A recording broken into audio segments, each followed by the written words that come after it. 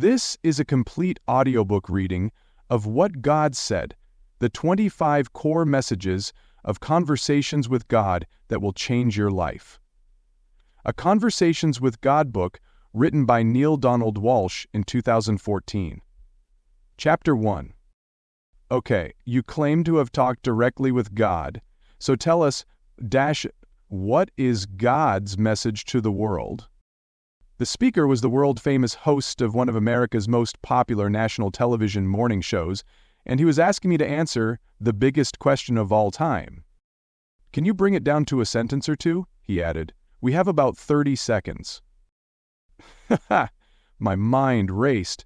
How could I say something in 30 seconds that would capture the essence of what deity wants the world to know? Then, in one quick flash, I heard God's answer in my head. I blinked and made an announcement that surprised even me. Actually, I can bring it down to 5 words. The host raised his eyebrows, showing a nanosecond of disbelief, then deadpanned to the camera.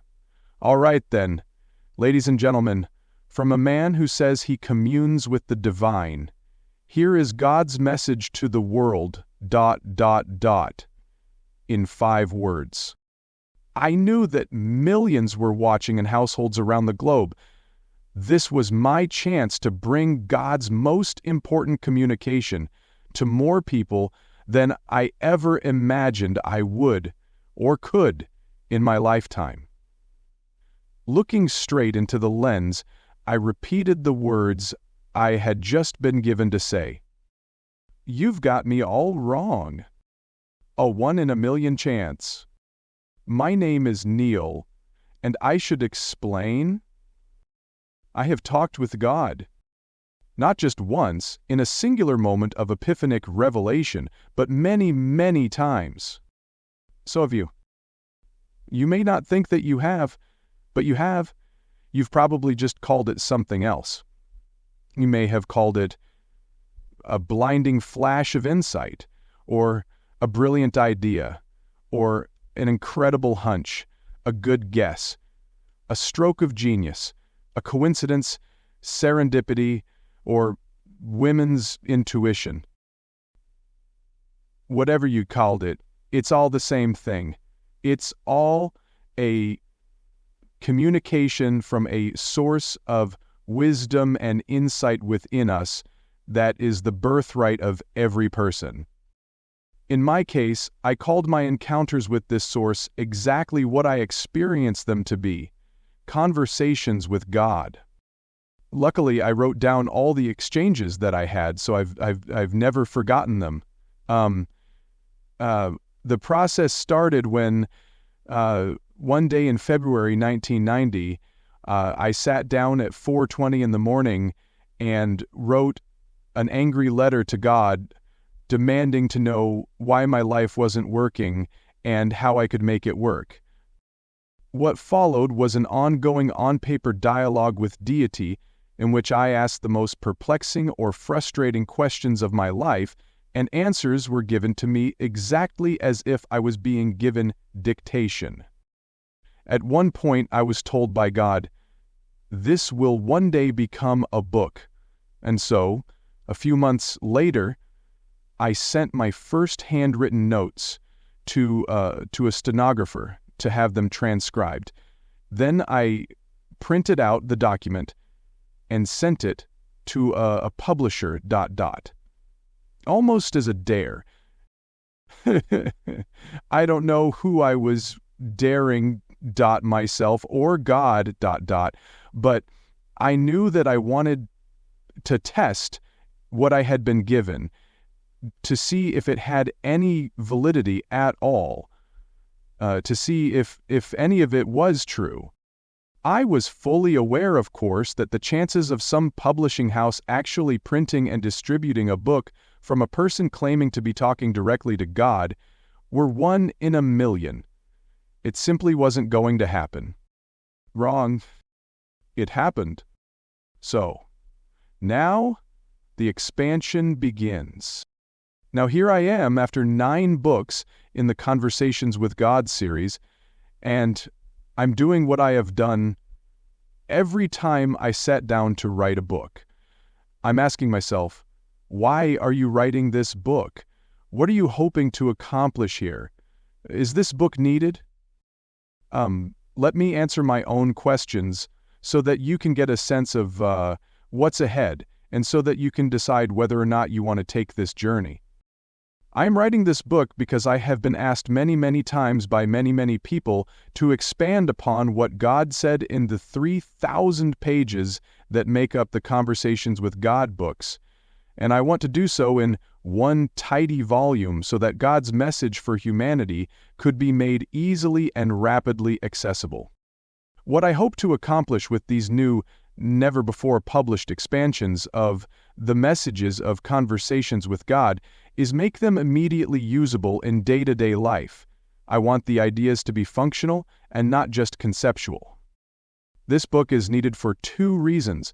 1, millions of people have read Conversations with God. The books in the series have been published in 37 languages, and those readers ask me not only to expand the material, but also to tell them which of the many messages are the most important. The messages of Conversations with God can change the world if people know how to apply them. And the world is desperately in need of changing right now. Not in 50 years, not in 25 years, not in 10 years, right now. The problem is systemic. It's time to be honest here. Nothing is working. I mean, nothing. Not a single major system that we have put into place on this planet is functioning correctly. Not our political, not our economic, not our environmental, not our education, not our social, and not our spiritual system. None of them are producing the outcomes that we say we want. In fact, it's worse. They're producing the outcomes that we say we don't want. And not just on a global scale, it gets down to the personal level. It gets right down to you and me. All but the tiniest percentage of the world's people are caught up in struggle, daily struggle not merely to be happy, but to survive, to get by, to just stay afloat. And now it has gone past even that. Because now even those people who are living the good life are not having a good time. Not even them. Personal happiness seems mysteriously and frustratingly elusive, and even when people achieve it, they can't hold on to it. Now, that's the greatest clue. That's the biggest hint. That's the surest sign that something's amiss. When even those who should be happy by any reasonable measure are not, there's got to be a serious systemic problem in a society's culture. You can tell that the social formula is askew when, even if the formula is working, it's not. When, even if everything's going right, that's desperately wrong. That's where we are today, and I think it's time for a new message to guide humanity. I think it's time for a brand new cultural story to be embraced by our species. Now, if you like your life exactly the way it is, and if you like your world precisely as it presents itself, you may disagree with me. Yet, if for no other reason than that, you may want to read on. If you yearn to keep things the same, you should know all there is to know about changes that others, in this case, millions of others, are being invited to consider. If you agree with me that it's time for some major changes to be made in the world at large and perhaps in your own life, you have come to exactly the right place. The messages here were meant to change everything. Hold on to your seat. For quickest reading and maximum impact, I have reduced the core messages of the 9 Conversations with God books to 1,000 words. Then I've offered significant expansions of them. Here, then, is the clearest articulation and the most practical application of what I consider to be the most important insights of Conversations with God. Not every statement in the 1,000-word summary that makes up Chapter 2 may be perfectly understood upon first reading. They certainly weren't for me. That's precisely why I've expanded on them on the pages that follow. After 15 years of working to apply these messages in my life and, during that same decade and a half, searching to find the clearest, simplest way of explaining in answer to thousands of questions from audiences around the world, what the messages say and how they can be applied, I assess that I am now ready to contribute this book. So here we go. Oh, but now, hold on to your seat. Some of these ideas may be considered by many to be heretical, so this could be quite a ride. Yet I believe it is as George Bernard Shaw famously noted, all great truths begin as blasphemies. Chapter 2. Here, in 1,000 words, is all that the human race needs to know in order to live the life for which it has yearned, and which, despite trying for thousands of years, it has yet to produce. Carry these messages to your world. 1. We are all one. All things are one thing. There is only one thing, and all things are part of the one thing there is. This means that you are divine. You are not your body, you are not your mind, and you are not your soul. You are the unique combination of all three, which comprises the totality of you. You are an individuation of divinity, an expression of God on earth. 2. There's enough. It is not necessary to compete for, much less fight over, your resources. All you have to do is share. 3. There's nothing you have to do. There is much you will do, but nothing you are required to do. God wants nothing, needs nothing, demands nothing.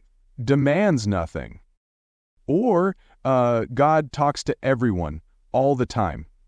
The question is not, to whom does God talk? The question is, who listens? 5. There are 3 basic principles of life: functionality, adaptability, and sustainability. 6. There is no such thing as right and wrong. There is only what works and what does not work, given what it is you are trying to do. 7. In the spiritual sense, there are no victims and no villains in the world, although in the human sense it appears that there surely are. Yet, because you are divine, everything that happens ultimately benefits you. 8. No one does anything inappropriate given their model of the world. 9. There is no such place as hell, and eternal damnation does not exist. 10.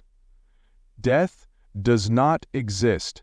What you call death is merely a process of re-identification. 11. There is no such thing as space and time. There is only here and now. 12. Love is all there is. 13. You are the creator of your own reality using the 3 tools of creation: thought, word, and action. 14. Your life has nothing to do with you. It is about everyone whose life you touch and how you touch it.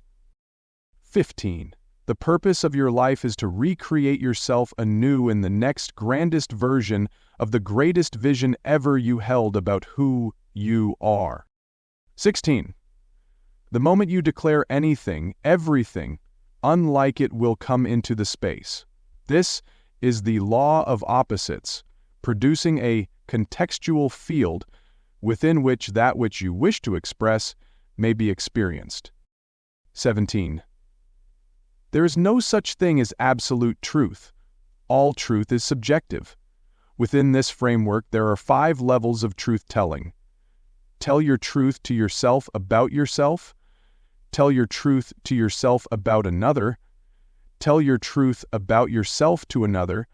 Tell your truth about another to another. Tell your truth to everyone about everything. 18. The human race lives within a precise set of illusions. The 10 illusions of humans are: need exists, failure exists, unity exists, insufficiency exists, requirement exists, judgment exists, condemnation exists, conditionality exists, superiority exists, and ignorance exists. These illusions are meant to serve humanity, but it must learn how to use them. 19. The three core concepts of holistic living are honesty, awareness, and responsibility. Live according to these precepts, and self-anger will disappear from your life. 20. Life functions within a be-do-have paradigm. Most people have this backward, imagining that first one must have things in order to do things, thus to be what they wish to be. Reversing this process is the fastest way to experience mastery in living. 21. There are three levels of awareness: hope, faith, and knowing. Spiritual mastery is about living from the third level. 22. There are 5 fallacies about God that create crisis, violence, killing, and war. First, the idea that God needs something. Second, the idea that God can fail to get what he needs. Third, the idea that God has separated you from him because you have not given him what he needs. Fourth, the idea that God still needs what he needs so badly that God now requires you, from your separated position, to give it to him. Fifth, the idea that God will destroy you if you do not meet his requirements. 23. There are also 5 fallacies about life that likewise create crisis, violence, killing, and war. First, the idea that human beings are separate from each other. Second, the idea that there is not enough of what human beings need to be happy. Third, the idea that in order to get the stuff of which there is not enough, human beings must compete with each other. Fourth, the idea that some human beings are better than other human beings. Fifth, the idea that it is appropriate for human beings to resolve severe differences created by all the other fallacies by killing each other. 24. You think you are being terrorized by other people, but in truth you are being terrorized by your beliefs. Your experience of yourself and your world will shift dramatically if you adopt, collectively, the 5 steps to peace. Permit yourself to acknowledge that some of your old beliefs about God and about life are no longer working.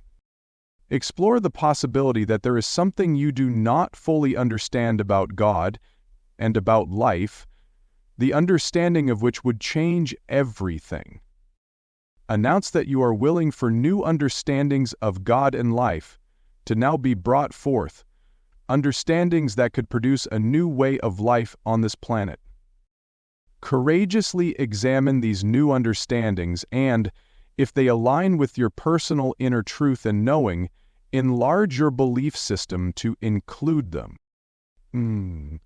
Express your life as a demonstration of your highest beliefs rather than as a denial of them.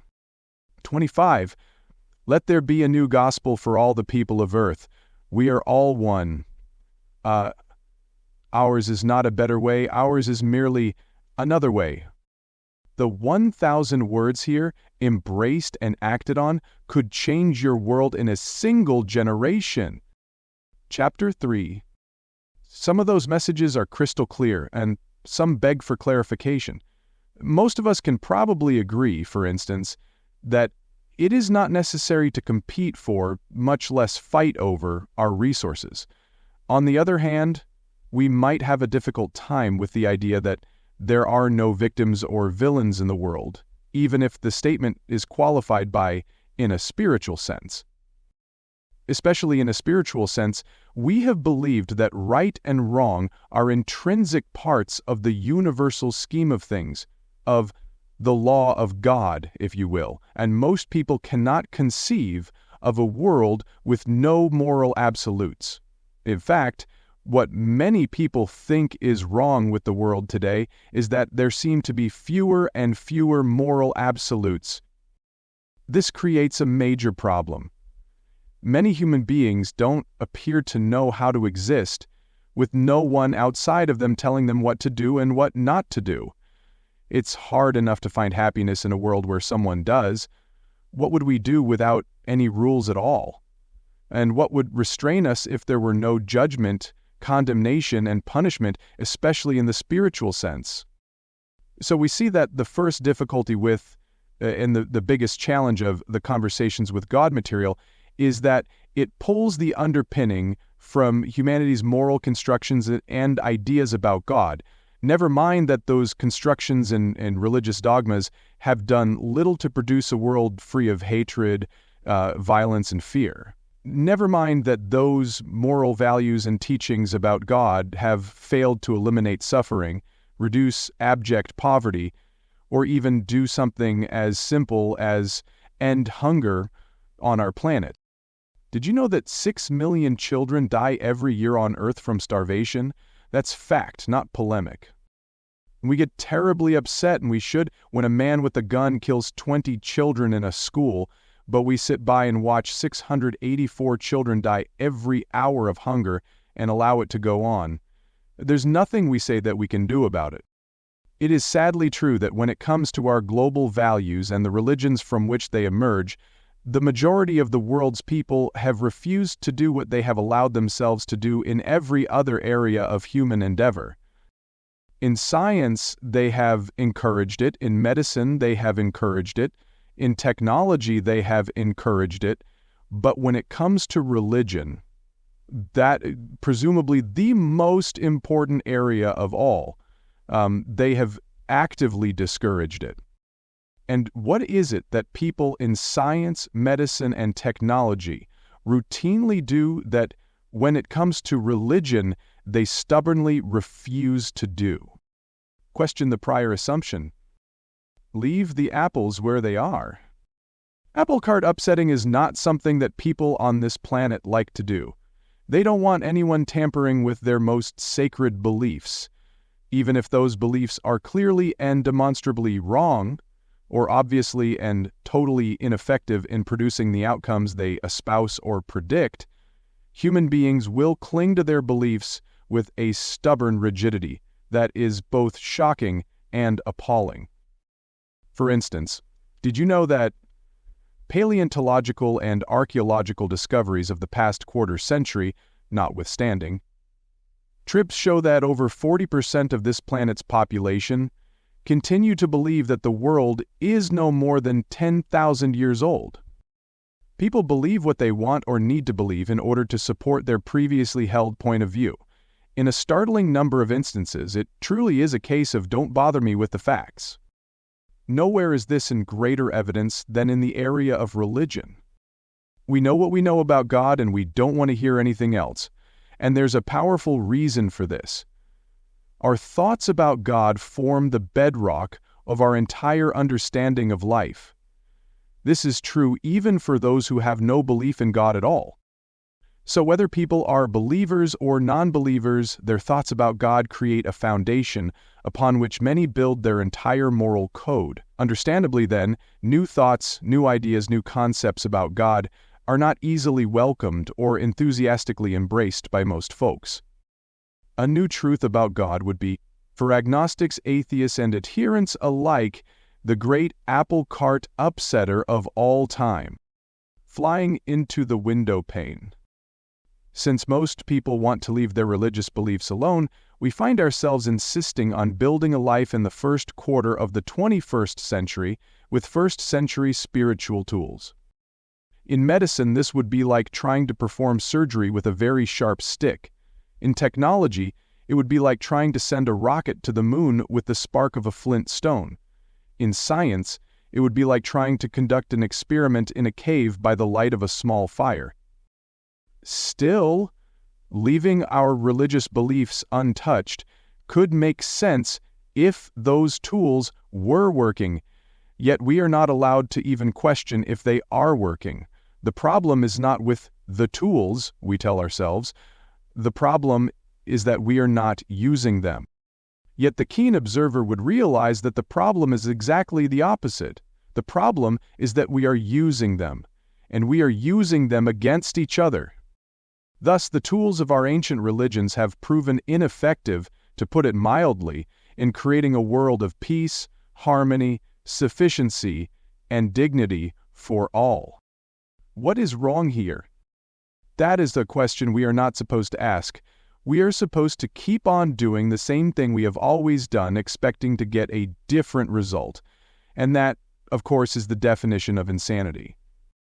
Like flies against a window pane, we keep banging our heads against that which we do not see, or in our case, which we refuse to see, that there must be something fundamentally flawed in our beliefs about God and about life, or we would be way past where we are now in terms of our social and spiritual development.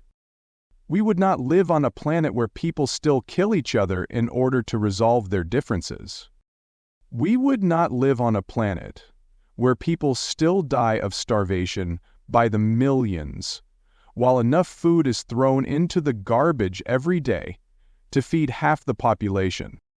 We would not live on a planet where 5% of the population holds or controls 95% of the wealth and resources, and considers this perfectly okay. We would not live on a planet where every man for himself is actually considered preferable to all for one and one for all. What are we willing to do? Yet we do live on such a planet. And so the question is, are we willing to continue all of this? Are we willing to just go on as we have been, bequeathing to our children and to theirs a world that can unlock the mysteries of the human genome, but cannot unlock the love within the human heart? We say we are not. We say we want a better life and to produce a better life for our offspring, but what are we willing to do about it? Are we willing to do the bravest thing of all? Are we willing to challenge our most sacred beliefs? Are we willing to consider the possibility that there may be something we do not fully understand about God and about life, the understanding of which would change everything? Are we willing to consider, to at least explore new ideas, new thoughts, new constructions within the human story, even if, on the surface, they seem to contradict what we think we already know about God and life? Can we at least explore their possibilities? Must we dismiss every new concept, every new hypothesis out of hand simply because it does not agree with the story we have been telling ourselves for centuries and millennia? No, we do not have to. And a civilization that hopes to advance cannot afford to advance. Thus, the messages here become extraordinarily important. For only when we are open to all ideas are all possibilities open to us. Chapter 4. There is good news here. Today, as the world faces economic crises, political upheaval, civil unrest, societal breakdown, environmental degradation, spiritual confusion, ongoing conflict and war, people everywhere are finding the courage to not leave their religious beliefs alone. They are searching for new guideposts, new insights, new answers, new ways of being human. Most important of all, a small but growing number of people are now yearning for new ways of understanding and relating to God, because they have come to a new awareness that humanity's ideas about God greatly impact, and in some cases even create, its ideas about humanity itself, about who we are in relationship to each other, and about how life works. And it is clear now, today more than ever, because of our ability to see ourselves, to communicate with our entire world in an instant, that some of our old ideas are no longer functional. It is doubtful that they were ever functional, but it didn't matter in the past, not on a global scale, because things kept going. Life went on. But now, things can't keep going anymore, not as they have been, Too much is known by too many too fast. Our old ways of doing things, our old ways of being, are no longer even considered partially functional by part of the world. And this is what people everywhere are beginning at last to acknowledge. In the past, one place on the earth could hide its dysfunction from another place. Now, we all know everything about what's going on everywhere. This makes dysfunction harder to hide and harder for the world at large to tolerate. Too many of us are seeing our self-inflicted wounds. And we're also seeing that we're running out of Band-Aids. We can't just keep patching everything together. We're running out of fertile soil in which to plant our crops. We're running out of cooler, damper climate to stop our earth from parching. We're running out of pure water. We're running out of clean air. And we're running out of ways to ignore all of this. We're running out of money to make things better. We're running out of time in which to do it. Worst of all, some people are running out of the will to do it, as they sink deeper and deeper into fear and frustration, thinking that the only solution is to turn on each other rather than to each other. This group does not include you.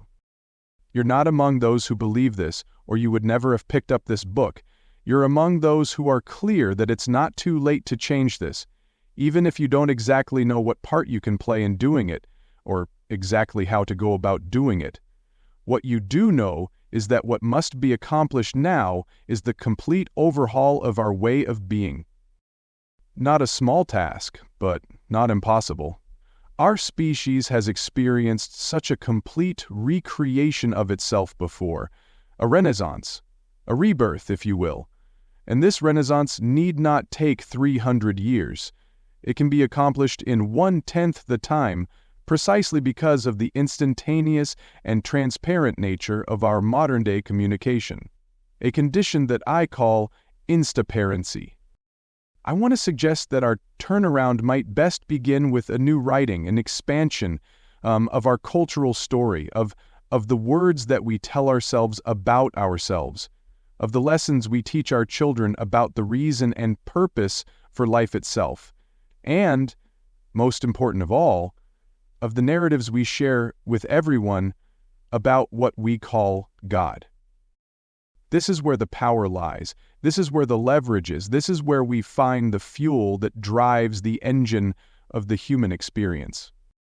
Yet what new, divinely inspired addition to our hallowed human story could capture our attention and cause us to even consider changing our age-old behaviors?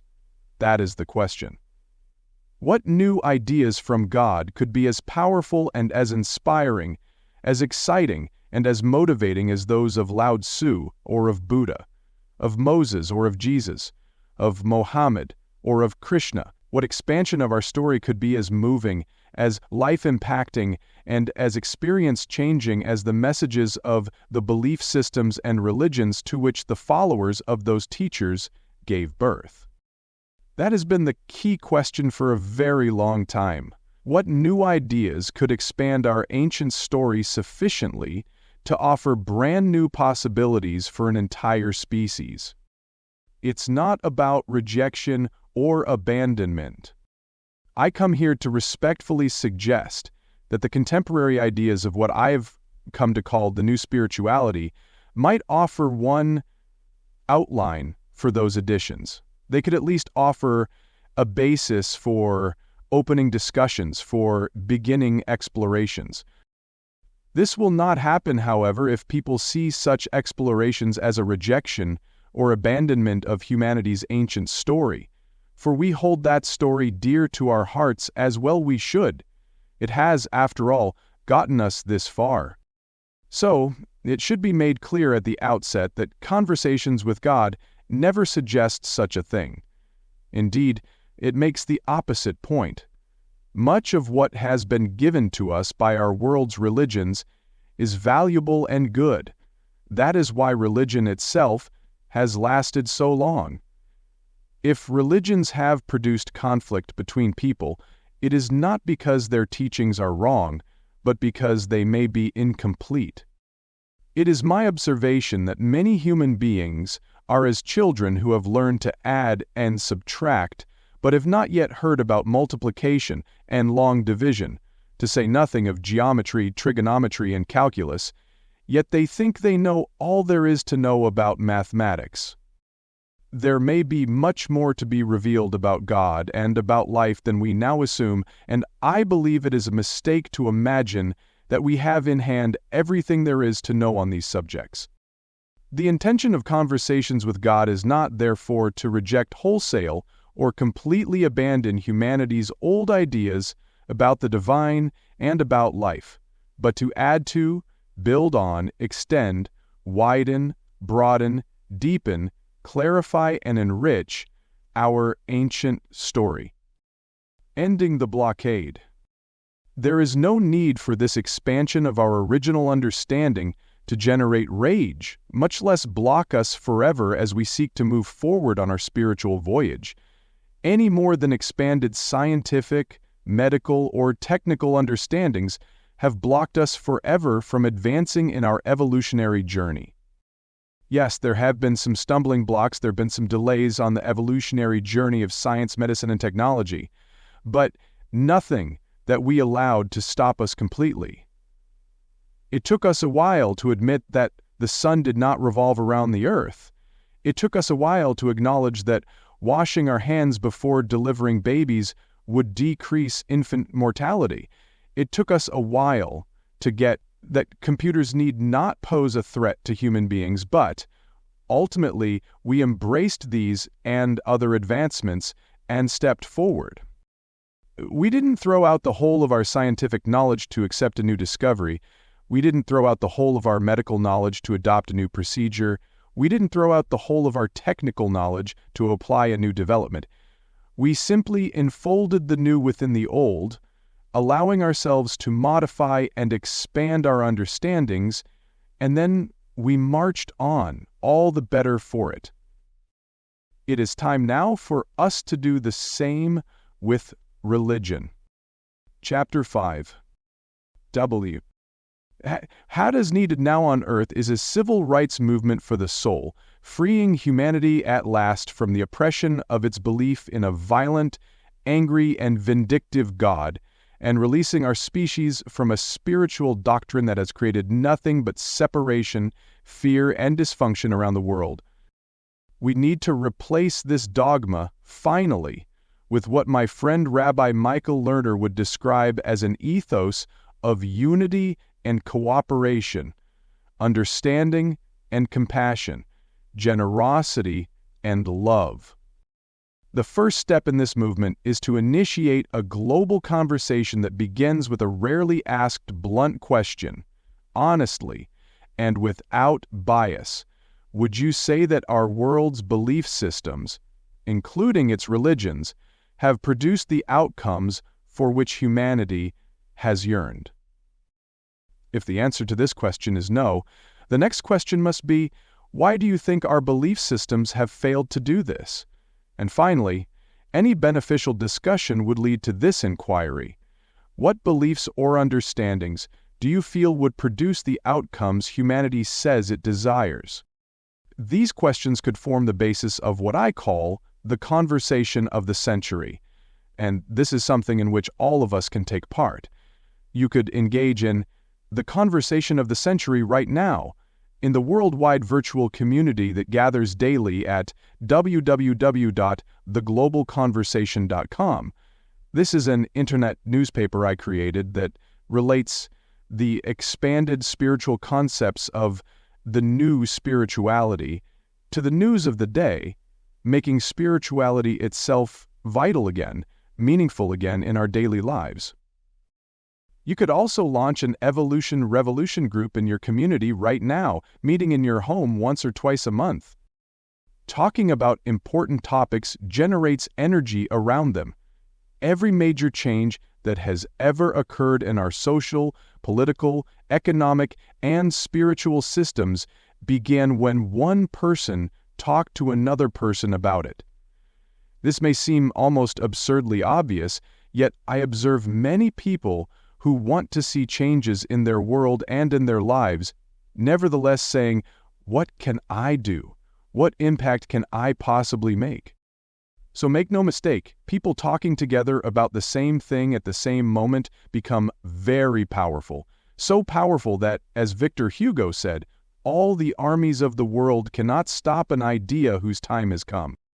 Rewriting humanity's cultural story to include expanded beliefs and deeper understandings about God and life, enlarging upon the primitive and simplistic beliefs of our past, is just such an idea. It takes time, but large clusters of people, whole societies, can have a change of mind about things. Martin Luther King Jr. helped create a change of mind about blacks.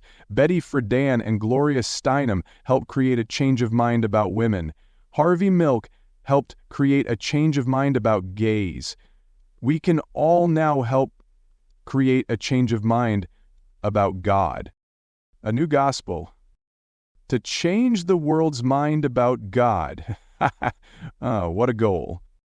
And that is the goal of the new spirituality. That is the goal of conversations with God. That is the goal of every soul who knows and loves God and who can no longer sit by idly and watch people grapple with teachings of a fearful, vengeful, violent God and ignore all the damaging outcomes that such beliefs have inflicted upon the human race. Those of us in that group know that the first thing we must help people change their mind about is God's relationship to us. Then, our relationship to God. And finally, the relationship of all people to each other and to life itself. These three topics form the through line of the most important messages of Conversations with God, summarized in Chapter 2. I believe with all my heart that these messages provide a pathway to the kind of life experience for which Earth's people have yearned, both individually and collectively, for thousands of years. Please note that I said a pathway, not the pathway. My choice of words was specific and deliberate. Conversations with God offered humanity a new gospel in the book Friendship with God. That new gospel concludes the summary in Chapter 2. So let's start there. Let's begin our exploration of this 1,000-word summary of what's been said. Let's start at the bottom and work our way up. Chapter 6. As we look at the 25 core messages emerging from Conversations with God, last to first, I'm going to devote one chapter to each, and divide every chapter into 2 sections, meaning and application.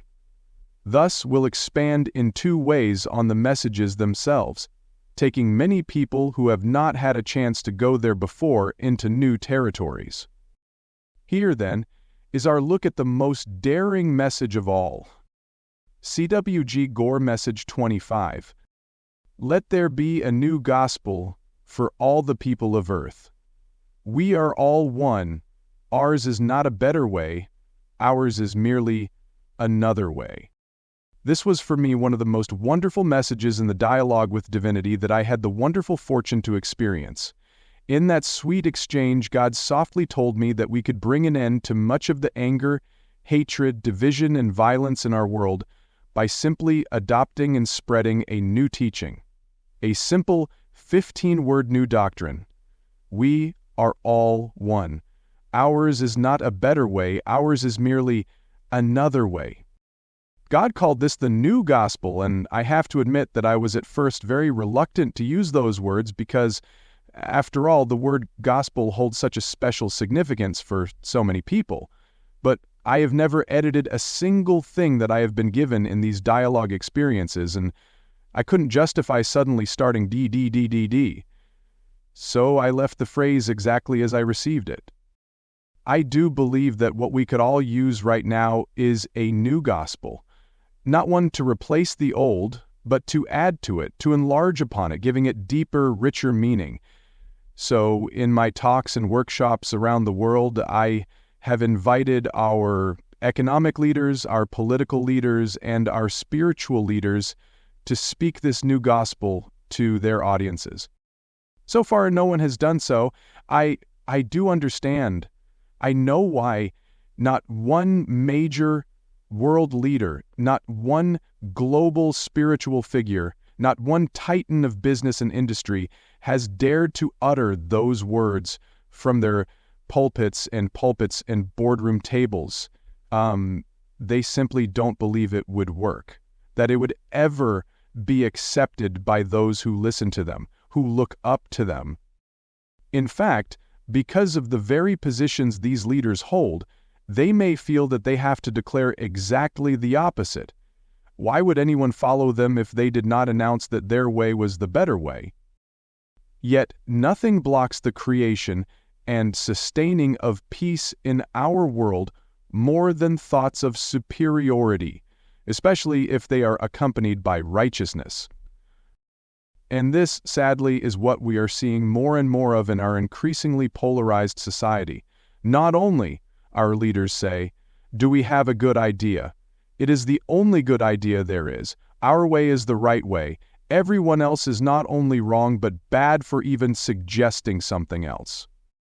This is what our exchange of views is sounding like more and more each day, and it is so sad that we don't even notice that we are creating the polarity ourselves with our righteousness. As pointed out here earlier, when humans believe they are right about something, some of them, perhaps most, hold on to their views tenaciously, even when facts reveal their viewpoint to be inaccurate or render it obsolete. It is true that people can change their mind about things. Harvey Milk, Gloria Steinem, Martin Luther King Jr., and others, God bless them, prove that. But it is not an easy task to help them to do so. For it is, as we have been told in communion with God, the idea of superiority is seductive. It is, that book tells us, one of the 10 illusions of humans. It cannot be real, and I will explain why in just a moment, but it can sure seem real, and it feels so good. Nowhere is the idea of superiority more pervasive than in religion, another point made earlier. That is what makes the new gospel so dramatic and so striking, and so challenging for many people to embrace. Yet precisely because it is challenging, it invites our closer examination. So let's take a more than surface look at it. Is God not everything?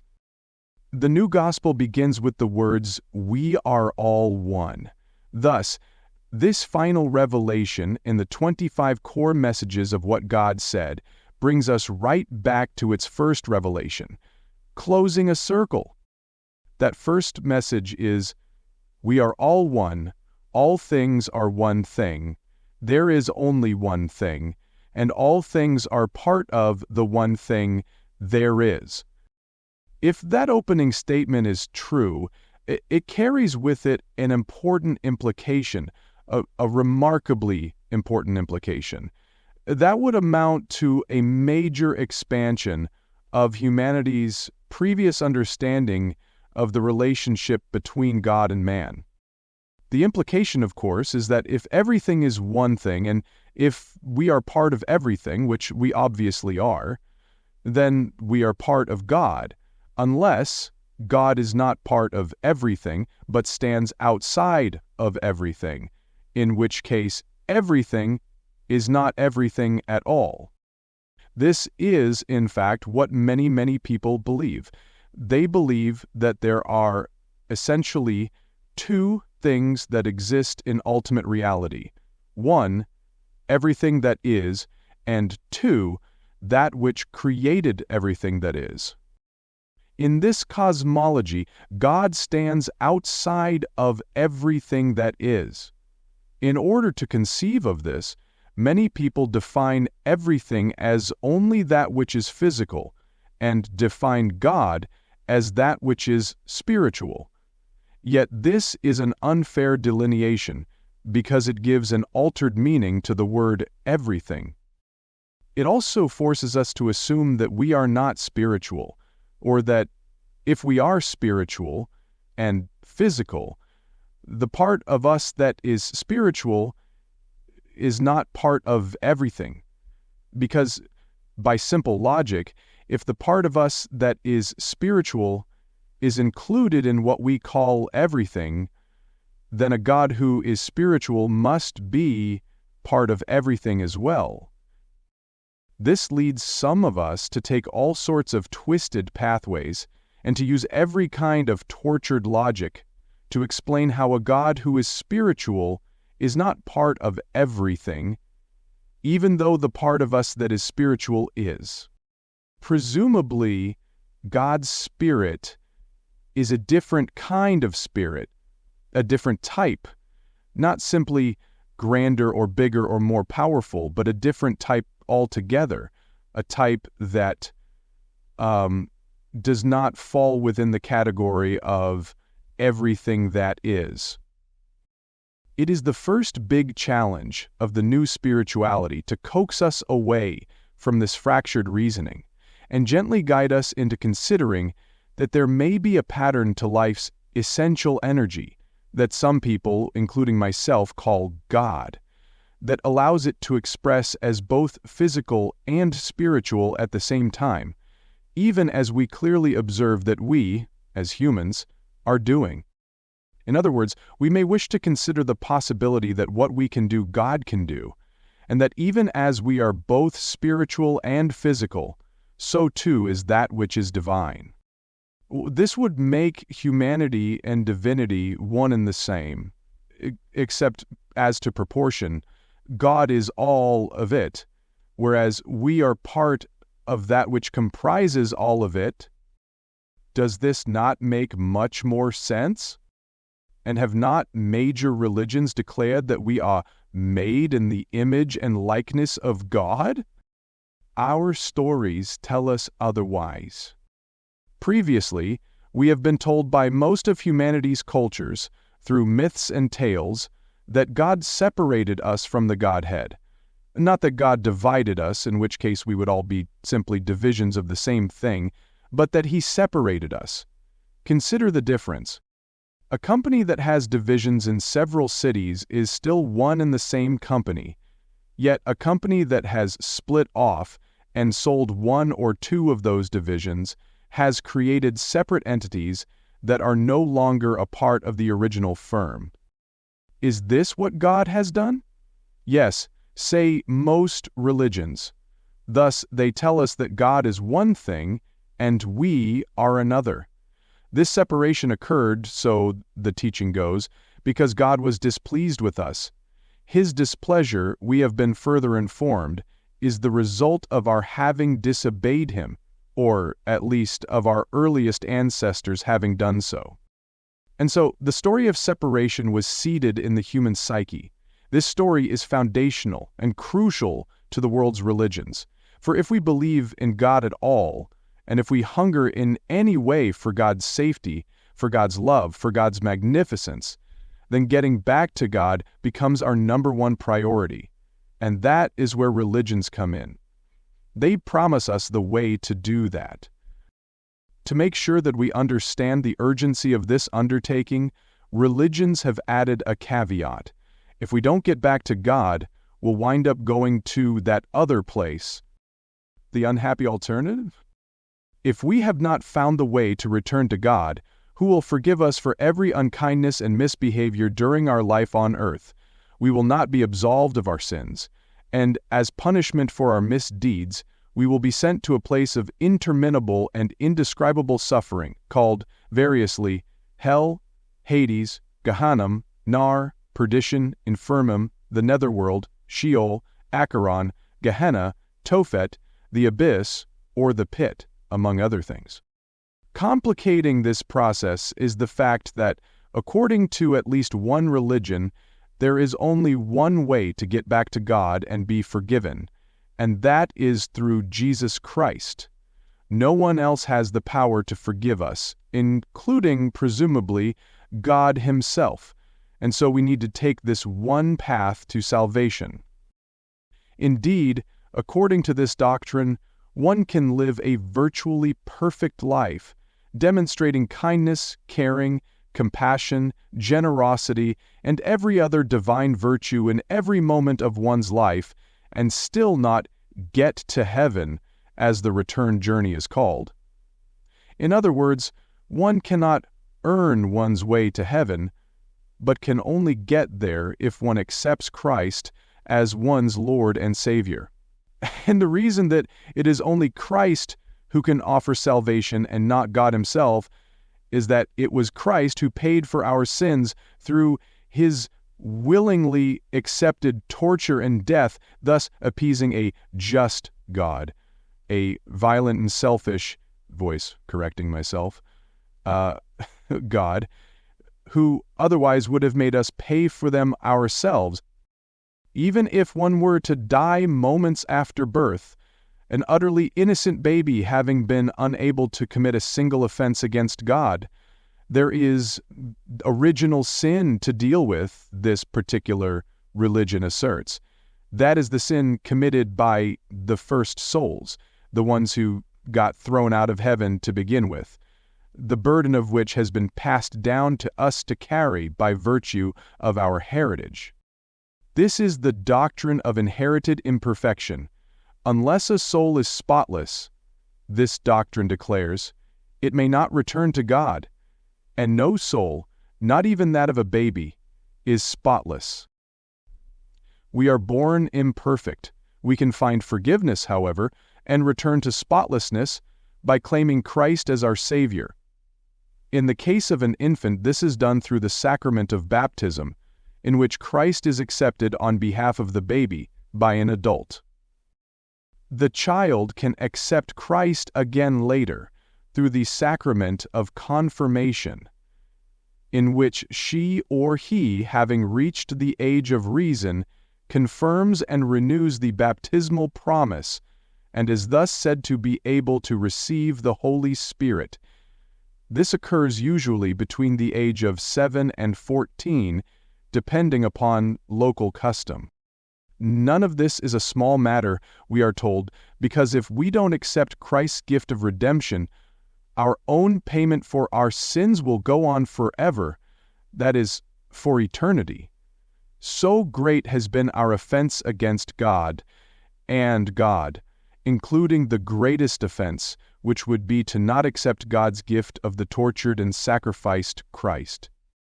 By this measure, Jews, Hindus, Muslims, Buddhists, and members of every other faith, as well as those of no faith at all, are going to hell, expanding our concept of deity and reality. Is this how it really is? The New Spirituality invites us to look closely at this teaching and decide for ourselves if it matches our concept of an all-loving God who is the source of everything and therefore needs nothing.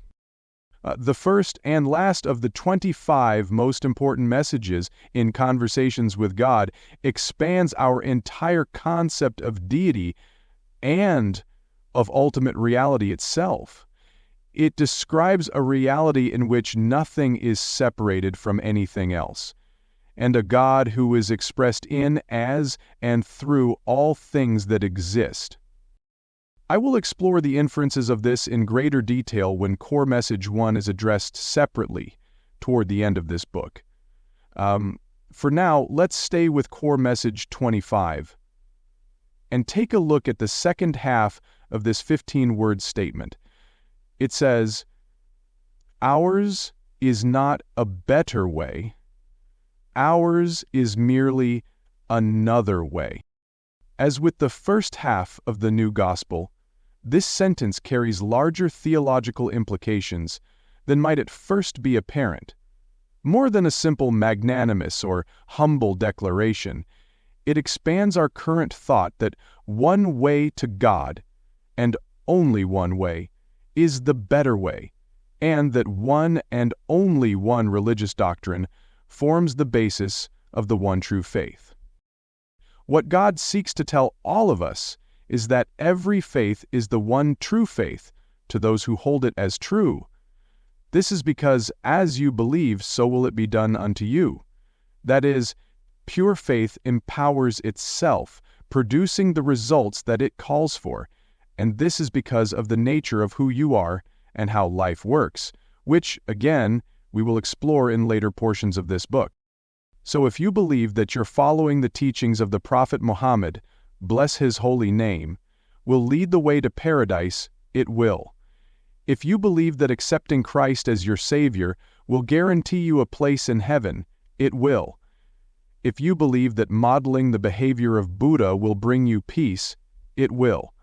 Whatsoever you believe, so shall your experience be. What this means is that there is more than one way to the mountaintop. It also means that no one way is better than another. All roads lead to the same destination. Indeed, says Conversations with God, there is no way not to get what we call the kingdom of God, because there is nowhere else to go. The kingdom of God is the mystery of life, to be found and absorbed in all things. This place, too, has many names. Some call it paradise, Jannah, Nirvana, Zion, the hereafter, the next world, the next life, the kingdom of God, Elysium, the Elysian fields, Valhalla, the Empyrean, or simply heaven. Spiritual surgery, removing a fatal flaw. What the second sentence in the New Gospel does is extract righteousness from religion, thus removing something that is not very good from something that is otherwise very good in many ways. The idea that there is only one right way to return to God has caused more death and destruction, and therefore caused more people to run from God than any other single notion.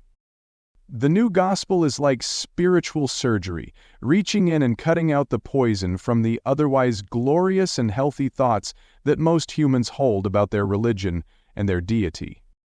I believe that somewhere deep inside most people know that if there is a God at all, it cannot be a lord of the brand name who thinks that all facial tissue must be Kleenex, all transparent adhesive strips must be Scotch tape, and all people going to heaven must be Christian, or Muslim, or Hindu, or Mormon, or whatever logo your God has on his name tag. What the New Gospel from Friendship with God offers is a chance to allow our theology to catch up with our 21st century awareness. It is an opportunity to discuss a central question. Is it possible that our previous information about the kingdom of God and who is eligible to be there was incomplete? For the billions of people who hold that souls can return to God only along a particular pathway, the belief that all roads lead to heaven is an invitation to expand their concept of God, making the divine being large enough to reach by any route, or, as I heard someone put it delightfully a few years ago, if God is your target, you can't miss. Had this idea of an only-for-us paradise been eliminated from the spiritual constructions of our species centuries ago, thousands upon thousands of lives would have been saved, as countless people have been martyred for not accepting and practicing the right faith. Even today, people around the world are shamed and marginalized, rebuked and admonished, and in some cases still persecuted for not embracing the one true religion. Applying this message to everyday life. This remarkable message offers all of us an opportunity to join in the healing of humanity. Fear of damnation is no longer considered a loving way to gain converts to any religion, even if people say that they are doing it out of concern for someone they love. And being made bad or wrong is no longer a healing way to get anyone to agree with your point of view on any subject. The New Gospel has applications far beyond the sphere of religion. Practiced in the political arena, it could return civility to civil discourse. Embraced in the economic arena, it could replace ruthless competition with collaboration and cooperation. Accepted in the educational arena, it could bring an end to the teaching of only those things with which we agree. The idea that ours is not a better way, ours is merely another way, applied across the board in our lives, would alter the entire social landscape in ways that we can only begin to imagine, and that would only improve human life for all. Here are some suggestions for application of this insight into your daily experience. If you are a religious person, determine as of this day, if you have not already done so, to never again suggest to another person that your religion is the only way to get to heaven, or that every single person on the face of the earth who does not practice your religion is going to hell. Use love of God, not fear of God, as your motivator, to encourage others to take a closer look at your faith as their possible spiritual home.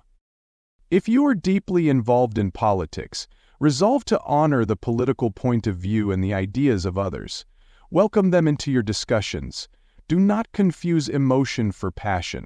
It is one thing to be passionate about your point of view. It is another to become all emotional, as in angry about it. If you feel anger rising within you, if you find yourself starting to use abusive or disparaging language in advancing your point of view, take a step back from the discourse and turn down the temperature of the exchange.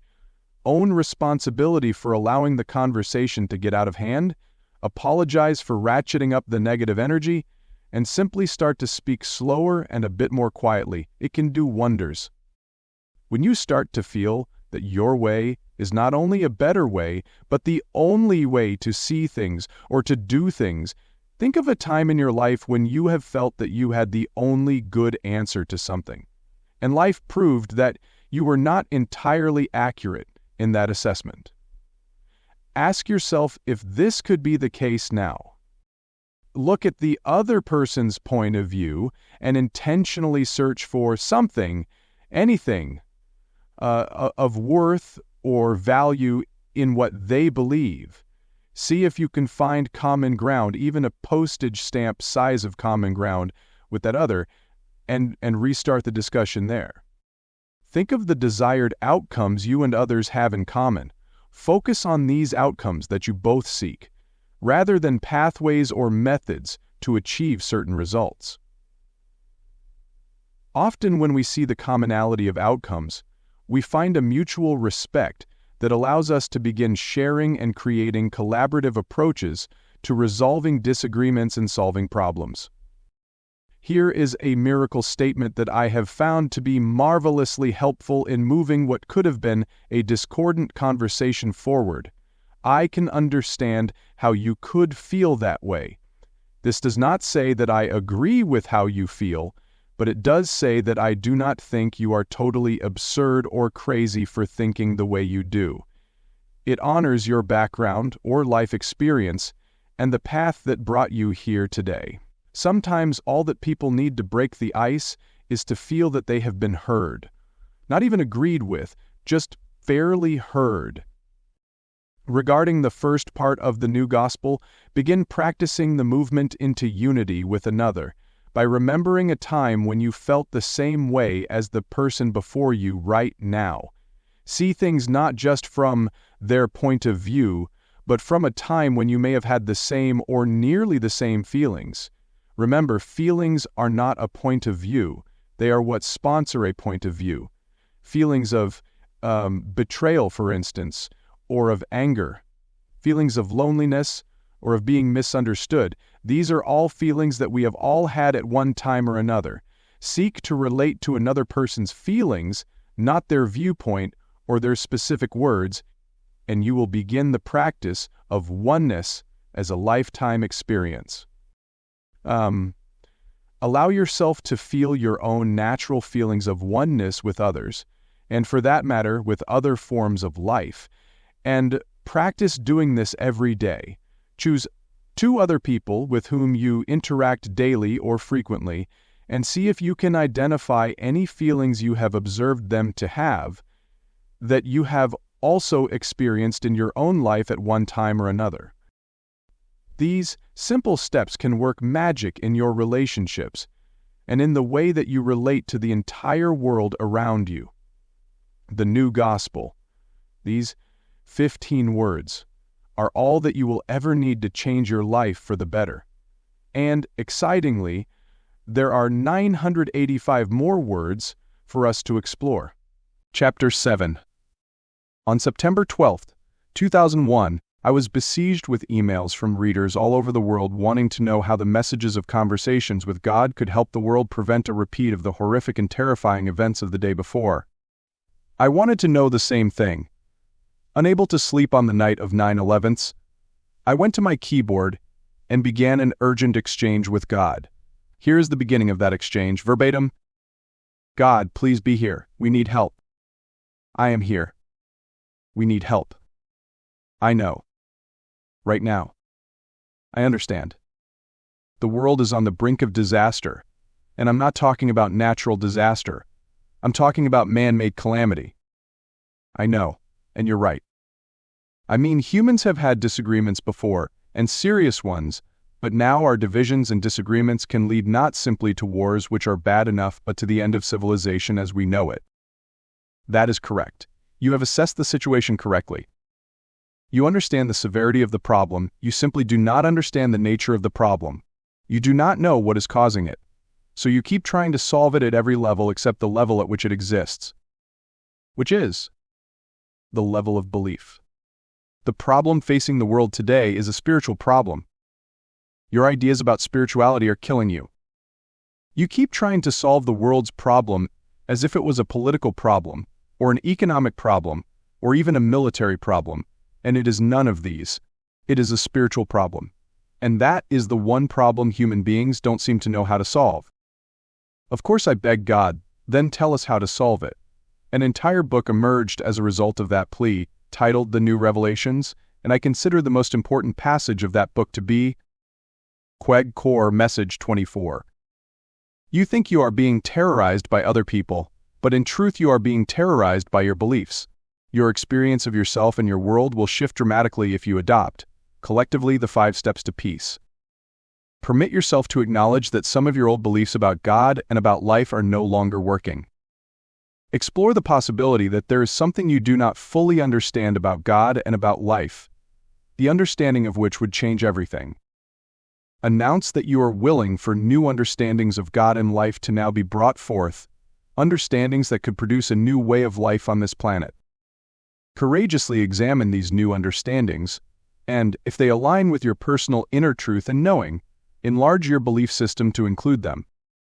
Express your life as a demonstration of your highest beliefs, rather than as a denial of them. It's hard to beat this message for clarity. It means exactly what it says, and there's no room for ambiguity. Yet it is more than a prescription for preventing future 9/11s. It is a stirring call to action, a challenge and an invitation to the entire human race. Find a new way of being. Explore the possibility of changing your fundamental beliefs. Yet is this necessary? Why must changing, or even challenging, our beliefs be part of the so-called steps to peace? Why can't we just leave our beliefs alone? It isn't as if they are what causes all the turmoil in the world. Or is it? I use the words fundamental beliefs in the paragraph above advisedly. It is the fundamentalist movement in religions, and in politics the refusal to budge off of a belief, or even consider for a moment any new idea about it, that is exposing humanity to the danger of ongoing and endless self-inflicted wounds. This is true in religion and politics. It is especially true when you put them both together. Need some examples? A gentleman named Richard Murdoch, campaigning for the U.S. Senate in Indiana in the 2012 general election, famously declared that if a woman became pregnant as a result of a rape, it is something that God intended to happen, and for that reason abortion should be opposed and outlawed, even in cases of rape or incest. When he lost the election, only a week before he made his remarks he was widely predicted to win, Mr. Murdoch in his concession speech did not say, "Well, I may have gone a bit too far." Instead, he remarked, "I will look back knowing that I was attacked for standing for my principles." He simply could not admit that some of his old beliefs about God and about life are no longer working. He is not alone. This example is brought up here only to show how incredibly rigid, how unyielding many people can be regarding their beliefs, even in the face of common sense, particularly when it comes to the most sacred of those beliefs, many of which come from what are said to be humanity's holy books. The Bible says, in the book of Deuteronomy, "If a man has a stubborn and rebellious son who does not obey his father and mother, and will not listen to them when they discipline him, his father and mother shall take hold of him and bring him to the elders at the gate of his town. They shall say to the elders, 'This son of ours is stubborn and rebellious. He will not obey us. He is a profligate and a drunkard. Then all the men of his town shall stone him to death. You must purge the evil from among you.'" Of course, no one today would seriously consider such a purging for a son who, in youthful disobedience of his parents, occasionally over-imbibes, right? Wrong. The maintenance of civil order in society rests on the foundation of family discipline. Therefore, a child who disrespects his parents must be permanently removed from society in a way that gives an example to all other children of the importance of respect for parents. The death penalty for rebellious children is not something to be taken lightly. The guidelines for administering the death penalty to rebellious children are given in Deut. 21:18-21. Charlie Fuqua, 2012 candidate for Arkansas State House of Representatives, in his 2012 book, God's Law, The Only Political Solution. Mr. Fuqua was also not elected. Apparently some people are able to permit themselves to acknowledge that some of our old beliefs about God and about life are no longer working. Said Ghaisuddin, a minister of education for the Taliban in the Middle East, may not, however, be one of them. Asked why the Taliban declares that women need to be confined to home, he told the press, "It's like having a flower, or a rose. You water it and keep it at home for yourself, to look at it and smell it. It is not supposed to be taken out of the house to be smelled. In other words, a woman is a possession. A man's possession." These are the kind of ancient views that may come from politicians, you might say, but surely members of today's contemporary clergy, people who we hope will lead us and guide us as we seek to create a better life, are able to see when old views are no longer working. Yes. Well, not exactly. Women cannot handle power. It is not within them to handle power. The real and true power comes from God, and God is the one that gave man the power and the authority over the wife. Reverend Jesse Lee Peterson, a popular Christian fundamentalist pastor, in his Sunday service webcast, "How Liberal Women Are Building a Shameless Society." All he left out was that women need to stay at home, do the dishes, take care of the children, put supper on the table, handle the housework, and keep the laundry basket empty. Oh, and of course, perform her wifely duties for her husband. And so we see that even in our supposedly modern society, in this supposedly enlightened period, we continue to be confronted with the need to make determinations. Are some of our old ideas about God and about life no longer working? Or are these 2012 voices offering solutions that truly do, and can work today just as they did in 1412, or 1012, or the year 12? What the 5 steps to peace offer us is a way to answer these questions. Step 1. The first of those steps, noticing that some of our old beliefs about God and about life are no longer working, is without a doubt the biggest. So difficult is it for humanity as a whole to take this step that even a modest number of people doing so would create a revolution. Why is it so difficult? Because of where humanity's old beliefs came from in the first place. One of my life's most wonderful spiritual teachers, Dr. Terry Cole Whitaker, startled me one day years ago when she put a brilliantly insightful question to her congregation, of which I was fortunate to be a member. At a Sunday morning service, who would you have to make wrong in order to get life right? Terry offered the observation that in order to avoid making our mother wrong, or our father wrong, or our favorite teacher wrong, or our most hallowed spiritual messenger wrong, we will cling to what they told us, even if it is clearly no longer working, presuming it ever worked. She then invited us all to muster the courage to step out of our comfort zone and consider the possibility that what we assume to be true, given its apparently authoritative source, may not be true at all, or may be, at least, incomplete. That is, there may be more to know on the subject. It was Dr. Terry who ignited me to wonder, has evolution stopped? Did humanity cease to grow and to advance in its understandings of life during the time of my mother and my father, or the time of theirs, or during the time of our earliest teachers and messengers? And if so, exactly how far back need we go to find the stopping point? When, precisely, did spiritual evolution cease? Or is it possible, just possible, that within each new generation is born the capacity for the acquisition of new and even larger understanding? Put simply, is wisdom static or organic?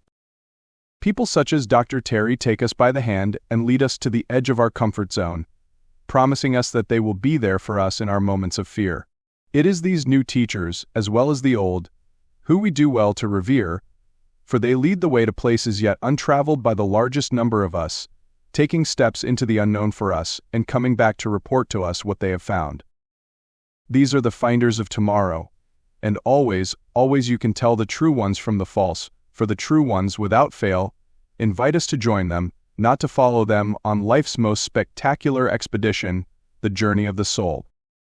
The work of Dr. Terry Cole Whitaker, for your information, may be accessed at www.terrycolewhitaker.com. The program she offers is perfectly titled Adventures in Enlightenment. Step 2. Once we get to a place where we can at least admit and acknowledge that some of humanity's old beliefs about God and about life, even some of the most sacred ones, are no longer working, the second of the 5 steps to peace invites us to explore the possibility that there is something you do not fully understand about God and about life, the understanding of which would change everything. That is, that our knowledge in this area may be incomplete. I capitalized that last word in order to signify its importance. I want to make the point here again that the problem is not that the old teachings are false or wrong. I believe the problem is that, in some cases, they do not go far enough. Or perhaps we have not gone far enough in our search for a deeper understanding of them. Or perhaps both. Acknowledging that some of the teachings or our searching may be incomplete is for many also an enormous step.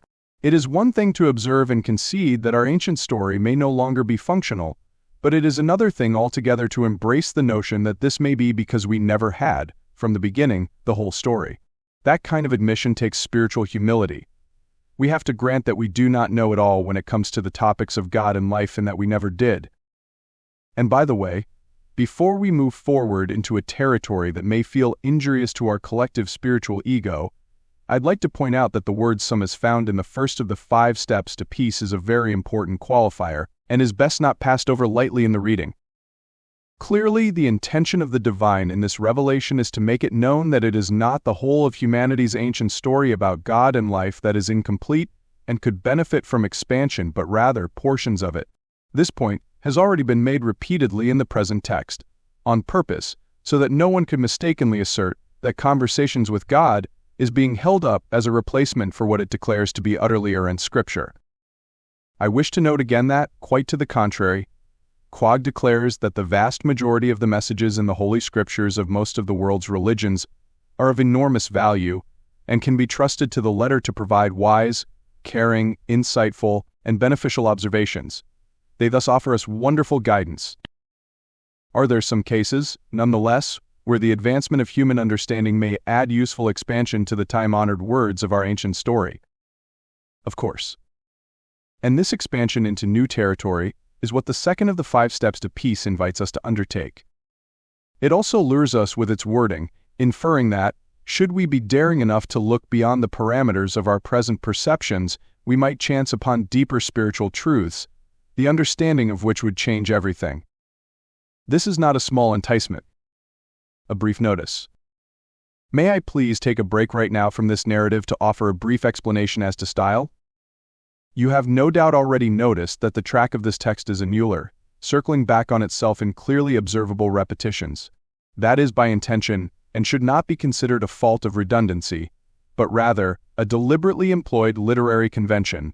It is used because the narrative of Conversations with God itself, upon which this book is based, is also circular, making its points over and over again in contextual roundabouts, until they become familiar enough to reveal themselves as straight-line logic. Now, to return to the narrative. Step 3. Even the acknowledgement that there may be something still to learn about God and life is not the end of our task. We must announce that we are willing for new understandings of God and life to now be brought forth, understandings that could produce a new way of life on this planet. What good does it do to know that your car keys are missing if you're not willing to go looking for them? Observing Earth's societies today, it is clear that we're stalled, and we can't get the engine going again without some key elements in place. Yet, if we're unwilling to look for the keys, we'll never get anywhere. That's where we are now.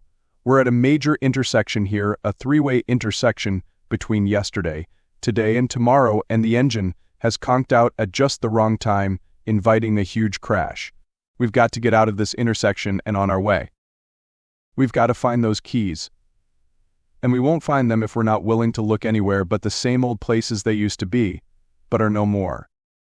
Recently I bought an old reference book that I was excited to read. But when I got to the end, I found that there were pages missing. It was a much sought-after book that I'd found in a used bookstore, one that must have been treasured and read by many. I was frustrated by the lack of a concluding narrative, but I didn't simply sit back and say with a sigh, well, I hope that what was on the missing pages isn't important, and that all there is to know on this subject was contained on the pages that I did read. I went to a bookstore that sold new books, found an updated text on the topic, and got it. Humanity has bought a lot of ideas about itself, about life, and about God, but now we're discovering that there are some pages missing in these wonderful old books we've been reading. We need to get a new book, one with no missing pages. This doesn't mean that we're throwing out the old books.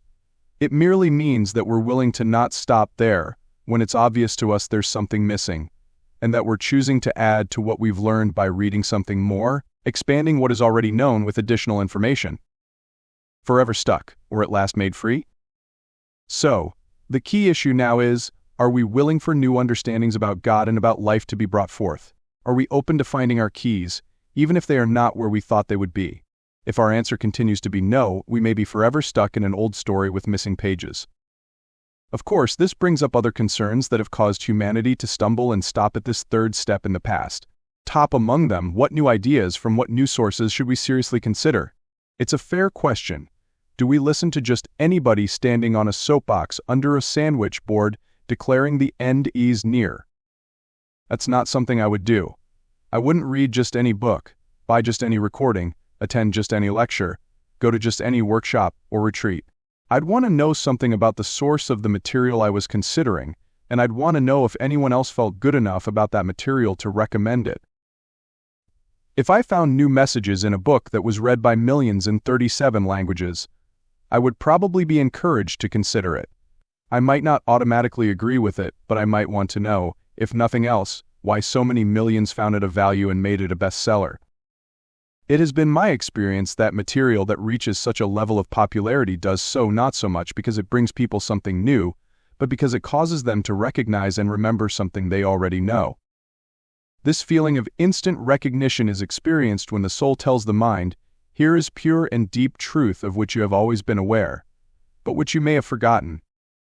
Having felt that impulse, I would nevertheless, after investigating where it took me, listen to myself. I would never take anyone else's word for anything. Rather, I would tune into my own inner guidance to see what it told me about what I was exploring. That is why step 4 of the 5 steps to peace invites you to embrace new ideas about God and about life only if they align with your personal inner truth and knowing. But I certainly would not fail to explore a new idea simply because it seemed radical. I would give everything a chance, for it is as I have said earlier. Only when we are open to all ideas are all possibilities open to us. Step 4. Okay, now it's time to put up a sign, bravery needed. Once you have entered into a state of willingness to allow new understandings about God and life to be seriously considered, the next step will require spiritual stout-heartedness, for now you will be invited to courageously examine these new understandings, and, if they align with your personal inner truth and knowing, to enlarge your belief system to include them. This is not a small step by any means. Some of your own most sacredly held ancient spiritual stories, and the sources from which they came, will no doubt be put to question, and it will take bravery, intellectual and spiritual bravery, to withstand the mental buffeting that such inner questioning often produces. And this says nothing of the public ridicule and marginalizing that will take place. You can count on it, should you confront your questions out loud, much less dare to offer answers that violate orthodoxy. Yet today, if we truly want peace in our lives and peace in our world, we would do well to look at the outcomes that our ancient story has produced in our lives and ask whether there might be another way to achieve what we say we seek to accomplish as a species. It will take the spiritual version of Ignaz Semmelweis in this the 21st century to do that. Who shall be the spiritual version of Ignaz Semmelweis? And, will there be more than one? Might there be thousands? Maybe even millions? That is what the civil rights movement for the soul invites, millions of Semmelweises. Idea heroism. It was in 1847 that Dr. Ignaz Semmelweis, working at the Vienna General Hospital's maternity clinic, made a remarkable and, no doubt, scary observation. At least one way that medicine was being practiced was actually killing people. In Vienna, as elsewhere in European and North American hospitals, puerperal fever, or child fever, which caused a fatal infection in women during childbirth, was becoming an epidemic, sometimes affecting up to 40% of admitted patients. Dr. Semmelweis theorized that doctors who had recently conducted autopsies were then giving internal exams to pregnant women, thereby transferring decaying matter from the corpses to the genitals of the women. He proposed a new hand-washing procedure using chlorinated lime, which has since become a known disinfectant. Having the courage to explore his idea, which was radical in that moment, Dr. Semmelweis found that its application reduced the incidence of fatal child fever tenfold in maternity institutions. It didn't matter. That's right. That's what I said. All the evidence didn't matter. Dr. Semmelweis's thoughts were contrary to the medical beliefs and practices of the time, and so his ideas were ridiculed and rejected, and he basically became an outcast in the medical community in Vienna, dying in 1865 in a mental institution. It was not until the 20th century that his ideas were accepted, with untold numbers of babies' lives having been saved since. Idea heroism is what I call this, and there is no doubt that had there been hundreds of Ignaz Semmelweises displaying such heroism and supporting such obviously beneficial changes, the outcome would have come about faster, and his own life would not have ended as it did.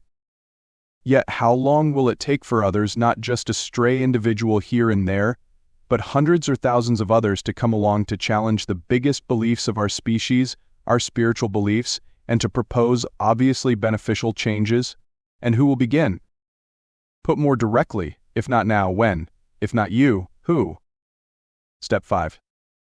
The last of the 5 steps to peace is where the rubber meets the road. Having accepted that some of our old beliefs about God and life are no longer working, having seen that this may be because there is more to know on these subjects, having moved into willingness for new understandings to now be brought forth, and having enlarged our belief system to include those new understandings that align with our inner truth and knowing, we now are called upon in Step 5 to express our life as a demonstration of our highest beliefs, rather than as a denial of them. It is not easy to walk your talk. I learned that very quickly. After producing 27 books about what I've experienced and declared to be conversations with God, I have been expected, rightly so, to live up to my own writings. Of course, they were not my own writings at all, and that is all I can offer as a weak defense when others point, rightly so, to my failings. You aren't a very good example of the messages you proclaim in those books. They tell me when they get to know me, and they're absolutely correct. And you probably didn't even get the ideas in your books from God, others say. How dare you claim such a thing? God does not talk directly to people, and he certainly doesn't give them entire books. Well, let me address that last comment first. I know of a man who once said that God spoke directly to him and 5 books arose out of those inspirations. That assertion seems perfectly acceptable to people. The books are called Genesis, Exodus, Leviticus, Numbers, and Deuteronomy. The man's name was Moses. An entire religion sprung up around those books. I know of a man who claimed that an angel directed him to buried golden plates inscribed with revelations that he published in what he said was an English translation of the plates, calling it the Book of Mormon. His name was Joseph Smith. An entire religion sprung up around that book. The list of people in this category could go on. And I am not suggesting for 1 minute that a religion should spring up around the books in the Conversations with God series, but I am suggesting that we may wish to explore what came through in those books, and not simply dismiss them out of hand, because the human scribe who wrote them down is still living, or because the incident happened less than 20 years ago, rather than 20 centuries ago. As for being a not very good example of the messages in those books, at the very least this could help to establish the veracity of their source. If the books were filled with ideas and notions, proclamations and declarations that I simply made up, you would think I would at least make up stuff that I could live up to. Nobody likes to be called a hypocrite or a faker, and those are 2 of the milder invectives that have been used on me. So no one is more aware than I am that the last of the 5 steps to peace is very challenging. Yet it is for me the most inspiring step of all. It calls me every day to a new level of commitment, invites me every day to a deeper determination, beckons me every day to recreate myself anew in the next grandest version of the greatest vision ever I held about who I am and who I choose to be in this world. That's the opportunity here. For me and for you, and for the whole human race. And actually it has nothing at all to do, in the specific sense, with conversations with God or the new spirituality. Step 5, and all of the 5 steps to peace, can be taken by every member of every one of the world's organized religions and by people who belong to no religion at all. What the 5 steps to peace are all about is simply looking at what's going on in our world and in our individual lives, and if we would like to see some things change for the better, undertaking a fair exploration to determine if there might be something that we don't fully understand about life and, yes, about God, the understanding of which could alter the entire experience. Then it's about incorporating into our daily lives what our exploration has brought us. It's as simple and as daring as that. Applying this message to everyday life. If I were asked what actions the average person could take to bring peace to their lives and to our world faster than any other, I would choose these invitations in message 24 from the 1,000-word summary of conversations with God. Here are some suggestions for application of this insight into your daily experience. Print out a copy of the 5 steps to peace and post them somewhere in your home on the refrigerator or the mirror in your bathroom, etc. where you will see them every day. Then, read them every day as if you have never seen them before. Even if you've read them so often that you can recite them, read them again. Keep bringing them to the forefront of your mind. This is where you make decisions about how to react to daily life. Post the 5 steps to peace in the guest room in your house, the guest bath, or elsewhere visitors to your home might be expected to see them. This may generate spontaneous conversations about them with friends who read them and ask you what all of that is about and where you got them. I have a number of extra copies of the steps printed in advance and located in a place where you can easily find them, so that if someone says, "I wish I had a copy of those," you can say, "You do now," and hand one to them. Start a Steps to Peace journal and make an entry when you find yourself challenged by the 5 steps, especially step 5. Ask yourself, in writing, what aspect of what I truly believe about God and about life am I having a difficult time embracing right now? What, if anything, could I do tomorrow to embrace and live this belief? Then, answer your own questions with a short essay in the journal. Start an Evolution Revolution group in your community and invite its members to meet once a week or twice a month and discuss the entries in their Steps to Peace journal. Design ways to support each other within the group in embracing the highest beliefs you hold about God and about life, and in demonstrating them daily. Post the 5 steps to peace on the church house doors in your community, as Martin Luther posted his 95 Theses on the doors of All Saints Church in Wittenberg, Germany, in 1517. His action ignited the Reformation. Your action could ignite the civil rights movement for the soul. Ask the pastor for permission to do so. If permission is not given, ask why not. What about the 5 steps to peace is not acceptable? Start an Evolution Revolution group at your church to discuss these steps, whether or not you've been allowed to post them on the church doors. Hand the 5 steps to peace to friends. Put them under windshields in cars at shopping centers. Publish them in letters to the editor in your newspaper. Purchase small ads in the paper, in your church bulletin, etc., listing the steps. Call radio talk shows and discuss the 5 steps to peace. Truly begin, truly be the instigator of a civil rights movement for the soul in your community, state, or nation based on the 5 steps to peace. Place a petition on the internet. Get the energy around this idea moving. Chapter 8. In the book, The Storm Before the Calm, I made it very clear that in the final years of the 20th century and the initial quarter of the 21st, our species has been and will continue to be undergoing what could be called the overhaul of humanity. This process is not about the destruction of our global community and its way of life, but about the purposeful disassembling of it, piece by piece, leading to the reassembling of it with new parts, much as an engine is overhauled so that it works better. It is not a process in which we are uninvolved, even if all we do is simply observe it. On the contrary, it is a process in which all humans are collaboratively engaged. Most of us simply do not know it because our participation is unconscious rather than conscious. There is nothing to be afraid of here if the people of our world engage in this process with knowledge of what is happening and with clarity about the outcome they wish to produce. The process is going to occur, however. Indeed, it is occurring right now whether we participate in it in this way or not. With or without us, life is going to change. The question is not whether the experience of our species is going to be different. The question is, in what ways will it be different, and who will make those decisions? Conversations with God and other books and movies, programs and social projects have come along during this time to assist us in taking a look at the disassembled parts of our society's engine, allowing us to decide which parts have not been working and need retooling. In Conversations with God, much of this is explored in Core Message 23. There are 5 fallacies about life that create crisis, violence, killing, and war. First, the idea that human beings are separate from each other. Second, the idea that there is not enough of what human beings need to be happy. Third, the idea that in order to get the stuff of which there is not enough, human beings must compete with each other. Fourth, the idea that some human beings are better than other human beings. Fifth, the idea that it is appropriate for human beings to resolve severe differences created by all the other fallacies by killing each other.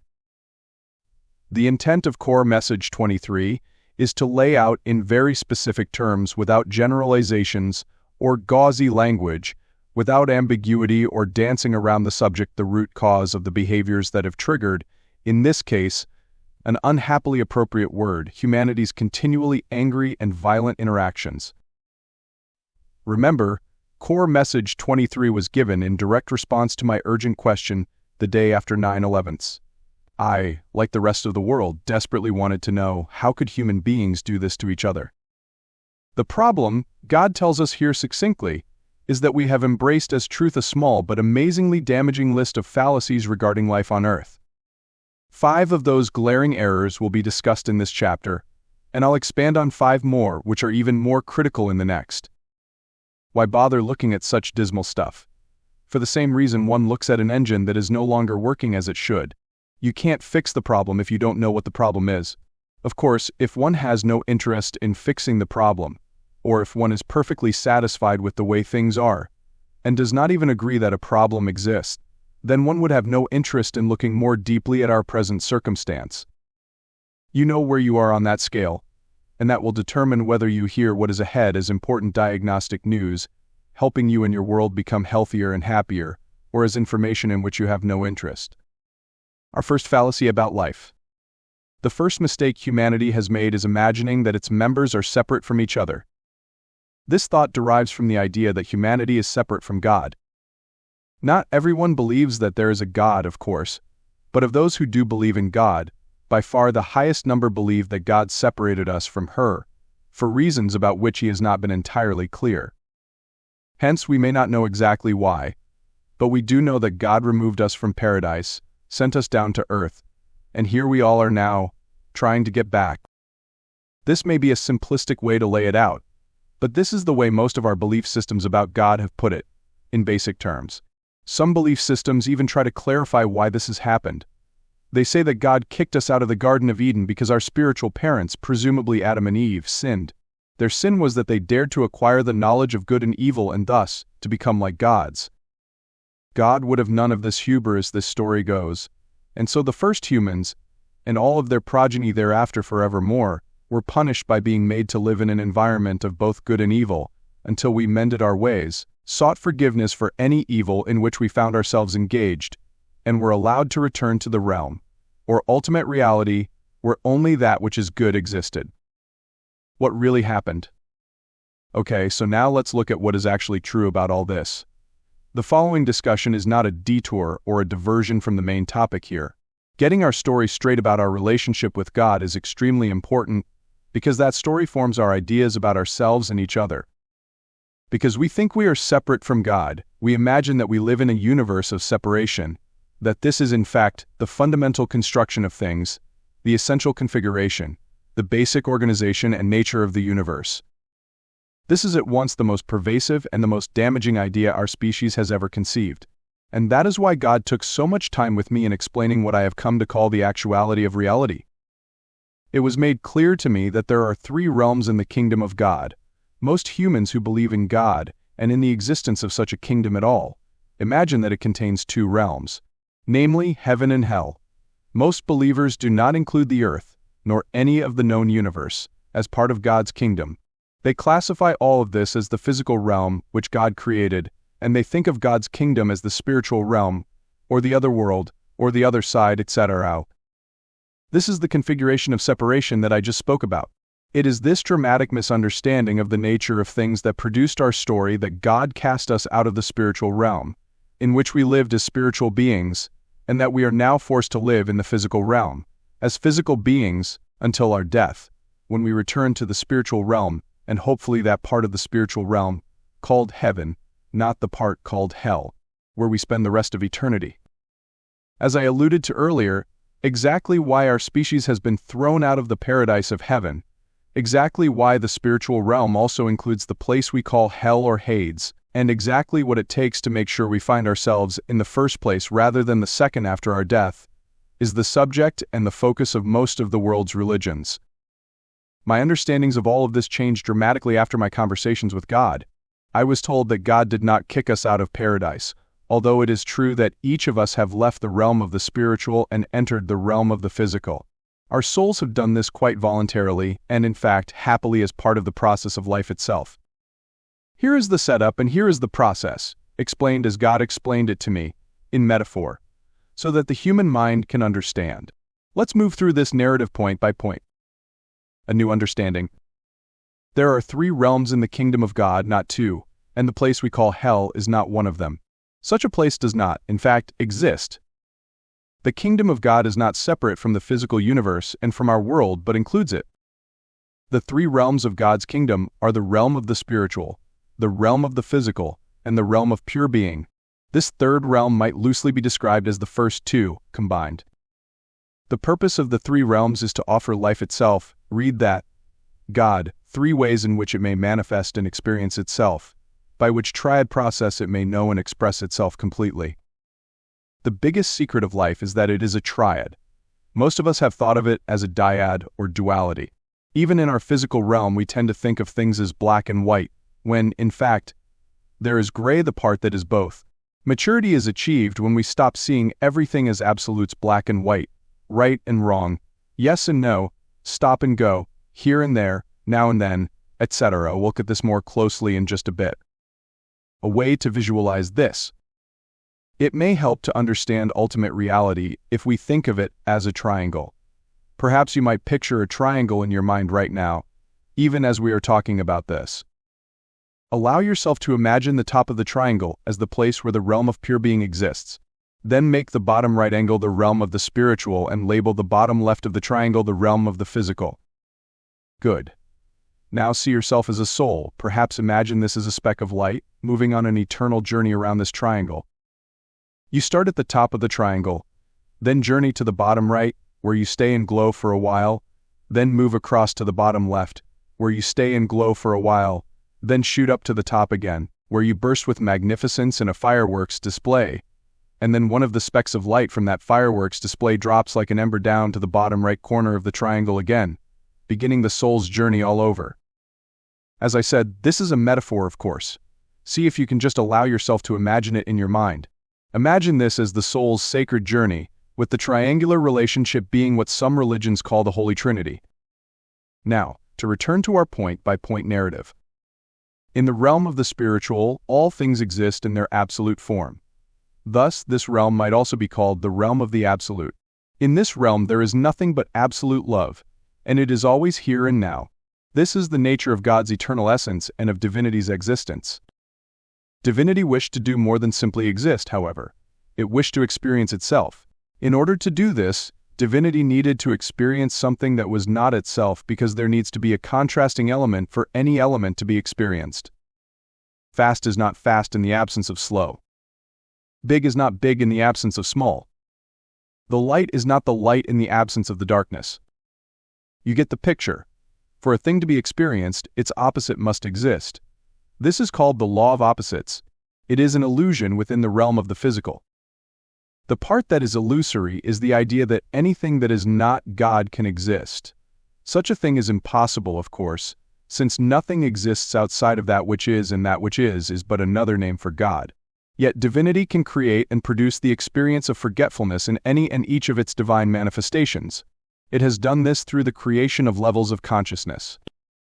The degree of consciousness of each living thing is what brings it an awareness of ultimate reality at individual levels. In this way, God can come to know itself again, and to experience itself as it knows itself to be. This is the purpose and the function of all of life in all of its manifestations. Once more, if you please. Now I realize that all I have just said may be a bit challenging or difficult to track. It certainly was for me when I was first told this in my conversations with God. So with your gentle indulgence, allow me to go over it again, in just a little bit different way, because things said twice sometimes make things more clear. In the realm of the spiritual, all that is all there was, and there was nothing else. If God wanted to experience what it was like to be God, it would have to find something else with which to compare itself. Yet this was impossible because there was nothing else. God is all there is. Since God could not find anything that was separate from itself, God did the next best thing. God divided itself into its own constituent parts, then instilled in these parts varying levels of its essential energy. We shall call this consciousness, so that each element of itself could look back upon the whole and know of its magnificence through experiencing the relationship of all of its parts, as they are expressing degrees of the whole. Put another way, consciousness is the ability to look at the world of illusion and see within it the ultimate and only reality. Opposites, in fact, do not exist. The truth is, there are no opposites in ultimate reality. There are only what appear to be opposites. What we call that which appears to be the opposite of something is merely one thing, in degrees of expression. To use a perfect example, what we call hot and what we call cold are not the opposite of each other, that is, they are not two different things but merely degrees of the same thing, which is something we call temperature. In exactly the same way, God, the one thing that is, expresses itself in varying degrees by dividing itself into parts that are smaller than the whole. This is accomplished through the process of physicalization, or what could be described as a movement of the whole from spirituality to physicality too. This movement through the passageway from one realm to another, remember, this is a metaphor, causes the whole to be divided, much as white light passing through a prism is divided into its constituent parts, which we call colors. What we describe as the various and multitudinous elements of the physical universe are nothing more than colors on the palette of God. The realm of physicality is where God goes to experience itself. So we see that separation is not the essential configuration of things, but rather division. And division and separation are not at all the same thing. For an immediate experience of this, simply glance at your hand. You'll see that while your fingers are divided from each other, each with individual characteristics and purpose, they are in no way separated from your hand, nor is your hand separated from your body. Neither are you separated from the body of God.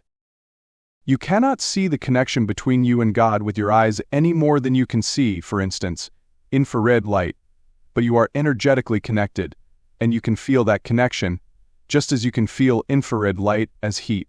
No physical contact or medium between you and an infrared heater is needed for the energy transfer. And infrared heaters can be operated in a vacuum or an atmosphere. We see here, then, a perfect metaphor for God. God's energy, likewise, can be transferred without physical contact and throughout the vacuum known as the universe. So if you think infrared light is a miracle, wait until you more fully understand, to say nothing of when you more fully feel God. As promised earlier, the oneness of everything will be explored further near the end of this book, when we examine Quad-Core Message 1. There we will look at exactly how and why early humans came up with the idea of separation, and of God, to begin with. It's fascinating, and it helps us understand why and how we ever embraced our original story, based on the information available to us at the time, and our limited early ability to analyze and comprehend the world around us. The tragedy is that we've continued to retell that story without revising it. We are finally seeing now, in the 21st century, that our first mistake was that we thought God separated us from God, whereas what God actually did was simply divide itself. Our second fallacy about life. Having totally and mistakenly accepted that we are separate from God, and thus live in a cosmology of separation in which we are separate from each other, we have created for ourselves the experience that there is not enough of that which each of us feels we need to be happy. The idea of insufficiency would not even have occurred to us as long as we thought there was only one of us. If you don't have to interact with anyone else for the next 20 years, as a man in solitary confinement, for instance, there is always enough time. And if you don't have to share with anyone else, there is always enough of whatever stuff you need to exist. If there were not enough of what you need to exist, you would not exist. Therefore, the fact of your existence is the evidence of your sufficiency. Yet, if you think there is more than one of you, you may feel that your existence is threatened to the degree that you imagine that that which is not you will take, or use that which you need in order to exist. Life then becomes a struggle with the other for existence. This is a precise description of life on Earth as we have created it. This is exactly what we have been experiencing, and continue to experience, no matter what our technological achievements, no matter what our medical miracles, no matter what our scientific discoveries. It does not matter how brilliantly advanced, we will forever be in competition with each other, sometimes ruthless, to the death competition, so long as we imagine there is not enough of what we need to be happy or to survive. And we will always imagine that there is not enough so long as we hold on to, with teeth-gritting determination, our story of separation. The celebration meal parable. Consider the meal of celebration that you may place on your table at special times. In the United States and Canada, it might be Thanksgiving. In Italy, it might be the Feast of the Seven Fishes, Festa dei Sette Pesci, in celebration of Christmas Eve. In Korea, it might be New Year's Day. Virtually every culture has its meals of celebration. Now imagine that at one of these meals, with everyone gathered, a knock comes at the door. It is a long-lost relative, a beloved uncle, with his wife and 6 lovely children. They have not attended such gatherings for years. This year he heard about it again, and he decided at the very last minute that he wanted to close the gap. He humbly asks if they may join in. As the host, you realize that you have prepared for only so many. Will there be enough food to go around? You think about this for only a moment. Of course there will. You need only to share. You welcome them with open arms. Everyone is happy to see them. The table's bounty is divided into somewhat smaller portions. Nobody notices really, and in truth, no one cares. After all, this is family. Now rearrange the imagining. It is the same celebration meal, the same knock at the door.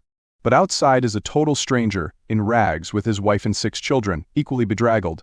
He says he saw the warm glow of light in the window and humbly asks if they may join in the festive meal. And your response? Of course you invite all of them in, and they are welcomed with open arms.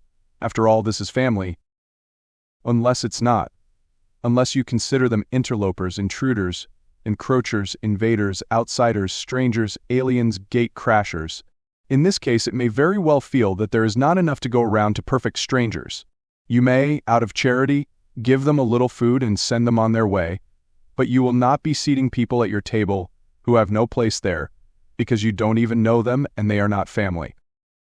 We have done worse to each other on this planet, all out of a thought that there is not enough, because we are separate from each other and not family, unless we are blood-related.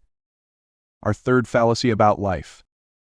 Because we are convinced there is not enough of what we need to survive and be happy on this planet, we have had to devise a way to approach, as fairly as possible, the parceling out of the stuff of which there is not enough. The way that we have devised is called competition. We will set up, we've decided, a process by which it can be fairly decided and determined who deserves to have the stuff of which there is not enough. It is a matter of earning it, we have declared. The stuff should not simply be parceled out to everyone, merely because they exist. One's existence is not sufficient credential to establish one's worthiness to continue to exist. One must justify one's worthiness. Children are the exception. Children are worthy simply because they are children, and cannot be expected to have to render themselves worthy by contributing something of value and thus creating some of the stuff of which there is not enough. They get some of it automatically. Or do they? As we have already noted, nearly 700 children are allowed to die every hour on Earth for lack of food. Yet at what chronological point in their lives does automatic worthiness end and earned worthiness begin? Chimney sweeps in days gone by were typically 7-year-old orphaned waifs who either climbed the sooted shafts of brick and scraped them clean or didn't eat. Child labor is even today more widespread than you would think an advanced civilization would allow. And so, from early on we have learned that we must contribute in some way to the creating of the stuff of which there is not enough, and then we must compete for the very thing we have created. Thus, the laborers in many factories earn 1/100th of the income of those who boss them. And our competition does not stop with material goods and gains. We've actually told ourselves that we must compete for God.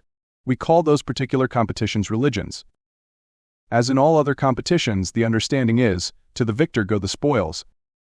Those who can't seem to match up to whatever the latest standard is that society has set for worthiness are labeled losers. And so, humanity has bisected itself. There are winners and losers. Today, something like 5% of the world's population hold or control something like 95% of the world's wealth and resources, and most of those in that 5% think this is perfectly all right. After all, they earned it. How the dominoes fall. Of course, the fallacy that we must compete with each other to earn our worthiness to share in the world's abundance is based on the preceding fallacy that there simply is not enough of that abundance to go around, that it is not abundance at all, but paucity, insufficiency, sparseness. And that notion emerges from the fallacy that we are separate from each other, not one family at all, not one nuisance at all, not one being at all. If we simply rejected the notion of separation, the fallacy of insufficiency would fall. If we simply dropped the notion of insufficiency, the fallacy that competition is required would fall. I call these fallacies humanity's dominoes. They tumble on top of each other, creating total collapse. Our fourth fallacy about life. When society split itself into winners and losers, it created the idea that the first group was better than the second. Then, by the marvelous device of circular logic, it concluded that being better was the reason that those in the first group were the winners in the first place. They deserved to be. Whites deserve to be winners over people of color, because they are better. Males deserve to be winners over females, because they are better. Straights deserve to be winners over gays, because they are better. And these groups were not better for human reasons, but better in the eyes of God. This is how we have justified our obviously outrageous judgments regarding qualifications and worthiness in our society. It was God who said that whites are superior to blacks. Ask the Mormons, whose leaders from the founding of the Church of Jesus Christ of Latter-day Saints in the mid-1800s declared that blacks were not qualified to become lay priests because theirs was an inferior race. To their credit, Mormons repudiated and reversed that dogma in 1978. It was God who said that men are superior to women. Ask thousands of religious clerics in the world who still believe and preach this doctrine today. To their credit, thousands more have repudiated and rejected such notions. It was God who said that straights are superior to gays because same-gender sexuality is, God declared, an abomination. Ask any fundamentalist within virtually every religion on the earth. To their credit, many of the world's religious people have since repudiated and rejected those ideas. At one point, and not thousands of years ago, either, but when I was a child it was thought that left-handedness was a sign of the devil, that interracial and interdenominational marriage should be forbidden, and Catholics thought that only Catholics were going to heaven.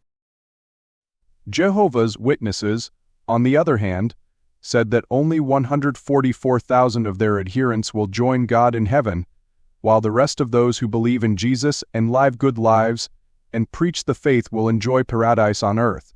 Many Jews, meanwhile, declared themselves to be God's chosen people. So we can see that lots of folks have bought into the idea that with regard to the superiority of people it is on earth, as it is in heaven some people are just better in the eyes of God. Few ideas have caused more damage to our species. Indeed, this idea has given moral authority to the biggest fallacy about life of all. Our fifth fallacy about life. More people than you might believe feel very certain that it is okay to resolve differences between people that have been created by all the other fallacies, by killing each other. Wherever did we gather such a notion? Read the Bible with a calculator nearby. This particular holy scripture tells us that over 1 million people have been killed at the hand or the command of God. Or look closely at the Muslim tradition of violent empire building in the name of Allah. We know that Pope Urban II launched 200 years of war, known as the Crusades, in 1095 that killed hundreds of thousands, mostly Muslims. Likewise, many died as a result of what are known as the Islamic conquests, which sought to create the largest spiritual political empire the world has ever seen, and which went on in various places across the globe from 634 to the early 1800s. Expanding the moral code. In more modern times, killing by groups or countries for the purpose of simply getting one's way or building an empire has been repudiated by most of the human race. The result: these days all such attack is called self-defense. This allows the species to justify atrocities under a moral code that most people accept. It is not ethically or spiritually inappropriate to defend oneself and to kill another in the process of doing that. And now, segments of humanity have taken this idea one step further.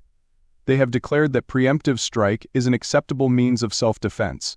That is, it is totally permissible to attack and kill people in other nations before they have attacked and killed people in your nation, on the grounds that it looks as if they want to do so in the future and are only waiting for the perfect time. This is an expansion of humanity's more recent moral codes that pushes the acceptability of killing beyond previous boundaries.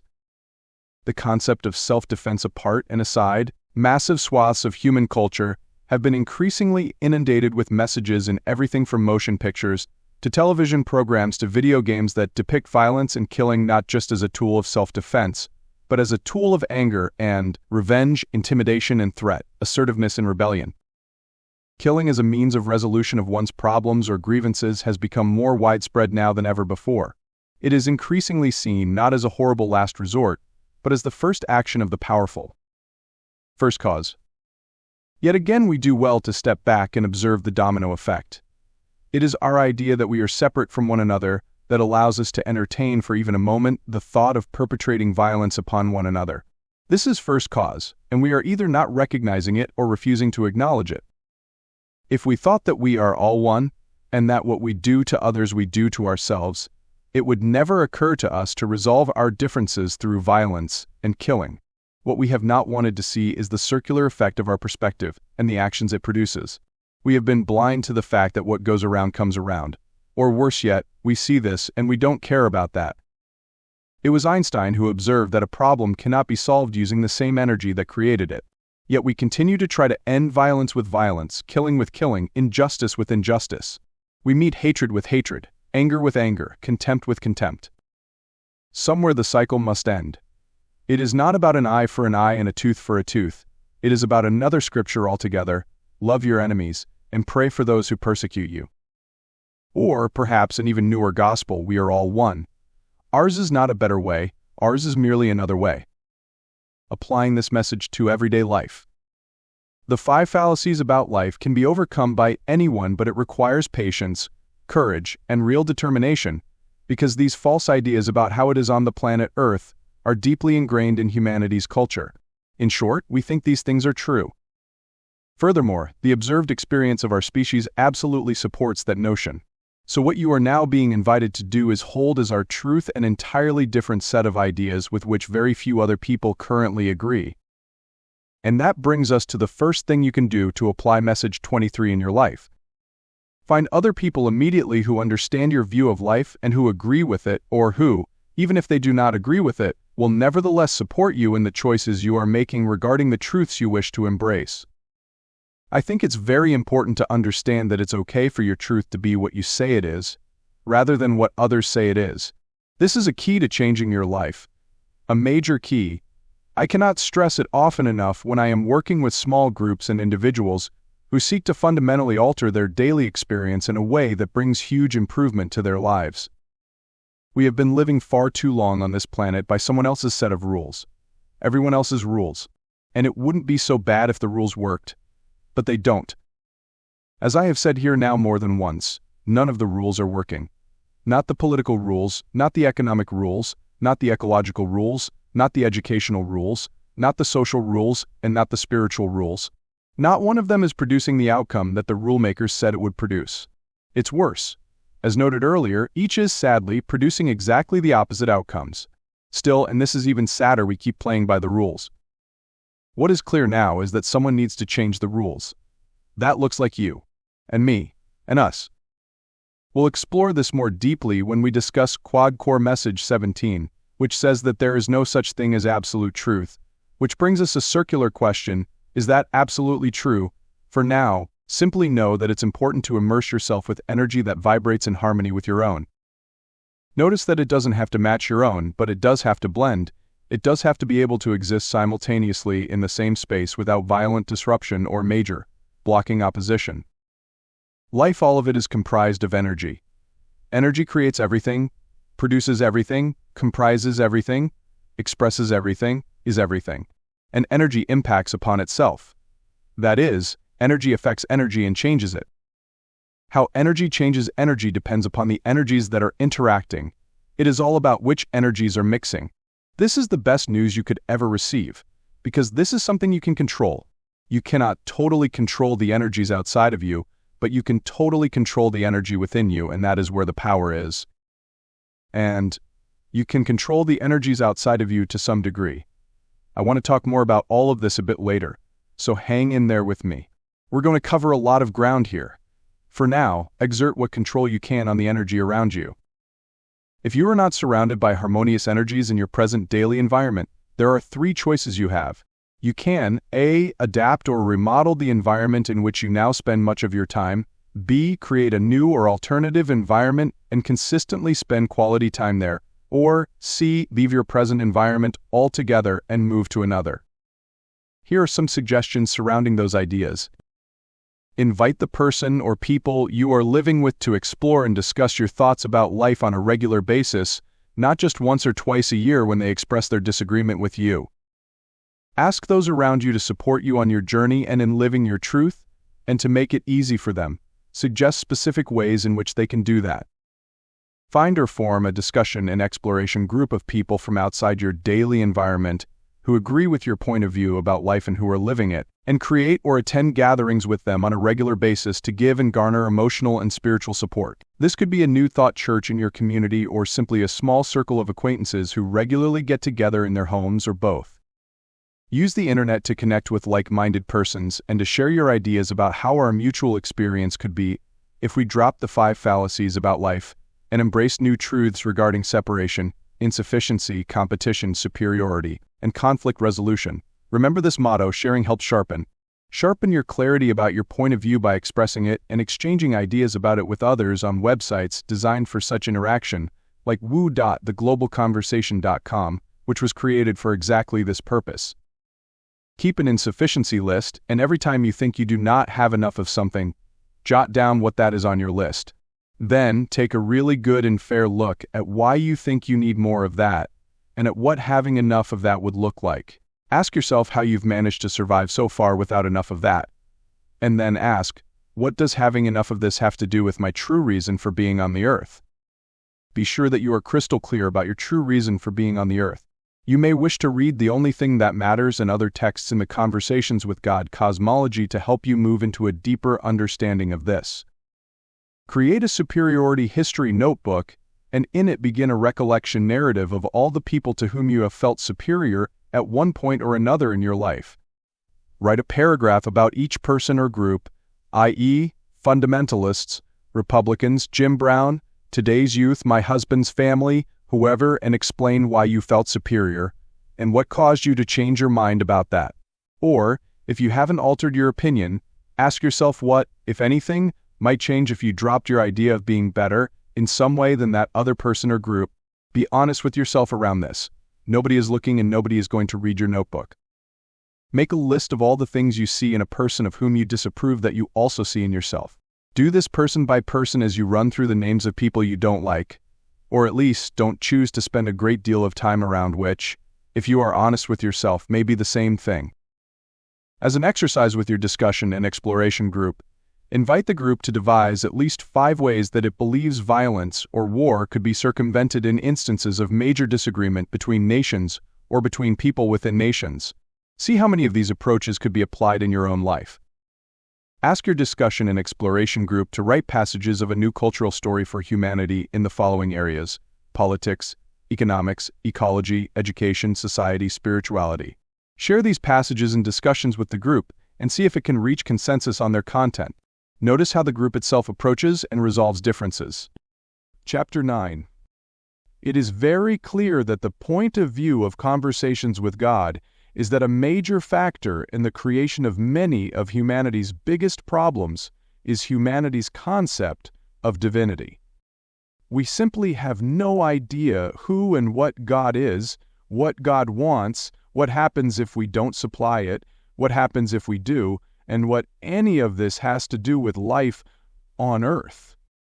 We have been trying to figure all this out for thousands of years and seem no closer to the answer today than we were in the time of Lao Tzu, Mahavira or Buddha, Moses, Christ or Muhammad, Baha'u'llah or Joseph Smith, nor have we been able to come to any agreement or consensus on these questions in the years since they each brought us their answers.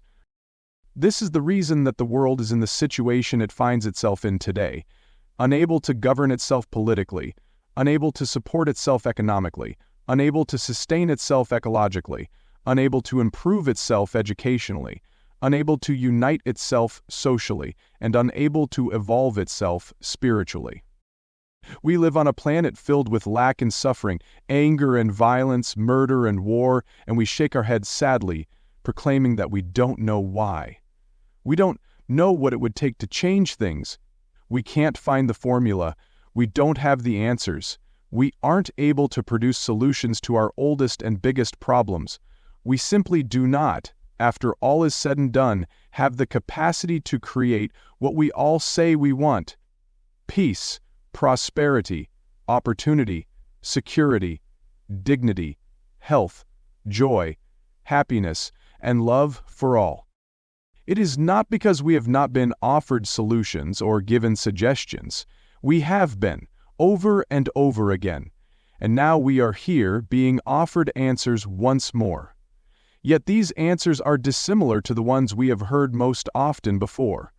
Indeed, they are in some cases a direct contradiction of those earlier teachings. Yet they are not new answers, not new ideas, but simply thoughts about all of this that have been rejected in the past. Perhaps it is time to reconsider our rejection of them, and to reject that rejection. Perhaps it is time to explore these ideas anew, given that the teachings we have been firmly embracing and adamantly refusing to adjust, adapt, or amend have failed utterly and absolutely to produce what they have promised. Perhaps it is time to ponder whether expansion of our earlier concepts and the forming of a far more sophisticated story about God might be in order. Yet why are our concepts about divinity so important? Why does any of this matter? We have said it before and we will say it again. It is because our ideas and concepts about God form our ideas and concepts about ourselves and about life. One emerges from the other, and this is true, as we have also already noted, even in the lives of people who do not believe in God at all. Simply look at the laws and mores, the social dictates and customs of any land, and see how many of them are rooted and based in what their citizens believe to be true about what God wants. That is why I earnestly and urgently invite all of humanity to consider to discuss the fallacies about God are even more damaging to us than humanity's fallacies about life, because we are at least willing to consider that some of our ideas about life may not be accurate. Yet such considerations regarding our ideas about God are absolutely not acceptable. Thus, a movement away from these fallacies is extremely difficult to produce. C.W.G. Gore Message 22. There are 5 fallacies about God that create crisis, violence, killing, and war. First, the idea that God needs something. Second, the idea that God can fail to get what he needs. Third, the idea that God has separated you from him because you have not given him what he needs. Fourth, the idea that God still needs what he needs so badly that God now requires you, from your separated position, to give it to him. Fifth, the idea that God will destroy you if you do not meet his requirements. Unless it's not. Unless we decide that the time has come, finally, for our species to consider the possibility that our current body of knowledge does not contain all there is to know about divinity? Can we admit that there may be data missing or something about which we may have been mistaken regarding God? That's a really big question. Is there something, anything, about which we may have been mistaken regarding God? That's a question that believers in God have, in the main, been extremely reluctant to ask. It's virtually taboo. Because the majority of believers in God believe that they have the right answers about God. And they will tell you that you must believe in God in a certain way. If you do not believe in God this way, that is, their way, you do not believe in God at all. But in the main concept of course you would believe in God, in some heathen idea of God, that God will punish you for it. There are, of course, millions of people who do not accept the God of such doctrines and dogmas and nevertheless hold in their reality an awareness and an experience of divinity. However, the largest number of people, by far the largest number, cling to the first understanding and proclaim that God must be understood and embraced in a certain way, or you have lost your way, and have lost, as well, any chance of being reunited with God in heaven. Coming to God in a certain and particular way is, this group declares, God's requirement. This brings us to ... The first fallacy about God. We begin our litany of errors with the idea that God needs something.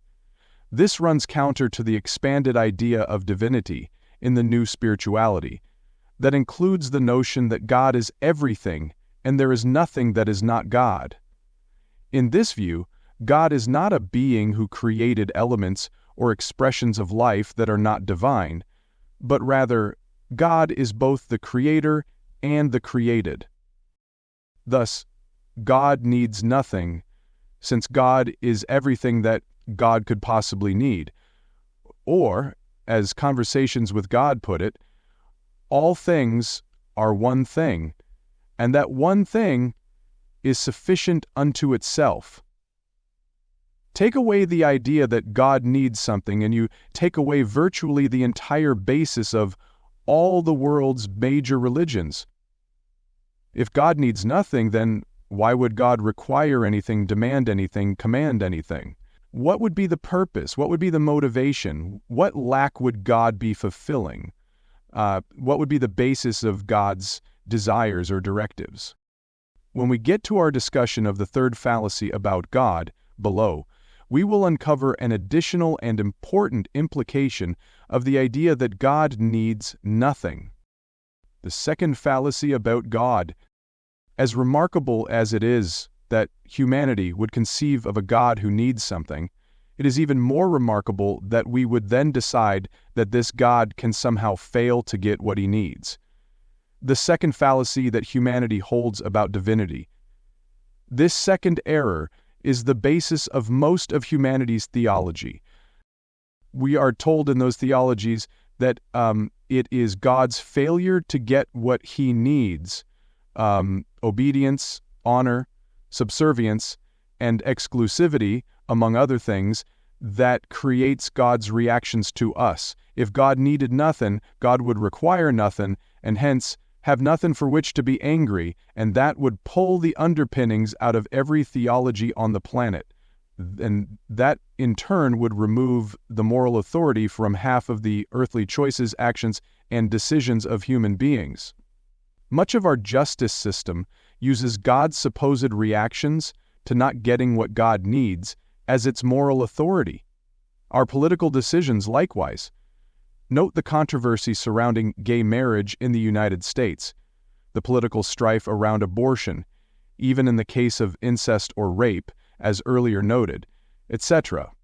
As well, our social choices, too many to be listed, are based on what religions tell us about what makes God angry. The third fallacy about God. This fallacy holds that God has separated you from him because you have not given him what he needs.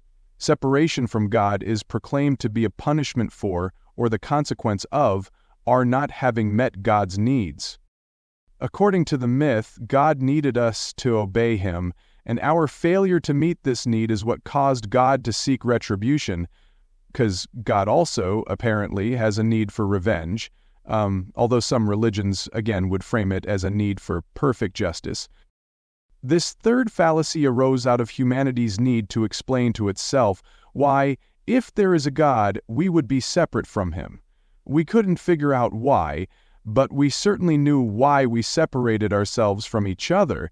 It is because we displeased each other. So we figured that God must have tossed us out of his kingdom for the same reason. We thus constructed our God in the image and likeness of man. Yet it is a fallacy that God separated us from God because we failed to give God what God needs, for the reason that God cannot fail to get what God needs, for the reason that God has no needs. If God and we are not separate, then God and we are one. If God and we are one, and if God needs nothing, then we need nothing, and the implication of this is enormous. That is the true state of things, and that is one of the biggest secrets of life. Right now, most of us think that we need things. We will look at this more expansively in our exploration of CWG Core Message 18. This idea rules. It has created the basis of virtually every choice and decision we make, and we can begin to see now how that domino effect I spoke of earlier has played its effect on the whole of humanity's experience. The fourth fallacy about God. From all of the above fallacies flow the next, the idea that God still needs what he needs so badly that God now requires you, from your separated position, to give it to him. This leap from separation as a punishment to the idea that we're required to now meet God's needs, even though we've already been punished for not doing so, is an example of continued mistake-making. Our whole construct around God has been fascinating, and nothing is more fascinating than this idea that while God threw us out of paradise for not fulfilling her needs, God still wants us to meet his needs right now from outside of paradise.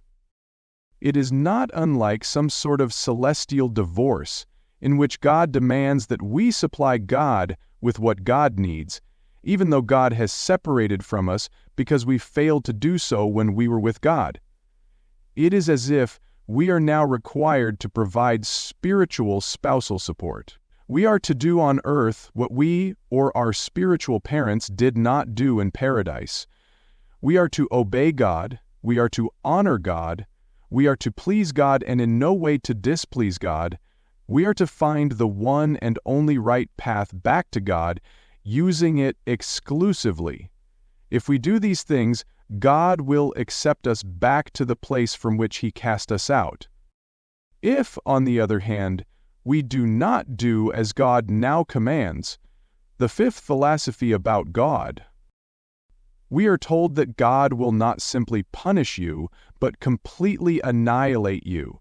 This is the fifth and final fallacy about God. God will destroy you if you do not meet his requirements. Many religions, and billions of their followers believe this. They will tell you that failure to meet God's requirements will result in your being burned and left suffering immeasurably and unrelentingly in the everlasting fires of hell. This is what I have come to call the second punishment of God. The first punishment was ejection from the Garden of Eden. The second punishment is rejection of eligibility to return and sentencing to everlasting torture. The first punishment was, presumably, a warning, sort of like the warning ticket you get from a traffic cop. The second punishment is your penalty after being judged guilty of breaking the law yet again. Now you're going to the mother of all jails, a prison of anguish and pain. According to certain doctrines, here you will be destroyed, but never quite completely. That is, the punishment will never quite be over. You will be punished forever and ever, and even forevermore, for your relatively few moments of disobedience. Your life on earth has been a blip, really less than the blink of an eye, in the life of the universe. But your torturous punishment must be eternal. Thus the punishment will not fit the crime but far exceed it. This is, some religions say, God's idea of fairness and justice. So now, let's see if you understand third. You have a God who needs things, who can't get what he needs, who sent you away because he couldn't get what he needed from your forebears 100 billion years ago, who now demands that you give him what he needs in this moment, and who will punish you eternally if you do not. Got it? It may be now or never. Could it be time, do you think, for us to relinquish these notions of our deity? Would it be a good moment for us to announce that we find these concepts simplistic and limited? Might this be a fine stretch of eternity during which to declare that there is clearly something we don't fully understand about God, the understanding of which would change everything? To put it more dramatically, is it possible that unless we enlarge and expand our primitive ideas about God and about life in the decades just ahead, we may find that we have backed ourselves into a corner from which there is no escape? Conversations with God told us that humanity nearly rendered itself extinct once before. Barely enough of us survived to regenerate the species and start over. Are we at this same turning point again? Have we arrived once more at the intersection where theology meets cosmology meets sociology meets pathology? Right now we are still embracing a separation theology, that is, a way of looking at God that insists that we are over here and God is over there. The problem with a separation theology is that it produces a separation cosmology, that is, a way of looking at all of life that says that everything is separate from everything else. And a separation cosmology produces a separation psychology, that is a psychological viewpoint that says that I am over here and you are over there. And a separation psychology produces a separation sociology, that is, a way of socializing with each other that encourages the entire human society to act as separate entities serving their own separate interests. And a separation sociology produces a separation pathology, that is, pathological behaviors of self-destruction engaged in individually and collectively, and producing suffering, conflict, violence, and death by our own hands, as evidenced everywhere on our planet throughout human history. Only when our separation theology is replaced by a oneness theology will our pathology be healed. We have been differentiated from God, but not separated from God, even as your fingers are differentiated, but not separated from your hand, to reuse an earlier illustration. We must come to understand that all of life is one. This is the first step. It is the jumping-off point. It is the beginning of the end of how things now are. It is the start of a new creation, of a new tomorrow. It is the new cultural story of humanity. Oneness is not a characteristic of life. Life is a characteristic of oneness. Life is the expression of oneness itself. God is the expression of life itself. God and life are one. You are a part of life. You do not and cannot stand outside of it. Therefore, you are a part of God. It is a circle. It cannot be broken. Applying this message to everyday life, nothing has damaged humanity more than the 5 fallacies about God. Once we understand this, we can begin to live and create our lives in ways that demonstrate that these are fallacies and that exemplify the truth. Once again, we come across that big word, truth. In fact, there is no such thing as truth. And yes, we will talk more about this in Chapter 14 when we explore CWG Core Message 17. For now, let's use the term our truth. As I experience it, the word true is an acronym. When we say that something is true, what we are saying is that it is the reality understood existentially. And so in my world, in my own internal experience, in which I get to freely decide for myself what is so, the ideas about God that most of humanity holds are mostly fallacies, and what is true is that God needs nothing. God could not fail to get what God needs if God did need something. God has not separated humanity from herself. God does not require us to give God anything, and God will never destroy us for not meeting God's non-existent requirements. By my living this truth, my life becomes a reflection of it. The dictionary defines reflection as that which indicates, shows, displays, demonstrates, offers evidence of, registers, reveals, discloses, expresses, communicates, and evinces. So, when my life becomes a reflection of my freely chosen internal experience, my outer world becomes a mirror image of my inner world, which then becomes a mirror of my outer world, which then becomes a bigger mirror of my inner world, as each continues to reflect the other upon the other, producing an entire life of deep reflection.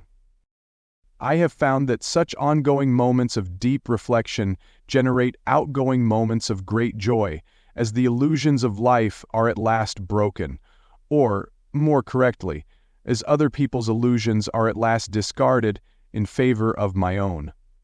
All of life is an illusion. This is something we do well to recognize and acknowledge. Physical life as we are experiencing it is not real. Our life experience is what we think it is. Each moment is what we experience it to be, based on a whole series of internal decisions, described in wonderful detail in the sections on the mechanics of the mind, found in When Everything Changes, Change Everything. As Shakespeare wrote, "Nothing is evil, lest thinking make it so." Descartes put it another way, "I think, therefore I am." How to make all of this practical in your daily life? That's the question. And here are a few suggestions. Create a Beliefs About God notebook. I'm a big one for notebooks, as you can tell. Taking note, in a book that you can look at, of what you feel, what you believe, how you move through life, and how you would choose to, if you thought you could have your way, is a valuable exercise. I often suggest making separate notebooks covering separate aspects of life as opposed to a single running diary. This allows you to access quickly a record of your thoughts and experiences on any given subject of major impact upon your life, and to track those thoughts and experiences throughout your life so that you can see where you've been, where you are, and where you're going. In your Beliefs About God notebook, make a list of all of your current thoughts about God. If your thoughts about God as they relate to a particular aspect of divinity are unclear or unknown, just report that. Indicate in your notebook what you believe that God needs, what you believe that God requires, what you believe that God commands, and what you believe that God condemns. In the same notebook, indicate which of those things that you believe that God condemns, if any, you have done. If any. Answer the following questions in your notebook. Who do you believe to be the ultimate authority in your life? What is right and what is wrong? Just name some things. What is good and what is evil? Just name some things. What is appropriate and what is inappropriate?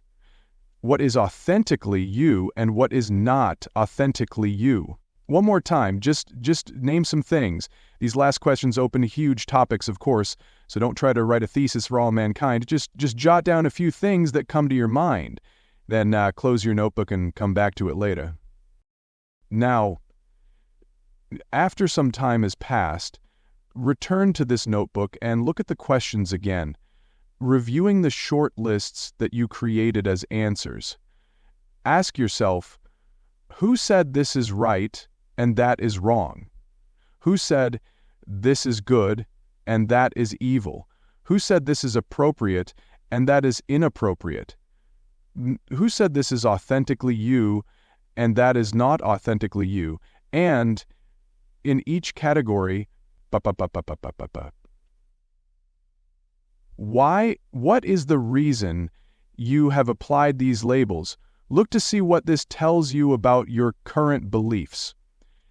Toward the center of this notebook, create a section called My Daily Report, and there, make a note each night for 30 days of any judgments or assessments you remember yourself having made that day about the topics above, or similar aspects of your experience. Do this at the end of every day without fail for 1 month. Watch the changes in yourself as you watch yourself. Go to an online encyclopedia and look up the beliefs of all the world's major religions, and a few of the minor ones. This is a long-term project, so do a little of it each week. Spend an hour here and an hour there, and just give yourself permission to discover what people of various religions and faith traditions believe. As you make yourself aware of these things, ask yourself and record your answers in your beliefs about God, what in that particular religion or tradition you hold as part of your belief system. This last project is a wonderful activity for your body, mind, and soul. It will give you a chance to feel fully integrated regarding what you really think and declare is true in your own reality about the most important topic of your life, God. Let's do 3 together just to get you started. Seventh-day Adventists. Seventh-day Adventists believe in the unerring truth of Scripture and teach that salvation comes only through faith in Jesus Christ. Adventists believe in conditional immortality. They believe that human beings do not have an immortal soul that lives forever on its own, but rather that life can only continue eternally through the power of God. If one does not believe in God, one ceases to exist because one has willfully denied God's existence and power. There is no such place as hell, however. A human is not tortured, but simply ceases to be. Adventists also believe in thought inspiration, that God inspired the thoughts of the authors of the Bible, and that they then expressed these thoughts in their own words. How do these ideas line up with your own beliefs? Have you even thought about these things? If so, what are your thoughts and conclusions? Enter these in your notebook. If you have other questions about the religion, look up Seventh-day Adventists in the encyclopedia or any spiritual reference book. Or just do an internet search on your computer. Jehovah's Witnesses. Jehovah's Witnesses believe that God will soon end this present age of human existence. A heavenly government over earth, established by Jesus Christ, will replace existing human governments, and all non-witnesses will be destroyed, creating a society of true worshipers. Jehovah's Witnesses interpret much of the Bible literally and base all of their beliefs on the Bible, as interpreted by the governing body. Jehovah's Witnesses believe God is the creator and supreme being. They believe God, whose name is Jehovah, is infinite but approachable. He resides in heaven and is not omnipresent. It is possible to have a personal relationship with God. He is kind and merciful, and would not eternally torture wicked people in a place called hell.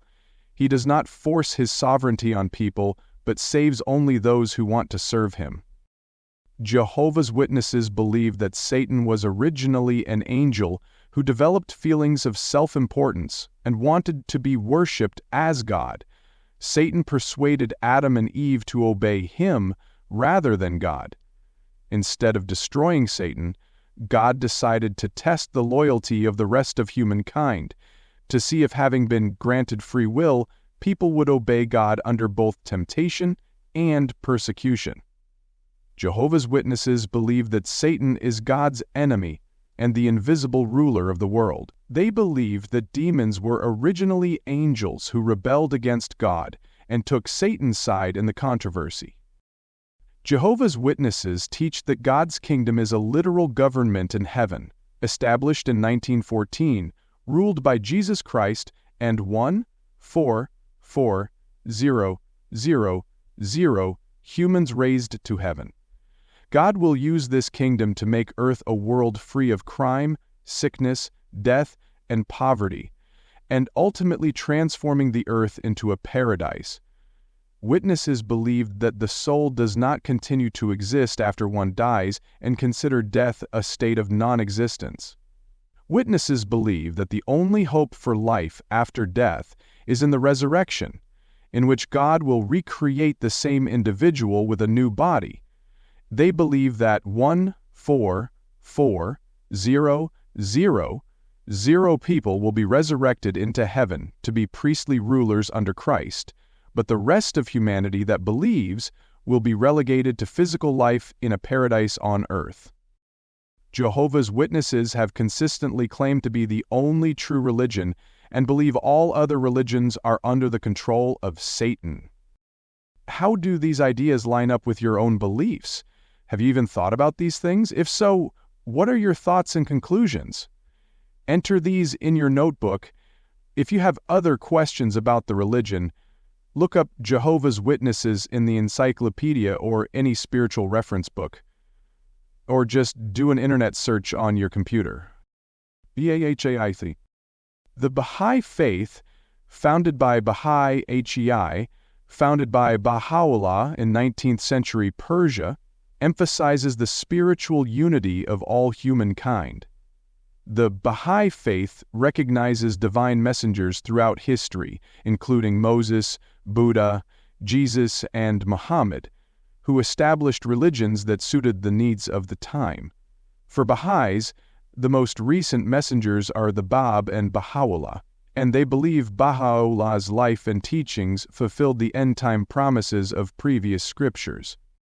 Baha'is believe that we, today, are called to establish peace, justice, and unity on a global scale. Baha'i doctrine is based on three core principles: the unity of God, the unity of religion, and the unity of humankind. They believe God periodically reveals His will through divine messengers, whose purpose is to transform humankind. Religion is thus seen as orderly, unified, and progressive from age to age. Per Baha'i writings, human beings have a rational soul, and thus we can recognize God's station and humanity's relationship with its Creator. Every human has a duty to recognize God through His messengers and to conform to their teachings.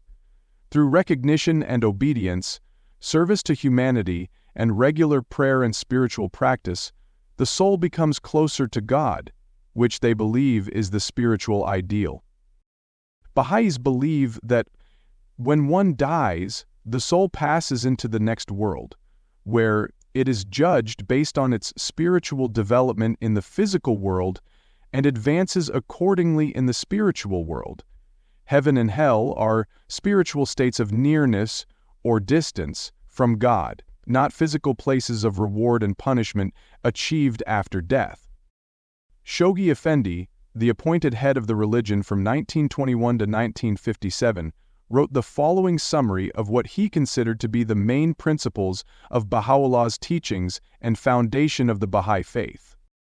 The independent search after truth, unfettered by superstition or tradition, the oneness of the entire human race, the pivotal principle and fundamental doctrine of the faith, the basic unity of all religions, the condemnation of all forms of prejudice, whether religious, racial, class, or national, the harmony which must exist between religion and science, the equality of men and women, the two wings on which the bird of humankind is able to soar, the introduction of compulsory education, the adoption of a universal auxiliary language, the abolition of the extremes of wealth and poverty, the institution of a world tribunal for the adjudication of disputes between nations, the exaltation of work, performed in the spirit of service, to the rank of worship, the glorification of justice as the ruling principle in human society, and of religion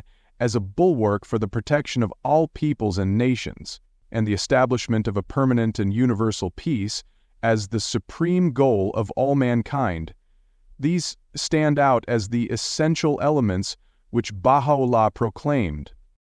How do these ideas line up with your own beliefs? Have you even thought about these things? If so, what are your thoughts and conclusions? Enter these in your notebook. If you have other questions about the religion, look up the Baha'i Faith in the encyclopedia or any spiritual reference book, or just do an internet search on your computer. Comparing the lawologies. It might be interesting here to compare some of the teachings of these three faiths with the core messages in Conversations with God, as found in Chapter 2 here. Is Conversations with God a religion? No. Emphatically and unequivocally, no. Is it a theology? Yes. Emphatically and unequivocally, yes. The dictionary defines theology as the study and analysis of God and of God's attributes and relationship to the universe. More broadly, and closer to its origin and earliest use, we are told that the word theology can be traced back through Old French and Latin to the Greek theologos, meaning one who discourses on the gods, from theos and logos, words. Given these parameters, Conversations with God is absolutely a theology, or a study of God. Among other things, CWG posits that there is no inerrant or infallible scripture from or about God. Books such as the Bible, the Bhagavad Gita, the Quran, the Upanishads, the Talmud, the Book of Mormon, the Vedas, and others are just that, books, written by human beings in moments of great inspiration, but by human beings nonetheless. Thus, they can contain great wisdom, and they also can contain error. It is most beneficial to take no such book absolutely literally, word for word. CWG quite clearly advises on its pages that people should not and never take its words as God's truth, but rather place them in the for what it's worth department, considering them along with other sources of insight and wisdom that they have found in their life, but always referring ultimately to their own response to them, to their own deep knowing, their own inner guidance, their own personal experience as the only and ultimate authority in all things spiritual. Like the words of Ellen G. White, like the writings of Mary Baker Eddy, like the ideas of Charles and Myrtle Fillmore, like the thoughts of Ernest Holmes, like the pronouncements of William Miller, or Charles Taze Russell, or Joseph Smith Jr., or Baha'u'llah, or any other human messenger, the messages received in Conversations with God should be considered only the sharing of words by one human among many who have experienced themselves to have been inspired by the divine to bring through, illuminate, and clarify spiritual wisdom and insight that is not theirs but was received by them through their imperfect human filter to record and transmit as purely as they could. Unlike the others on the list above, however, I do not hope or wish, expect or request, suggest or recommend that a religion be created around the messages that have come through me. I hope only that they will be examined and explored deeply, that they will be accorded fair consideration and serious contemplation. Toward the end, that if the CWG core messages are deemed workable and beneficial in people's lives, they may be embraced and usefully applied in a person's day-to-day encounters, and will be helpful as tools in the fashioning of a more wonderful, more joyful, more peaceful, more glorious group experience upon the earth, all as part of the soul's eternal journey and of God's never-ending expression. Chapter 10. It is all very nice to talk about the journey of the soul, but it is the passage through life that concerns most human beings, and rightly it should. The purpose of our life on earth is not to ignore our life on earth, but to live it fully, making the passage from birth to death with joy, with wondrous creative expression, with our goal the reaching of self-realization without suffering and without causing suffering in others. I believe we would be best served if this was our prime focus. In Happier Than God Turn Ordinary Life into an Extraordinary Experience, the text begins with this remarkable observation. ... Life was meant to be happy. Do you believe that? It's true. I know it doesn't seem like it when you look around, but it's true. Life was meant to be happy. You were meant to be happy, and if you are happy, you were meant to be happier. Even if you're very happy, you can be even happier. How happy? Just how happy can you be? Well, you can be happier than God. I once heard a lady describing a gentleman who is very wealthy. She said, he's got more money than God. That's how I mean this. I mean to use a formula by which you can be happier than God. All mystics have known it. Most teachers of mystical wisdom have known it. Some contemporary spiritual messengers know it. But it's become, through the centuries, sort of a mystery formula. Because you can't talk about very much, not very much at all. Why? Simple. Very few of the folks to whom spiritual teachers and messengers might be talking have been able to believe what the mystery formula is said to be able to produce. And when you talk about things that no one believes, you can become very unpopular.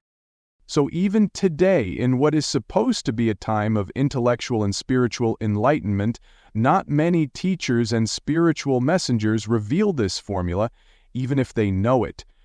Or, if they are talking about it, they are talking about only half of it.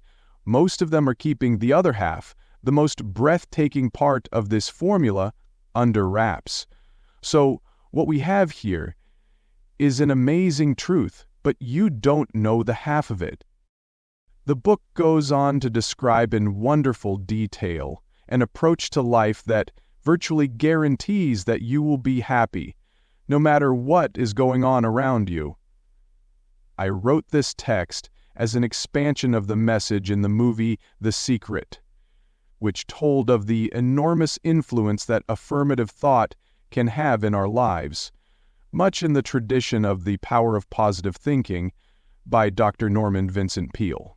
Yet, The Secret all but ignored the role of God in the process of personal creation.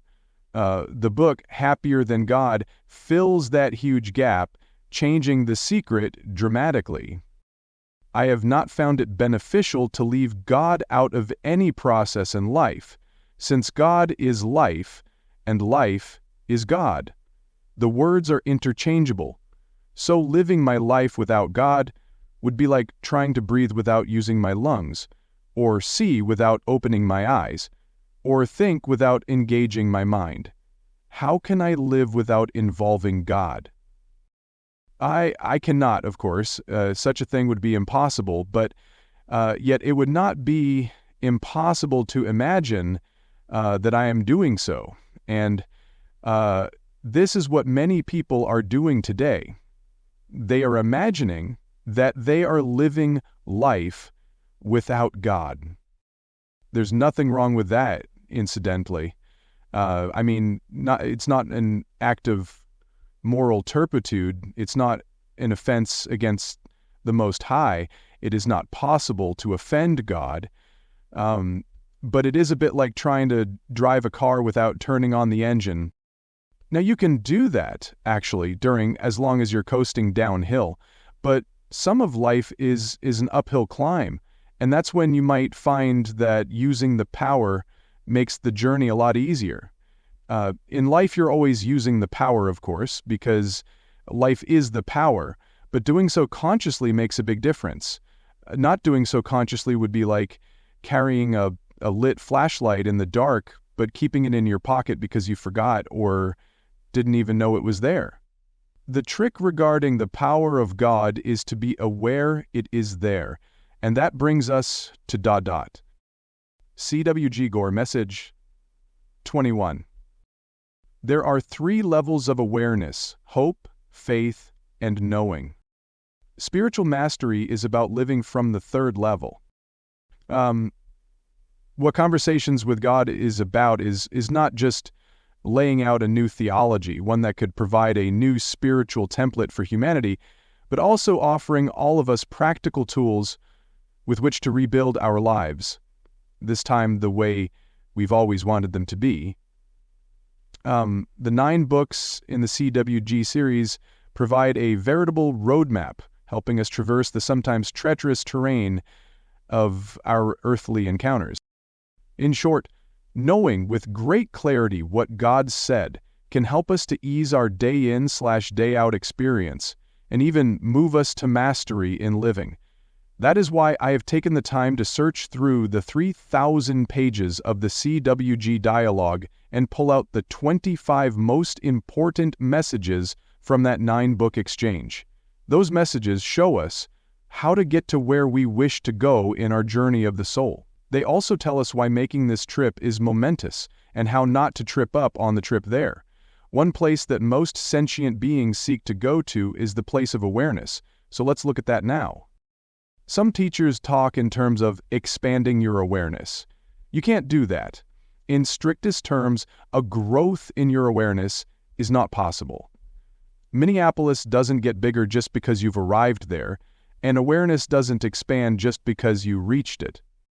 Your awareness is what it is. It does not grow larger and larger. That's because your awareness rests within your soul, and your soul does not get bigger or in some way more than it always was and is now. It is your mind that expands. For easy understanding, it could be said that awareness rests in the soul and attention resides in the mind. So, to put what may be occurring in your life right now another way, you are now paying greater attention to your awareness. It's one thing to be aware, but it is another thing altogether to pay attention to what your soul is aware of, instead of ignoring it, which most people do most of the time. This mixture of the two is what might be called consciousness. When your mind pays attention to your soul, and your mind and soul thus carry the same data, hold the same idea, and possess the same perspective, you might be said to be fully conscious. So in real terms, it is your consciousness that is expanding as the awareness of your soul comes to the attention of your mind. There are 3 stops on the pathway by which your mind may experience a higher state of awareness, and Conversations with God discusses each of them. The place of hope.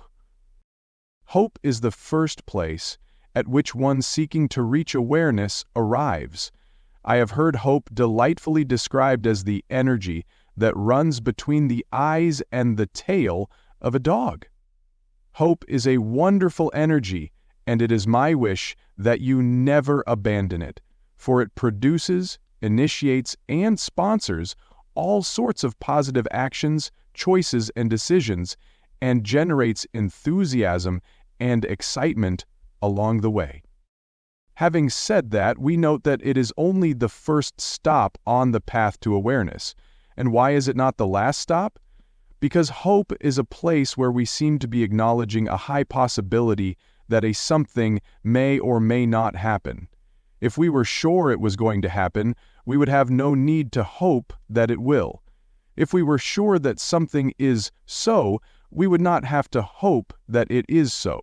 So hope is an admission that a particular condition, situation, or circumstance may or may not eventuate.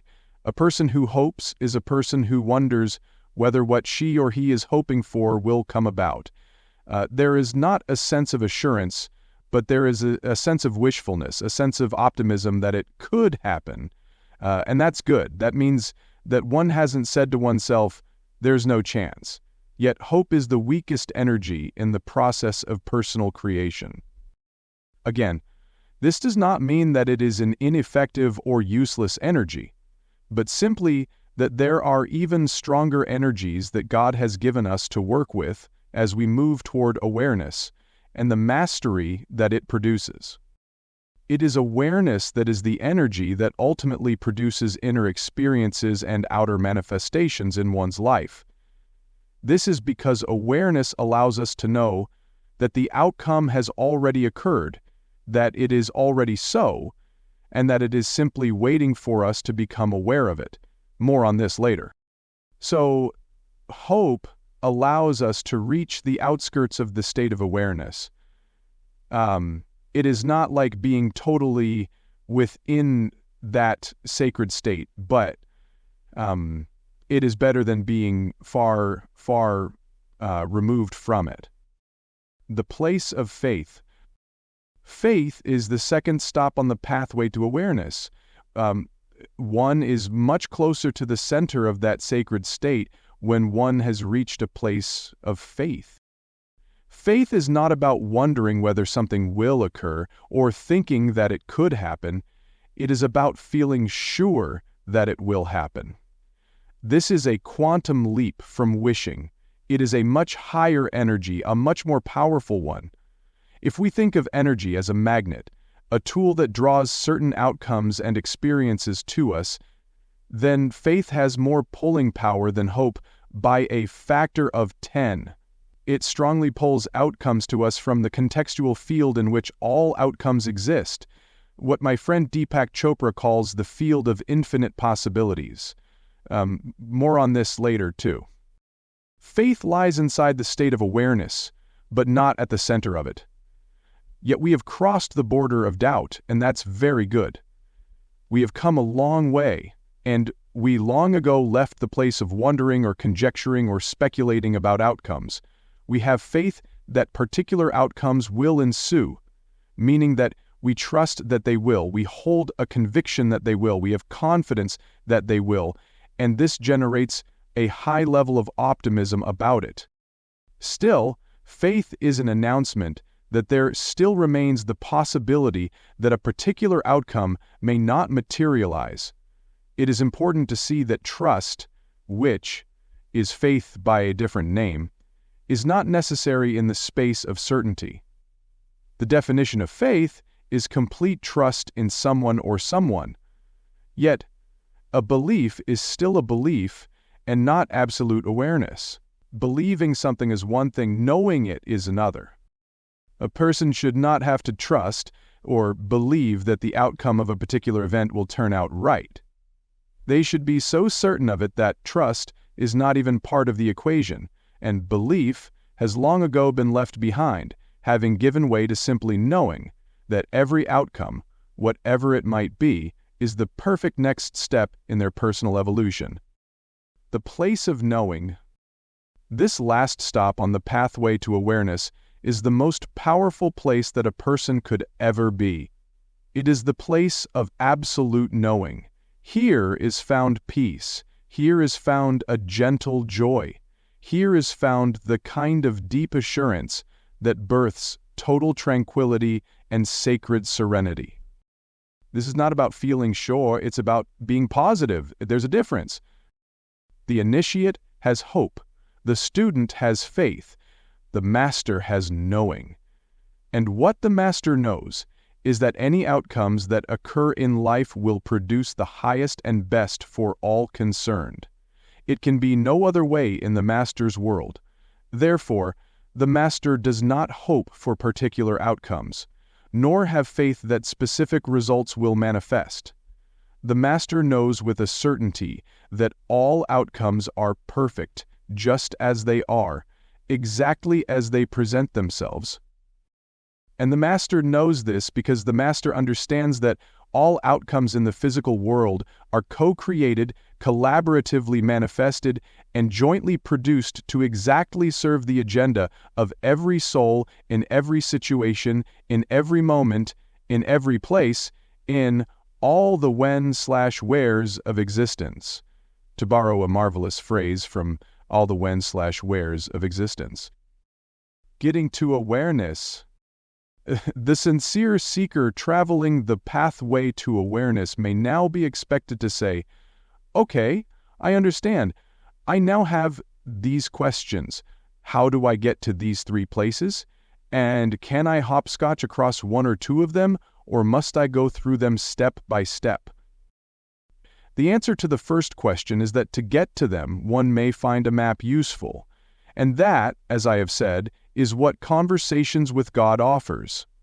It is an instruction book, or in this case, a series of them, 9 books in all. It is a guide for the unendingly inquisitive mind. It offers a blueprint, a pattern, a touchstone, a template for the heart, a way to get there. Yet it is not the only way to awareness. It makes this point clear time and again, just as we are doing here. Yet it is one way, and for millions across the globe, it has been a very effective way. And yes, one can go straight to knowing. It is not necessary to stop at hope or faith any more than it is necessary to step on every rung of the ladder to get to the top. But this can sometimes make the climb easier. So let it be okay with you if you're not at the place of absolute awareness yet, or if you've found yourself there and then found yourself not there, and then there again, and then not there again. In my own life, I've moved in and out of the place of total knowing, and I have not so far been able to remain there for a vastly extended period, much less the rest of my life. But some people have, and not just ancient masters, saints, or sages either. There are people living on the planet right now who have. Some of the people whom I know personally have, so I can promise you it is possible. I'm working on going there and staying there permanently. If you want to work on that with me, you're invited to join the community at CWG Connect. Thanks to today's marvelous technologies, people from all over the world can now connect with each other, share with each other, encourage each other, support each other, remind each other, and walk with each other on the journey of the soul. This global community is a loving group of people who have found conversations with God to be a wonderful pathway to awareness. If you would feel supported by joining me there, simply get on any computer and go to www.dwg.org/stmn-. Applying this message to everyday life. The tools for life, or stepping stones to awareness, that I have described as hope, faith, and knowing, are all, I want to make it clear again, powerful. The first is powerful. The second is even more powerful, and the third is the most powerful. May I suggest 1 or 2 ways to use these tools in your day-to-day encounters with life? Begin to observe your own language around situations and circumstances as you go through life. While it is not necessary, or even recommended, that you watch every word that comes out of your mouth in order to make sure that you speak appropriately, spiritual correctness is a first cousin to political correctness, and both can sometimes be a blight upon the land. It is useful to know that words do carry energy. Indeed, they are made up of energy. And words that are repeated over and over again tend to create a mindset that can have a long-term effect on one's thinking and thus one's process of personal creation. Decide to change the words "I hope" to the words "I feel very sure," or even "I have faith that all will occur in perfect order." Later, as you slowly eliminate "I hope" from your vocabulary, switch from "I feel sure" or "I have faith" to "I know." When engaging specifically in the process of personal creation, as opposed to simply talking around the house or chatting with friends, try to consciously invoke the energy of "I know," giving yourself permission to become less and less requiring of particular outcomes and more relaxed around whatever outcomes may occur. Let "I know that everything will turn out perfectly" begin to replace "I hope I prepared to be prepared for anything that possibly could." If you want to know more about the process of personal creation, obtain and read Happier Than God. Add feeling to your words when you say alter, or even think them, especially if you are using your words and thoughts in seeking to deliberately experience something. Conversations with God says that feelings are the language of the soul. Use this language of feelings to communicate to the universe what it is you wish to experience. If there really is a particular and specific outcome that you have a deep desire to see made manifest in your life, use feelings with your verbalizations.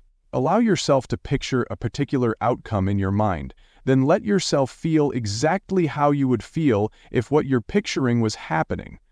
This golden trio of thought/visualization/feeling is the most powerful combination I have ever found to call forth, to magnetize from the contextual field of infinite possibilities, specific results, and experiences. Let go of expectations or requirements when engaging the process of personal creation. Once you set your intention and state your desire, drop any idea that it has to happen this way and this way only. Say, "Thank you, God, for this," or something better, and mean it. Do an awareness exercise at least once every day for the next 30 days. Change the time of day that you do this. Make it, say, 10 a.m. on Monday, noon on Tuesday, 3 p.m. on Wednesday, 6 in the evening on Thursday, late night on Friday, and so on. Actually schedule it on your smartphone. When the alarm goes off, stop whatever you're doing and take an awareness inventory. Ask yourself, what am I aware of right here, right now? What was I acutely aware of an hour or two ago? If I wasn't aware of anything specifically then, is there something that I am aware of now as I look back on it? Stop and breathe deeply. Look around you. See what you see when you look deeply into every single thing offering itself for your attention in the present. Hear what you hear. Feel into what you feel in the moment. Know what you know about it, and know that you know. Awareness can be cultivated. Give yourself permission to move into your state of awareness, and then to go beyond it, to a place where you become aware that you are aware. This is like seeing your reflection in a mirror, in a mirror, in a mirror. All of us have had that experience. You can do this with your mind as well. Let yourself call upon yourself, invite yourself to be aware of what you are aware of, and aware that you are aware of what you are aware of. This can be a mighty tool in the expanding of your consciousness. Remember, awareness cannot be expanded, but consciousness can. Give yourself permission to be fully conscious as much of the time as possible. The day's events, the to-do lists, the distractions of the moment, the pressures and details and requirements of your life can be compelling and diverting. It's okay. Just notice it. Soon, you will learn how to use the events and pressures and requirements to lead you to, rather than away from, your innermost awareness, and to feel in fullness, rather than only in part, your higher consciousness. And speaking of that, obtain and immediately read what I suspect will become one of the most important books of your life, A Handbook to Higher Consciousness, by Ken Keyes Jr., who celebrated his continuation day a number of years ago, but who left for all of us a gift of unspeakable proportion. This book altered the course of my life. I will be grateful for it forever. It is available for sale on most online bookstores. Chapter 11. From the earliest moments of my childhood until I was past 50, I tried to figure out how life worked. That's over a half-century of looking at the same question. I did it in ways both casual and concentrated, simple and sophisticated. You would think that all of that effort would have brought me some wisdom, perhaps, or some insight. But no, I wasn't experiencing that. At the age of 50, I felt that I knew little more than I did at 15. I'm not exaggerating. I had no experience of God. I felt I knew nothing about love. I didn't understand how relationships worked. And all the mysteries of life remained mysteries. I had no idea why I was here or what this was all about. I just knew that here I was, plunged down in the middle of all this stuff we call life on Earth, and I was trying to make the best of it. But surely there must be some reason for all this, or at least some method to this madness, as my mother used to say. Yet, if there was, I had zero knowledge of either, no conception whatsoever. So I got up each morning just trying to hook myself on some sort of goal or hope or desire, some sort of activity or experience or project, some sort of purpose or function or objective for the day anyway, or maybe even the week or the month, if not for my life. If none of this sounds familiar to you, you're one of the lucky ones. You've known for a while who you are and why you are and what you are and where you are going and how come you're going there and the way to get there. These are not small questions, and if you've had answers that have satisfied you, good for you and God bless you. I'd turned the corner towards 60 and had none of them. Then, suddenly, I had all of them. As you can imagine, this shook me to the core. Could I believe what I was all at once given? Was it even functional or applicable in daily life? Did it have any on-the-ground value at all? I have found that the answer to all three questions is yes, emphatically yes. But I had to really get and really embrace and really use something I'd heard in my conversations with God first, or none of the other pieces of the puzzle would fall into place, none of life's mysteries would be resolved.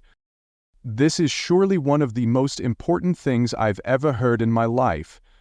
It's one of the most critical bits of data about life I've ever encountered.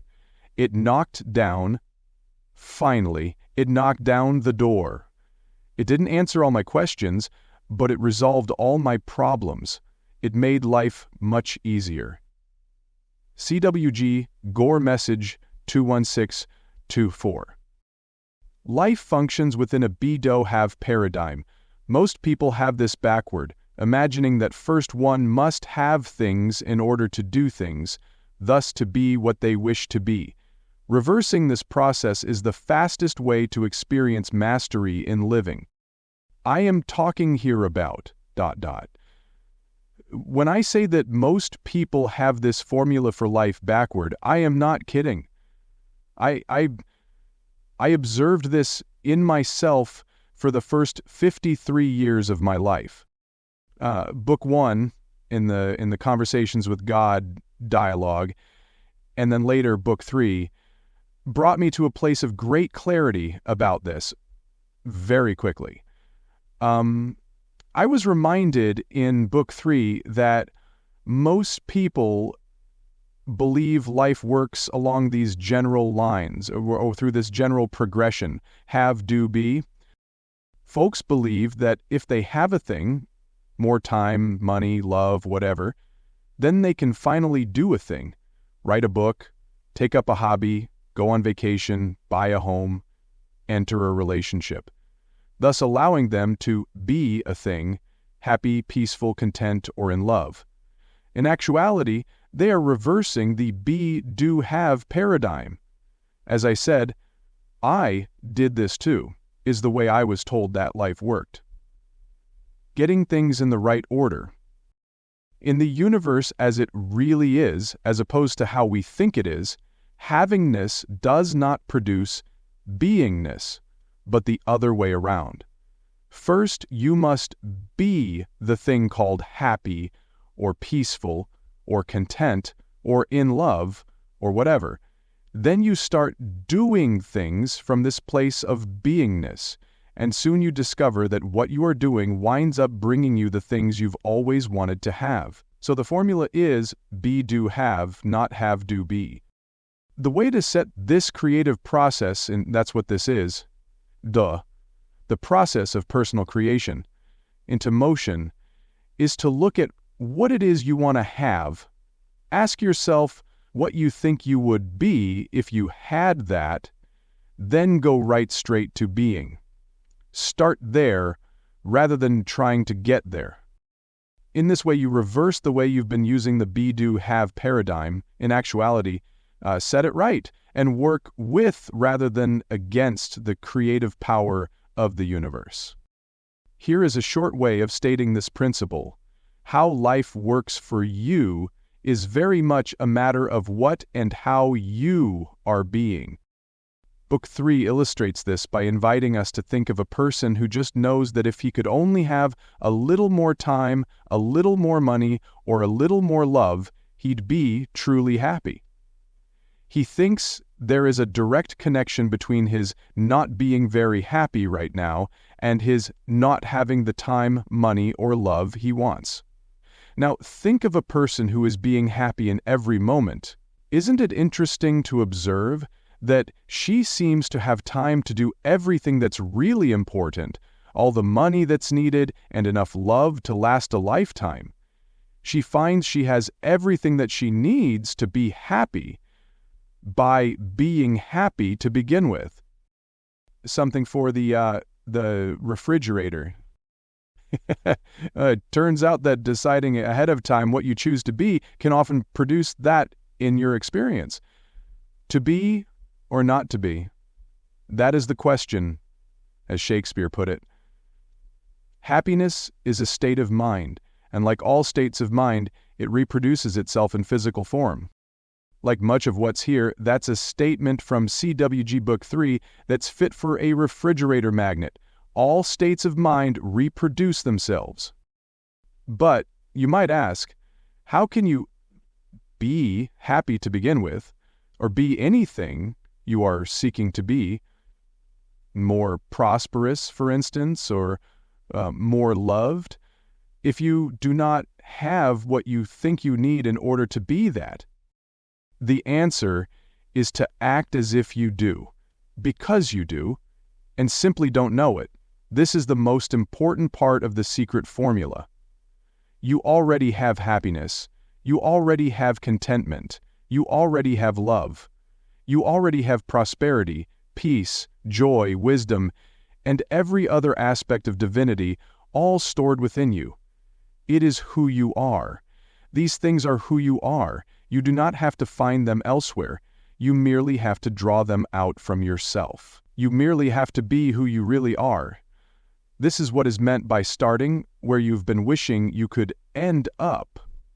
It is a case of knowing that you are the source of these things, not the seeker of them. It is about awareness. What it is not about is trying to trick yourself with an approach to life that some have called fake it until you make it. You can't really be faking when you are being something. Your actions must arise sincerely. Everything you do out of sincerity, or the benefit of the action is lost. Natural law requires the body, mind, and spirit to be united and aligned in thought, word, and deed for the process of personal creation to work. Sincerely experiencing sincerity. So, how can you be happy if you are not sincerely feeling happy? How can you be prosperous if you are not sincerely feeling prosperous? How can you be loved if you are not sincerely feeling loved? You must sincerely experience that you are.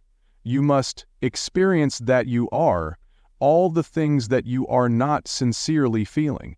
And the fastest way to experience something you are not sincerely feeling is to cause another to experience it because of you. This is a great secret. It may be the greatest secret of life. Causing another to experience what you wish to experience makes you aware that you are the source and not the seeker of that experience. This shifts the whole paradigm of your life. Instead of trying to find what you want, you try to find ways to give away what you want. Yet how can you give away what you do not have? By knowing that you do have it. And how can you come to know that? Circular logic, by giving it away. Therefore, if you choose to be happy, cause another to be happy. If you choose to be prosperous, cause another to prosper. If you choose to be loved, cause another to be loved. It is as simple as that, and as powerful as that. Do this sincerely, Not because you seek personal gain, but because you really want the other person to have a particular experience, and all the things you give away will be experienced by you.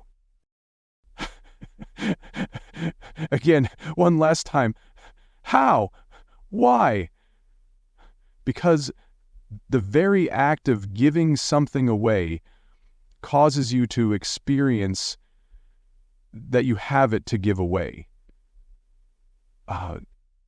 This principle has been put into 3 words in the Conversations with God books.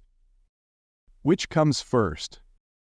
Since you cannot give to another something you do not now have, when you are being the source in the life of another of everything you want, your mind comes to a new conclusion, a new thought about you, namely, that you must have this, or you could not be giving it away.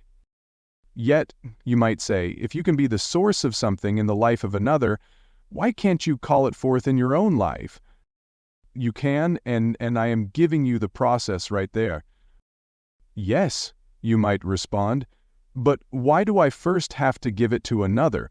Why can't I give it to myself first? The answer, CWG says, has to do with human psychology and the story we have been taught about ourselves. In brief, we've been taught that we are unworthy. Therefore, it is very hard to allow ourselves to give to ourselves. We can easily see and acknowledge, on the other hand, that others are worthy and deserve whatever help we can give them. The trick, then, is to give to others frequently and intentionally. Yet you can't do this as a means or a method of getting the same thing for yourself, of obtaining something you lack, because the very motivation behind the process creates a sponsoring thought that will continue to generate your reality. No, when you give to others, you must do so from a place of knowing and demonstrating that you already have that. If you can't do that, then just don't think about it. Don't analyze it or calculate things. Just give away what you want. If you see others needing it, do it spontaneously. Surprise yourself. Reach into your wallet and just give that $20 bill. You'll realize next month that it didn't hurt you at all. In fact, it made you feel great, and, fascinatingly enough, it was just a week later that you got a sales bonus, or that tax refund check you forgot about, or that call from the lawyer back east about an inheritance. And then you'll wonder, which came first, the chicken or the egg? It's all about training the mind. You can train your mind in exactly the same way you train your hair. As you show your mind a new thought about you over and over again, through your demonstration of it, it becomes your experience. You start being that more and more. And once you start being a thing, you've engaged the gears of the most powerful creation machine in the universe, your awareness. You've come to know what is really so, what is really true about you, by demonstrating what is true, appearances to the contrary notwithstanding. When you think about it, the simplicity of this process is remarkable and obvious. You know very well that you never feel happier than when you are making someone else happy. Your life has taught you that you never experience prosperity more than when you share with others. And you are very clear that the most profound and blessed feeling of being loved is yours when you have been the direct cause of another person feeling loved. The messengers of all the world's great religions have taught this principle precisely, each in their own way. The message with which I am personally most familiar, do unto others as you would have it done unto you. This is not simply a sweet saying or a nice aphorism. It is an explicit instruction about how life works. This is not about morals. This is about mechanics. When you know this, you are ready to achieve mastery in living. Applying this message to everyday life. Never have I found any more powerful, practical, or easy-to-use tool for spiritual and joyful living than the be-do-have paradigm. It is a spiritual tool because it calls upon the spiritual awareness that resides within each of us and allows us to demonstrate that we are clear about our spiritual identity. There is nothing in life more spiritual than experiencing divinity flowing through you. It is a practical tool because it works on the ground in real life and immediately, not in a week or two or month or so, but in the very moment the tool is employed. Here are some suggestions on how you might use the be-do-have paradigm in your own day-to-day experience. Choose ahead of time how you want to be in every given circumstance that you know with certainty will repeatedly arise in your life. For instance, if you are a regular traveler, you can know for a certainty that eventually, on some trip, your flight is going to be delayed. If you're married and your spouse has a tendency to be late for appointments, you know for a certainty that there's going to be another time when your spouse is going to be late for something you really needed him to be on time for. How do you decide to be in those situations? If something occurs in your life that is unexpected, stop for just a moment and ask yourself, how do I want to be with regard to this? Then step into that state of being. This is a creative process rather than a reactive process. Remember, life was designed as a process of creation, not a process of reaction. And what you are being invited by life to do in every golden moment of now is to recreate yourself anew in the next grandest version of the greatest vision ever you held about who you are. So, if you unexpectedly find yourself in a stressful situation, a minor car accident, the loss of your house keys, a friend who you never thought would do so lets you down, you can use this as an opportunity to act yourself in that moment how you want to be with regard to what is going on, and then step into that. Make a list of 5 things you wish you had more of in your life right now. These could be physical things or experiences. Then be on the lookout for people who clearly have even less of these things than you seem to. Give these things to them. Do it at once, without thinking or calculating or analyzing. Just give it away. When their face lights up, observe how incredible it feels to notice that you had that to give them. Let that feeling inform your sense of self. Now, you might say, okay, I can see how this might be able to work with abundance or love, but how would it work with physical things like a better place to live? Say that what I really want is a better place to live. How do I manifest that by giving another person a better place to live? I remember that I had a lady in one of my weekly classes in practical metaphysics that I taught years ago who asked this exact question. We'll call her Sue. Sue and her husband had been living in the same small apartment for years, working hard, both of them, saving their money so that they could one day afford the home of their dreams. How can your theory work for me? She wanted to know, and she wasn't too friendly about it. It was her frustration speaking, I knew. Are you willing for it to, I asked, are you willing for the theory to work? Look, she said, there's no way in the world that I can be the source of a better home for someone else. We can't even do it for ourselves. Your little process will not work. Are you willing for it to? I asked again. She looked me straight in the eye. Okay, she said, I'm willing, but it can't work on something like this. If you say so, I said. What's that supposed to mean? She asked. It means that as you speak it, so will it be done unto you. I love it. More platitudes. You gotta love this guy. Sweetheart, I know that you're frustrated with your life. I understand that. But the universe cannot give you what you say it cannot. That's the rule. That's what do they say on that TV show? That's the prime directive. So if you say this process won't work, guess what? It won't work. You're putting too many obstacles in the way. Your energy either creates obstacles or opportunities. You get to choose." Sue became silent for a moment. Then, "Okay, fair enough. My husband says I'm a continual pessimist too, so I'll try to give that up." "Terrific. Now, are you willing for this process that I've been talking about to work?" "Yes, I really am. I really wanted to." "Do you think it can?" "When I think positively, I suppose it can." "Good. The trick is, don't ask how. Just move into willingness." "Okay, I got it." 1 week later. Now, are you holding on to your hat? Sue came back to the very next class, I'm talking 1 week later, brimming with excitement. She couldn't wait to share with the group. "It was Thursday night, I think," she began.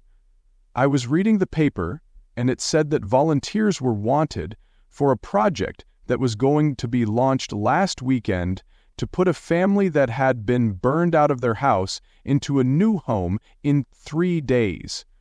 There's a group called Habitat for Humanity that does this, and they were putting out a call for volunteers. They said that anyone and everyone was welcome. You go to a building site and they tell you exactly what to do. If you can use a hammer or carry a piece of wood or shine a just installed faucet, you can be of help." And I thought, my gosh, this is a way that I would give someone else what I want, namely a nice place to live. So my hubby and I went down there on Saturday. There must have been 100 people there. We put up an entire house in 3 days. And then they came around with a pledge sheet on a clipboard and asked us if we would be willing to donate a small amount each month to pay for materials for Habitat for Humanity projects like this elsewhere.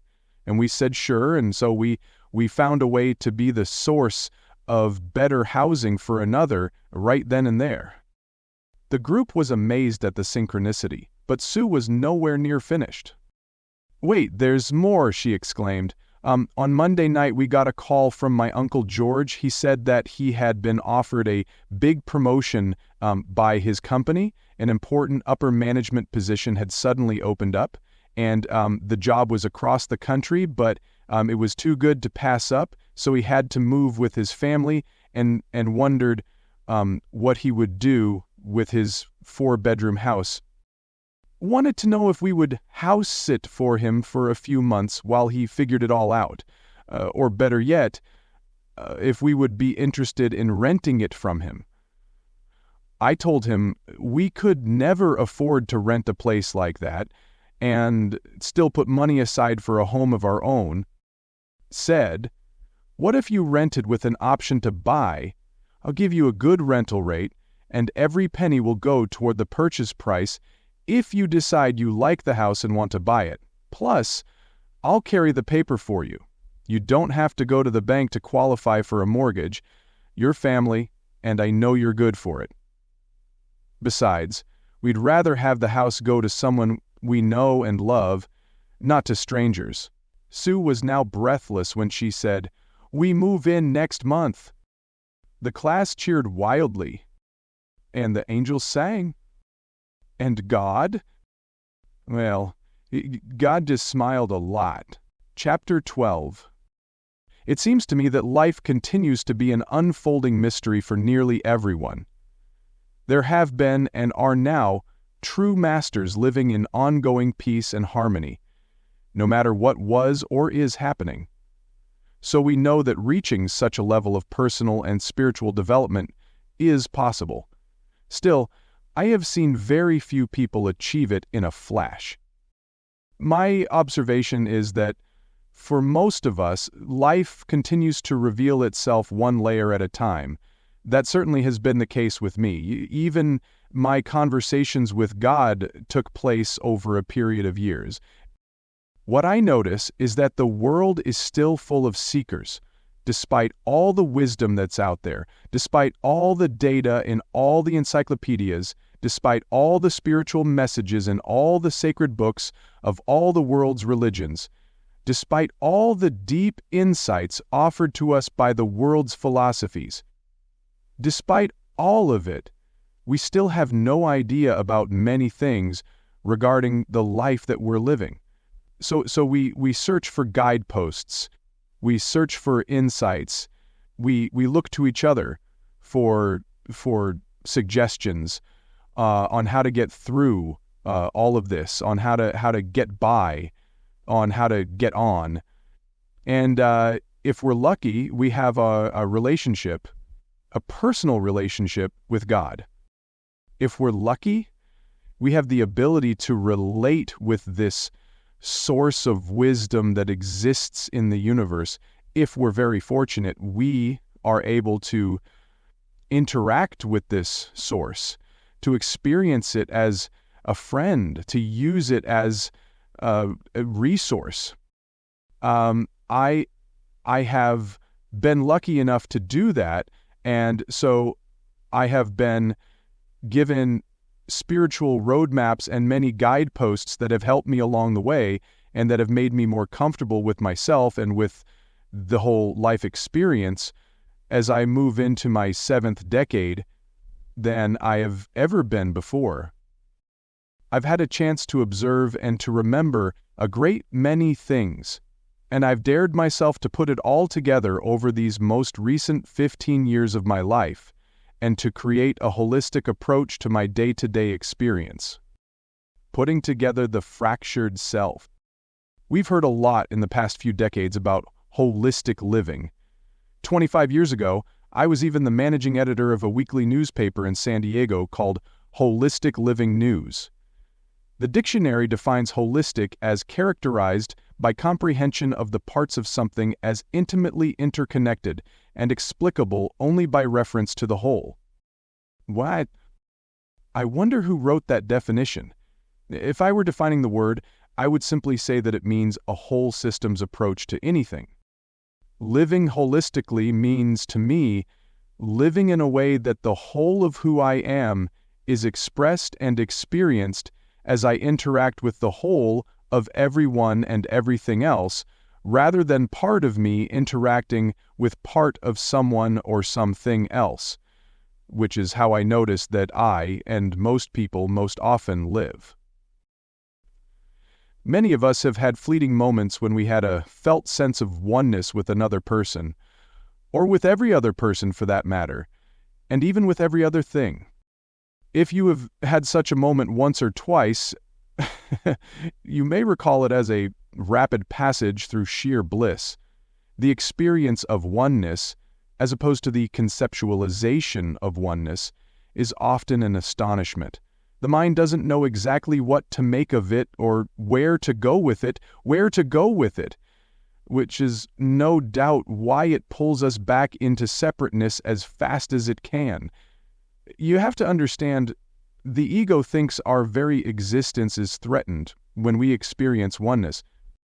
All my life I've wanted to know how to live as a whole person, which is the first step to experiencing oneness in all of life. I experienced myself in the past as being, in a sense, fractured. That is, a part of me was going in one direction, a part of me was going in another, and a third part of me was trying to go both ways at once. I've felt torn many times in my life. This fractured sense of who I am is, I have no doubt, what caused me to live a life that until most recent years was anything but smooth, anything but easy, anything but peaceful. Not that I was having a particularly terrible time of it, mind you, but my life certainly had more challenges, more disappointments, and more deeply unhappy moments than it needed to have.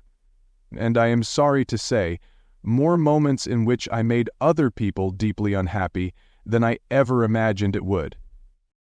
Yet, as I mentioned before, life is meant to be happy, and most of the time there really should be no reason for it to be otherwise. Certainly, there is no reason for life to be an experience of ongoing unhappiness. But when we are living as fractured people, trying to serve 2 masters and 3 agendas and 4 different thoughts that 4 different people have about who they think we are supposed to be, life can become very stressful and unhappy indeed. So the invitation of life is to unfracture ourselves to become whole once again. Terrific guidelines. We came into this physical experience as a whole and perfect being, but we have allowed life to pull us apart and, in some cases, rip us apart. So now it's about returning to that place of original wholeness, and then coming from there in all of our interactions. And I don't know about you, but I have needed guidelines, as I said a moment ago, to help me get to that place and to assist me in living from that place. So I was delighted when Conversations with God presented me with these little ongoing segments that I've been doing at community services. CWG Gore Message 19. The three core concepts of holistic living are honesty, awareness, and responsibility. Live according to these precepts, and self-anger will disappear from your life.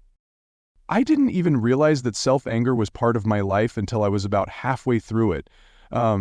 Somewhere between my 35th and 40th birthday, it became apparent to me that I was really not very happy with myself, and that, yes, I was actually angry with myself about many things. Mostly, I was angry with myself for being the person I was showing up as in the world. Not that I was such a terrible, awful, rotten human being, but I sure wasn't experienced by other people in the ways that I thought of myself. In fact, I held an idea about who I am that was wholly different from the experience that people around me reported that they were having of me. Nobody understands me, I would tell myself, and occasionally complain to a few friends. In fact, I may be the most misunderstood person I know. Now, none of this may sound familiar to you, or a lot of it may, but I can promise you that what I'm describing about my own experience is not unique. So I began searching for guideposts, for suggestions, for insights into how I could literally pull myself together. And I have to be honest with you, I rejected most of what religions and philosophies and psychology was telling me because it all felt so simplistic.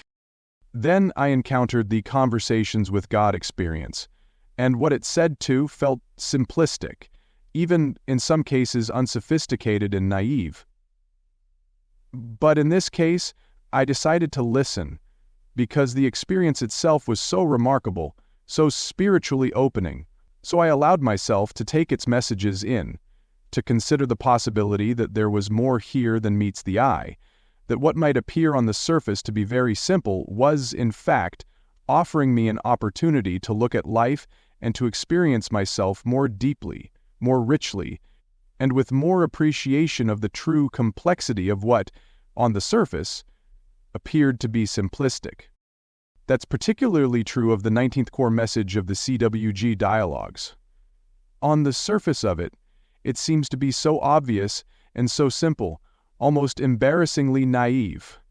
Of course, honesty, awareness, and responsibility are important attributes in anyone's life. That's pretty easy to understand. But when I looked beneath the apparent simplicity of the message, I saw and found more than I originally imagined was there. Let's look at these three core concepts one by one. Honesty. One thing I've discovered in my life is that it's not easy to be honest. I thought it was, but I was wrong. I've also observed that other people have apparently discovered the same thing. We have become fractured selves because we have learned to break ourselves apart into little bits and pieces. Some of those pieces are the truth about us in the many areas of our lives, and some of those pieces are the shields that we put up to stop people from knowing the truth, sometimes to stop ourselves from knowing the truth, or having to admit it to ourselves.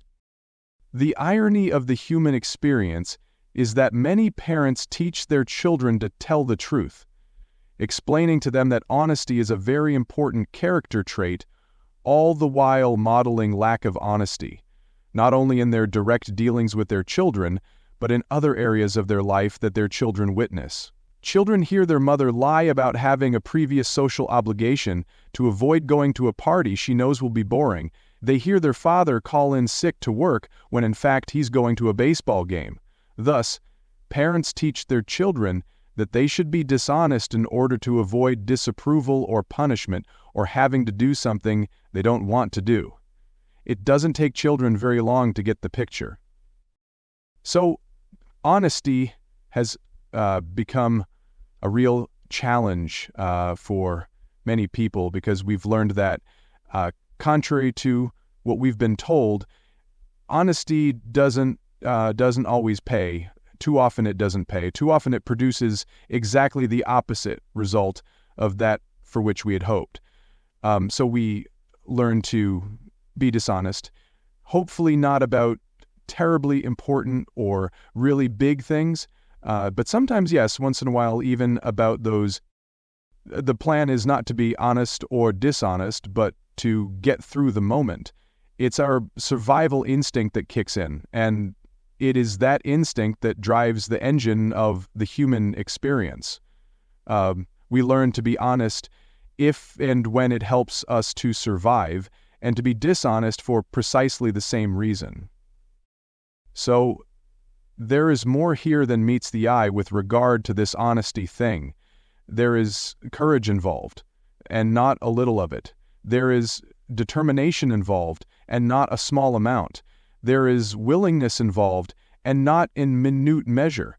We have to be willing to take the flack that we most assuredly will receive if we decide to be honest about everything with everyone all the time. We have to be resolved to tell the truth no matter what. This requires jaw-setting resolve. We have to have the strength to endure whatever consequences may ensue from our determination and our willingness to be honest at all costs. In a couple of chapters, we'll be exploring this business of honesty in more depth as we look at the 5 levels of truth-telling. But for now, just know that if you think that this is a simplistic idea, a simple, almost naive instruction about how to live a holistic life, you are mistaken. It is anything but. So let's just be honest about it. Honesty ain't for sissies. It takes a very high level of commitment to one's own growth.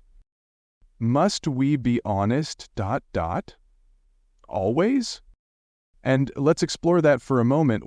Is honesty really about growth? Well, what does it matter if we're totally honest about everything all the time? Who cares?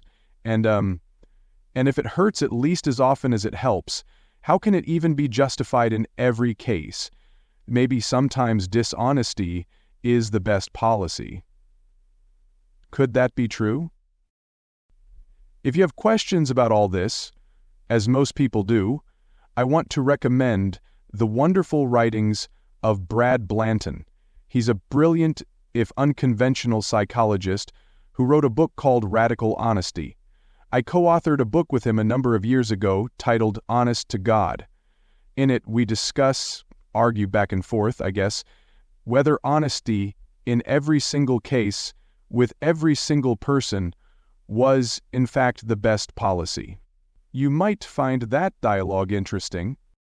I'm not going to get into all that here because there's a whole book's worth there, but I will let you know that I agree with Dr. Blanton that there are very, very few instances in this life when anything less than total honesty is beneficial.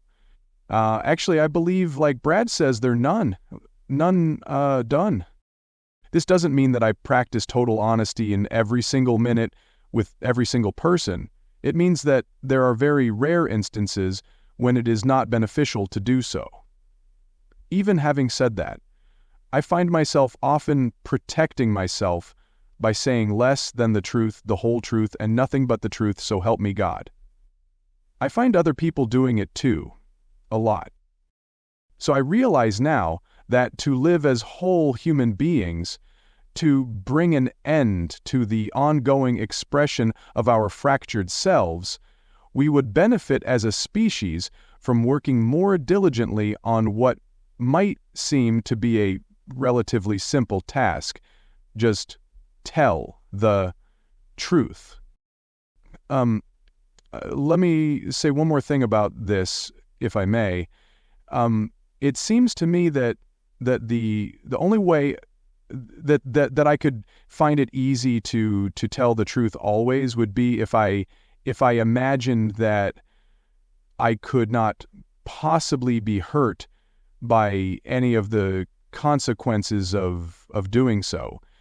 And it seems to me that the idea that I could not possibly be hurt rests within the larger concept that I have of myself with regard to who I am. If I see myself as an aspect and an individuation of the divine, I will move through life with a deep awareness of both my identity and the implications of that identity. And that brings us to our next exploration: awareness. We've already talked about awareness in an earlier portion of this text. Awareness is a state of being that can become, ultimately, a state of mind. The pathway to awareness contains, as we have previously explored, 3 stopping points: hope, faith, and knowing. With regard to the discussion at hand, my present state of awareness will cause me to either hope that my telling the truth will not hurt me, have faith that it will not, or know that I can't be hurt or damaged in any way. If I rest in the state of full awareness of who I really am, and for that matter, of who everyone else really is, I will never shrink from being honest. There would be no reason to. So awareness is surely a bigger key to holistic living than I might have originally thought. Awareness is also used in the context of this discussion as being sensitive to the experience of others, and especially to the experience that I may be stimulating others to create. It seems to me that if we are living holistically, we are taking in the whole of the present moment and of every moment in which we find ourselves. We listen not only to what people are saying, but to what they are feeling. We watch not only what we are saying, but what we are feeling. And we become attuned to the fact that if we think we can hide our feelings from others, we are most often wrong about that. So awareness is about tuning in to the whole moment and all that it contains, for you and for everyone else experiencing it. This also takes courage, determination, and willingness, because there are many elements and aspects of each of our life's moments that we would rather ignore. They make us uncomfortable, or they reveal too much about us, or they reveal too much about others. TMI, as we are fond of saying. We don't want too much information about others or about the moment we are presently encountering. So how do we experience full awareness if full awareness brings us too much information? That becomes a fascinating inquiry. And it lays out in clear terms the challenge faced by most of us as we move through life. In my own case, I have decided that allowing myself to be open to all the data, all the experience, all the emotion, all the feeling, all of the information that all of the moments of my life hold is the only way to live. Yet, as with honesty, I don't claim to live that way all of the time. But I know that it is the way to go. And as with honesty, there is much more to awareness than meets the eye. Because the more that I know and the more that I am aware of, the more I am responsible for what is going on right here, right now, for how it is occurring, for the role that I am playing in causing it to occur in a particular way, and for the outcomes that proceed from that. All of which brings us to the last of these 3 little words that seemed so simple just a while ago: responsibility. Unless we are willing to take full and complete, absolute and total responsibility For everything in our lives and for the experiences that we may have stimulated others to create in their lives, we cannot live a holistic life. We can pretend to, we can act as if we are, but we cannot actually do it.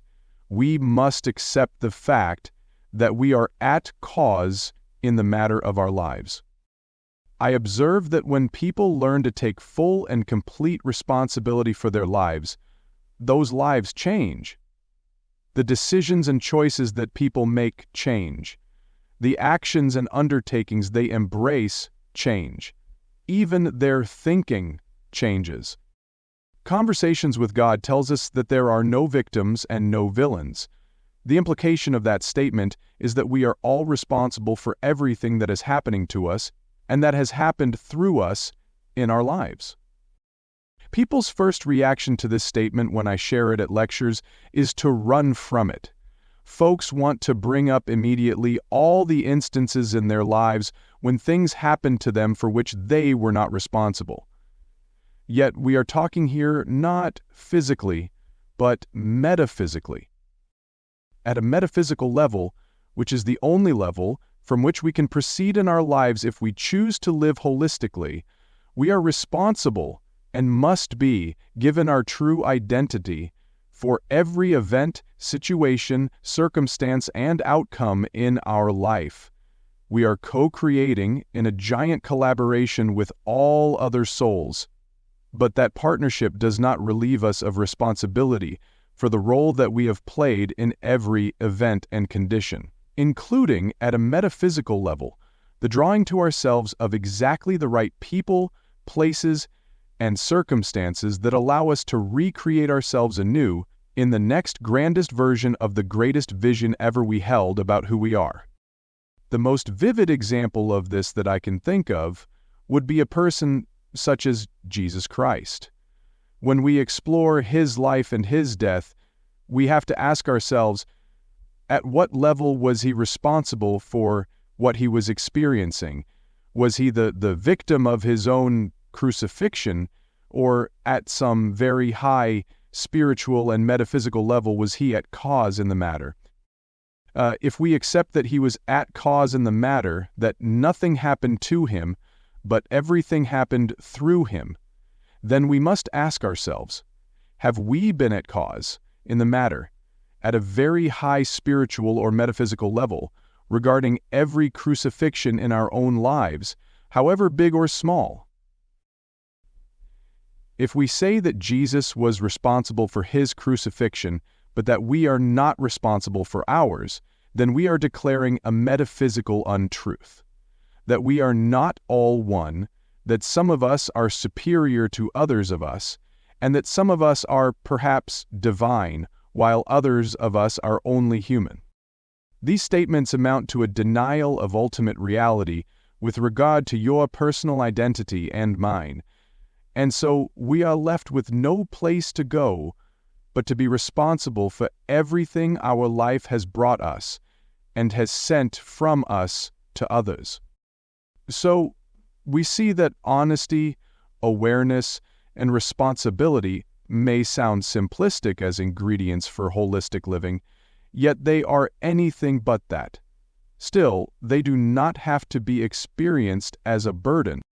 The Master does not experience these three elements of a holistic life as millstones, but rather as gemstones, wonderful opportunities to move fully into the richness of that expression of life for which all of us came to the earth. Indeed, it has been my experience that in the moments when I am honest, when I am just as fully aware as I can be, and when I am willing to experience my own high level of responsibility for everything that ever went on, is now happening, and ever will happen, I feel more free, more joyful, more powerful, and more excited to be alive than I ever have before. So burdens these are not. Gifts and marvelous tools they are. And that's what's true about that. Supplying this message to everyday life. Here are some suggestions on how you can apply Core Message 19 in your everyday life. Make a list of the last 4 things that you can remember being dishonest about with anybody. Look to see what it would take for you to go to that person or those people and clean it up. Ask yourself why you would not do this. Then call or contact those people and tell them that you are engaging in a personal process of spiritual expansion and you would like to clear something up about a statement you have made in the past that was not totally forthcoming. Give yourself permission to do this. Do not worry about the consequences. You will feel so much better for it in the end that you will get in touch with the miracle of honesty. Remember a time when you were involved with other people and were aware of the impact of something negative or hurtful that was said or done either by you or by others and ignored it. Look to see how it felt in your stomach to have watched that moment pass without responding to your awareness of what it contained. Make a decision in your life to never create such an experience again. Think of 3 things in your life that have occurred in your relationship with others, for which you denied responsibility because you truly felt that you were not responsible. Upon re-examination of those memories, explore with yourself if there is any way at all that you could have been, at a high spiritual or metaphysical level, responsible for the event or circumstance. Write a 3 to 5 paragraph description of what that exploration has brought to your consciousness. As you move through the next 3 days of your life, place before your mind a single question. What if I was responsible for everything that's happening in my life and in the life of those with whom I am now interacting, without reservation and without limitation? Is there any way in which I would change or alter how I am moving through this moment? Ask yourself, at what level, if any, am I responsible for the feelings and responses of others? Write down your response to this question in a little notebook that you can look at weeks from now when you finish reading this book. Finally, ask a remarkable metaphysical question. Who is responsible for the content of this book that you are now reading? Have I put it here, or did you cause it, at a very high spiritual and metaphysical level, to be put here by me and then to be brought to your attention? Who is doing what here? Who is the magician and what is this trick all about? Chapter 13.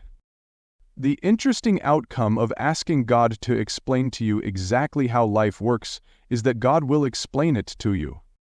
The interesting outcome of that is that you'll never again be able to see life as you saw it before. And the interesting outcome of that is that the whole of your experience from morning to night will change. The wonder and the excitement of the Conversations with God material is precisely this. Read from cover to cover, from book to book. It presents us with an entirely new cosmology, a brand new construction, a wholly different structure supporting the larger experience that we call life itself. This structure is not only different, it is far more suited to who we are as emerging intelligent entities in the cosmic community of sentient beings. We are far more than our old story about ourselves reveals to us about us. I think that last sentence is important enough to deserve repeating. I said, ... We are far more than our old story about ourselves reveals to us about us. What the Conversations with God material does is offer us a new story. It gives us another way of looking at life, a way that supports us rather than defeats us, in experiencing and expressing exactly who we are, and that serves the agenda that we came to Earth to complete. And of all the books in the CWG series, none was more impacting on me than Communion with God. This book was delivered in the first-person voice of God, with no questions or interactions from me at all. It constitutes, in essence, God's message to the world as we approach our future in the 21st century. An extraordinary claim. I know it is very brazen of me to suggest that God has spoken to the world by this means, but I have no other choice.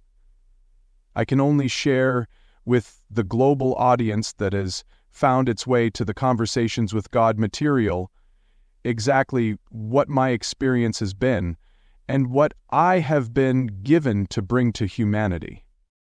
Even that statement, what I have been given to bring to humanity, sounds presumptuous. When I see the words on the computer screen before me, I have to force myself to leave them there. I have to force myself not to hit delete and change everything that I have come to this book to say, or even to publish a book at all. Every time I do, I fight the same internal battle with myself. What if I imagined this entire thing? As you may know if you have read the material, I asked God this very question. God's answer? Well, what would be the difference? Do you not see that I could just as easily work through your imagination as anything else? I will bring you the exact right thoughts, words, or feelings at any given moment, suited precisely to the purpose at hand, using one device or several. You will know these words are from me because you, of your own accord, have never spoken so clearly. Had you already spoken so clearly on these questions, you would not be asking them. Well then, I asked, to whom does God communicate? Are there special people? Are there special times? The reply I received, as people are special and all moments are golden, there is no person and there is no time one more special than another. Many people choose to believe that God communicates in special ways, and only with special people. This removes the mass of the people from responsibility for hearing my message, much less receiving it, which is another matter, and allows them to take someone else's word for everything. You don't have to listen to me, for you've already decided that others have heard from me on every subject, and you have them to listen to. By listening to what other people think they heard me say, you don't have to think at all. This is the biggest reason for most people turning from my messages on a personal level.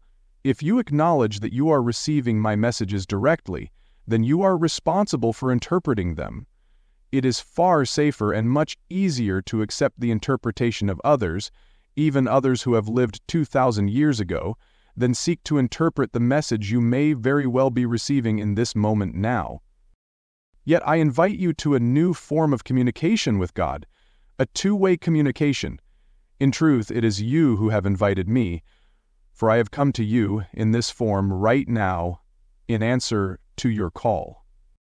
The point of this exchange is God is talking to all of us all the time. That point is made elsewhere in CWG material as well. And so I hope this will remove the shock or sting from my own statement that God is talking to me. I am not alone in this category. Everyone is having conversations with God throughout life, perhaps calling them something else. You be the judge.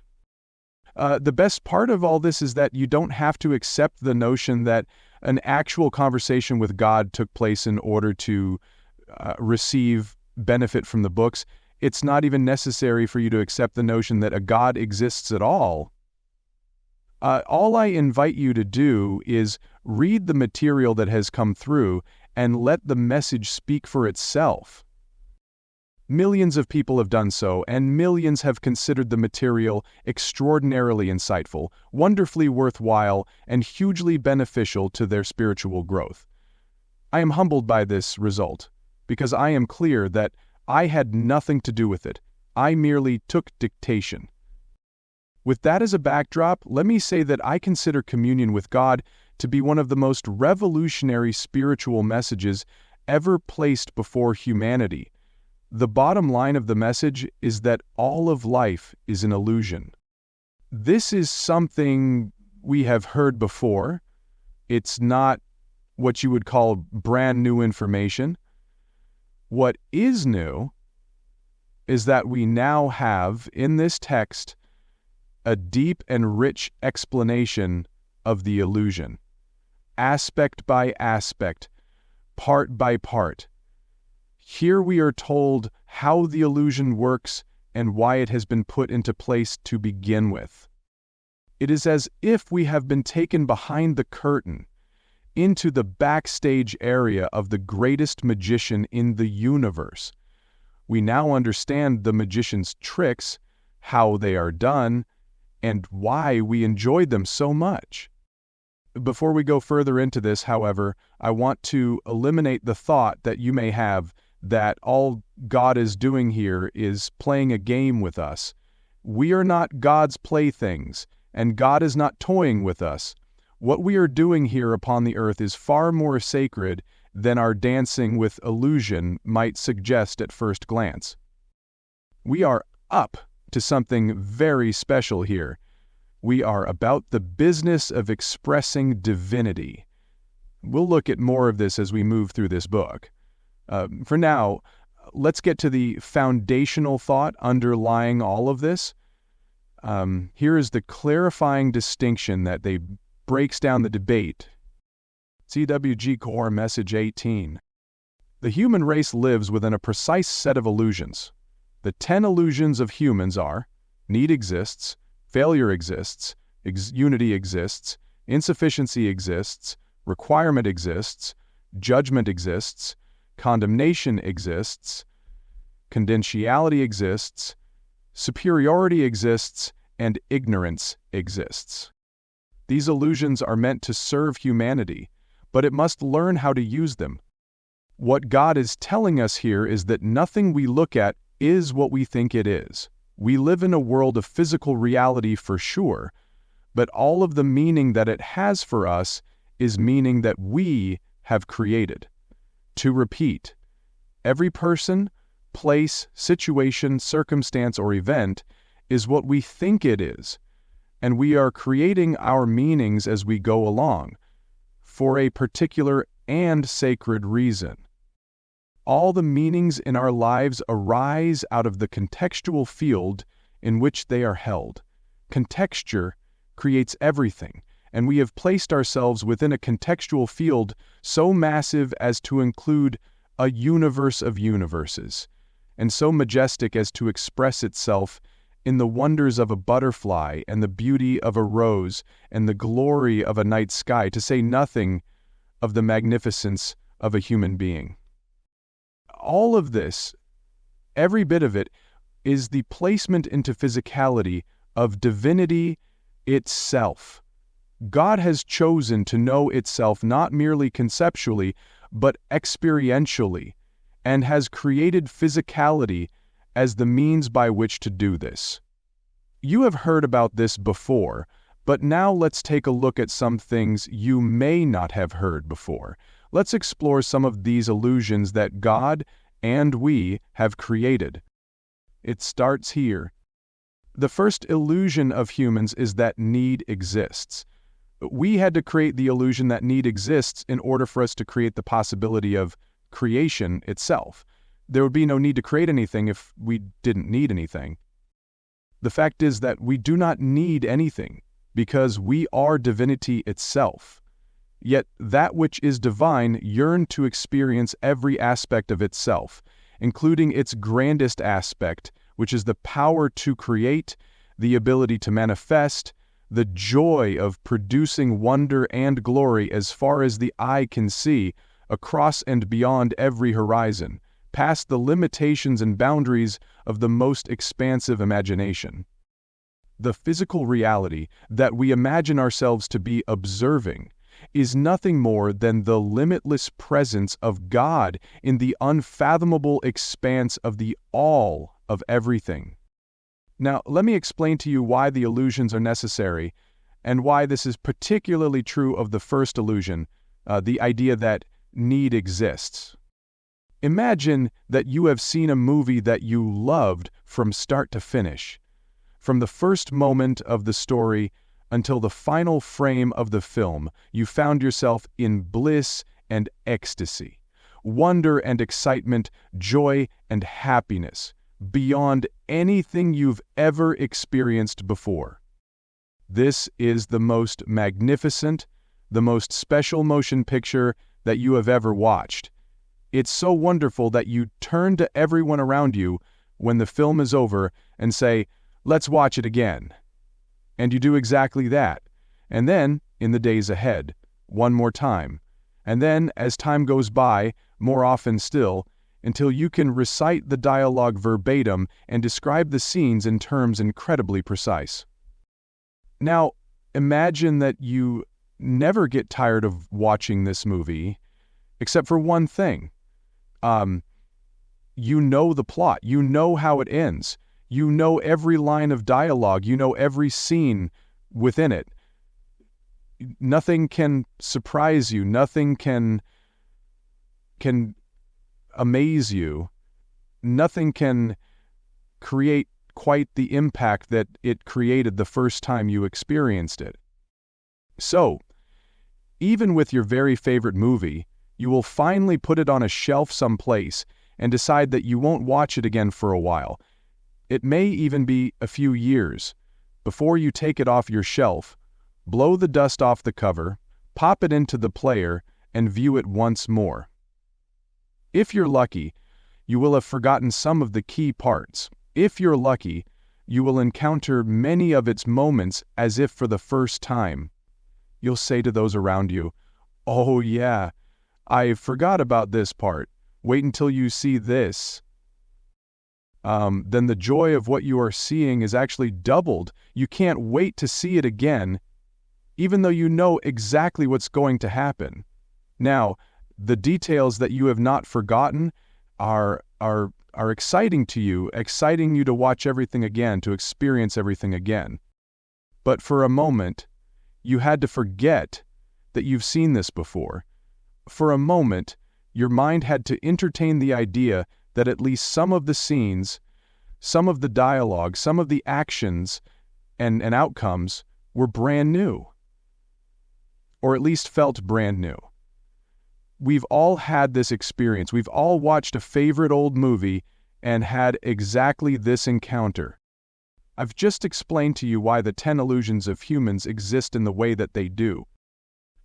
The part of you that is divine delights in the adventure once again, in the glory once again, in the joy once again, in the thrill and the excitement, the happiness and the spectacular expression and experience of self-fulfillment that comes with encountering what you've encountered before, as if for the first time.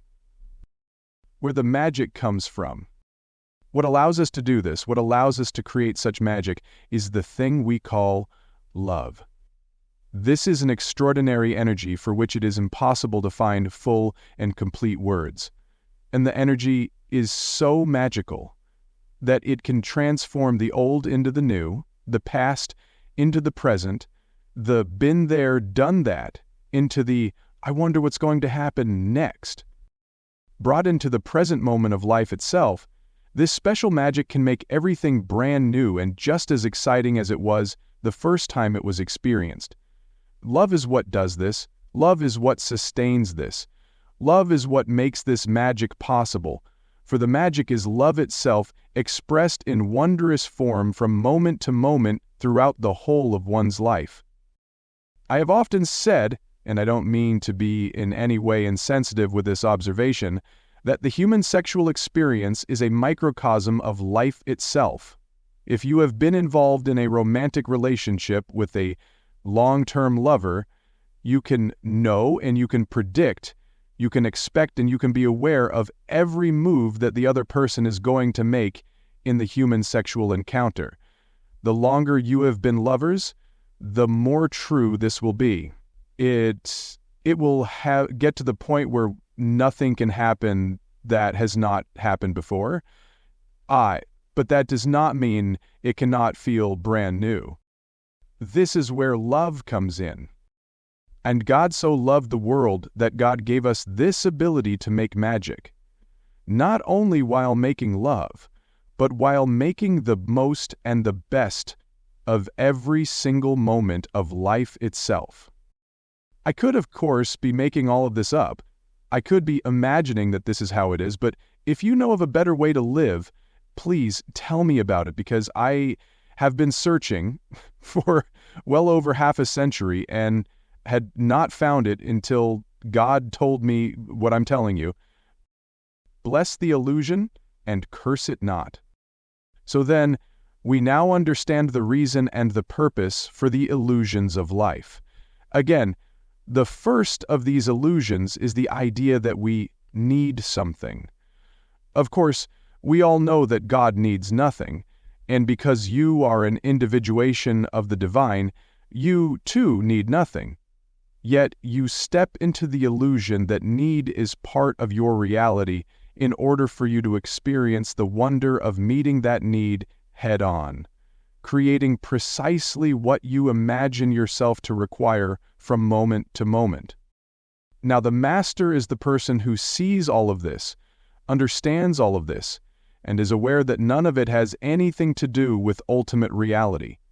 She knows she needs nothing. He knows he can be perfectly happy and utterly content with just what is true, just what is so, just what is happening here and now. From this place of deep peace, do all masters proceed, stepping into the illusion time and time again in order to demonstrate the wonder and the glory of who they really are, and to assist other souls in claiming their true identity, and then doing the same. This is all that any master has ever done. And so we bless the idea that need exists, because it gives us a platform on which to prove that it does not, and that is the greatest magic trick of all time. All of the other 10 illusions of humans emerge from the first. You will see upon close examination that each gives birth to the next. This is fully and completely and wonderfully explained in Communion with God. If you have not read that book, you may want to do so immediately. But for now, in this space, let's look at a select few of these illusions more closely, those that I believe to be most critical in the overall scheme of things.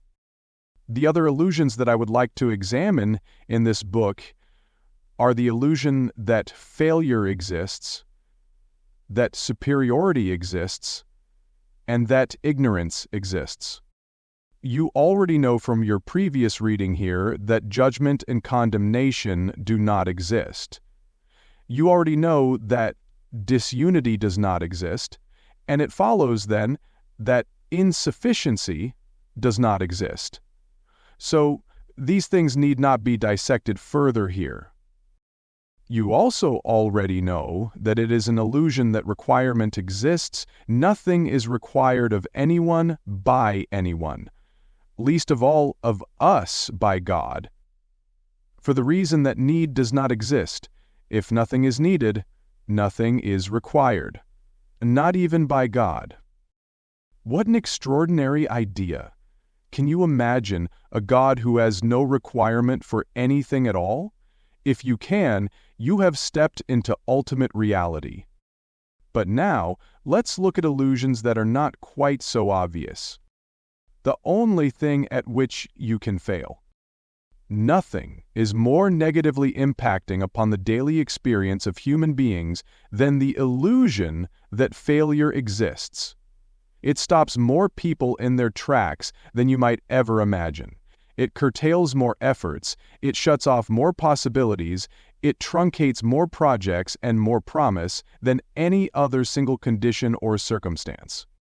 Yet, what God has come to tell us in communion with God is that there is no such thing as failure.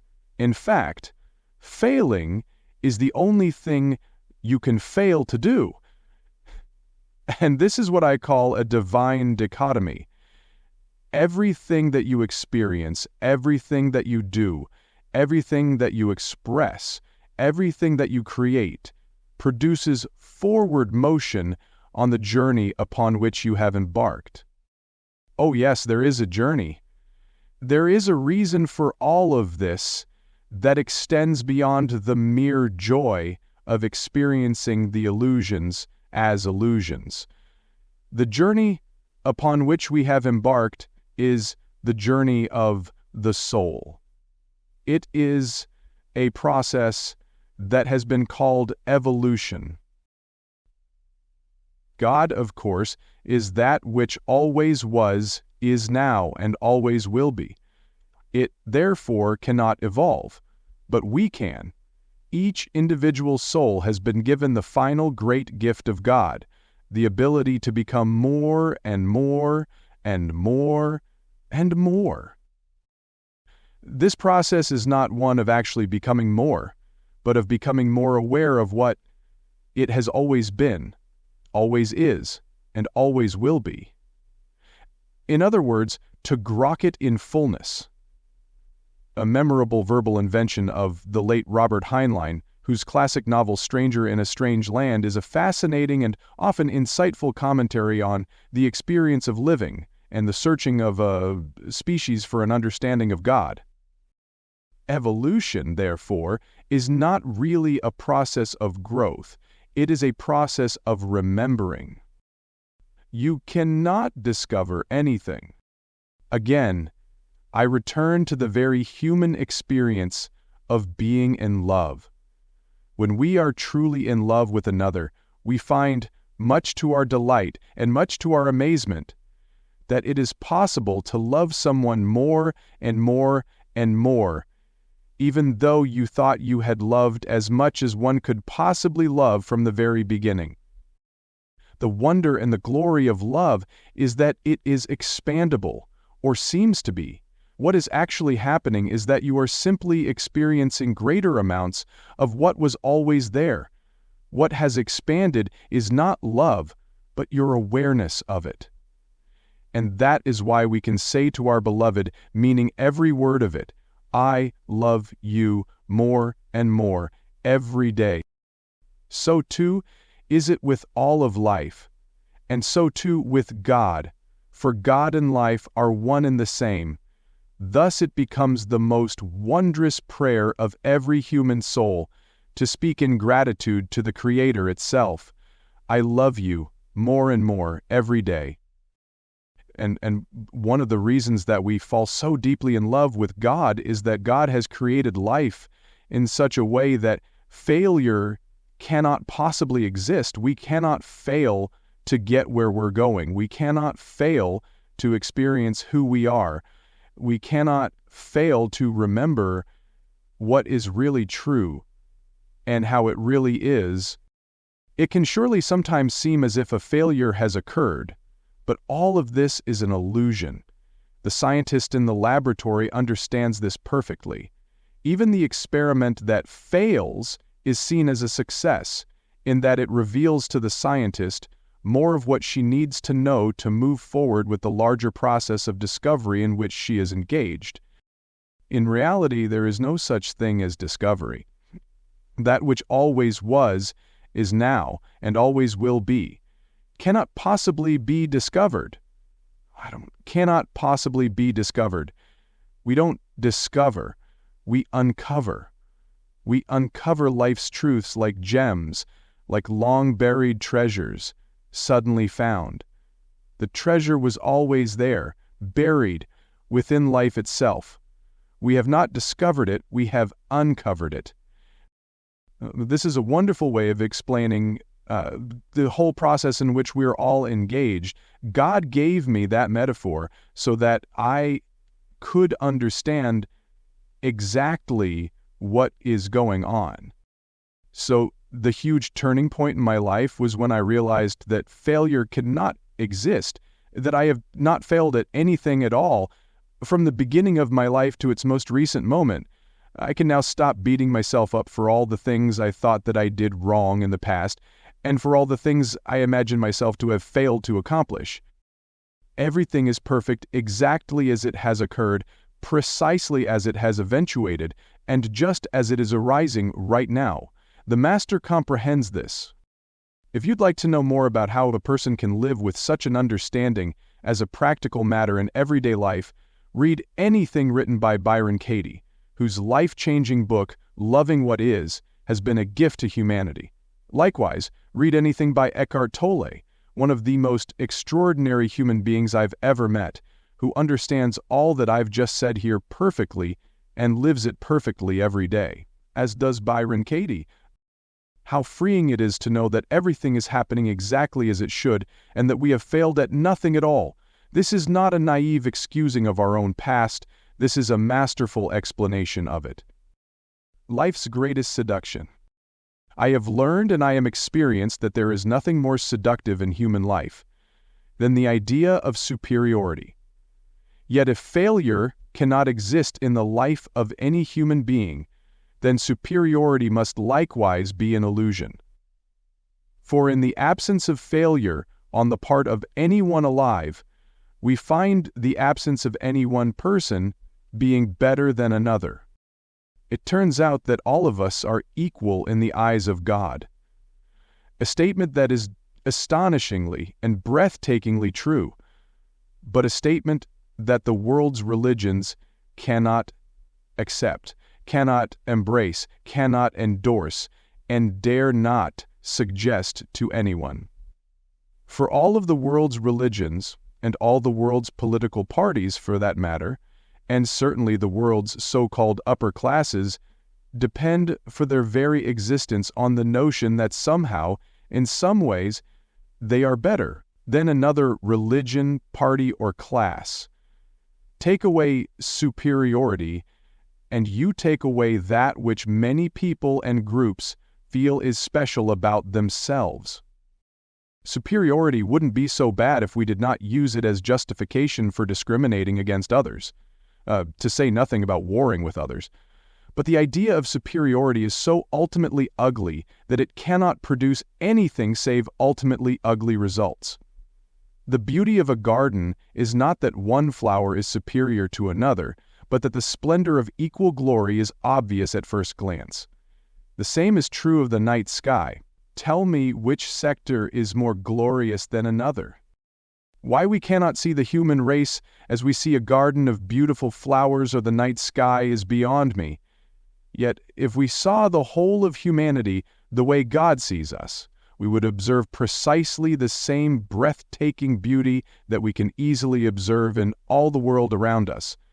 There are those who say, however, that we cannot expect to know and understand what God knows and understands.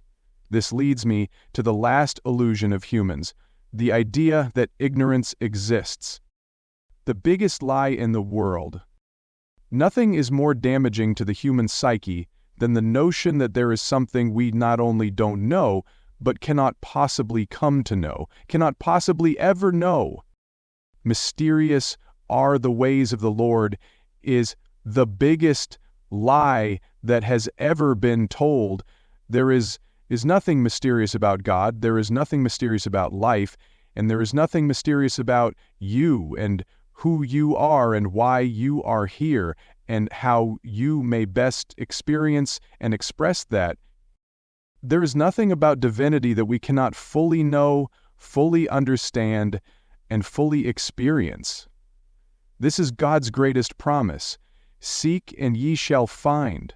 Knock and it shall be opened unto you. Would we call God a liar? Eliminate from your cosmology, from your innermost beliefs, the idea that ignorance and superiority and failure exist, and you will have removed the final block to the fullest expression of the greatest glory and the grandest wonder of who you really are. Applying this message to everyday life. The idea that most of what we understand, or thought we understood, is an illusion can be a tough one to find a way to integrate into our moment-to-moment experience. And if it's just an interesting thought that is never explored more deeply, there will be no benefit to us even trying to do so. Here, then, are some things you can do to make this notion more real in your everyday life. Create a 10 illusions notebook. In the first part of this notebook, make a list of things that you thought a decade ago that you absolutely needed. Next to that list, indicate which needs have been fulfilled and take special note of any need which has not, and which you imagine you still have today. Notice that you're still here, you're still capable of experiencing the highest level of happiness. You are still able to joyously express yourself regardless, by the way, of any present condition. Notice that you did not need what you thought you needed in order to be, do, and have what you are being, doing, and having on this very day. In your notebook, make a list of 3 things at which you feel you have utterly failed in your life. Beneath each of these listings, write a paragraph about what you may have learned from that failure, or what you may have experienced as a result of it. Do not be surprised if this allows you to see with great clarity that your failure was not a failure at all, but merely a stepping stone bringing you to exactly where you are right now, a place of greater wisdom, greater understanding, greater ability, greater insight, and greater awareness than you have ever experienced before. How can anything that brought you here have been a failure? Also, in your notebook, make a list of any person or group to whom or to which you have felt superior in the past. Write a paragraph on why you felt that way. What was the basis of it? Express in a second paragraph how you feel about the person or group today, and explain why, even and perhaps especially if your feelings have not changed. Make a list of people who you sense feel that they are superior to you. Write a paragraph about how this affects you and how you respond to that person when you see him or her. The next time you think there is something you don't know and can't possibly understand, allow yourself, as a simple experiment, to do whatever it takes to come to know and understand that particular thing fully. Use the universe as your resource. Use the world as your tool. Now more than ever, you will discover that the gathered and accumulated wisdom of our entire species has been made available to us on the internet. With a press of a button and the click of a mouse, we can access anything we think we don't know about. How can ignorance exist? If it is life wisdom and life insights that you feel you are ignorant about at any level, simply close this book right now, close your eyes as well, and ask the God of your understanding to bring you to a place of greater awareness and total knowing of what it is you imagine you can't possibly understand. Do not be surprised if even before completing the question you might formulate in your mind, God will have already responded. Even before you ask, I will have answered, is another of God's famous promises. It has become famous because it is true. Chapter 14.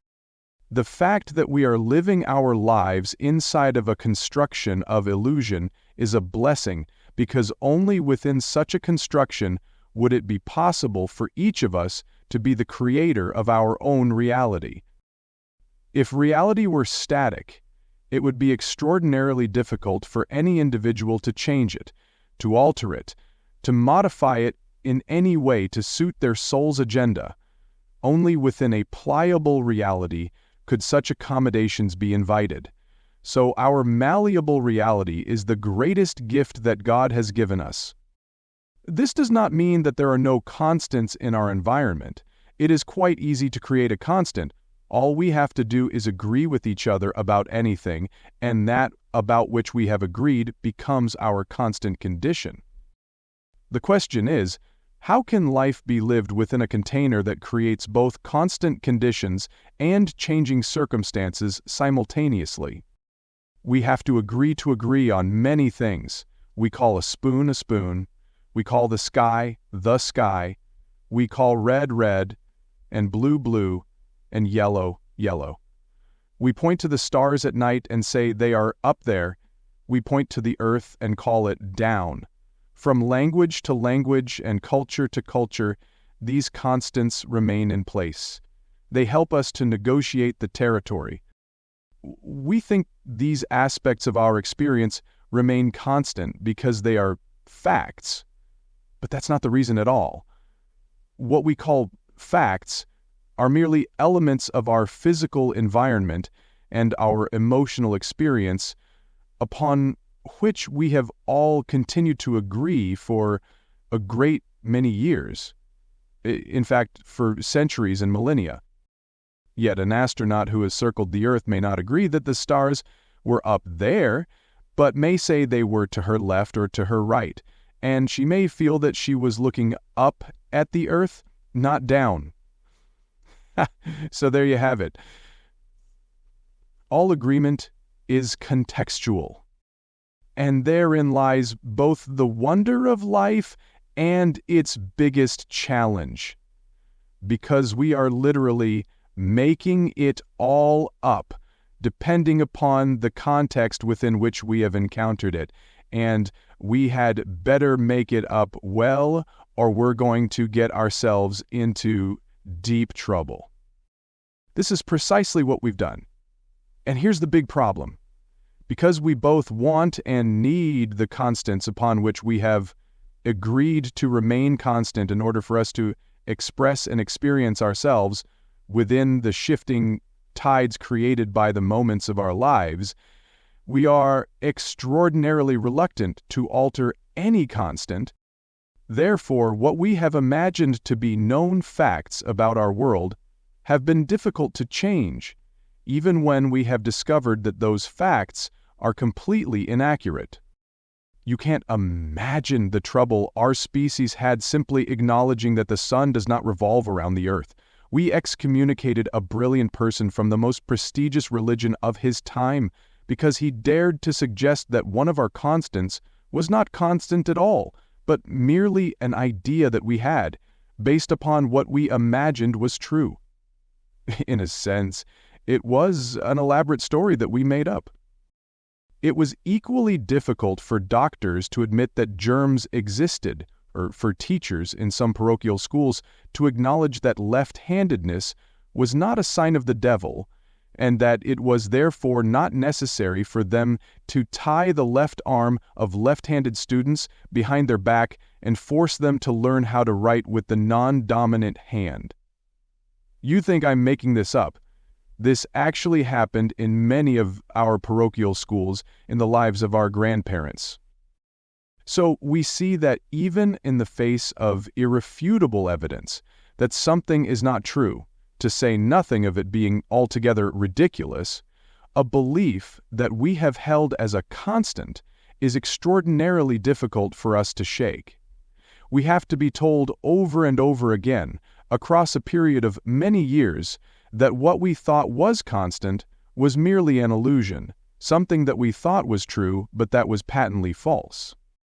The question in these days and times, could any of the things that we think of now as constants be in fact equally not true? And could any of those things have to do with God? So the big challenge with this blessing that we call the illusions of life is that we need to be more willing to create new and more beneficial illusions more rapidly than we have been in the past. We need to be light on our feet, so to speak. We need to be able to move with the times. If in life there are going to be shifting sands, they at least ought not be piled in front of us, placed and shaped as the wind would decree in ways that make them impossible to traverse, but rather formed into beautiful castles that we ourselves can dismantle if and when we choose to. In short, we need to be creative rather than reactive. If we're going to live within the world of illusion, let us create illusions that serve us, not illusions that stymie us. What's needed is a decision. Of course, we cannot produce that which serves us if we have no idea what we're trying to do. We must first understand who we are and where we are and why we are here and what we are up to before we can possibly create an illusion that serves us. Reaching this understanding has been our second biggest challenge, because even the agenda is something we are invited by God to create in whatever way we wish. So it is not about reaching an understanding at all, it is about reaching a decision. In this we find ourselves in something of a hall of mirrors. We look into the first reflection and see multiple reflections of that reflection behind it. We are a reflection of our own reflections, or, if you please, of our own thoughts about ourselves. If I think of myself as being courageous, then I will see myself as one who is courageous, and then I may act as a person who is courageous. In this way, my actions become a reflection of how I see those actions, based on how I think of myself. Another calls courageous, another calls foolhardy. I become a reflection of myself. If I think of myself as unlucky or as a loser, then I will see myself as losing when certain things happen in my life, even though the very same things happening in the life of another may be seen by them as winning. And so we observe that in life's hall of mirrors we become a reflection of our reflection of our reflection. Similarly, our experience of God is a reflection of our own thoughts about God, or as it was put succinctly in Conversations with God, life is a process that informs life about life through the process of life itself. And how life informs you about life depends upon how you informed yourself about how that process informed you. This is another way of saying that life is what you think it is. Stories both old and new, from Alice in Wonderland to The Matrix, have offered us glimpses into this ultimate state of things. In each and in all of these stories, the through line is virtually the same. We are making it all up. A thing is what you say it is. These glimpses have been essentially metaphorical, dealing with the mysteries of our everyday physical life, but rarely theological, dealing with spiritual realities. We are perfectly content to hold an idea that all of life may be, after all is said and done, a metaphor, but we are in no way content to assume that this could be true about theology. Our understandings about God, we have told ourselves, are absolutely complete and correct, even if our understanding of nothing else is. You can imagine how difficult this makes it, then, to embrace the 5-word message to the world that God invited me to share with Matt Lauer on the Today Show on NBC a number of years ago. You'll recall from the opening of this book the content of that message. You've got me all wrong. This statement is the greatest gift that God could have given to humanity. It offers us a chance to do it all again when it comes to the creation of our sacred story. It invites us to not only recreate ourselves anew, but to recreate our God anew, in the next grandest version of the greatest vision that we ever held about the divine. Dare we do such a thing? Dare we change our minds about God? Dare we come up with a new story about the creator of the story itself? If we don't, the story we are now living is not going to have a happy ending. Or to put it another way, if we're not careful, we're going to wind up exactly where we're headed. And so our species has arrived at what may possibly be the greatest single choice point of its entire history upon the earth, a time when we decide our future by deciding about our past, a time when we choose to notice that what we imagined to be true yesterday is not what we decide we wish to experience today. A time when we construct a new construction in a constructive way, not a destructive way, allowing us to experience and express at last the full potential of who we really are and who we were always meant to be. This is the moment of the birthing of humanity into the cosmic community of sentient beings, as futurist and visionary Barbara Marx Hubbard put it. I agree with her allegory completely. Yet, what shall we use as the building blocks of this new story? What shall be the next constant? At least for a while. Is there anything new that we wish to tell ourselves about everything around us, and about all that is? Is there a different way that we can express and experience ourselves on this planet that may alter tradition, but not trajectory, taking us instead exactly where we have always been seeking to go? Would it be beneficial for us to reconstruct ideas that we have long held to be sacred and certain and true? Even as we finally let go of our idea that left-handedness is a sign of the devil, is it okay for us now, at last, to let go of our idea that blacks are inferior to whites? That people of the same gender may not demonstrate their love for each other in sexual ways?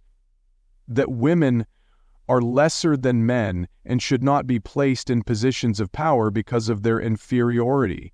That people are not capable of governing themselves freely and without restriction?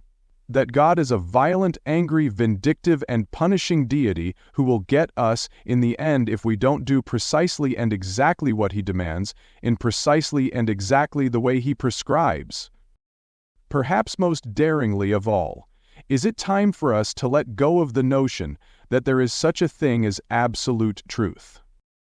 Conversations with God says yes to all of the questions above, and to many more. It says yes to the question of whether it is time for us to change everything that no longer serves us, but visibly and obviously obstructs us from fulfilling the highest agenda we can imagine, leaving us with only the lowest. The text of CWG places before humanity 25 breathtakingly revolutionary constructions, revisions of our reality and of our theology that, if embraced by humanity, would turn the world upside down, or is it right side up? Among these new stories is the mind-rattling concept contained in CWG Gore Message 17. There is no such thing as absolute truth. All truth is subjective. Within this framework, there are 5 levels of truth-telling. Tell your truth to yourself about yourself. Tell your truth to yourself about another. Tell your truth about yourself to another. Tell your truth about another to another. Tell your truth to everyone about everything. If we accept the notion that is articulated in this message from God, virtually everything we have thought to be so unravels before us. As I've said above, this might just be the greatest gift we have ever received, and this could very well be the perfect moment for all of humanity to receive it. It is probable that many, if not most, of our currently held understandings of what is so could use some unraveling. Not the least of these might be our thought that there is such a thing as absolute truth. If we embrace the idea that absolute truth, in the objective sense, does not exist, it would place us into the space of total responsibility for how we perceive and experience the world around us. This does not mean that people who have been victimized in our world or crushed by life events over which they had no control are responsible for those creations. I do not want anyone to believe that Conversations with God says anything such as that. It does not. What it does make clear is that the life events that we individually experience are collaboratively created, the outcome and the result of our collective consciousness. This includes victimizations, such as rape and robbery, as well as circumstantial conditions, such as health matters, economic situations, or environmental events. What it also makes clear is that our internal reactions to such events are entirely under our control, no matter how horrific such events may be, and herein lies our power and our freedom to create our own reality. There are many people who have experienced the selfsame exterior event, from rape to robbery, disease to bankruptcy, but who have reacted and responded entirely differently to the experience. If we embraced the idea that absolute truth, in the objective sense, does not exist, we would see and acknowledge that nothing is objectively so, and that all truth is subjective. That is, a thing is so only in the eye of the beholder.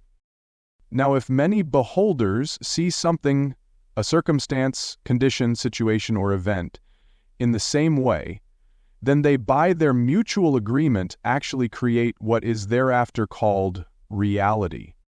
When we realize how this system works, we come to a startling conclusion.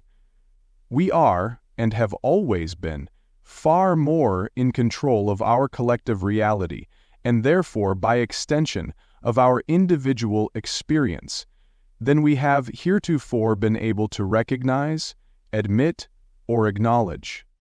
On a collective scale, global warming is a perfect example. Until enough of us agree that global warming is real, it is not. It exists in the reality of one person and not in the reality of the other, both of whom look at the same exterior data, yet each drawing entirely different interior conclusions from them. It has been said that when enough people agree on the interpretation of exterior data, truth has been created.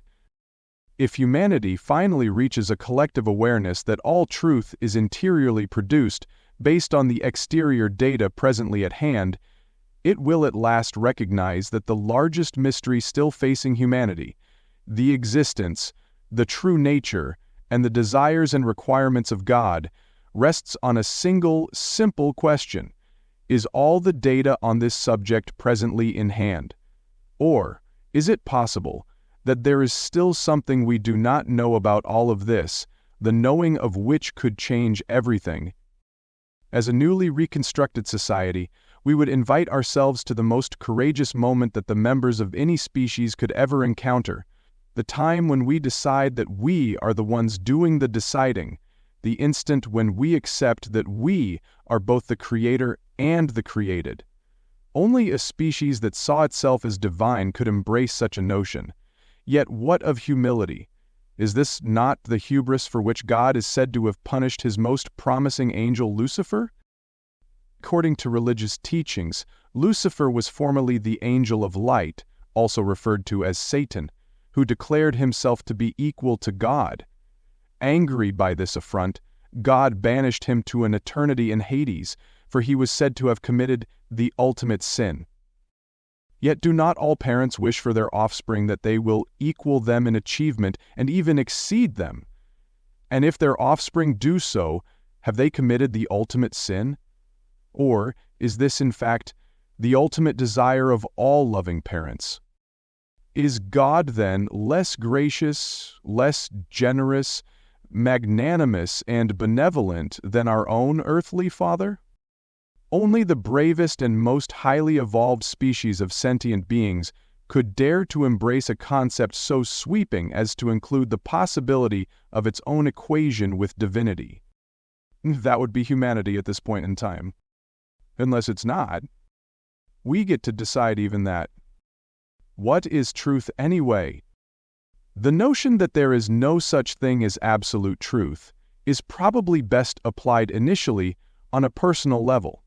If we can begin to understand and experience that what we are experiencing internally within us on a daily basis is both controllable and changeable by us, we have taken the first step toward altering our collective external experience as well. Currently, everything that we do and everything that we experience on an individual level is predicated on what we hold to be true about ourselves and the people, places, events, and circumstances around us. The saddest thing about this is that many, many people do not live within the framework of even their own self-constructed truth. That is, they have a truth, and they hold a truth and consider it to be absolutely what is so within them, but they too often do not demonstrate this truth in the living and creating of their daily outward experience. Conversations with God tells us that all truth is subjective. That is, it is true only for us. What is true for me may not be true for you. In most cases, it probably is not. What we call truth is nothing more than our subjective experience of what we assume to be an objective event, circumstance, or condition. Even the objective nature of events, circumstances, and conditions must, however, be questioned. Quantum physics now tells us nothing that is observed is unaffected by the observer. In other words, the act of looking at something sends energy to it in a way that interacts with the energy of that which is observed. All of life is energy, interacting.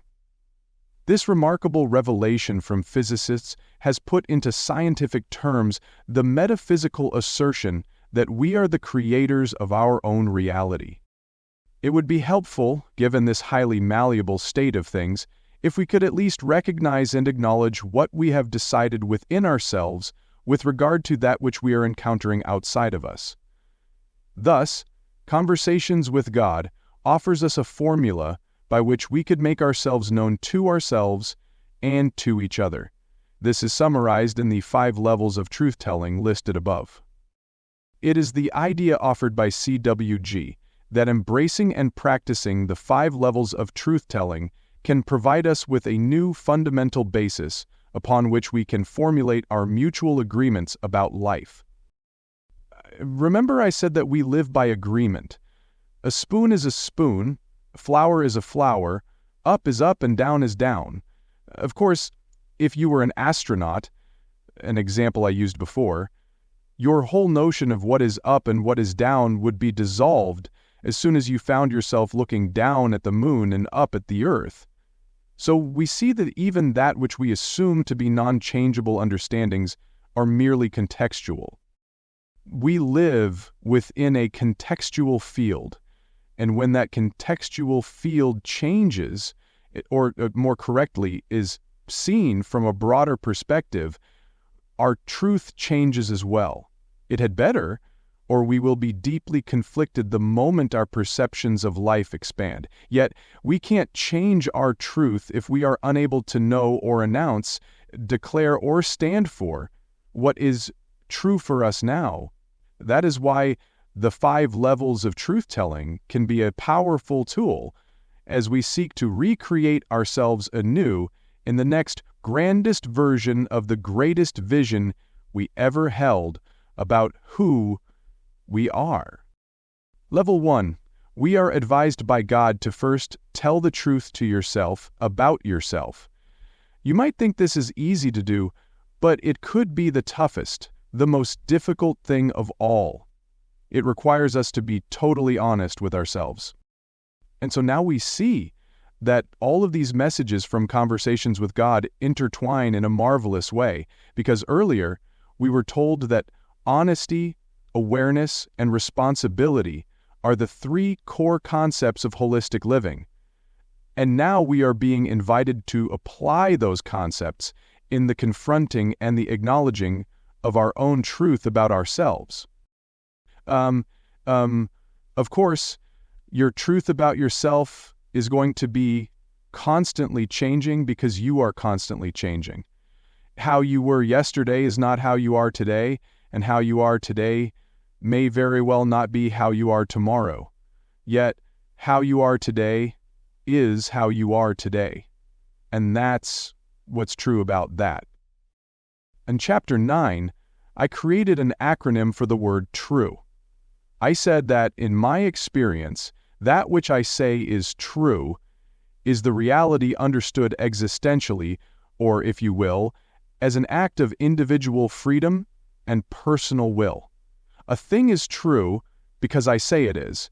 Therefore, it is true for me. When something is true, in the same way for many people, across many years or centuries, humans have a habit of calling it the truth. My acronym for truth, experienced at this level, is temporary reality understood throughout history. Which makes it not very temporary at all, doesn't it?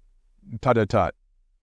Yet all truth is temporary, and the sooner we accept this, the better off we are, it has seemed to me, because then we don't get ourselves tied down to a particular truth in a particular way, at a particular time, which in our world we tend to call politics or religion. Stuff you should know. So I want you to understand that when I use the word true in this book, I am speaking of the reality understood existentially. I am speaking of what I have decided is true and what I am inviting you to explore to see if it might be true for you. With regard to level 1 of the 5 levels of truth-telling, we are talking about what is true for you right here, right now. Regarding this, the first level invites you to tell the truth to yourself about yourself, both the good and the bad, or what you call good and bad. Just say what is, so about every aspect of yourself and about your relationship with the exterior events and people of your life. You don't have to share this with anyone, no one else has to know, but you should know, you should be clear from moment to moment. Unless you are, you will be interiorly confused about too many of your exterior experiences.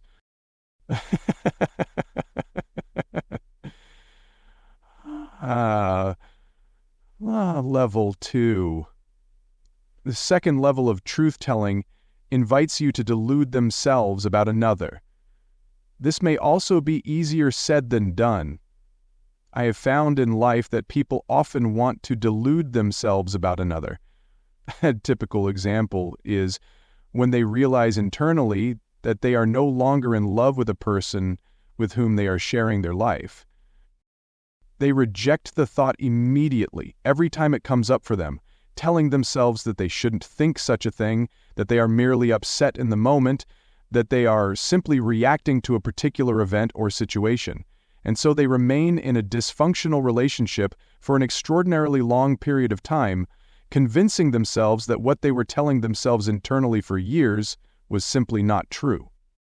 In this, they find themselves in a place of on-again/off-again confusion around the feelings of love and compatibility. They think that the two have to be one. When they felt compatible and in harmony with another, they told themselves that they were in love.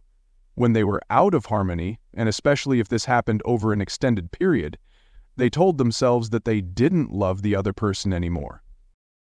I have found that I must reside within a harmonious field for me to be productive, creative, peaceful, and useful to others. I have also found that it is entirely possible for me to love someone with whom I am not harmonious. What was difficult for me was deactivating the idea that loving someone meant I had to cohabitate with them, spending the rest of my days and the entirety of my human journey in an emotional cacophony. I held the notion that if I loved someone and told them that I did, and committed to love them forever, that I had to speak the notion was to announce that I did not love them. In this, I confused love with physical proximity.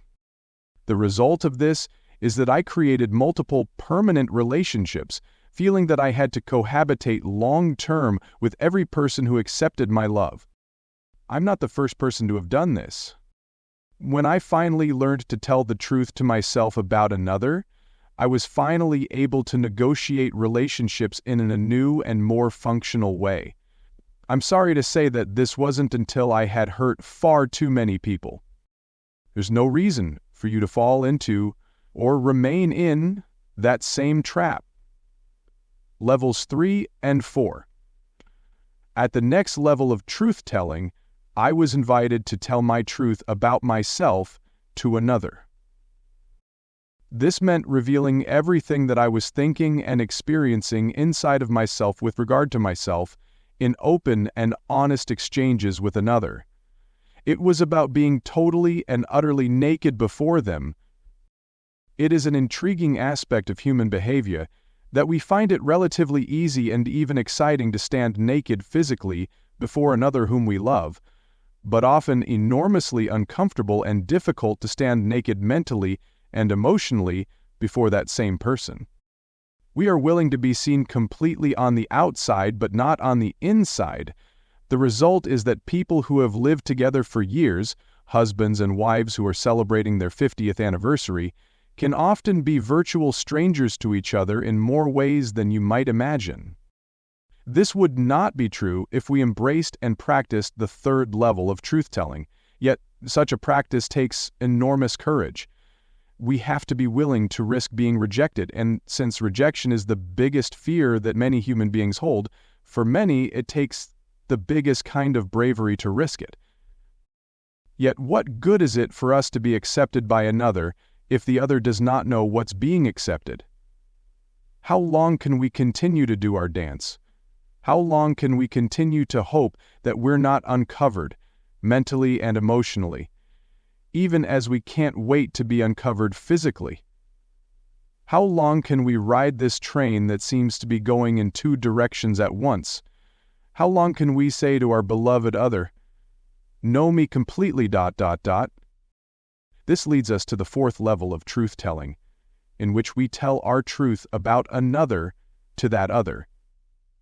Talk about courage, talk about bravery, talk about valor. This may require the highest level of all. Yet, it becomes the most freedom-giving experience of all once we cross over the no-man's land between two parties who are warring within themselves about how much they want to reveal and surrender to their truth of the moment.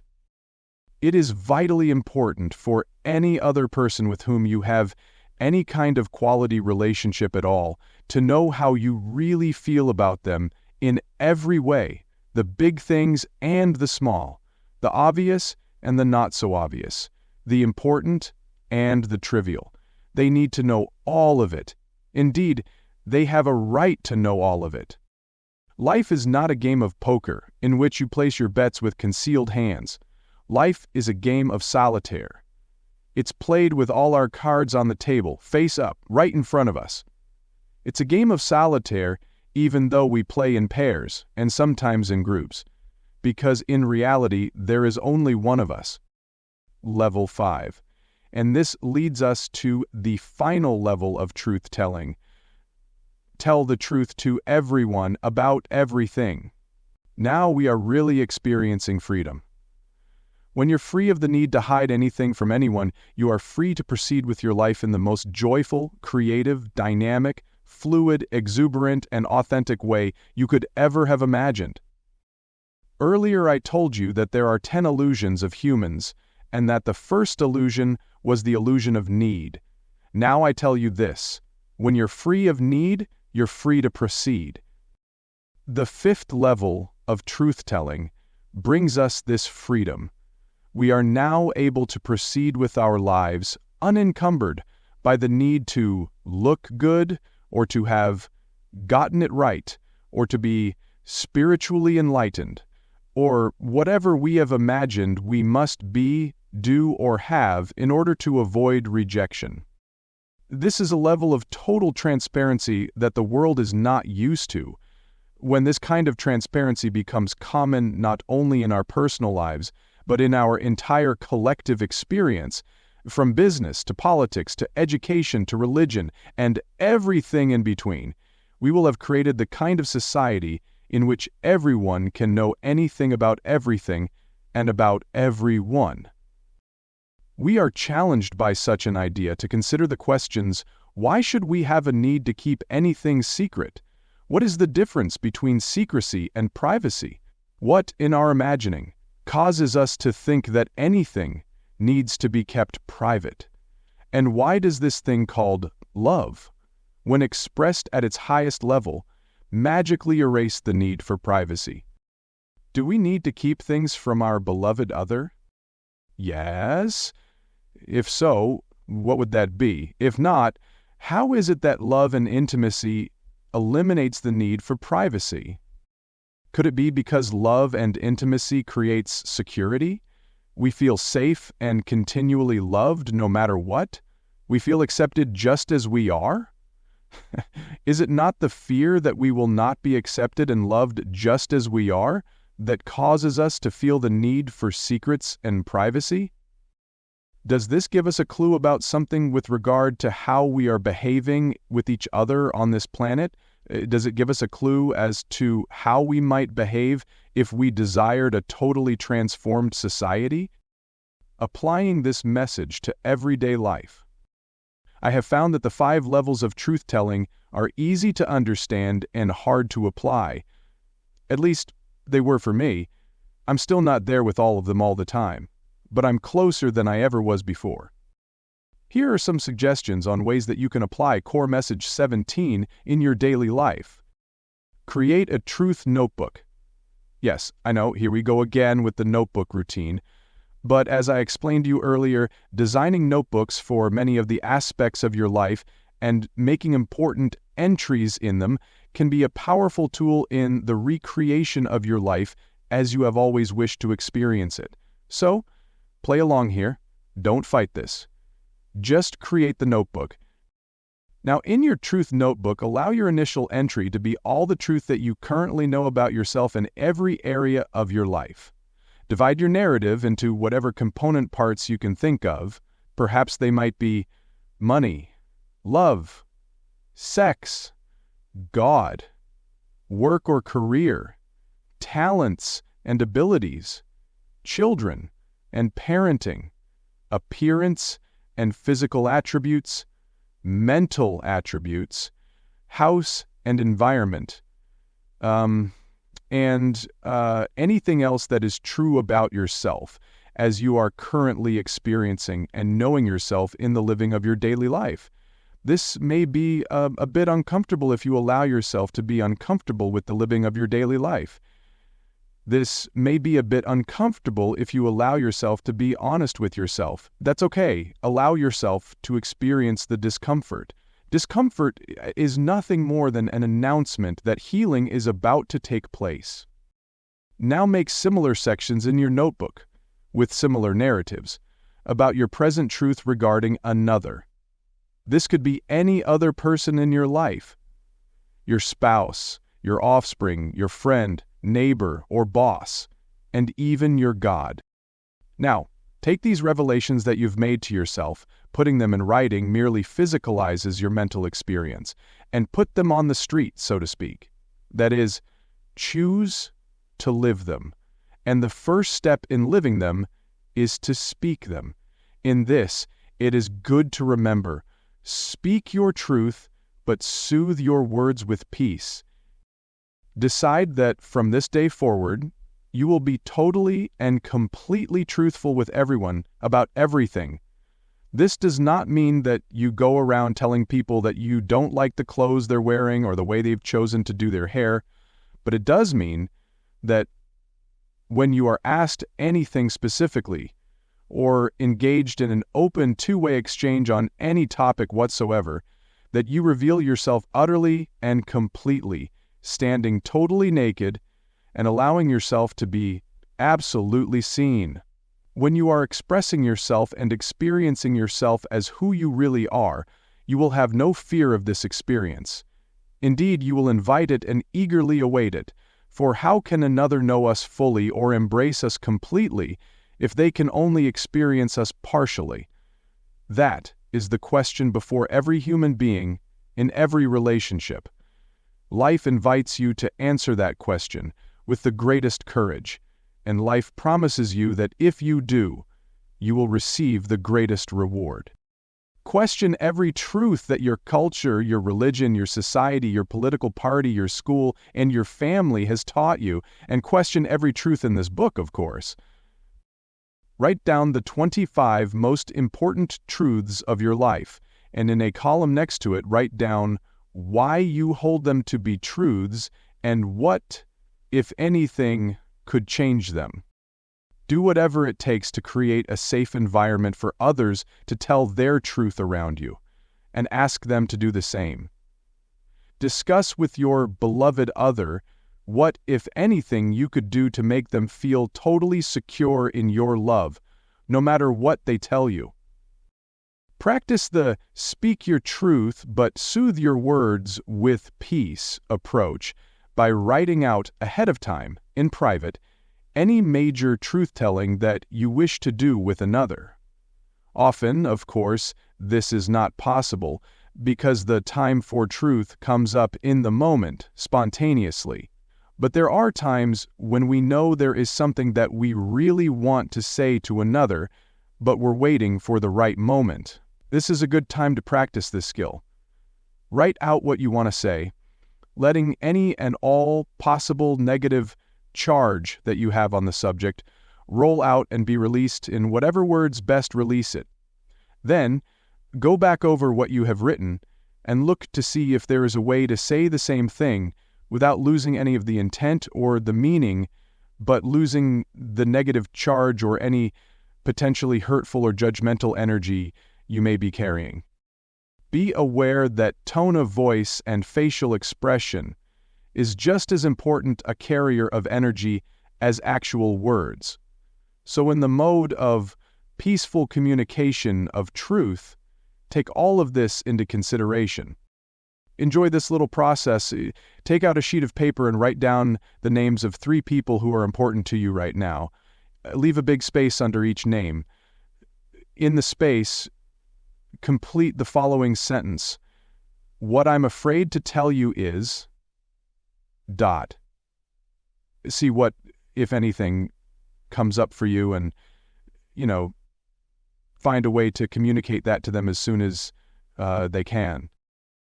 Do not be afraid to actually start any conversation with the phrase, what I'm afraid to tell you is... ... Always be sure to ask the person in question whether you may have permission to speak openly about something. Be sincere in this. Don't ask it simply as a matter of form. Speak your truth to God every day. If you are angry, be angry. If you are grateful, be grateful. If you are frustrated and questioning, be exactly that. Have a conversation with God in truth every day. Don't make it only one way. Do it on paper, ... and be prepared to receive some of the most astonishing responses.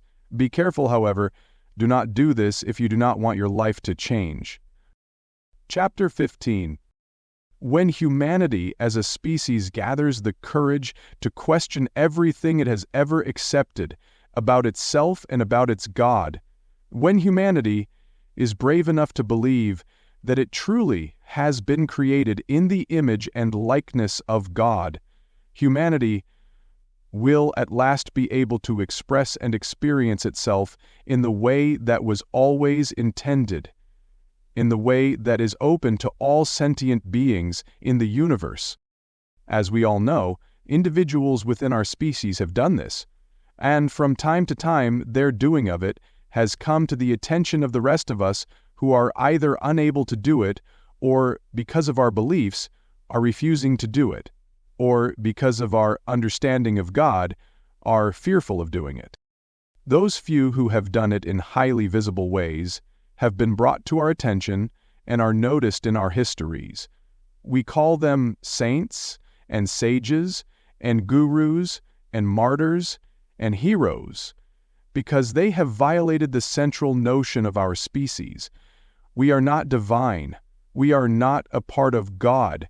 We can never and will never rise to the level of expression and experience that is divine. Yet the moment now presenting itself to humanity offers us an invitation to call ourselves, every one of our members, not merely a select few, saints and sages, gurus and heroes. It is not only one man who was the Son of God, but all men. It is not only one woman who was beatic and blessed, but all women. It is not only one person who is divine, but every person. God did not intend to bestow God's magnificence on only one of us, or just a select few. It is God's intention to bestow upon all of God's sentient creations all of God's qualities. This God has done precisely and meticulously. Every sentient being has indeed been made in the image and likeness of God. Though we've been told about this for centuries, we are just now moving to a place where it seems possible for us to accept it as the ultimate reality, to accept it without being called blasphemers or apostates or heretics, to accept it without being labeled mad or crazy or insanely egotistic and self-aggrandizing and demonized within our community. The choice, break down or break through. Our species stands on the brink of breakthrough. Always, breakthrough occurs when breakdown threatens, and never before in the history of our species has total and complete breakdown been threatened in more ways than now. As we have noted earlier, nothing in our collective experience is working the way we intended it to. We've carefully and meticulously constructed political, economical, ecological, educational, and spiritual systems and solutions, none of which have generated the outcomes for which they were designed and for which we have so long yearned. Anyone who imagines that our politics, our economics, our spirituality, or any of the rest of it is actually working is wildly delusional. There is a difference between delusion and illusion. An illusion is magic. A delusion is tragic. Our job, our opportunity, our invitation from life is to make the shift from tragic delusions to magic illusions. We can do this by using the power of pure creation, knowing that all of life is an illusion, and giving ourselves permission then to create our illusory reality in exactly the way we wish, rather than continuing to reside in our delusional reality as we have been told that we must. Yet, as we stand on the edge of this extraordinary opportunity, there is something of which we must all be aware. It was the French poet, priest, and philosopher Apollinaire who wrote the following, which I adapted slightly. Come to the edge. We can't, we are afraid. Come to the edge. We can't, we'll fall. Come to the edge. And they came, and he pushed them, and they flew. The flight analogy. We must be willing to consider the possibility of flying if we seek to take off at all. And now more than ever, it is imperative that we consider this possibility, because we are running out of runway. It's time to either take off in new directions or take on the nightmarish future that staying grounded in our old beliefs will inevitably produce. Yet, as we move with courage and conviction into the creation of our most hoped-for and dreamt-of tomorrows, it is important for us to understand what we are going to confront along the way. It is important for us to fully comprehend C.W.G. Gore Message 16. The moment you declare anything, everything unlike it will come into the space. This is the law of opposites, producing a contextual field within which that which you wish to express may be experienced. This element is critical to our understanding of how life works. If we are not aware of this immutable law of the universe, we will be tempted to withdraw, to pull back, to surrender, to avoid stepping off the edge and flying. We will be frightened, afraid, scared to death. Indeed, that is the nature of the lives of hundreds of millions of people. They are literally scared to death. That is, they live in fear from morning to night, from first to last, from the beginning to the end of their lives. First, they are in fear of their parents. Then they are in fear of their teachers. Then they are in fear of their employers. Then they are in fear of their neighbors. Then they are in fear of their neighbors. Then they are in fear of their country. Then they are, many of them, in fear of God. This is because everything but what they are seeking and hoping for is arising all around them. The law of opposites, however, is nothing to be afraid of. Its effect brings us to a place of magnificent power over the course and direction of our lives. For when we witness this effect, we can finally rest assured that we are moving in the right direction at last. Oh, this is completely counterintuitive. When we see the opposite of that which we're choosing to create, we imagine that we are moving in the wrong direction, doing the wrong thing, attempting to produce the wrong outcome. More often than not, the opposite is true. That's why this is called the law of opposites. So let's take a look at how it works. It is an imperative. The law of opposites is merely a label that was given to me in my conversations with God to allow me to understand why, in the moment that I come to a decision about almost anything, I seem suddenly to encounter some sort of obstacle or blockage at every turn.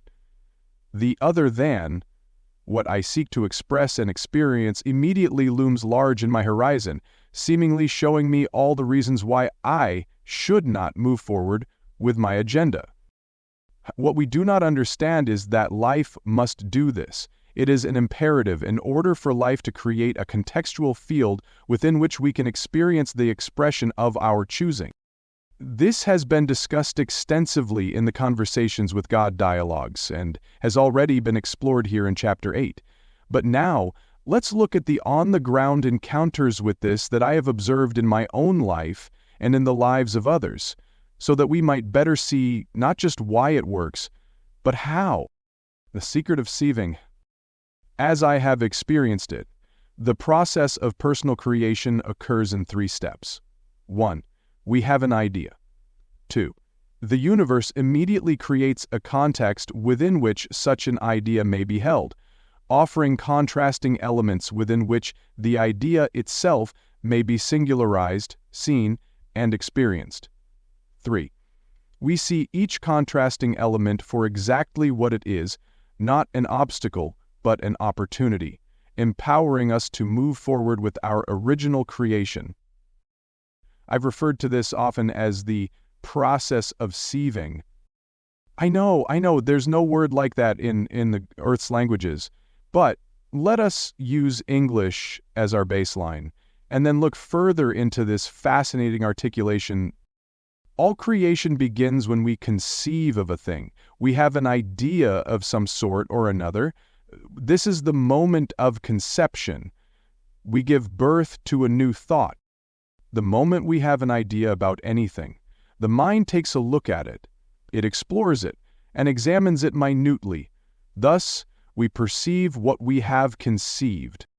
How we perceive it, how we see it, and evaluate it in our mind will determine how we experience it. Is this a good idea or a bad idea? Is it functional or is it dysfunctional? Is it possible or is it impossible? Shall we do it and move forward, or not do it and step back? Thus we present ourselves with the idea again, but not in its original form. Rather, we receive it. We save it once again. Now, however, in the shape that has evolved from our perceiving of what we have conceived. This is rarely an immaculate conception, but rather a distorted form of that which we originally conceived. We must be very careful how we receive what we have perceived of what we have conceived, because if we are not careful, we are very likely to deceive ourselves. That is, we will undo the very thing we thought to do. We will create deception because of our reception, of our perception, of our conception. More than one person has aborted a great idea after it was conceived, but before it was given birth. They have done so because of the law of opposites, bringing them face to face with what they did not perceive as opportunity, but as opposition. Knowing the truth. Understanding this, we do well to ignore, or, if you please, to disempower, those things which appear to be obstacles in our life. Those obstacles are merely signposts, indicating that we are moving in precisely the right direction. They are notices that a contextual field has been produced within which we can experience what we have chosen to manifest in our reality. To go back to an example offered in Chapter 8, when the darkness comes, We see it as an opportunity to know ourselves as the light. So when we see these obstacles pop up, we should recognize them for what they are, proof that we're on the right path, and keep moving ahead. Removing this whole process from the realm of metaphysics and placing it inside the container of what we call normal physical life, we would label all of this as simple determination or stick-to-itiveness, or as standing by our convictions, or exhibiting perseverance. Metaphysically, it is called knowing the truth. We understand from a spiritual point of view that nothing can be achieved, expressed, or experienced outside of a contextual field in which its opposite exists. This helps us to deal with that opposite in a strikingly different way. Rather than being repelled backward, we are compelled forward. Rather than being turned off, we are turned on. Rather than feeling that the plug has been pulled, we feel that we've been plugged in. And so we advance with all deliberate speed, racing toward the glory and the goal of our next magnificent creation. Yes, but what if...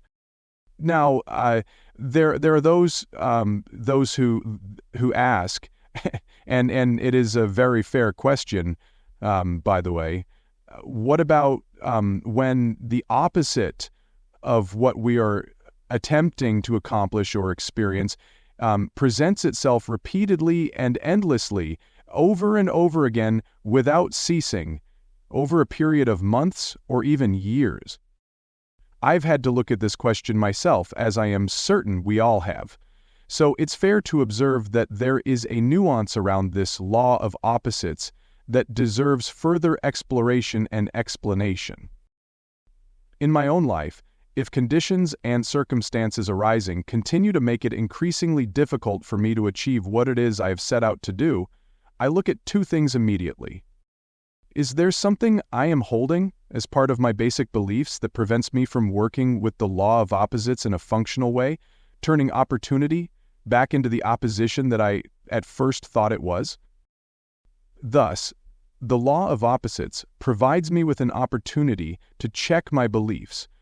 What am I holding as part of my innermost reality that does not allow me to be, do, or have what I now seek to be, do, or have? Now, let me be fair and consider the possibility that when you ask yourself this question, you find that you are holding no beliefs that would prevent you from going where you wish to go with your life. My experience has shown that this would be unusual, but not impossible. It would be time, then, to ask the second question. Is it possible that I am not moving in the wrong direction, doing the wrong thing, attempting to produce the wrong outcome, but simply going about it in the wrong way or at the wrong time? This often takes me to a place that I had not previously considered, which is that what may be needed is not a change of destination, but a change of direction. Either two are not the same thing. When we change direction, we are not abandoning our destination, but simply choosing a different way of getting there. Which is which? I think, then, that it is fair to observe that the law of opposites can offer us more than a contextual field within which to create the experience of our desire. It can also offer us a soul sign that either this may not be the perfect time for our manifestation, or the most effective and efficient way to produce it.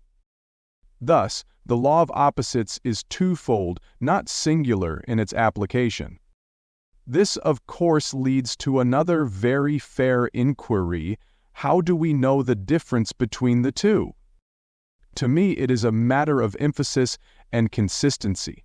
If that which is opposite to what I wish to experience presents itself immediately after I make a choice or decision, I normally chuckle about it, laughing into my awareness.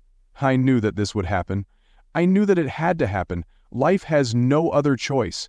The law of opposites must manifest in my life as the process of personal creation demands it. Yet, if that which appears to be opposing me continually reasserts itself over an extended period, And if I can honestly find no place within my personal belief system where I am holding energy that in and of itself renders my greatest wish impossible to realize, then I surrender to the notion that I might, in fact, be being given a soul sign that this is not the highest and best for me right now. Again, to reassert, this too is a manifestation of the law of opposites. So it's a matter of intensity and longevity regarding obstacles and opposites arising. More here than meets the eye? I want to say something now that might sound a little woo-woo, but that I must explore if I am to be completely in service to you. As you know, if you have read Conversations with God, all of us live not only many lifetimes, a process that is often referred to as reincarnation, but we can also live the lifetime we are now experiencing more than once. Indeed, many times. Home with God, the final book in the Conversations with God series, tells us that we are gifted with the blessing of being allowed to repeat any particular lifetime as many times as we wish in order to use that singular identification as a means of moving closer and closer to perfection, closer and closer to the completion in the expression of divinity in more and more moments of a lifetime. I want to suggest that this is the process by which all spiritual masters achieved mastery. When we are moving through a lifetime that we have experienced before, we often find ourselves encountering moments that we call déjà vu. Things are exactly as if we have experienced that moment before. This stops us short. We glance about, wondering how such a thing is possible. We may even say out loud to those around us, "My God, I've experienced this whole thing before. Everything is exactly as it was then. You were sitting there, I was standing here. We were saying this, dent. I've had exactly this experience before." More people than you know have had such moments. Perhaps you have had one or two of them yourself. If you have, you know exactly what I'm talking about here. I've been told in my conversations with God that such moments are soak-throughs from a duplicate lifetime onto this lifetime, like a drop of water onto a stack of onion skin paper. Now, within the context of this discussion about the law of opposites, I have often felt that when opportunities are, in fact, obstacles, that this is a physical manifestation of our other self, signaling to our present self that we have tried this particular thing before and it did not work out very well. Let me put this another way.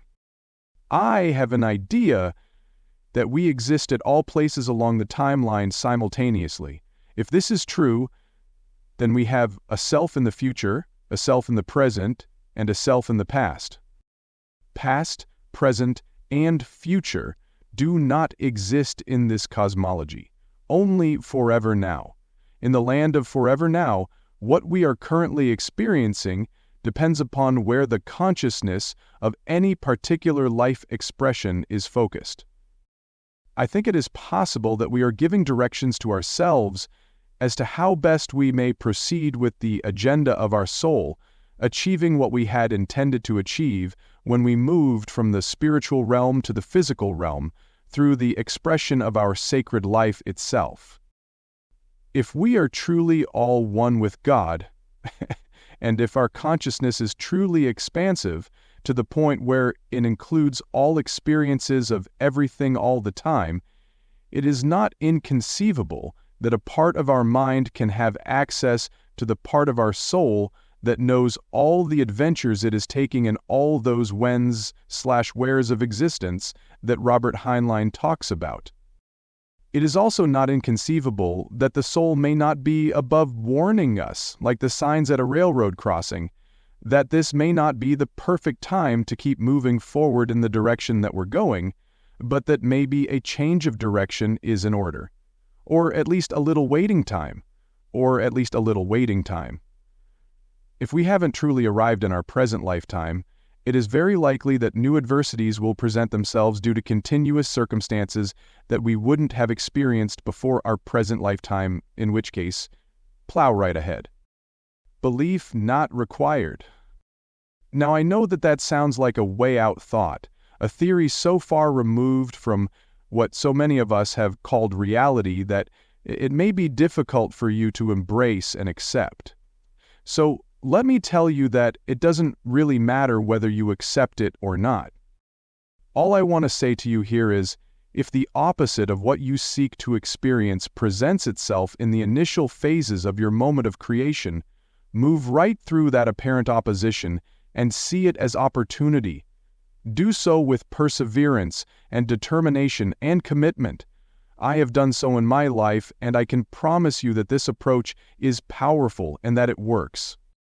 I would also say to you that if what you see as opposition continues to present itself over a long period of time with increasing intensity, it might fall into that second category of soul sign, which I have endeavored to describe just above. That is the wisdom that I can offer you on this subject. It has served me well, and I hope that it will serve you also. Applying this message to everyday life. Like all of life, the law of opposites is more complex than it might seem on the surface, as the above narrative has evidenced. However, it can still be useful to us. There is no question about that. Understanding this law discourages me from being discouraged. It stops me from stopping. And there is good in that. So let me give you a few practical suggestions on how this all may be applied in your everyday life. Immediately go out and buy a copy of Loving What Is by Byron Katie. I have mentioned this book before, and I am mentioning it again because it is a powerful tool with which to improve one's life. Begin to engage in what Katie, she goes by her last name with everyone who knows her, calls the work. This is a simple process of self-questioning that invites you to explore, more deeply than you might normally do, all of your thoughts that are arising. I invite you to do so here, specifically those thoughts that relate to or present the opposite of anything that you wish to experience. Ask yourself the questions that Katie's process encourages you to explore. Is it true? Can you absolutely know that it's true? How do you react? What happens when you believe that thought? Who would you be without the thought? You are then invited to do what Katie calls the turnaround. It can change your life. If you'd like to know more about the work as created and then gifted to us by Byron Katie, go to www.thework.com. The next time that you have a wonderful idea or an exciting vision or a fantastic dream that you want to turn into reality, do it no matter what. No matter what. That is, don't let anything stop you. Certainly not in the short term. And by short term, I don't mean a day or two. I would not consider the idea that life is sending you a soul sign that you shouldn't be doing something until much time has passed. For me, that's usually months or years, not days or weeks. I'm persistent, for sure. My motto is, if there is a way, I'll find a way. I think that God loves this kind of determination. It sends to the heavens a signal that we know who we really are, that we know what power is ours, that we understand the contextual field in which that power can be expressed, and that we intend to let nothing get in the way of our expressing it, even if we follow our soul sign to either wait a bit or express it in another way. Whether what you are experiencing is a short-term manifestation of the law of opposites or a long-term manifestation of a sure and certain sign that you should change direction, always bless that which is blessing you by appearing in your life in this particular way. Everything in life, and I mean everything, is meant for your own benefit. A friend of mine in France named Jacques Chacroun has written a beautiful book titled What If Life Only Wanted the Best for You? It's an extraordinary question, and a question that answers itself. Life does only want the best for you, and when we see it that way, we experience it that way. It's as simple and as wonderful as that. I think, before we close, that this business of expressing it in another way deserves a touch more exploration. As I said earlier, changing directions should not have to mean changing destinations. There is more than one way up the mountaintop.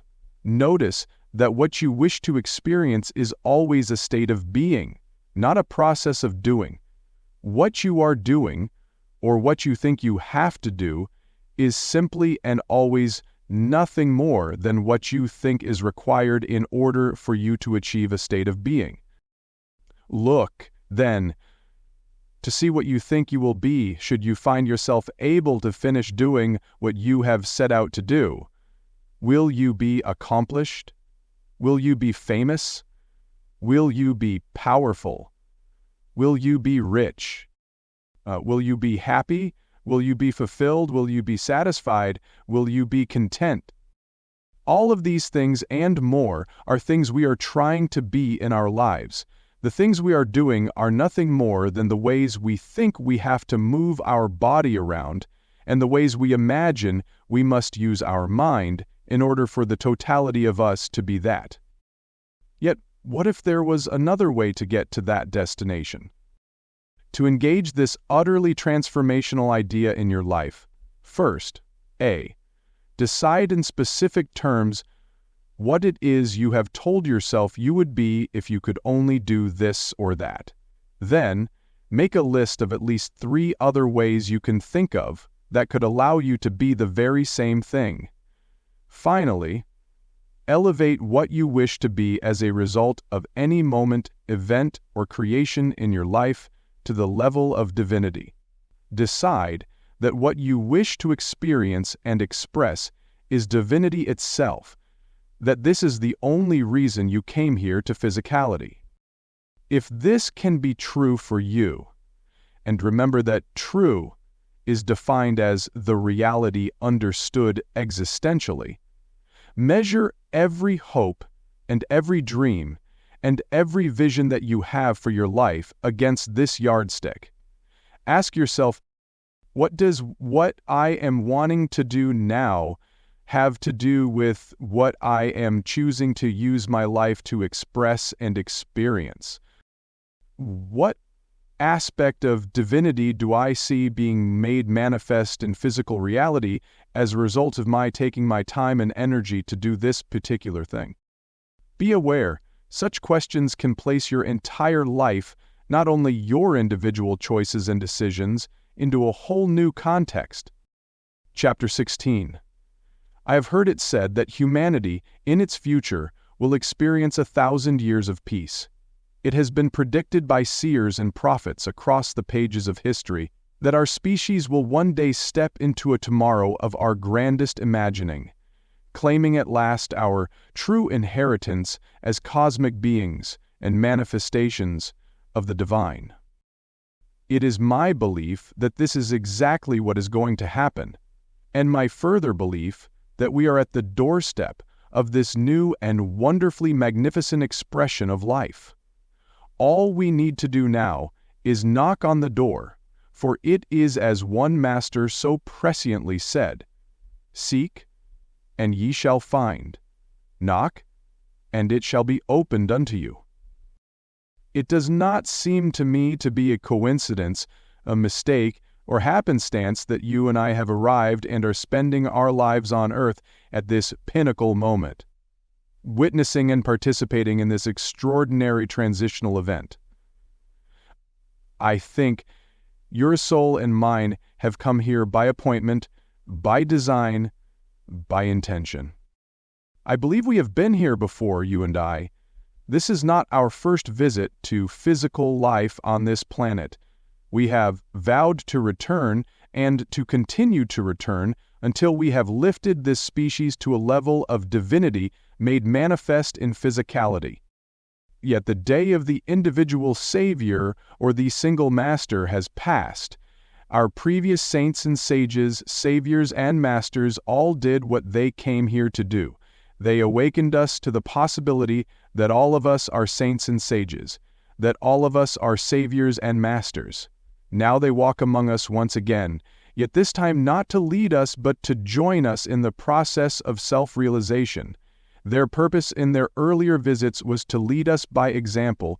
Their purpose in the present day is to support us through collaboration. This level of collaboration is resulting in many other human beings experiencing what only masters were said to experience in days gone by, and so we see people by the millions living lives of saintliness and wonder, and so we see messengers by the thousands stepping forward to share with their brothers and sisters insights and understandings about life that these messengers should have no way of knowing, no way of understanding based on their own individual experience in this lifetime. Yet all people of the earth are now realizing one by one in slow but certain progression that all have been given the ability to reach into the collective consciousness and to withdraw from it eternal wisdom on a moment's notice. This is the time of humanity's transformation. This is the moment in which our species is inviting itself to live out, at last, its true identity. And so it is that among the 25 core messages of Conversations with God is an idea that forms the basis of everything else the dialogue seeks to share with us and to inspire within us. CWG Gore Message 15. The purpose of life is to recreate yourself anew in the next grandest version of the greatest vision you ever held about who you are. For as long as I can remember, I have wondered what I was doing here. I can recall when I was 7 years old, lying on my bed, staring at the ceiling, wondering why I was even alive. Surely, I thought, there must be some purpose or function, some reason for it all. I took these questions to my parents, and, bless them, they did their best to answer. But what do you say to a 7-year-old boy who is bringing to you the inquiry of the ages? I then took the question to the nuns in the classrooms of my parochial school. But what does a nun say to a first grader who is asking questions that people are asking in the final year of their doctoral thesis? So I took the question to the parish priest. Certainly the priest will know, I told myself, especially if he was a Monsignor and had those red buttons on his cassock. But what does a Monsignor say to a 7-year-old child who is asking questions that the Monsignor turns to the bishop, and the bishop turns to the cardinal, and the cardinal to the pope to have answered? So I exited childhood without a really satisfactory response from anyone. I spent most of my adult years without one as well. Not until I was 53 was something said to me that finally rang true to my soul. It was in my conversation with God. I had the experience that God was saying directly to me, "Okay, fair enough. You've been sincere and honest in your desire to know. You've looked at the question for nearly half a century, since you were just a child. Your search has not been frivolous, nor has it been meaningless to you. Okay, fair enough. You deserve a straight answer. Here it is." And then I received the message above, what we don't need to know. I have come to see that the wonder here is that God doesn't care what my greatest vision for myself is.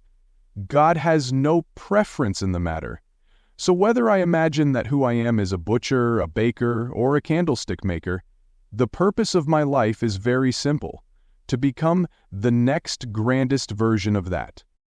Yet, in the end, I have found it has nothing to do with my occupation. More on this in just a bit. The idea that God isn't attached to my choices about my life is remarkably different from what I kept hearing when I was young. As a child growing up inside the Catholic faith, I was told over and over again that God had a plan for me. There is a plan for all of us, the nuns in my classroom declared, but they never told me what that plan was, except to say that I was to try to be as good as possible so that I could get back to heaven. So I did that. I tried to be as good as possible. And when I wasn't as good as I thought I should be, I went to confession and told the priest all the bad things I had done. And then I did the penance that the priest gave me to do so I could receive his absolution for the sins I had committed. And then I received Holy Communion the next day at Mass. And then I was once again on my way, free of the encumbrances of my misbehaviors, inspired again to embark once more on the journey to I did not know where. If you think that this could be emotionally, spiritually, psychologically, and humanly frustrating, you're absolutely right. Especially for a 9 or a 10-year-old. Even for a 22, or a 27-year-old, or a 39, or a 56-year-old. How can I possibly get to where I'm going when I have no idea where I'm going, or even why? Such was the state of things in my poor mind. And wouldn't it be nice if I was alone in all of this? Wouldn't it be nice if it was just little old me, simply unable to get it together, suffering the ravages of a damaging childhood, responding to the tragedies of a difficult adult life, and finding it impossible to make any sense of it? Wouldn't it be nice if it were simply that? But it wasn't. We're all in the same boat.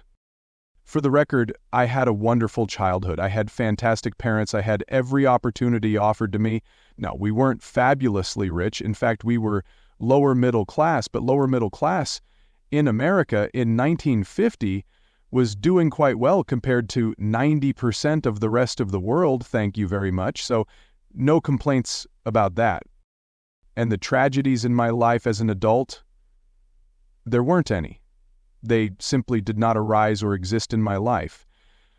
I have been one of the lucky ones. I wish I could say that about all of you. But I can say I've been one of the lucky ones. So what then was my problem? I want to suggest to you that it was not just simply my problem, but a problem faced by millions and millions of people for a wide variety of reasons. Most of us simply have not been given by our parents, by our teachers, by our community, by our global society, anything that makes sense as a raison d'etre. What, we ask urgently, is our reason for being? When I called out to God with the question, I received a response giving me the answer in 25 words. It's an answer that could work for everybody, and I love the symmetry of it. Among the 25 core messages, a single statement that gives us in 25 words all that we really need to know about why we are here and how to make our being here purposeful, meaningful, and wonderful. All we have to do now is decide what is the greatest vision we ever held about who we are, and what a freedom it is to know that God is not going to make us wrong for the choice that we make. It turns out, after all is said and done, that God does not have a plan for us. We stand a greater chance of disappointing the expectations of our own parents than we do of frustrating the expectations of a non-requiring God. And so, all options are open to us, and God has assured us that there is no right way or wrong way to do what we came here to do. A real-life illustration. When I look back on my life, I realize that I received this message earlier in a fascinating way that was astonishingly close to the experience I had in my conversations with God. I wonder if you too have been receiving messages from life all along and just not syncing them all up. Well, let me tell you about my earlier experience, and because it's just such a great illustration. When I was a younger man, I had an important job with a large public agency in the state of Maryland, And during one particular period, I was called upon to develop a master plan having to do with how agencies such as ours propose to proceed in particular and certain interactions with the federal government. This plan was to be submitted to a subcommittee of Congress. I had no idea how to write this, how to present it. I had never tackled anything like it before. How was I to know how to submit a major document of such consequence to an agency of such austere importance as the United States Congress? I called my father. I explained the situation. How am I going to create this document? I asked him. I know what our organization is attempting to do, but I don't know how to put that in a written report that we're supposed to send to Washington. My father listened patiently until I was finished rolling out my frustration. Then he said quietly, "Son, have I taught you nothing?" I waited for the punchline. There is no right way to do anything. There is only the way you're doing it. I said nothing. I was thinking hard. Could this be true? Then Dad went on. Trust yourself. Do it the way you would do it if there were no expectations one way or the other. Just do it the way you think is best. I thanked him and hung up the phone. I could hear myself shout to myself in my mind, "Oh, that's all it takes? I can do that." I thought there were some rules here. Some way this whole thing had to show up in order to be valid. So I went ahead and created the report exactly the way I thought it should be created. I sent it on to Washington. A few weeks later, I got a call from a staff assistant on the subcommittee that was to hold congressional hearings on the subject. He said, "We have a request to make of you." We're getting input from other agencies around the country, similar to yours, all responding to the same question. We would like to ask those agencies to redraft their input in the format that you've used. My committee members have found your information to be the easiest to access, the simplest to understand, and the most concise in its presentation. We would like to make this document the template for all future submissions of this kind. May we have your permission to do that? After I picked myself up off the floor, I realized that I had just invented the preferred way, what was now going to be the right way for certain reports to be sent to Congress. Are you kidding me? The step most have yet to take. I didn't tell you that story to brag. I've long since passed the need to boast about myself. Somewhere between 50 and 70, that need runs out, if we're lucky. And I've been lucky. I told you that story because I think it has relevance for all of us. And I have come to understand that what my father said to me years ago is exactly what our Father said to me more recently.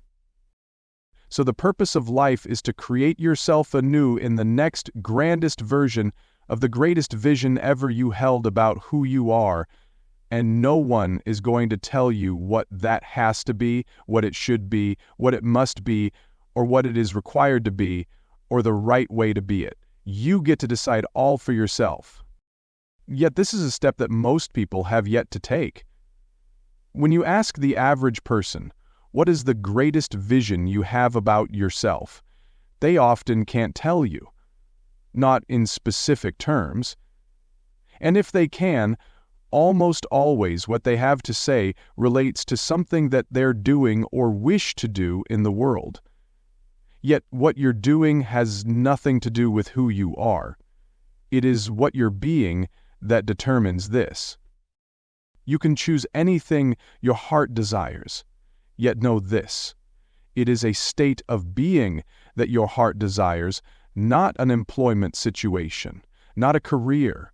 That's just how you've decided to be what you wish to be. You can choose to be any aspect of divinity that you wish, but being some aspect of divinity is what you came to physicality for. You can choose to be wisdom and clarity, compassion and understanding, patience and generosity, inspiration and creativity, healing and love. The kind of love that God has for you, flowing through you as you, to all the world. Pretentious? Some people might say yes, but I don't think so. And I know that God does not think so. I'm sure that God says, "Sounds like an exciting choice to me." Applying this message to everyday life. It's going to be easy to come up with ways for you to apply this particular message in your daily life because the message itself is so easy to understand. It drives right to the heart of the human experience. It sings to the soul. It even impresses the skeptical mind. And that's not an easy thing to do. Here are some ideas, and I'm sure you can come up with many more on your own for the application of this message in your daily life. Decide right now, before another day goes by, what the grandest version of who you are is. And don't be worried about getting it right. I want you to understand, there is no way you can get it wrong. Just decide. Just choose. As you make this decision, also do not worry that you somehow have to stick with it until you die. The idea is to recreate yourself anew every day, or, if you're up for the excitement, every hour, or if you really want to fly, every minute. Notice that each moment of your life is a time of your rebirthing. It's the greatest gift that God can possibly give you, a space in which nothing has yet happened and in which you can decide exactly how you want yourself to be, regardless of all that has gone before. Notice that nothing has any meaning save the meaning you give it. Decide, then, that your past means nothing, except to the degree that it informs your next grandest idea about yourself. Notice as you go through the next day and the next week and the next month, having made the decisions that you've made above, that life provides you surprisingly and consistently with the perfect stage upon which to play out the scene of your own authoring. Here's that fellow Shakespeare again. He said it perfectly, didn't he? All the world's a stage, and all the men and women merely players. They have their exits and their entrances. One man in his time plays many parts. Life's invitation to us all. Play your part well. Have fun with it. And when it does not seem like fun, bring wisdom to it. And when wisdom fails, bring patience. And when patience is in short supply, bring acceptance. And when acceptance is difficult, bring gratitude. For gratitude reverses any idea that something that is going on should not be happening. And then we have found peace. Chapter 17. I've chosen to move through this list of the 25 core messages of conversations with God in reverse for a reason. Viewed in their original sequence, as the messages are presented in Chapter 2, one thing leads to another in logical progression. But, as we analyze them and explore them more deeply, I have started with the last messages and worked backward in order to allow you to more clearly see how we got there. As with any theology, the building blocks of thought and insight and wisdom upon which the study of God is based are important, but it can be especially revealing if we play the movie in reverse, so to speak.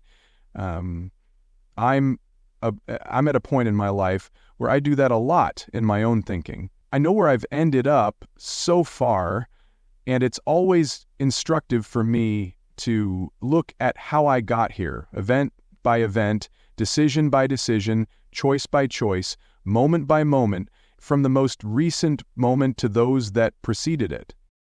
When I look back on it, I don't think of my life in the order in which it was experienced. I don't view it from birth to now. Rather, I look at it from now to yesterday, and then the day before that, and then the months and the year before that, and then the longer period of my preceding adulthood, my youth, and my childhood. In this way, I often experience what I call an aha, because I see in advance the impact of each card that fell when the cards that fell after it are shown. I realize how it is possible that I could be playing the hand I'm playing now, and I see the impact of those previous cards on the development of my present hand. To get a better sense of this experience, play an entire game of chess and record each move you and your opponent make as the game goes on. Then play the game you've just finished backward. Watch how each previous move created the situation you found yourself in at the end of the game. This is a great way to learn how to master chess, by the way, and it's a great way to understand how looking at one's life in reverse can give us great insight as we move forward. So in looking at the spiritually revolutionary cosmology of conversations with God, I've chosen to offer you an opportunity to explore it from the end to the beginning, allowing you to see how each core message emerged from a previous articulation, thus creating a series of aha moments that would not be possible moving from beginning to now, for the simple reason that you wouldn't know where you're going to be ending up. We are looking then at humanity's new cultural story and a proposed new spiritual paradigm as a detective would look at a mystery. He arrives upon the scene and knows exactly what has happened, but he doesn't know how or why. So he starts looking for clues, signs, indications that will tell him just how what has occurred has happened. You are a spiritual sleuth. As you have joined me here in looking at what God said, you get to be a detective, arriving at the scene of humanity's present experience and unraveling the mystery of how we got to this place of seriously offering humanity another idea about itself and an opportunity to recreate its entire story anew. That's what we're up to here, of course.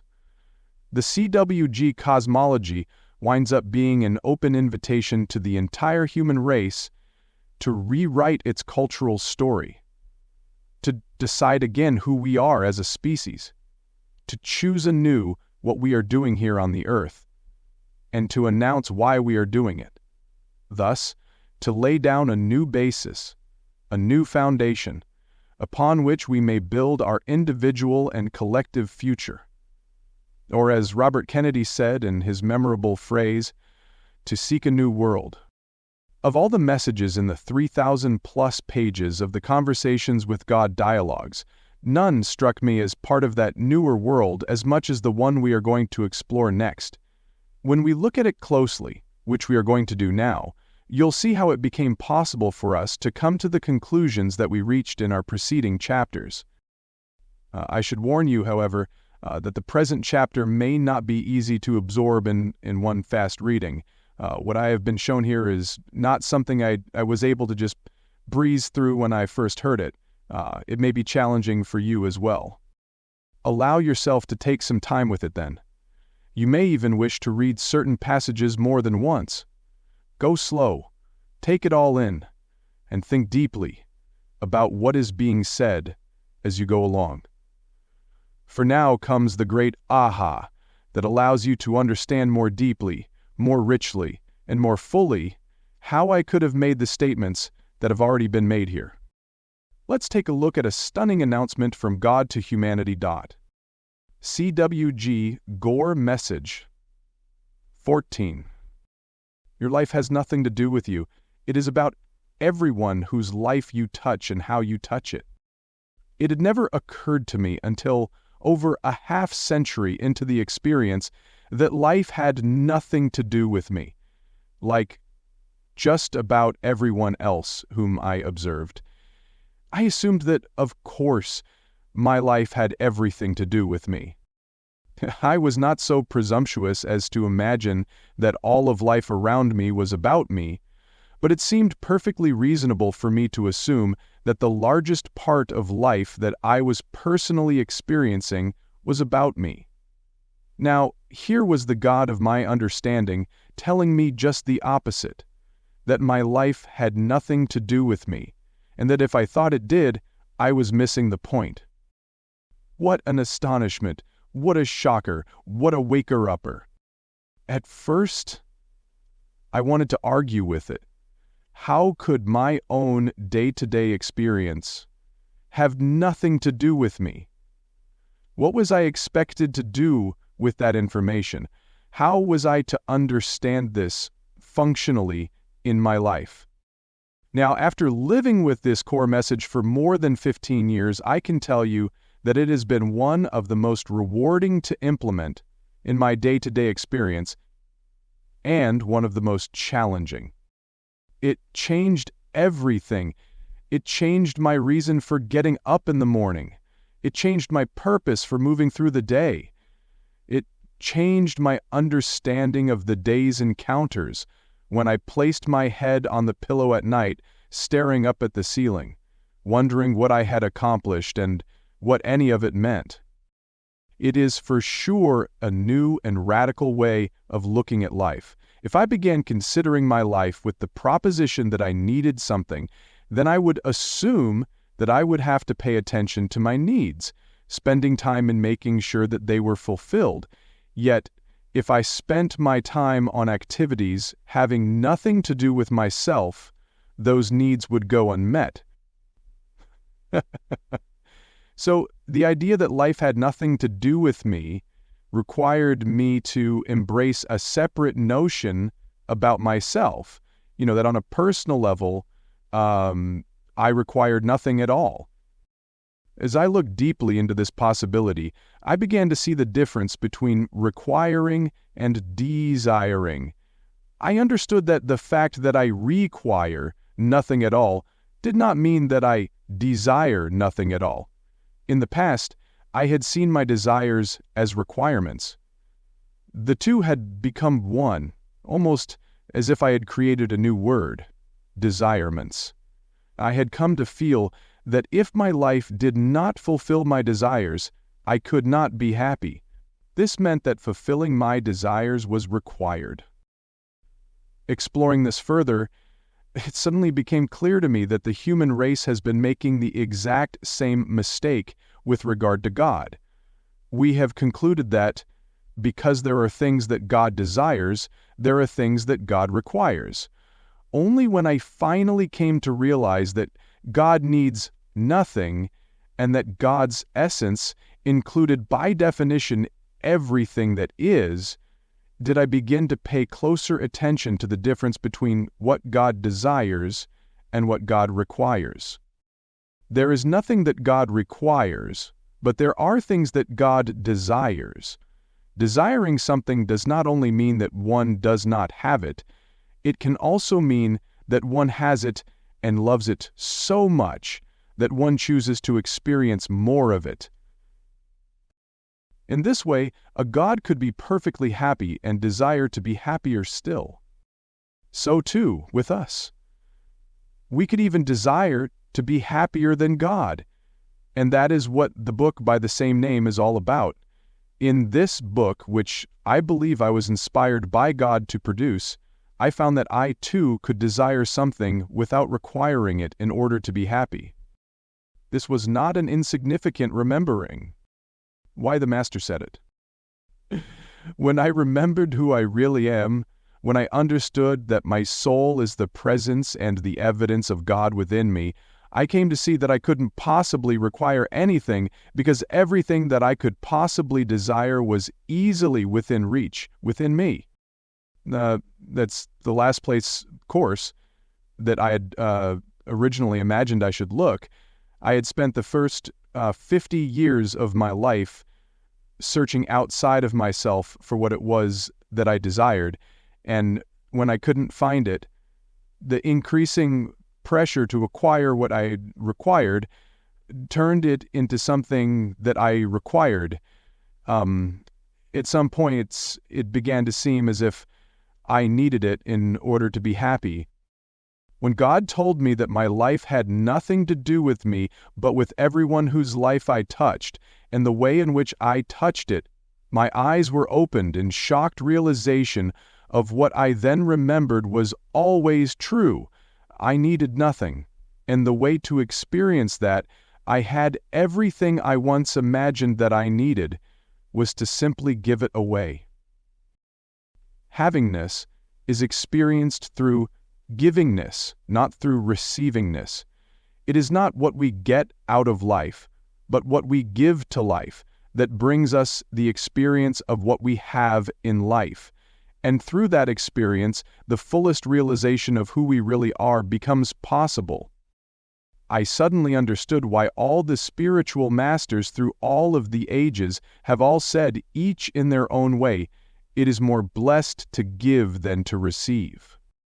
Yes, I had heard that through all of my youth, but no one ever explained to me why I should accept this as true. No one ever explained to me the metaphysics of it. Not my parents at home, not the nuns in school, not the priests from the pulpit, not the elders within my community, not the larger society in which I lived, not the world that I observed. I was being instructed by more blessed to give than to receive. It sure sounded nice, but no one ever told me, or seemed to be able to tell me, why it was true. Then, after over a half-century on the planet, I had my wonderful conversations with God, and I was told something so simple that it now seems almost embarrassing to share it, as if it were some great hidden truth. Yet here it is. It is in giving we demonstrate, and thus experience, what we have. Bingo! I had made the connection. Then I understood that we needed to reach out for nothing, but to give out everything if we wish to experience ourselves in fullness. This notion depended on a prior understanding of no little significance. We had to know that we possessed everything for which we had a desire, that it was, in fact, all inside of us all along. Yet how could we embrace such an idea when the whole of our experience from birth seemed to have shown us that exactly the opposite was true? The biggest challenge facing humanity. This has become the central question facing our species. How can we imagine, embrace, or accept the idea that we are in need of nothing when our day-to-day experience appears to evidence that this is not true? The answer is astonishingly simple. We have to use our very existence as a single unified being called humanity to demonstrate our ability to meet the needs of humanity. When each of us meets the needs of all of the rest of us, then none of us have any needs, and the promise and the prophecy of God is fulfilled. Humanity is without needs.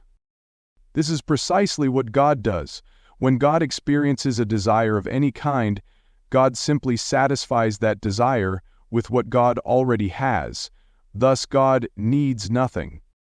Yet in order for humanity to experience this, we would have to understand ourselves to in fact be a single unified being, all of us but parts of a single body.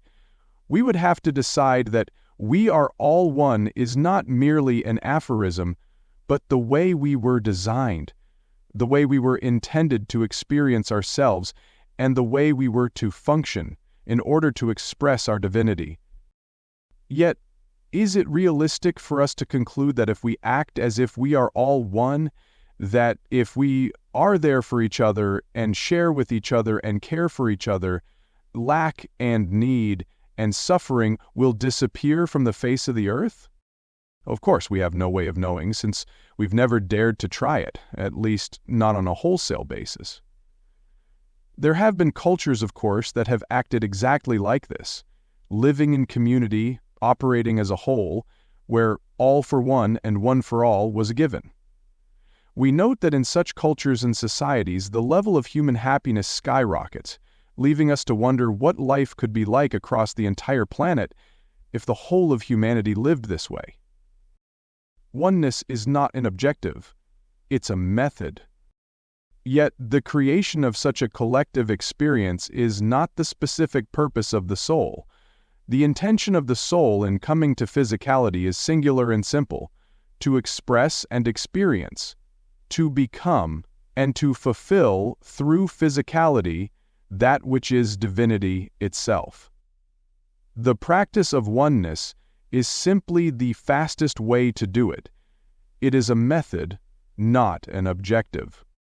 Life is God-made physical, and each aspect and element of physical life expresses divinity in fullness when it reaches its particular form of expression in completion. A rose expresses divinity in fullness when its growth and blooming is complete. There is nothing more for it to do. It has done what it appeared in the realm of the physical to do. There is no reason to feel sad when the process is complete, but only to celebrate. A star in the night sky expresses divinity in fullness when its growth and blooming is complete. There is nothing more for it to do. It has done what it appeared in the realm of the physical to do. There is no reason to feel sad when the process is complete, but only to celebrate. A human being expresses divinity in fullness when its growth and blooming is complete. There is nothing more for it to do. It has done what it appeared in the realm of the physical to do. There is no reason to feel sad when the process is complete, but only to celebrate. We don't live to fulfill our needs, we live to express our potential. The two are not the same.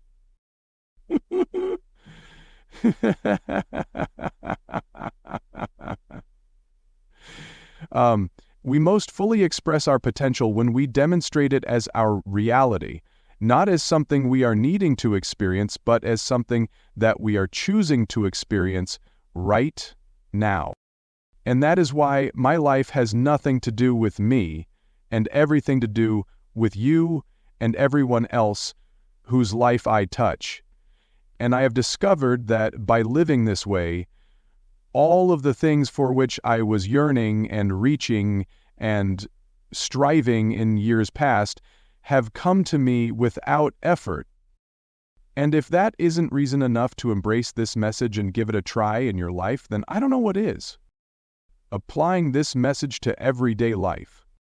Life affords us endless opportunities from day to day, hour to hour, moment to moment, to place score message 14 on the ground in our daily experience.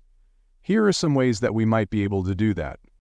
Watch all the little things that you are doing today, not the big things like going to work or heading to the doctor for an appointment or bringing the car to the garage for a tune-up or whatever other activities are consuming your moments this day, but the little things.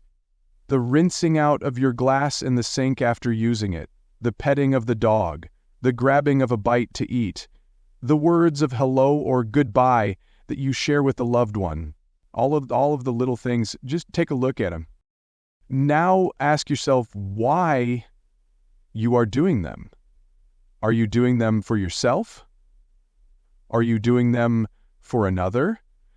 If you see yourself doing them for yourself, notice how you feel about that. If you see yourself doing them for another, notice how you feel about that. Decide that everything you are doing from this day forward has nothing to do with you. You are doing what you are doing, but not because you need to, not because you have to, not because it is required of you, but because every single thing that you do is seen as a contribution by you toward another.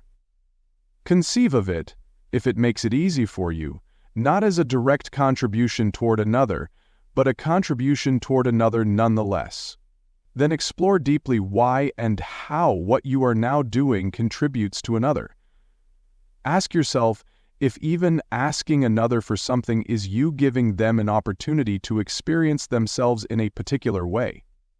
Once you reach this understanding and this awareness, hold your every action in that place from this day forward. Begin to make not just indirect, but direct contributions to the life of another more frequently, more fluidly, and more intentionally as each day goes by.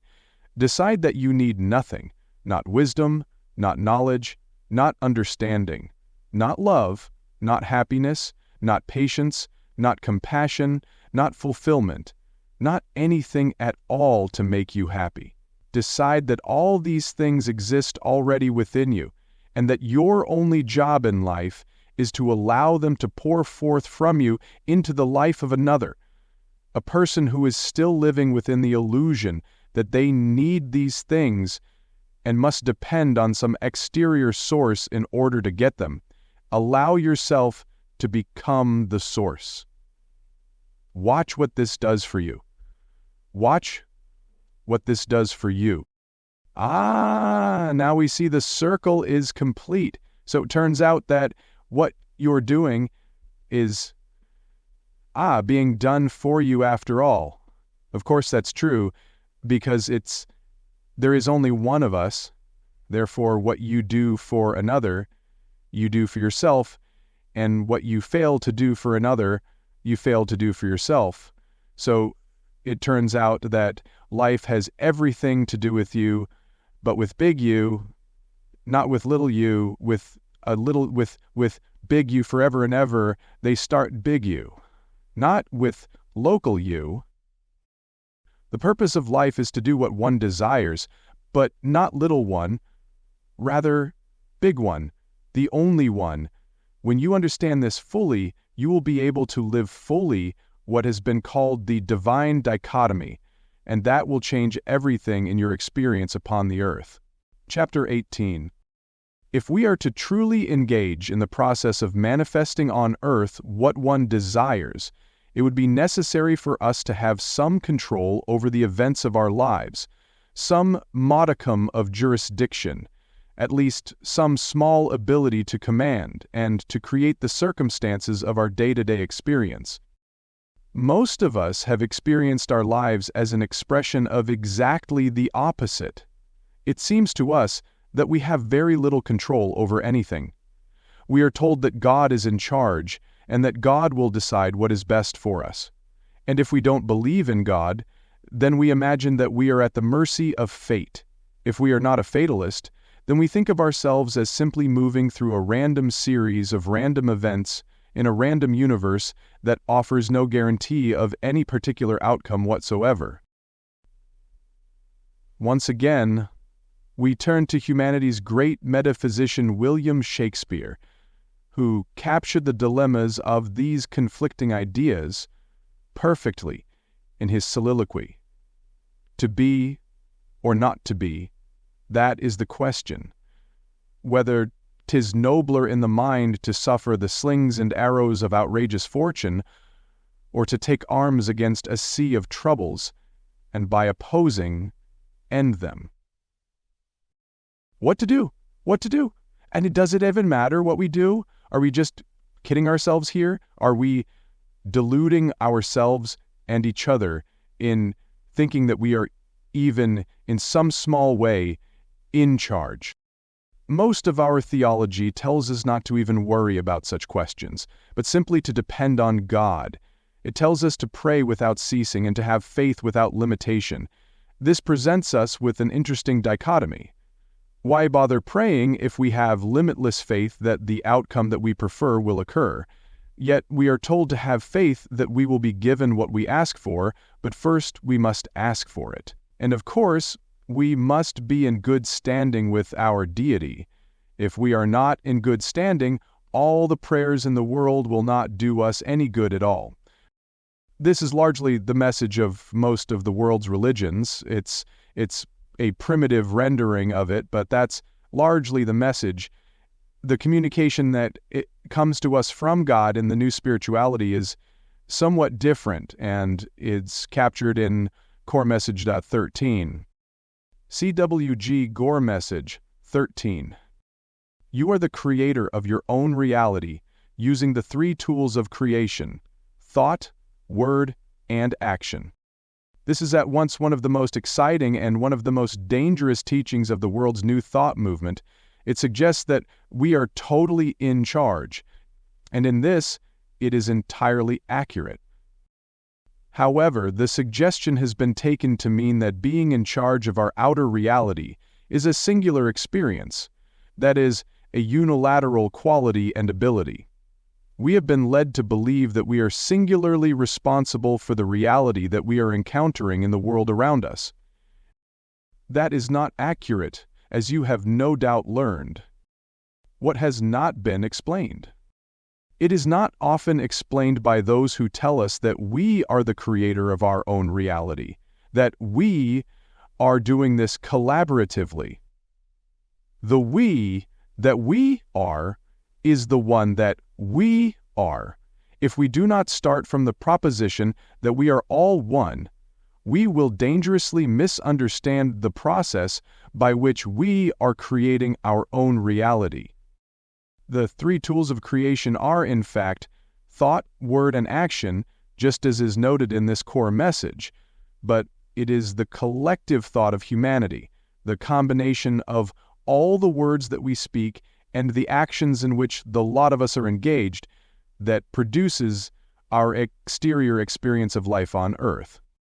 And so the good news is that you are not singularly responsible for the wars in the world and the disease and pestilence that causes massive suffering and the poverty that creates such sadness around the globe, or any other physical manifestations, good or bad, that we daily witness.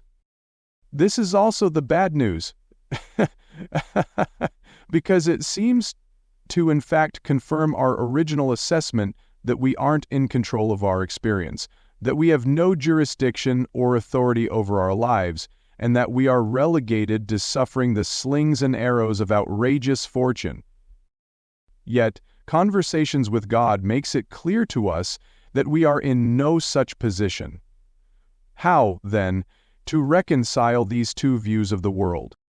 Defining our terms.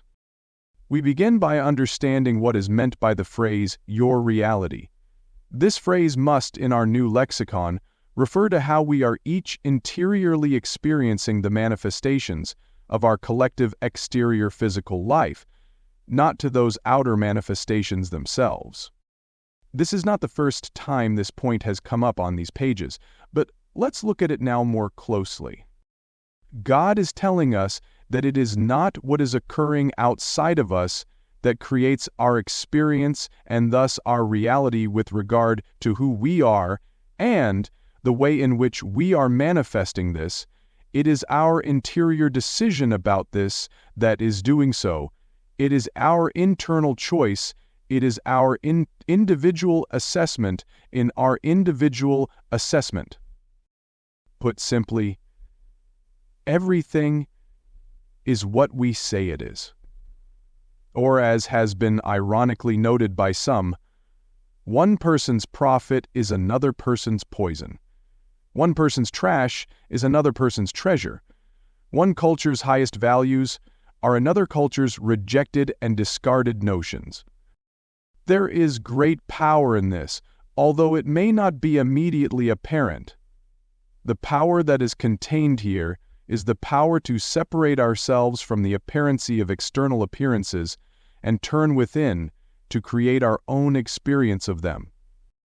Difficult as it is to believe, there are some people who actually enjoy boiled spinach. No, it's true.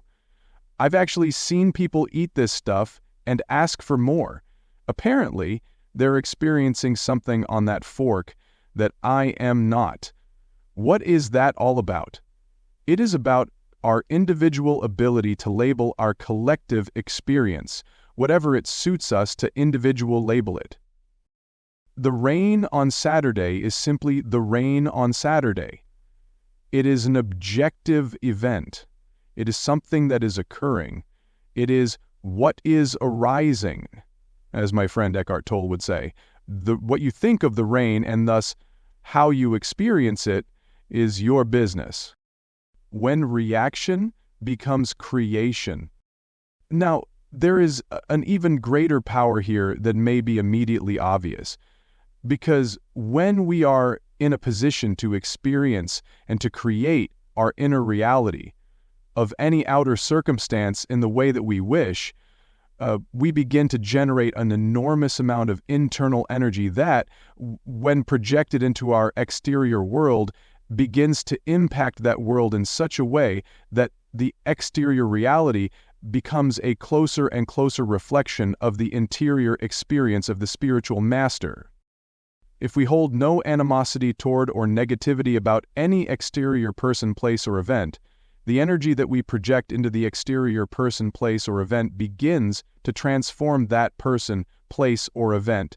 And if enough of us remove animosity and negativity from our interior experience of exterior events, we begin, through the collection of our individual expressions, to produce a collaborative impact on the group creation itself. It has been noted that in this way, one person can change the world. Thus it has come to pass that people such as Mother Teresa and Martin Luther King Jr., like Walesa and Gloria Steinem, Harvey Milk, and you and me, have had more effect on the collective reality than any of us might ever have imagined. I included you and me in that group of widely celebrated people because the only difference between them and us is that they were aware of what they were doing while they were doing it, while many of us are not. Many people have no idea what they're doing. I admit that I have found myself in that group many times, but I know now that the way I am moving through the world is impacting and changing the world around me. I didn't always understand this, certainly not on a broad scale.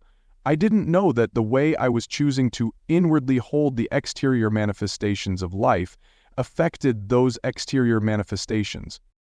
Many people, perhaps most, think they have no control over those manifestations, and that their only response is to react to them. Yet we have the power to not simply react, but create our responses. And this is what is meant by, you are the creator of your own reality. Your power is greater than you think. Make no mistake about this. There is no end to the power of an individual to alter the collective, known as humanity. And wherever two or more are gathered, that power is increased exponentially. Not in a 1, 2, 3, 4 progression, but in a 2 August 4th, 1632 progression. If you think the sun makes the paper hot by beating down on it at high noon, watch what happens when you put a magnifying glass between the sun and the paper. If you want to set the world on fire, choose to magnify the highest thoughts that God is beaming down upon us. You'll find those highest thoughts not in your mind but in your soul. Why not the mind? If you listen to your mind, you will find thoughts of survival and what it takes to do that, thoughts of fear and what it takes to assuage that, thoughts of power and what it takes to express that, thoughts of anger and what it takes to avoid that. You will find none of these thoughts in your soul. I have said before in my writings, and I will explain here again, that your mind is the repository of this life's experience. Your soul, on the other hand, is the repository of your eternal knowledge. Your mind can only respond to what it observes to be occurring based on what it thinks is occurring. Your soul responds to what is occurring based on what it knows to be occurring. Your soul knows what's occurring because your soul has engaged collaboratively with other souls in the creation of what's occurring. It does not seem to your mind that this is what's happening. So what your mind tells you often has nothing to do with the occurrence at hand. We only think that it does. Even if what's occurring externally appears to be something damaging to you or hurtful to you or injurious to your person in any way, your soul knows that this is merely an evaluation made by the mind based on its extraordinarily limited understanding of who you are and what you're doing here. And that what you're doing here is trying to survive. The soul knows that even if the mind's assessment and prediction with regard to what is occurring proves to be what you would call true concerning your body, your soul still has not been hurt, damaged, or injured in any way, because such a thing is impossible given the totality of who you are, and such a thing would not be allowed to happen, given what it is that this totality is doing here. Therefore, to be the creator of your own inner reality at the highest level, you are invited by life to create from your soul's knowledge and not from your mind's experience. We are indeed creating our own reality, but the process is not as simplistic as the words might seem to indicate. It is not about simply producing a new car in the driveway or diamonds around your neck, or a shiny new bicycle outside the front door, all of which were sadly used as demonstrations of your personal creative power in the movie The Secret.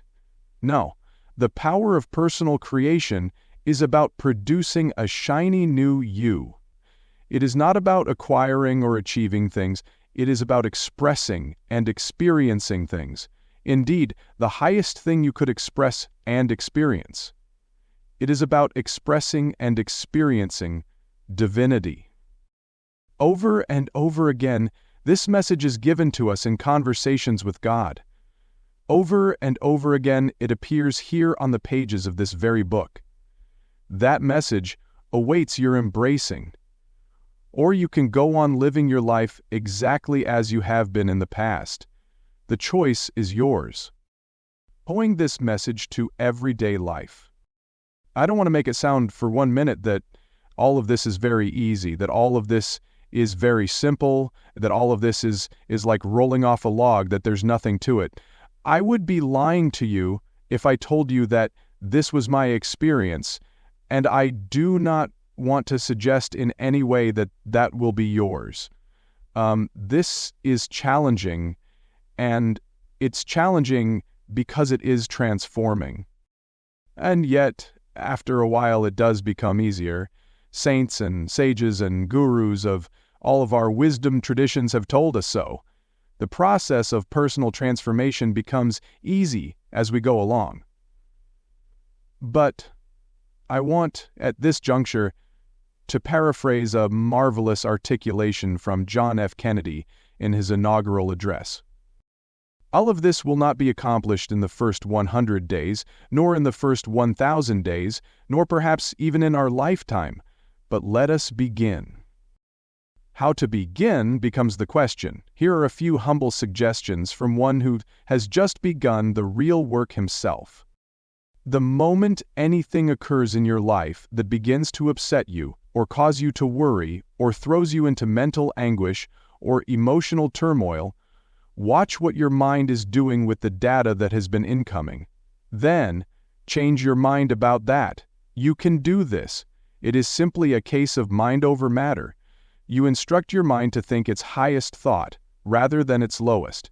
This process is wonderfully explained in the book When Everything Changes, Change Everything. Practice at least 3 times a day, inviting your mind to access the knowledge of the soul.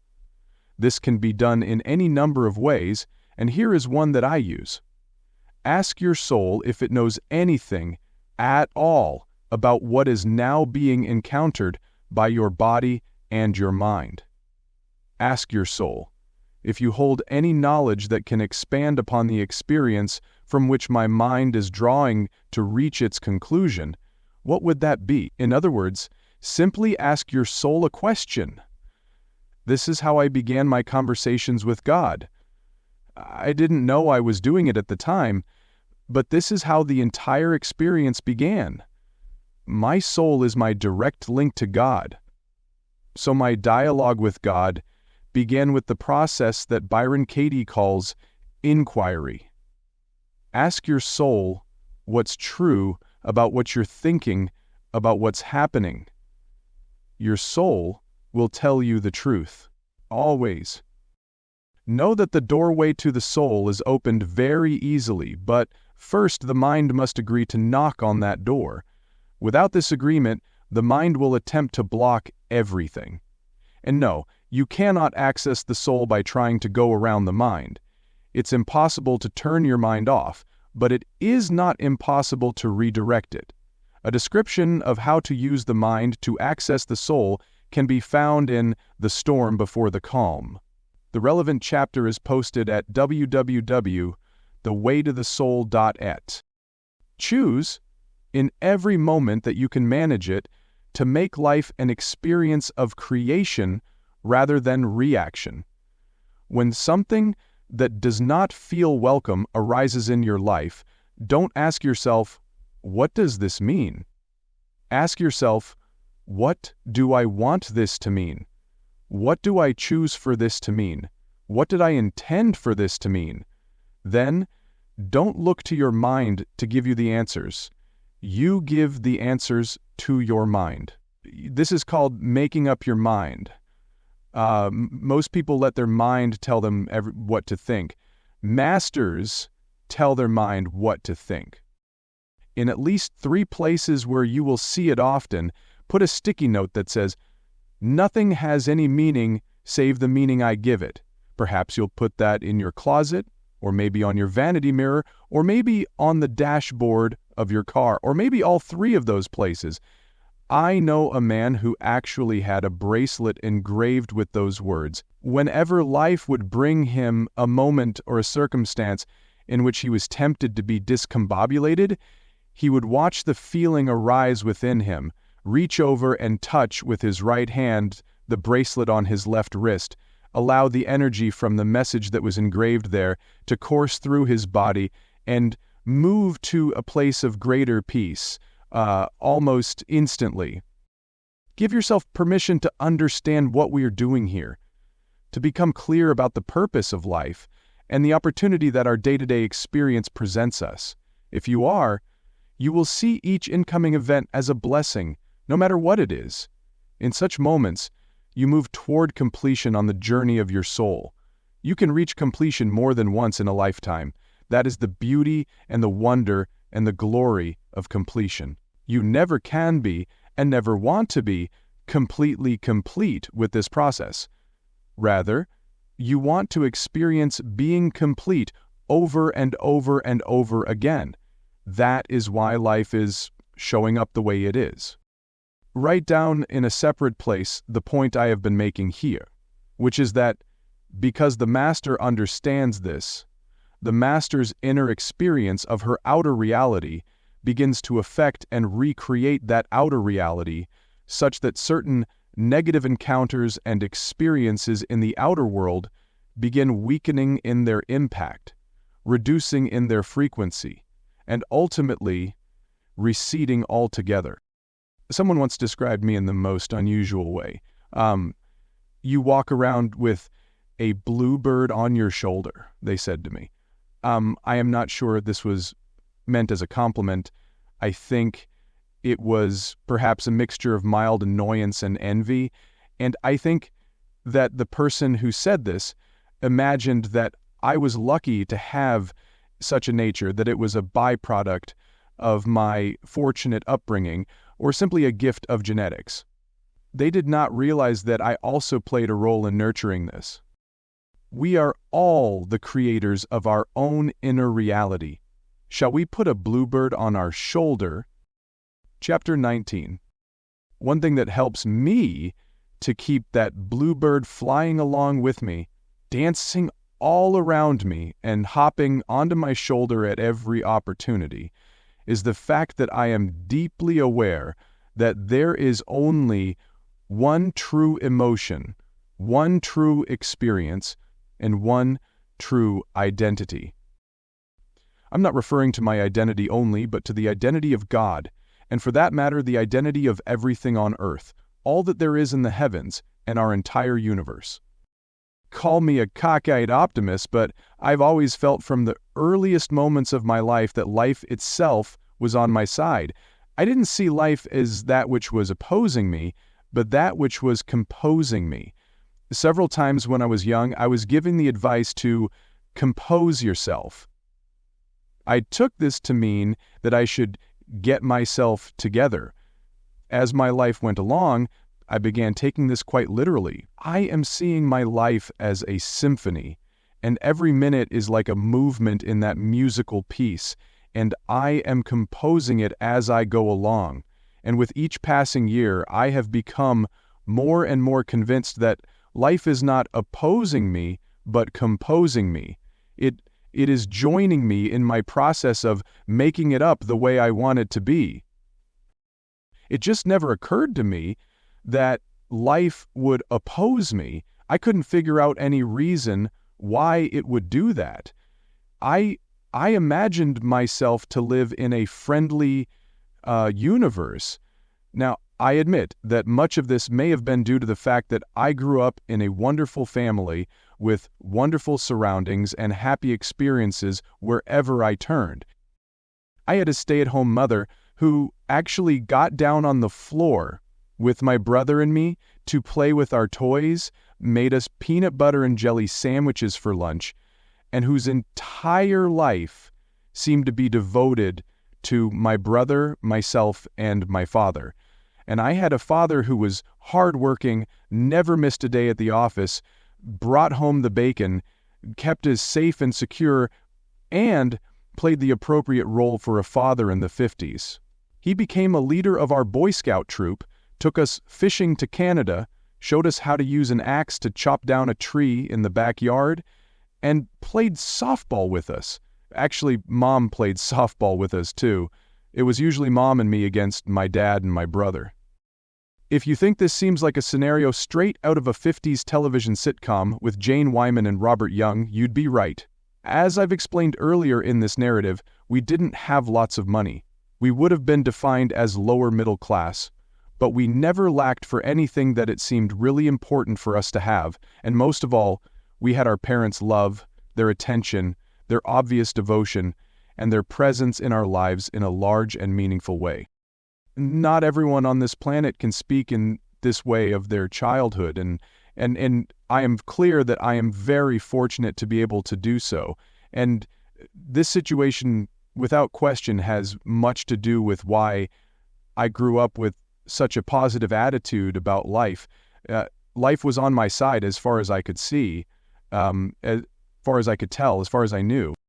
So I owe a huge thanks to my parents and an enormous debt of gratitude to God for placing me in such an environment, for putting me in such a blessed space, for giving me such a glorious opportunity to experience life's better side so early in my journey on the earth.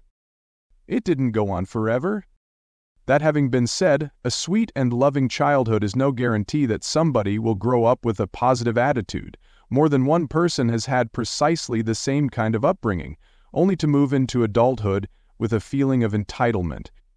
And when they don't get what they feel themselves to be entitled to, they become anxious, upset, and negative. Ultimately, this can turn into bitterness and anger, and a long-term feeling that life may have been on our side at the beginning, but has since turned against us.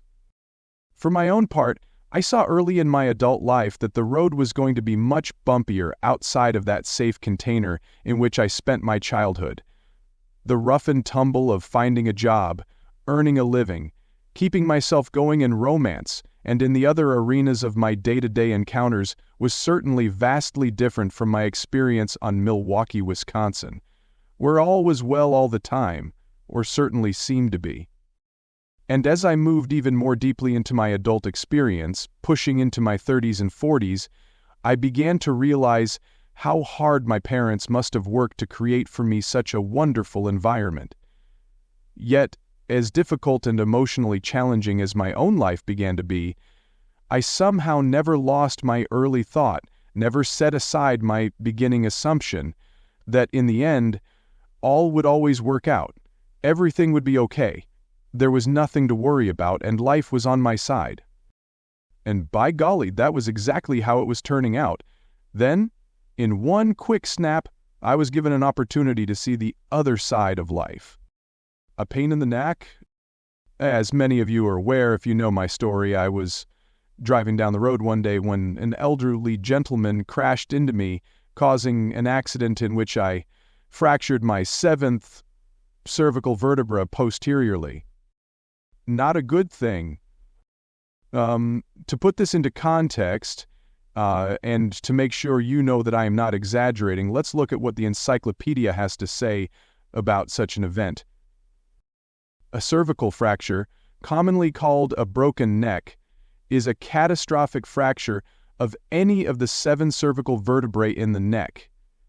Examples of common causes in humans are traffic collisions and diving into shallow water.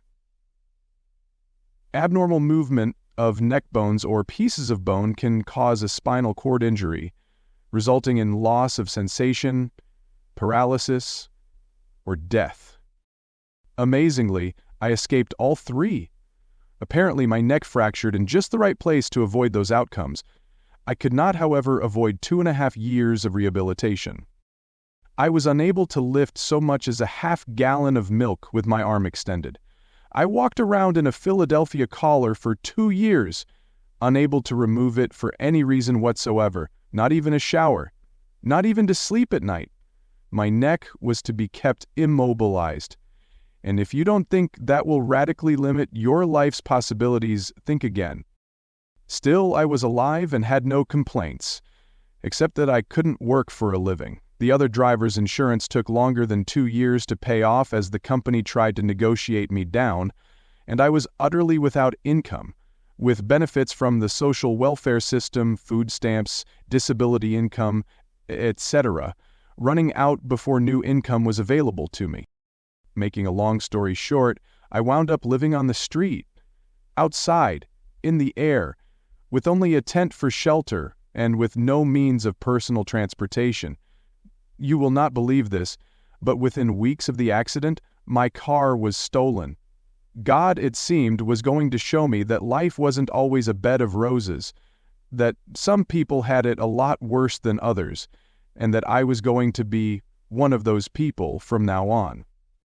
I wound up living in a homeless park, a stretch of open land that other transients had taken to occupy. Each of us had our own little campsite or area. Some of us only had lean-tos or makeshift shelters. Others of us were lucky enough to have a tent, to at least keep us out of the weather. I was in the second group, but all I had in addition to my tent were 2 pair of jeans, 3 shirts, 1 pair of shoes, and a camper's stove, with a couple of pots and pans. I felt like I was on an extended campout that would be over very quickly. How long could it take me to find a simple job somewhere, even with a therapeutic collar around my neck? I couldn't have guessed that the answer would be, 2 weeks shy of a year. Nobody wanted to hire somebody who was a walking unemployment insurance claim. After 36 weeks, I found a weekend job at a little radio station that brought me $400 a month, which, I need to tell you, to a person living on the street, is a fortune. I could eat again without dumpster diving for soda bottles and beer cans to turn into cash for their redeemable deposits, hoping that I had enough to buy a bag of French fries. Ironically, it was after I got off the street, rented myself a little cottage behind someone's larger luxury home, and found a full-time position at another local radio station that I realized I had re-entered a world of utter meaninglessness. Reality hits. I was putting in 10 and 12 and sometimes 14 hours a day, bringing home just enough money to scrape by, and trying to rebuild my life at the age of 50. I can remember screaming to myself inside my mind, a half-century on the planet, and this is what I have to show for it? I could find no purpose in what I was doing other than to simply survive. Sure, I could grab a little bit of happiness here or there, catch a movie now and then, play a CD that I enjoyed, maybe even make love with a willing new friend once a month if I was lucky. But this was supposed to be it? This was going to be my life? I was supposed to start over after a half-century, working my way up the ladder again? No, thanks.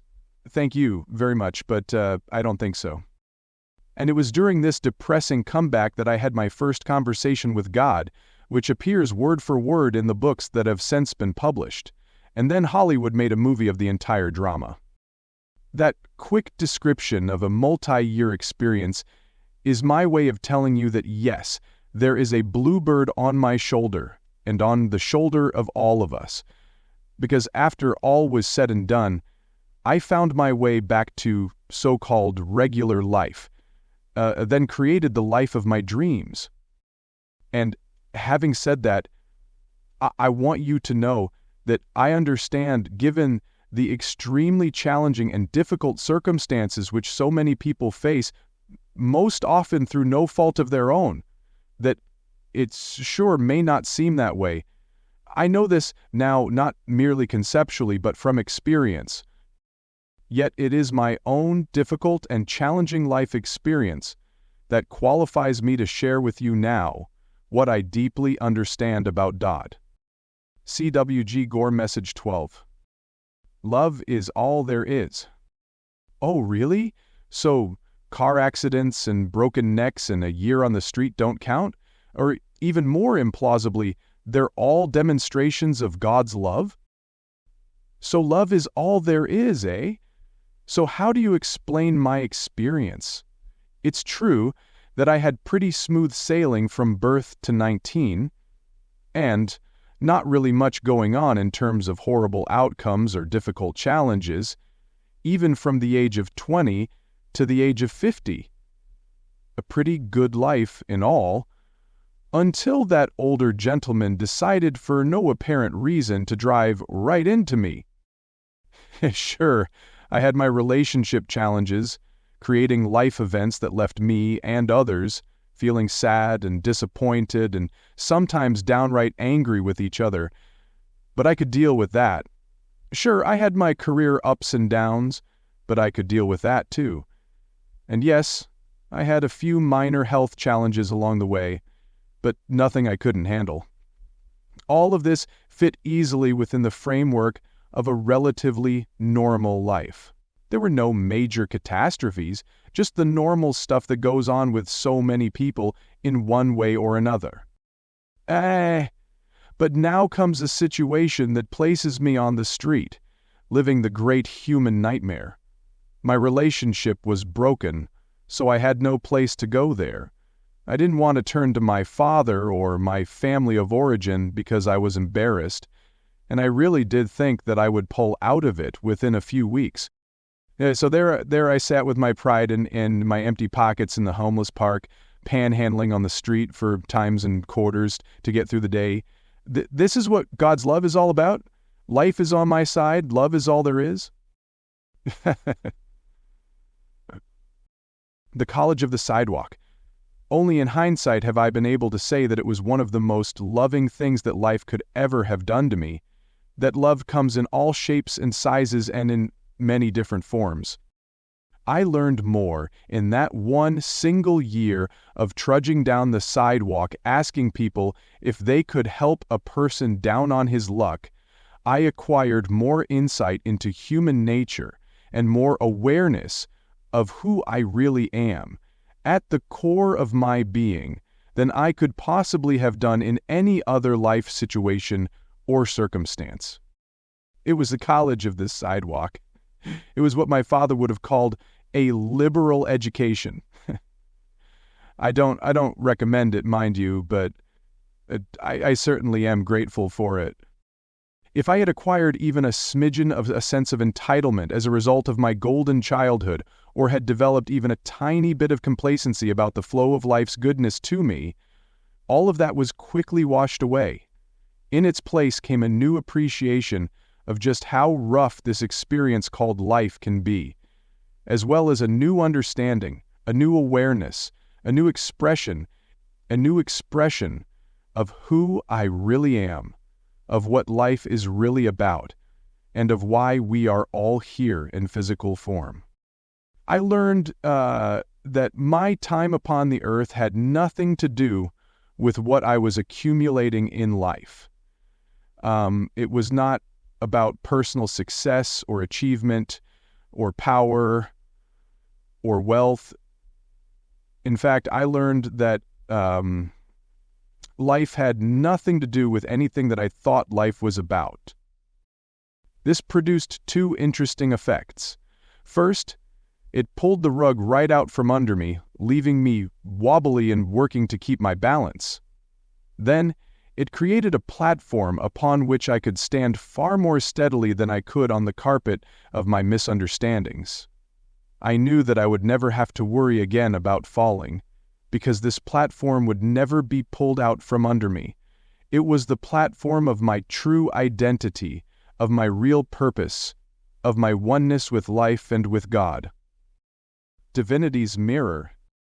I'm surely not the first person to have encountered an experience that I thought, as I was encountering it, was the worst thing that could possibly happen to me, only to find months or years later that it was the best thing that ever happened.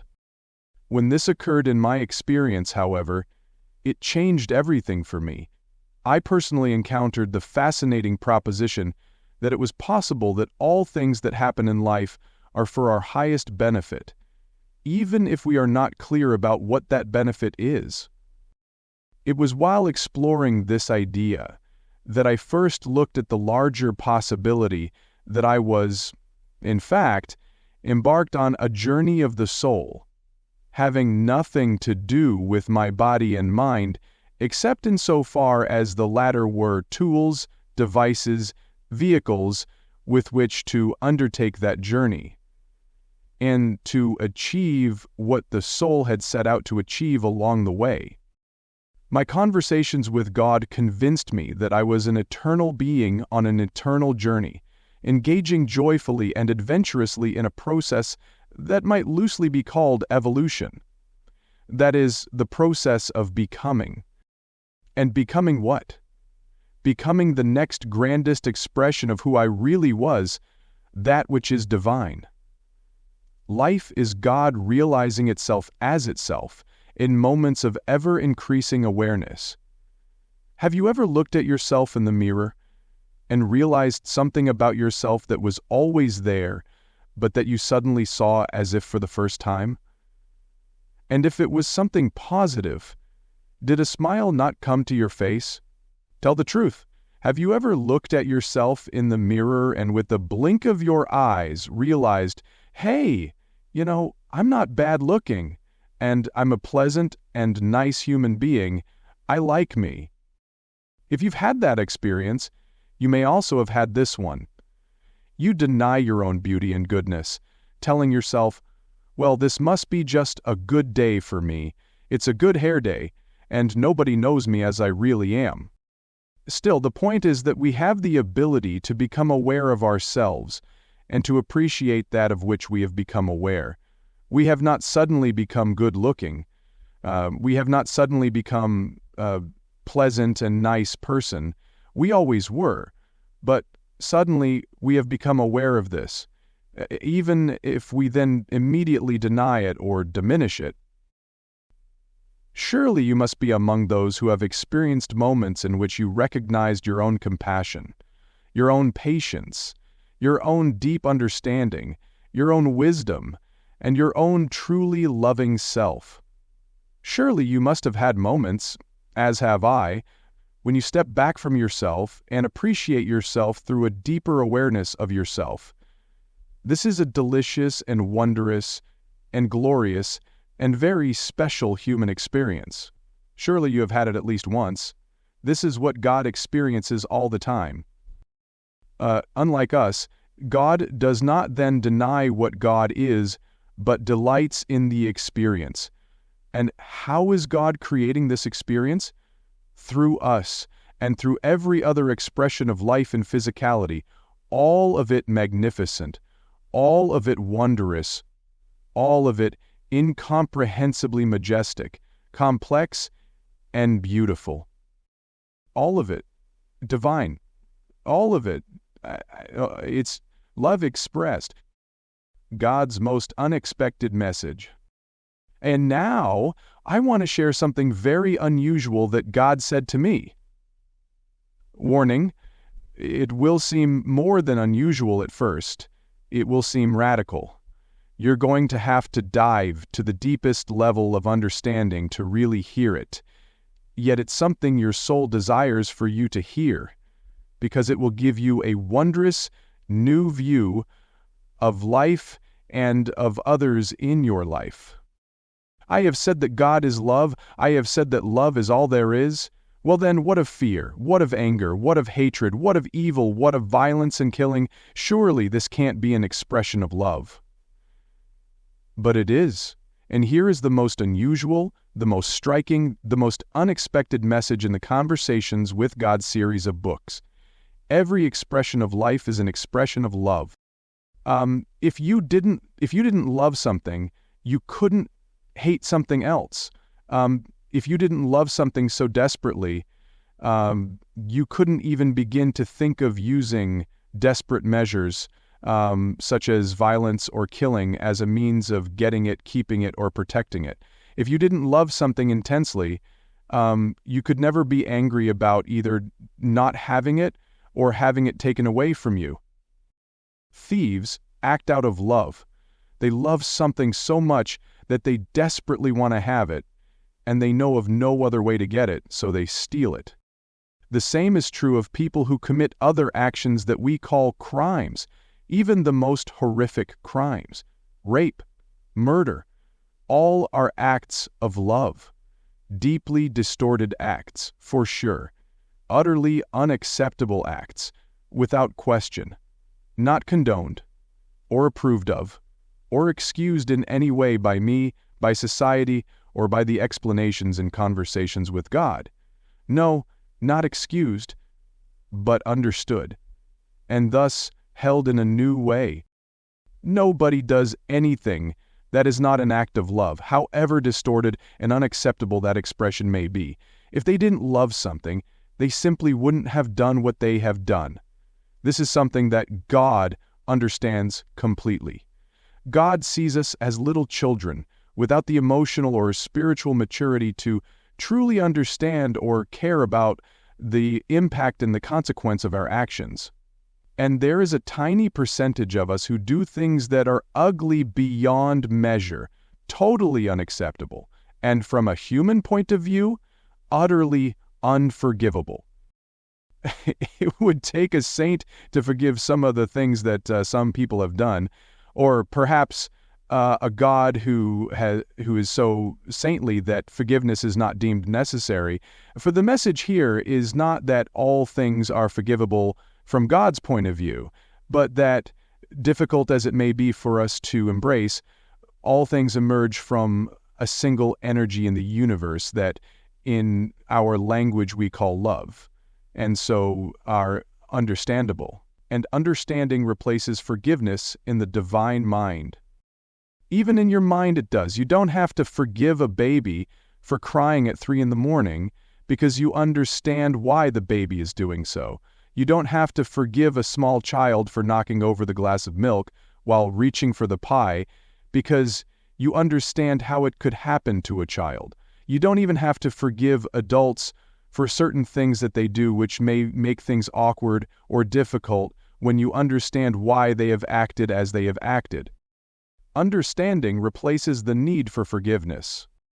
The only reason you would call anything unforgivable is that you don't understand how anyone could do such a thing.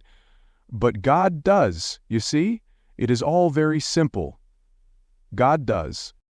The distortions will disappear. Now the remarkable insight that all action is birthed by love creates a space within which we can finally and fully understand how certain things can occur, opening to an awareness that it is through extreme distortion of the essential energy that people do what we call bad things.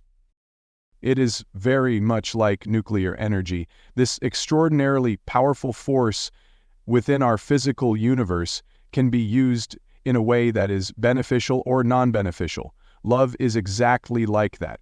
It is the most powerful energy of the entire cosmos, physical and non-physical, and it can produce what we call good and what we call evil.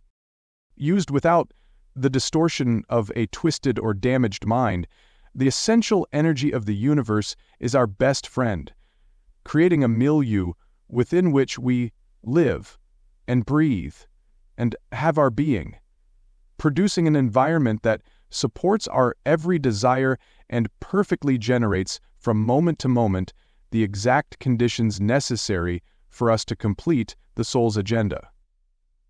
Yet, are the things we do to each other on this planet sometimes producing twisted thoughts and angry responses? Yes, is humanity's very biochemistry sometimes produce damaged minds even at birth? Yes.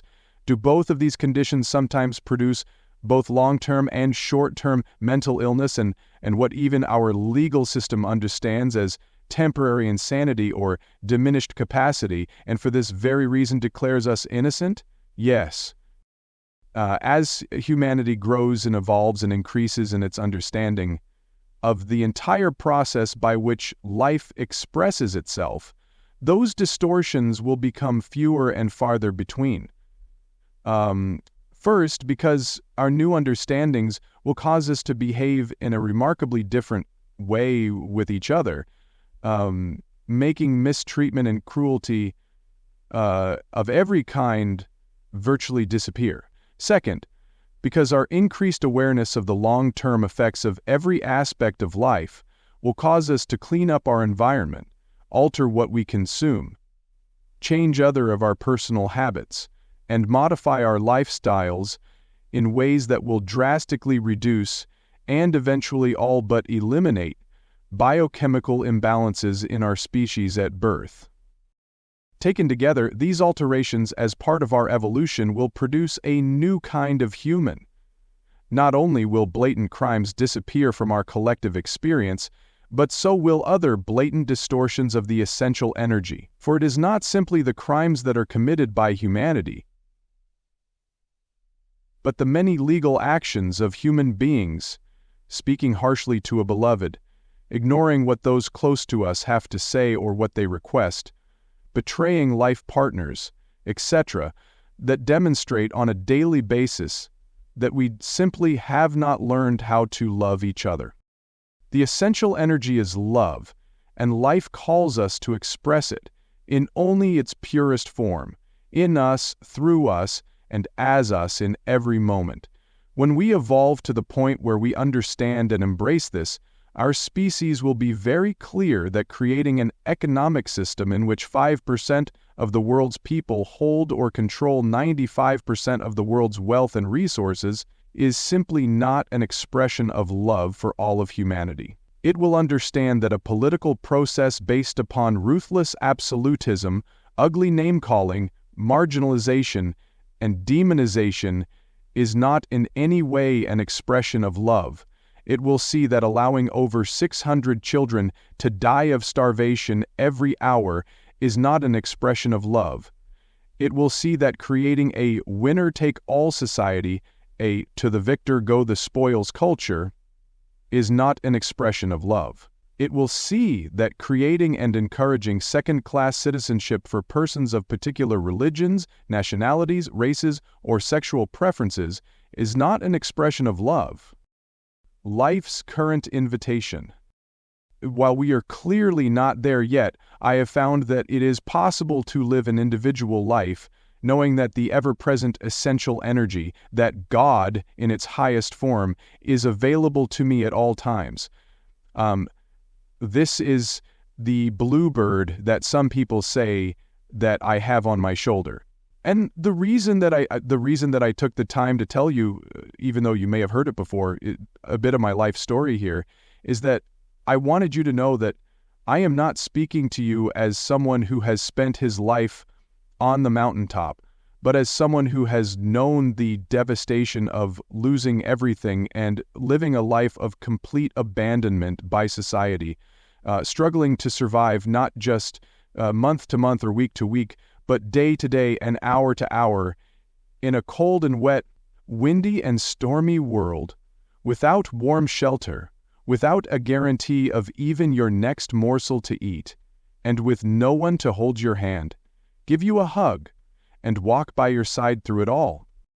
We remember that love is all there is by allowing each moment of our life to be a demonstration of this, causing nothing but love to flow through us to every person in every situation that life presents. This is exactly what Nelson Mandela did during the over quarter century that he was kept imprisoned in South Africa.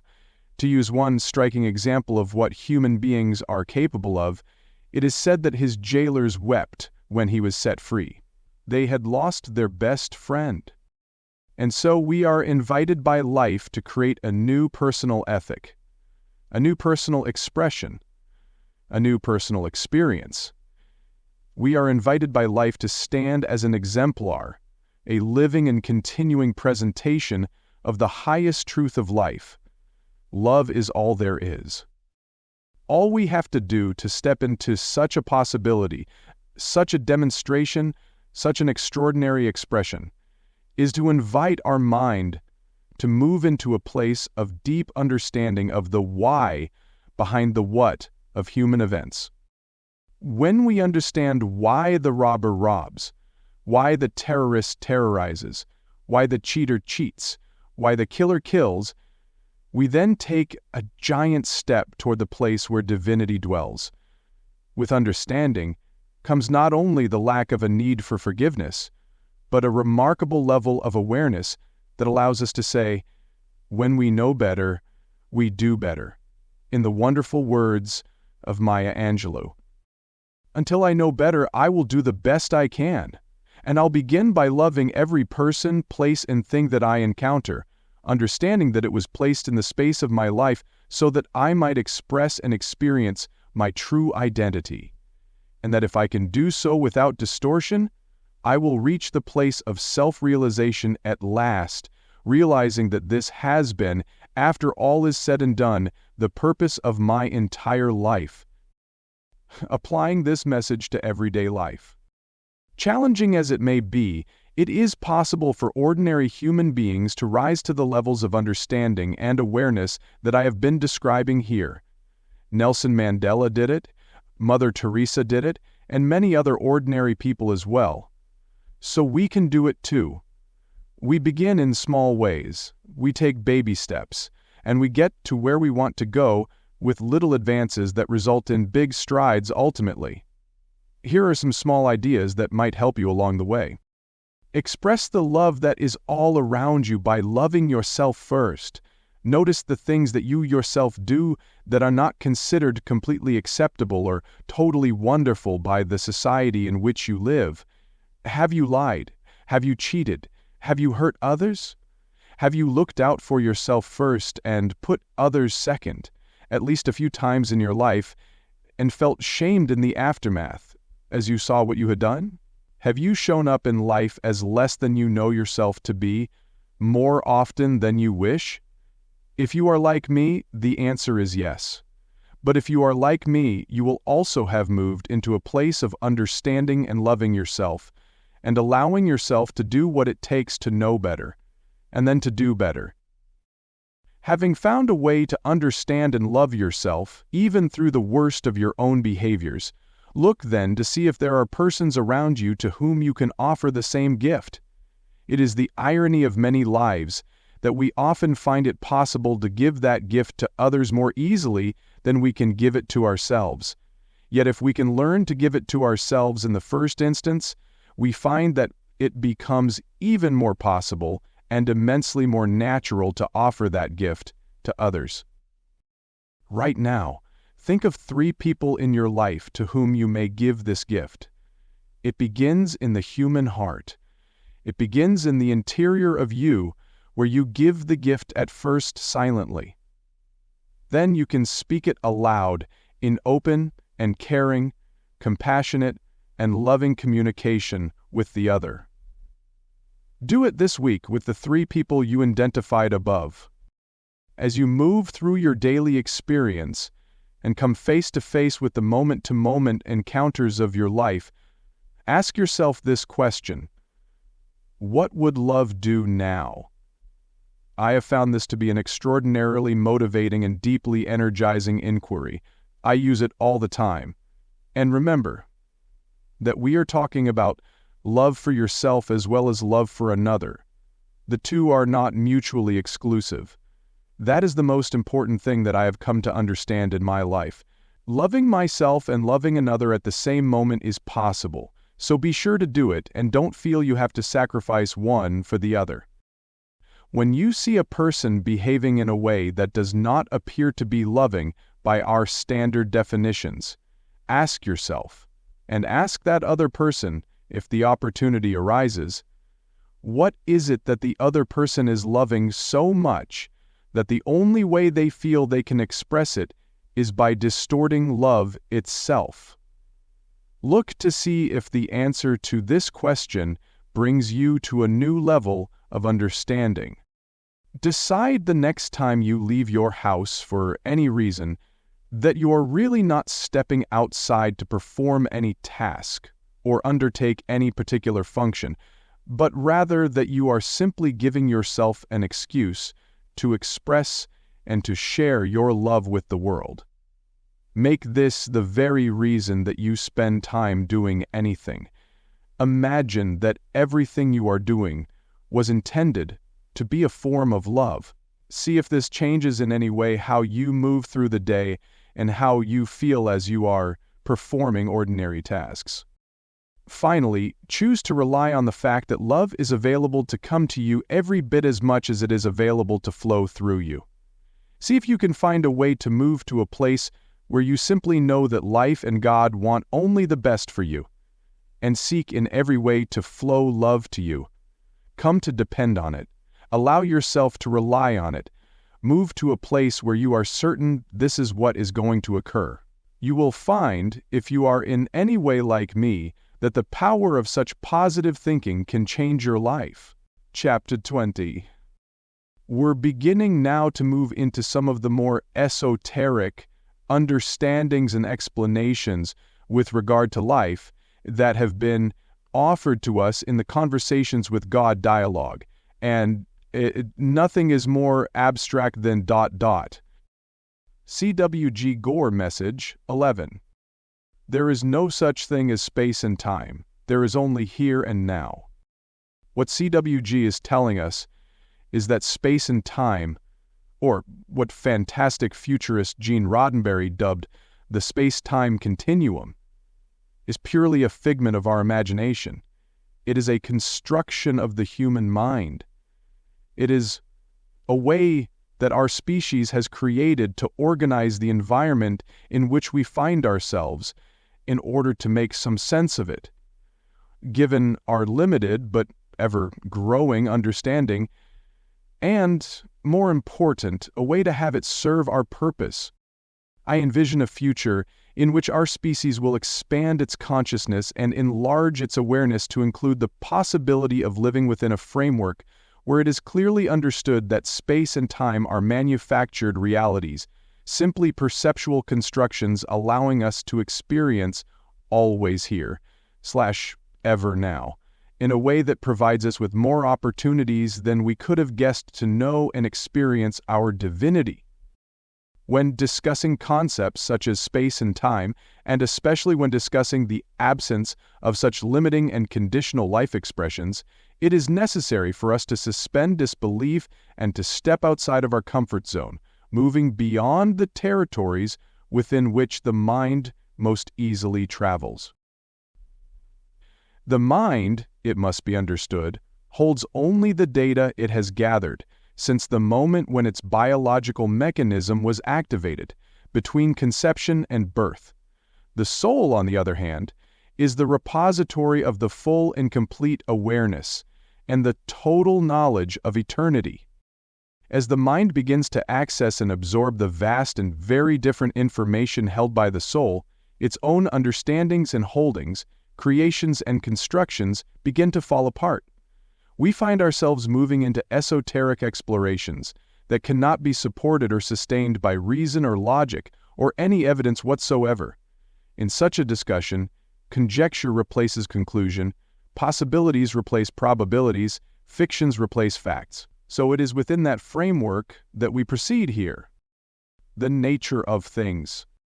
I have been caused to understand that the whole of ultimate reality can be conceptualized as existing in three forms: the realm of the spiritual, the realm of the physical, and the realm of pure being.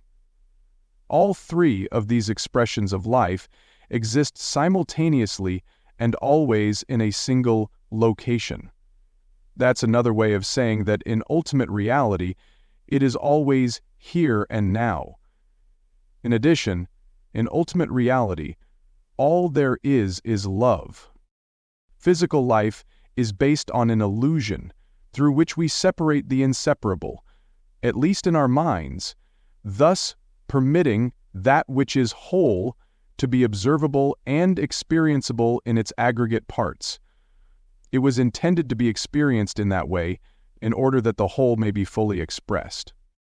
Let me use a metaphor here in order to break that idea down just a bit. Consider the beauty of new fallen snow on a hillside at the break of dawn. The sun glistens upon the fresh blue whiteness, creating a sight breathtaking to behold, but awesome only because of the awesomeness of that which comprises it, only because of the breathtaking beauty of its individual parts. This is clearly evidenced when we collect a bit of that snow, separate each snowflake, one from the other, then look at them under high-intensity magnification and experience their wondrous beauty. What stops those individual snowflakes from melting instantly on the hillside is the fact that they are one with the snow itself. They are the snow. The snow is not separate from them. The snow is the sum total of them. It's the lack of separation from the other snowflakes that allows all the snowflakes to form and sustain the whole. The snow is the snow, and it is magnificent in its wholeness. It is even more magnificent in its aggregate parts, but one must know the beauty and the wonder of the aggregate parts in order to experience this. That is exactly what God is doing with us. You are no less than a snowflake. What makes all of God experientiable as God are the individual and disparate and aggregate parts of God, each of which is as magnificent as the whole itself, and all of which create the magnificence that the whole emanates. Do not be tempted to use your powerful imagination to think that you are somehow less when compared to God than a snowflake is when compared to a mountain of snow. What we see all around us is exactly how life is. Ironically, we think this is how life is with regard to flakes that make up the snow, drops that make up the ocean, stars that make up the night sky, and just about everything else that makes up God. Except us.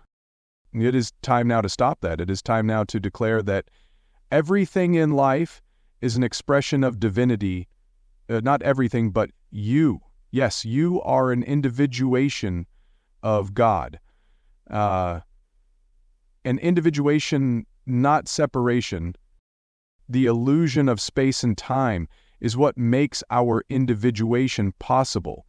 And the absence of space and time in ultimate reality is what allows God's pure as snow souls to remain unmelted forever. The separation of all that is into its individual parts is simply a process by which all that is allows itself to look at itself and experience itself in the aggregate wonder of its totality through the use of space and time. Now, it could seem that the notion that there is no such thing as space and time has no practical application in your day-to-day life, but just the opposite may be true. It is my truth that in order to live in this Alice in Wonderland universe of ours, it is useful and necessary to conceive of things as existing in space and time. Yet knowing that both are an illusion can be metaphorically and metaphysically helpful in a number of ways. First, we don't put too much negative energy on the passage of time, but allow ourselves, rather, to know that we exist in all time. The urgency that the concept of limited time presents to us in our lives can thus be removed from our thinking and from our experience.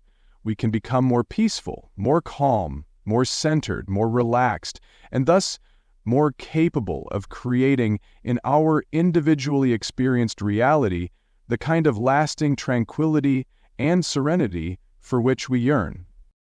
As well, the esoteric understanding that there is really no space but right here allows us to consider the fictional spaces into which we move and from which we emerge as all the same place, namely, the kingdom of God, or, if you please, heaven. This is not an unimportant consideration. Turning hell into heaven, the knowing that every place is the same place, has been enormously helpful to me when I have found myself in physical locations that, for one reason or another, I judged to be unpleasant or unwelcome. In those places, I have tried to bring the blessing of a deeper comprehension of ultimate reality to my current notion of what is right in front of me. And then in some strange and fascinating way, that larger comprehension alters and transforms my present experience of the location in which I find myself. Put another way, my interior experience begins to color my exterior experience. I start to like where I am, wherever I am. I start to like what I am doing, whatever I am doing. I start to like who I'm with, whoever I am with. I have a notion that this is the way all masters walk through life. Not that I in any way claim to be one of those masters, but I am studying the ways in which they have been known to move through their daily experience. In the last chapter, I brought up the example of Nelson Mandela, about whom you can find out more with a quick internet search if you do not know who he is. You'll discover why he stands as such a striking example of this level of mastery. Mr. Mandela spent over a quarter century in a prison for the crime of wanting to set his people free. Yet, he turned his space into a wholly acceptable location, realizing that no matter where he was, the space became what he made it. He realized that there is really only one space, simply demonstrating different characteristics, and that those characteristics are nothing more than what we call them. These kinds of esoteric understandings challenge us and invite us to consider whatever space or time we are currently occupying to be paradise, and to make it so by how we perceive it and how we experience it. And again, I want to make the point that it is our interior experience that affects the exterior reality in which we find ourselves, not the other way around. Mr. Mandela's holding of his incarceration in a particular way altered the entire exterior environment in which he was involuntarily placed. His guards became his friends. They grew to admire him and even to love him.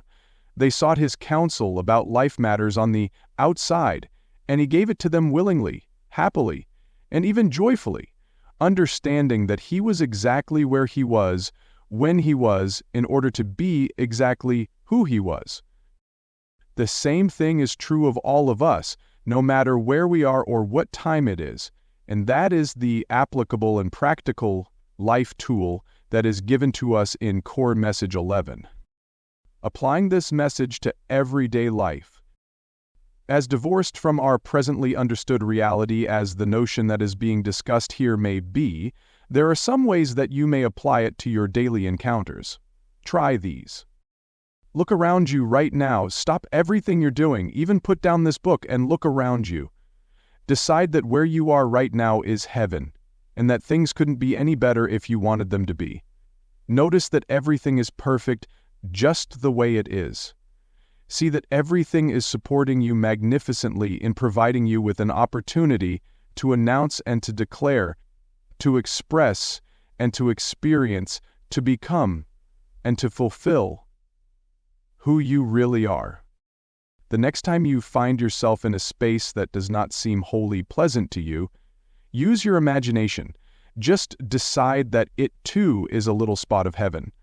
Call it okay just the way it is, no matter how it is, and then see and feel and touch and smell and experience fully the wonder and the glory of that particular environment. Watch the space in which you find yourself transform right in front of your eyes. One interesting way to do this is to decide whether you would rather be where you are, as unpleasant as it may seem to be, or whether you'd rather be dead. I know that there is no such thing as dead, but I use the fiction as a metaphor to make this experiment work. I've actually done this. I've actually found myself in spaces that were not totally pleasant for me, but when I asked myself if I would rather be there or be no longer among the living, suddenly everything around me looked not only acceptable, but preferable. Now, it is arguable that some people might say, no, I'd rather be dead, and that too is a choice. It's okay to make that choice in your mind. It's okay to stay in your negative energy about whatever you're experiencing in any particular space. There is no right or wrong around this. There are no rules here. Everything is just what it is. It's just what you create it to be. But notice how your life is enriched the moment you decide that whatever space you're in is perfect just the way it is. Now notice how time works in your life. Notice how some moments seem to stretch themselves out and some moments seem to shorten themselves. Take a close look at why you often have this experience. Which are the moments that move more rapidly, and which are the moments that seem to extend themselves endlessly? Looking at both, ask yourself what point of view or frame of mind or state of being you are injecting into a particular time that gives it the quality of extending itself or shortening itself. Just take a close look at this. Notice it. Then look to see what that tells you about yourself. Oh, and have a good time doing this. Chapter 21. For many people, there is nothing more powerful in its emotional, psychological, or spiritual impact than the contemplation of their own death. The idea that we somehow one day won't be part of life, that life will go on without us as if we were never here, can rattle the mind and shake the psyche to its core. If we are simply biological creatures who live and then die, no longer existing in any way, the reason and purpose of life escapes us. We simply don't understand. Why bother doing anything in any particular way if it has no consequence beyond our death? Should the inspiring experiences be enough to motivate us, why bother even living, for that matter, if our life has become nothing more than a series of difficult and challenging and even tragic experiences? Why bother going through the pain? Why bother going through the turmoil? There are, it should be noted, many people who believe that the prospect of nothing at all existing or occurring after death can itself provide sufficient motivation to life, bringing us a sense that it is now or never time, that what we do here is all we will ever have a chance to do, all we will ever have an opportunity to experience, so we had better do it and experience it now. Someone once ruefully noted that nothing makes a person more efficient than the last minute. Translated into lifelong terms, that observation might read, nothing makes each moment in a person's life more meaningful than the notion that nothing follows this life. So the idea and the concept of humanity's confrontation with death has carried with it, a dual-edged fascination from the beginning of our species' experience on the earth. That's nothing new, and you already know this. Yet here is perhaps a new idea expansion of this age-old topic. CWG Gore Message.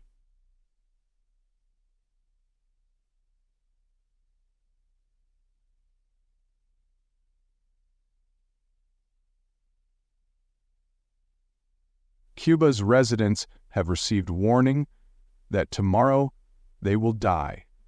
In the face of COVID, Cuba News Relays announced a message based on data from e-boosters and YouTube depicting death and destruction from government interference in government interference.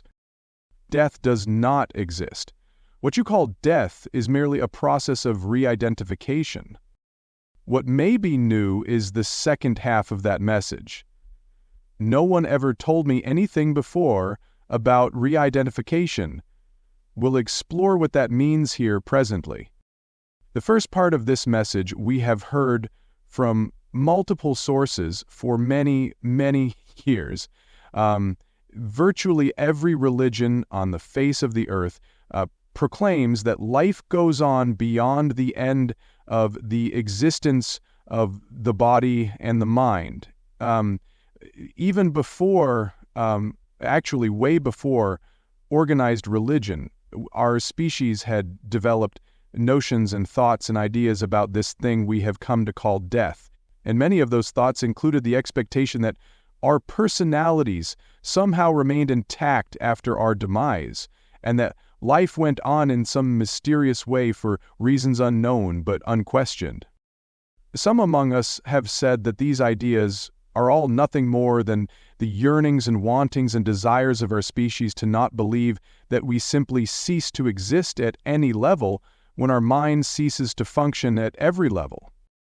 Life after death is nothing more than wishful thinking, these people say, and the best we could do for ourselves is simply get the idea out of our head and move on with life as if this is really all there is, allowing it to be sufficient.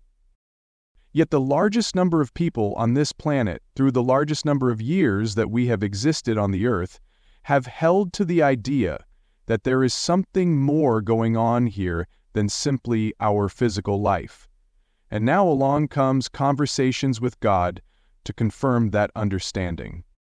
The questions that arise.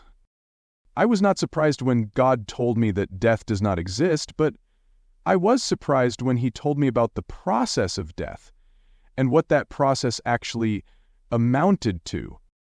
While, as I've noted, no one had ever defined death as a process of re-identification before, when those words first came through to me, they made perfect sense.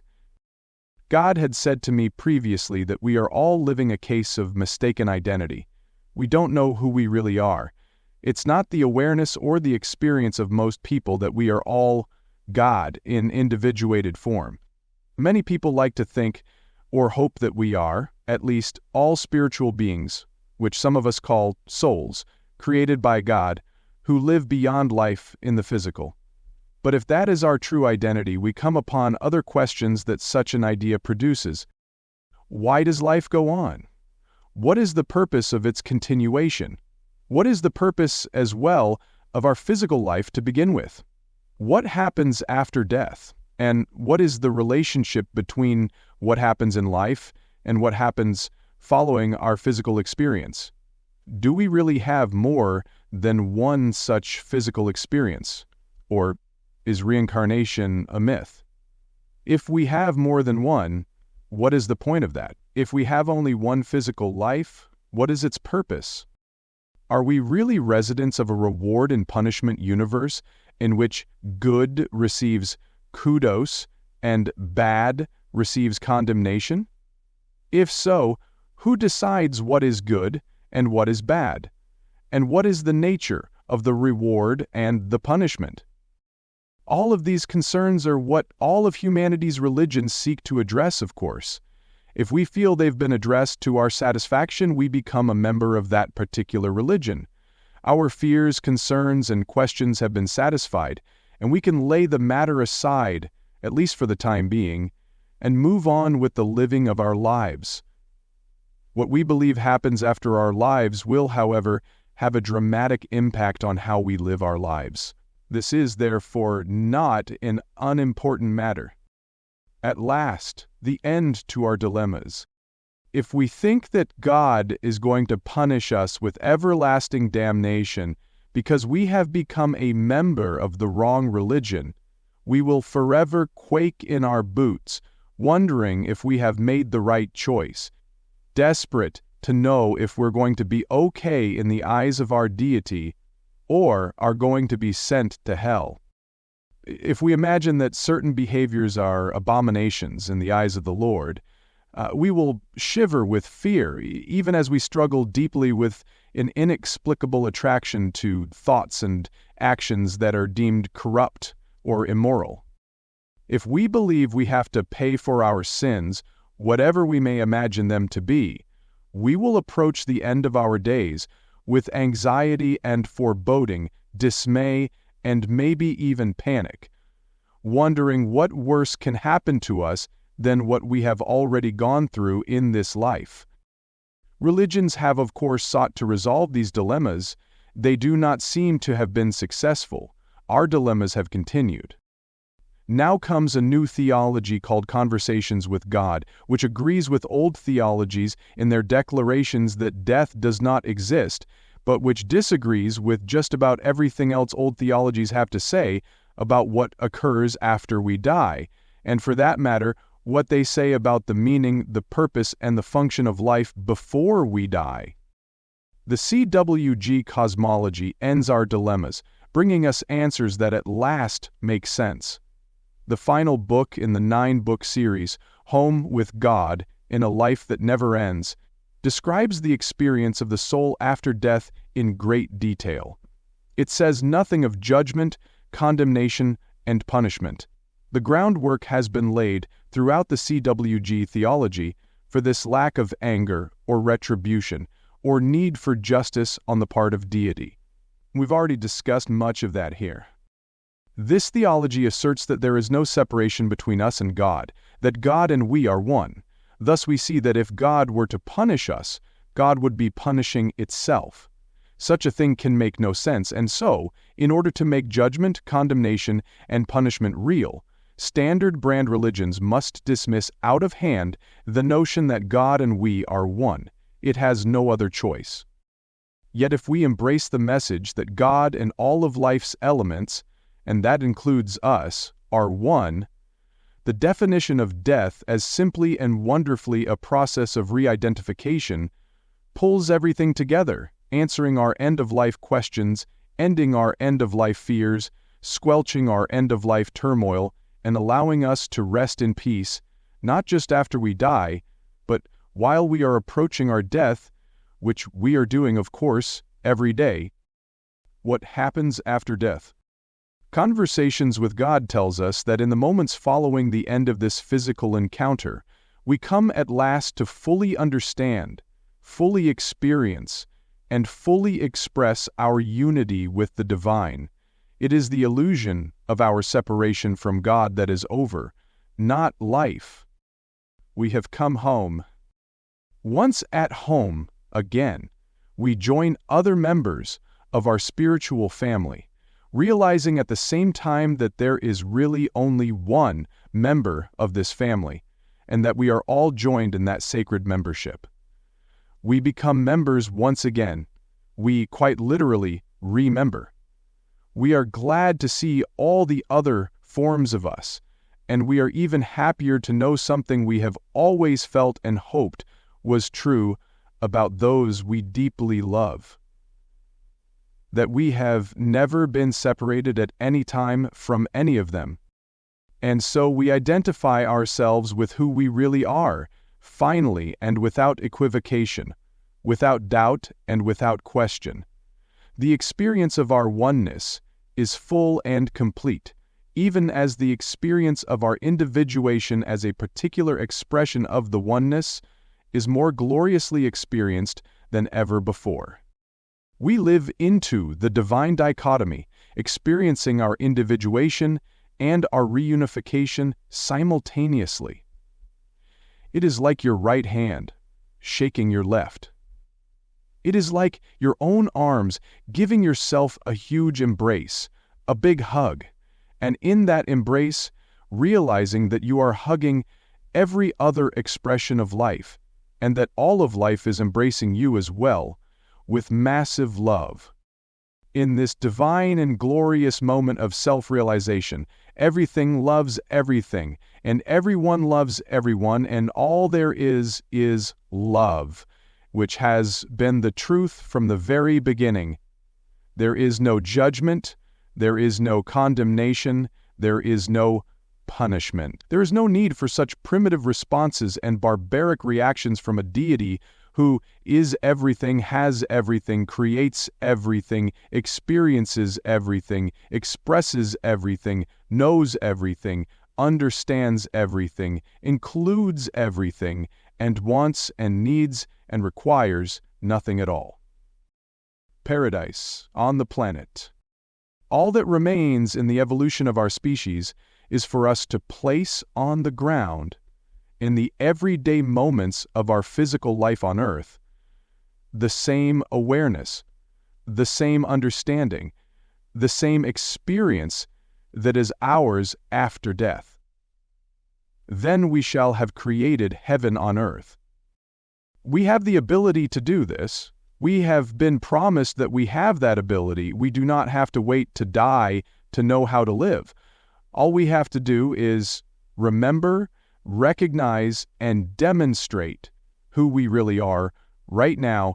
It is as simple as that. But this would require us to embrace a whole new theology, a brand new kind of spirituality, the different identity which emerges from that, and an even more wondrous God.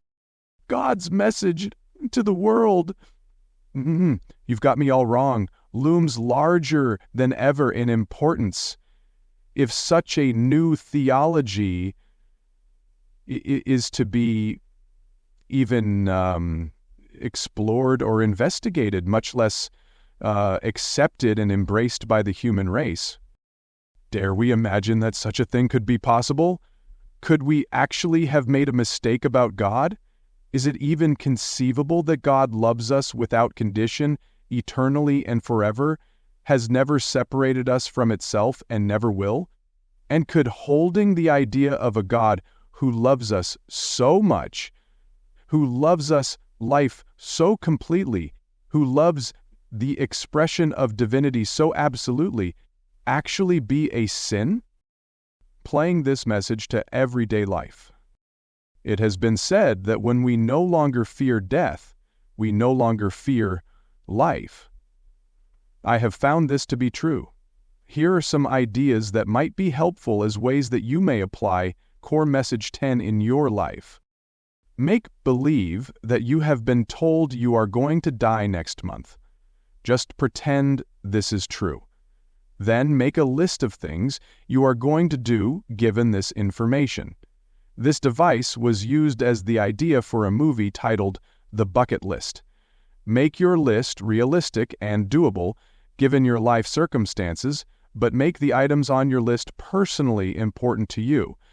Be sure to include on this list everything you've ever wanted to say to everyone you've ever wanted to say it to. Review the list and do everything on it. Now make a list of things that you'd like to do even if you weren't going to die, but are afraid to do because of other consequences you think might occur in your life. Ask yourself what would happen if those consequences did result from what you want to do. Take a look at what it would take to go out and do what you really want to do anyway, then decide to do it. Then actually do it. Make a promise to yourself to read at least 3 biographies of people who have accomplished extraordinary things in their life. Then look to see what quality or qualities they demonstrated in the achieving of what they did. Now, call forth, nurture, and express those same qualities in your own life at the next highest level. Make an I stopped myself diary. Really, call it that and make it that. At the end of each day, write a paragraph or 2 about things you stopped yourself from doing that day that you really wanted to do, and the reason you stopped yourself from doing those things.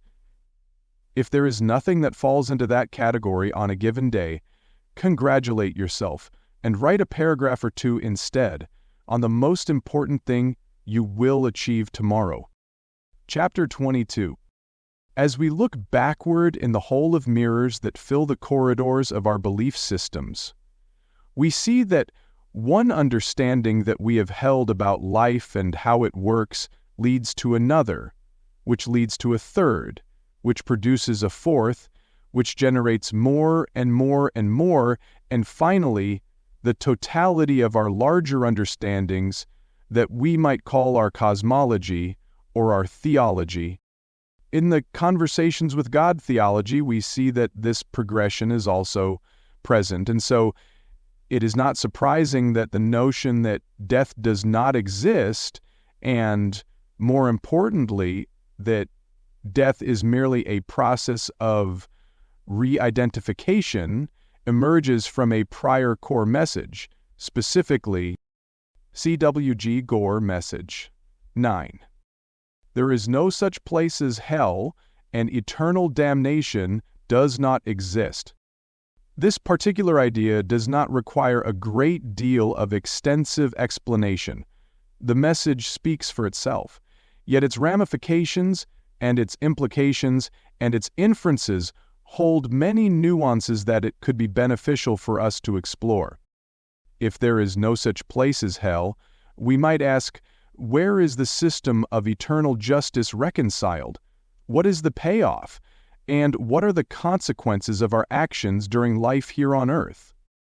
If there are no consequences to any particular actions, choices, or decisions, what is the point of any of them? What difference does it make what actions, choices, or decisions we take? Why not just do everything and anything that it pleases us to do, regardless of how or whether it damages another? Why bother following any kind of moral or spiritual guidelines? And what kind of a God is it who has no sense of justice or morality or right or wrong, but simply allows us to run rampant, doing whatever we want? What kind of a parent would raise a child that way? What kind of deity would create such a universe? Those are all very good questions.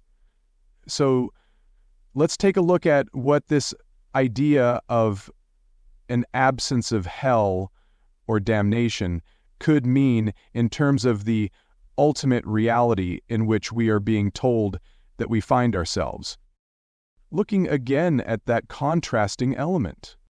Conversations with God tells us that the purpose of life is not to be ultimately rewarded or punished, but for life itself to experience itself in never-ending and ever-increasing wonder and glory. That is, God's purpose in creating physicality was to use it as a device through which divinity could know itself experientially and could increase its knowing of that experience without end or limitation.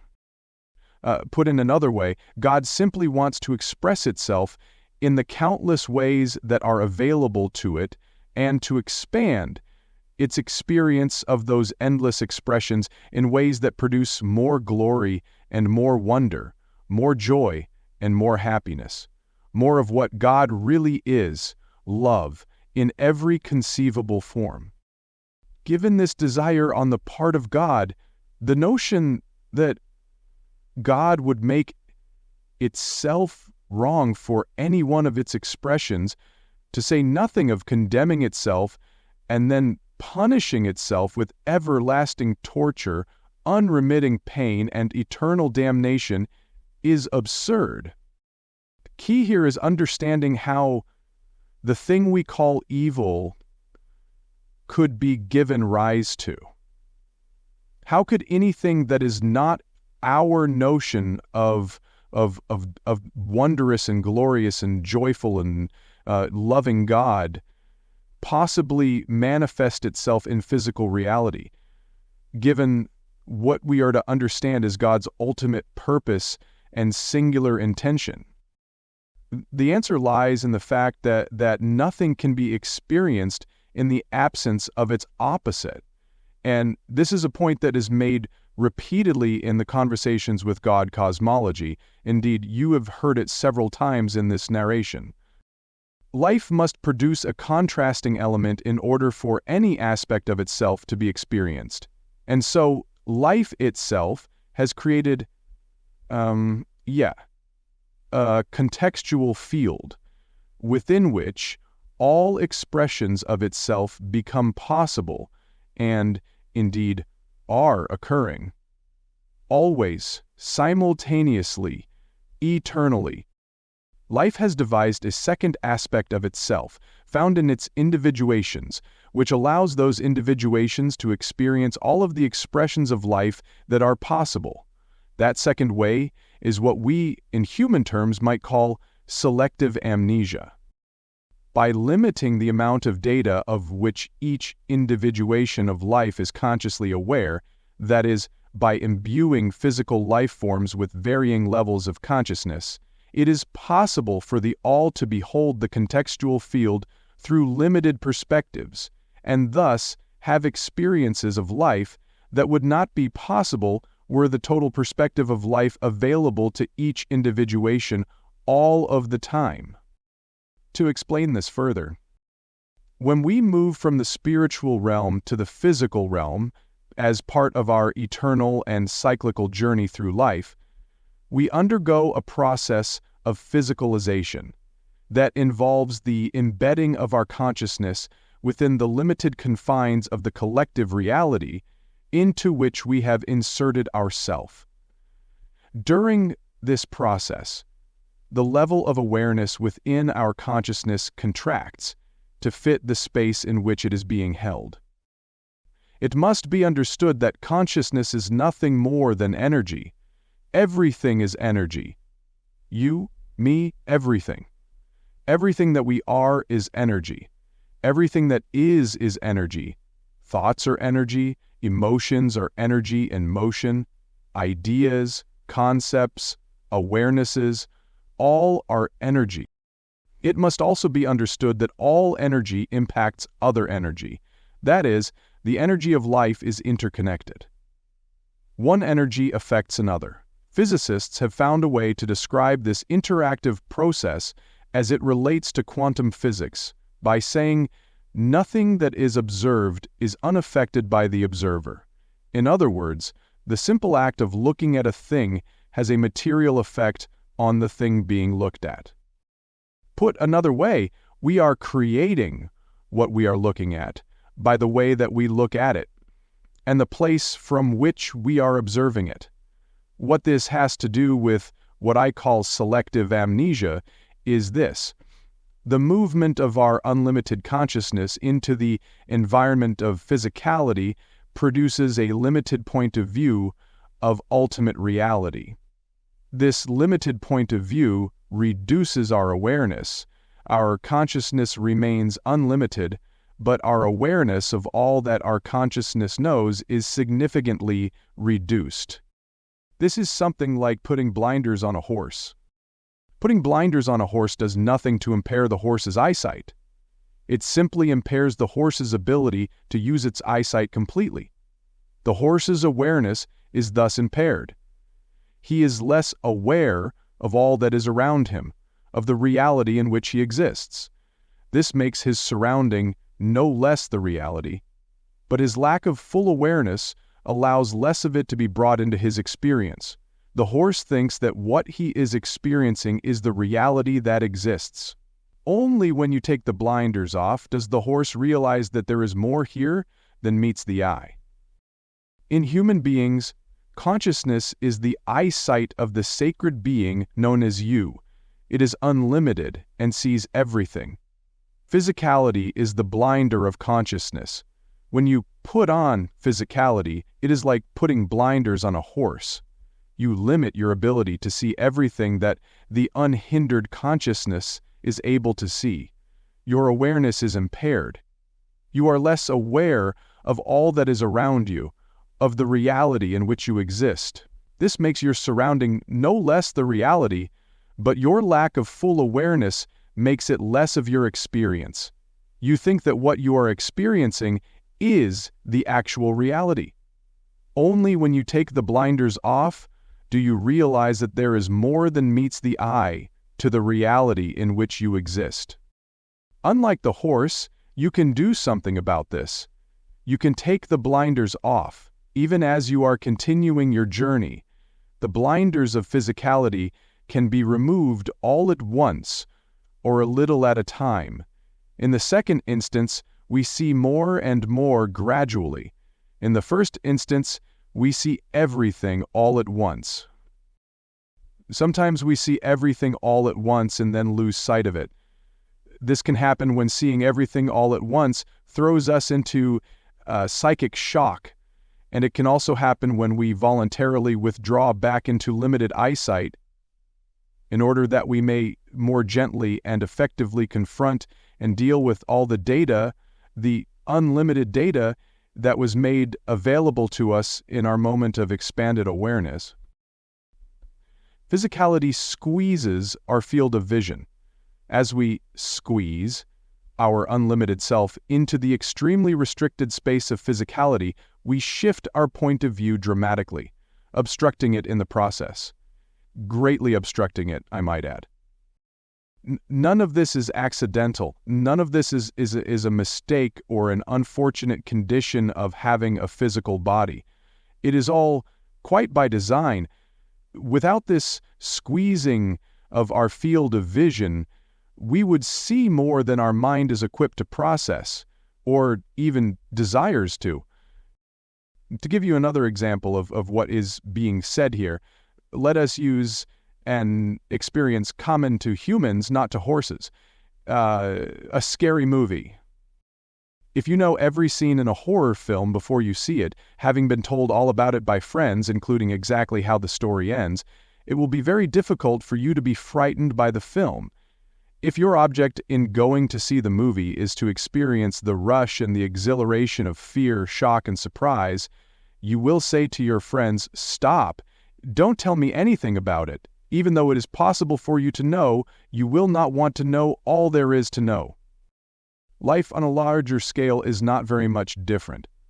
But because in life, everything that has ever happened is happening now, and ever will happen is known to our soul already, there is no way for us to say to life, "Don't tell me anything." Yet we can say to life, "Help me forget what I know." This is something that life is happy to do. Thus, as individuated souls, we are given the gift of temporarily forgetting who we really are, in order that we might re-experience various aspects of who we really are that it pleases us to experience. To the soul, the most joyful aspect of our true identity is that we are the creator. Yet if we wish to experience ourselves, and not merely know ourselves, as a creator, we would have to forget that all that ever was, is now, and ever will be, has already been created. Only then would the process that we call creation, and thus the experience of our highest self, be possible. We do not really create. We simply make ourselves more aware of the already there-ness of something. So we see that the two divine devices, the contextual field and selective and temporary amnesia, are used together to produce the experience of life that you are now living. Theater of the mind. The wonderful part about all of this is that we are not required to take part in any way in the so-called negative aspect of the physical reality that has been created in order to form the contextual field within which we can experience our divinity. That so-called negative aspect of the contextual field merely exists as a placeholder. It is like what actors in the theater call the fourth wall. Thespians routinely refer to the invisible divider between themselves and their audience with this term. The back wall, of course, is the upstage wall. The side walls are the right flats and the left flats. The fourth wall is the wall that's not there. It is the space between the actors and the audience. That wall is not real. What the audience is looking at from its point of view as it sees the stage is not real. It's all a play, and both the audience and the actors agree to pretend that there is a fourth wall. The audience therefore gets to experience itself as a fly on the wall, observing the lives that are taking place on the stage as if they were real, and imagining that they, as the observer, cannot even be seen, although they know full well that in real life the actors certainly can see the audience, but simply pretend they cannot. This is a pretending within a pretending. The actors are pretending to be someone else, then they are pretending that they cannot see the audience watching them be someone else. You belong to a resident company. It's not necessary for us as souls to step into and make real any negativity or evil in order for us to use the illusion to create a context within which the experience that we truly seek, that of our highest desire for the expression of divinity, may be experienced.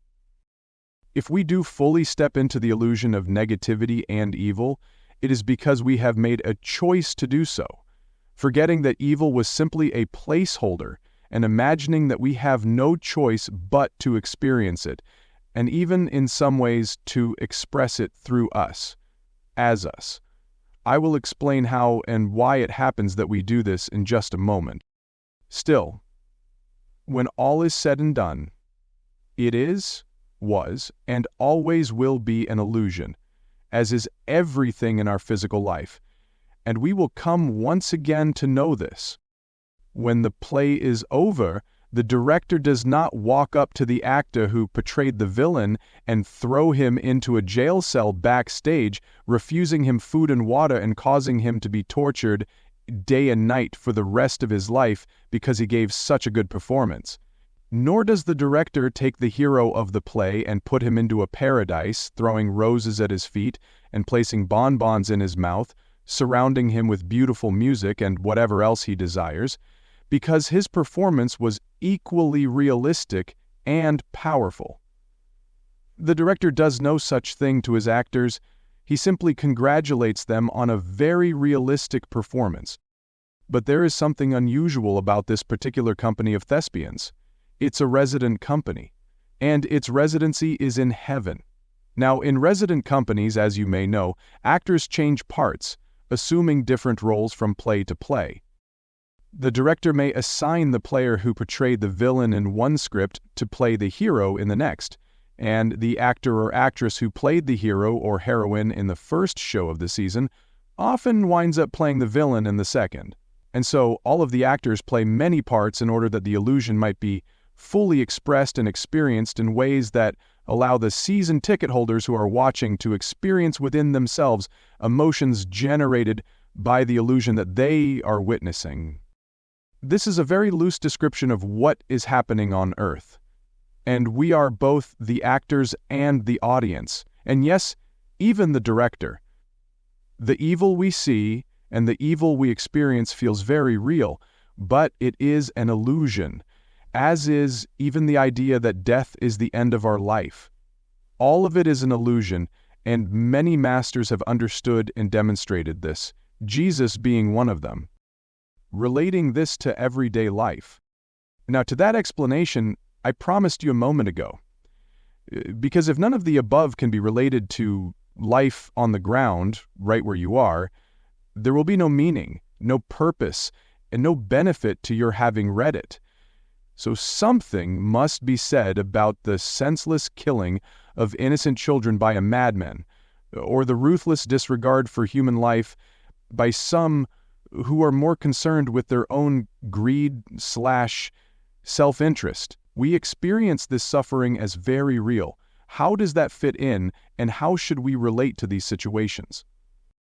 Those are fair questions. These situations don't seem like the wonder and glory of life when we're faced with them. Isn't it precisely at this moment that selective amnesia fails us, you might ask? And it would be perfectly natural for you to question why God would create these things and make us suffer through them. And so, first let us be clear that God is not a separate entity creating things. Every kind of behavior created within the human experience is being created by human beings. God is not some creature high in the sky creating horrible human circumstances, foisting them upon us, then looking down from on high and watching us squirm to get out of them. Human beings act the way they act because they have heard, embraced, and lived out complete stories, scripts if you please, about who they are, who God is, and what life is about that are utterly untrue. These stories are not part of the divine forgetting, not part of what we have called here selective amnesia, but rather mistaken notions that we have passed on from generation to generation that run counter to everything that human beings do remember about who they are, what God is, and how life works, but that humanity nevertheless has rejected as being too good to be true. For instance, most of us know, deep within our hearts, that we are all one, This is an instinctive knowing, a cellular encoding, a base of the spine understanding that causes us to run into the burning building to save the baby. Our survival is not the issue in such moments. Who we are and what we know to be true takes over for nearly every human being. Most of us feel this in our bones. Yet, interestingly, most of us ignore this most of the time.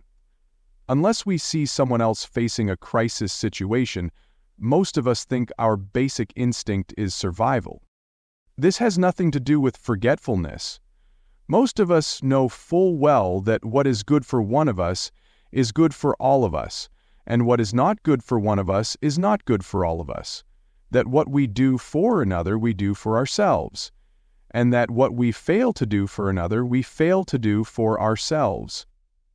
We know this so well, in fact, that this is exactly how we behave with those we love. So our day-to-day behaviors have nothing to do with selective amnesia. They have to do with selective application of what we already know to be true. It has to do with selective surrender to our true basic instinct, the expression of divinity in us, through us, and as us. We know full well, at the core of our being, that humanity is divinity expressed. That is why, when we do see someone else facing a crisis situation and we do nothing about it, we are said to have lost our humanity. People shout at us, "Have you no humanity?" People beg us, "Have some humanity, man." We understand perfectly well that the quality of humanity we are talking about is a quality that we ascribe to divinity. There is no mistaking each other about this. We know exactly the quality of being that we are talking about. And so, the senseless killing of innocent children by a madman, or the ruthless disregard for human life by some who are more concerned with their own greed/self-interest, and all the other worst scenarios of human life, are not events and experiences that God creates and makes us suffer through.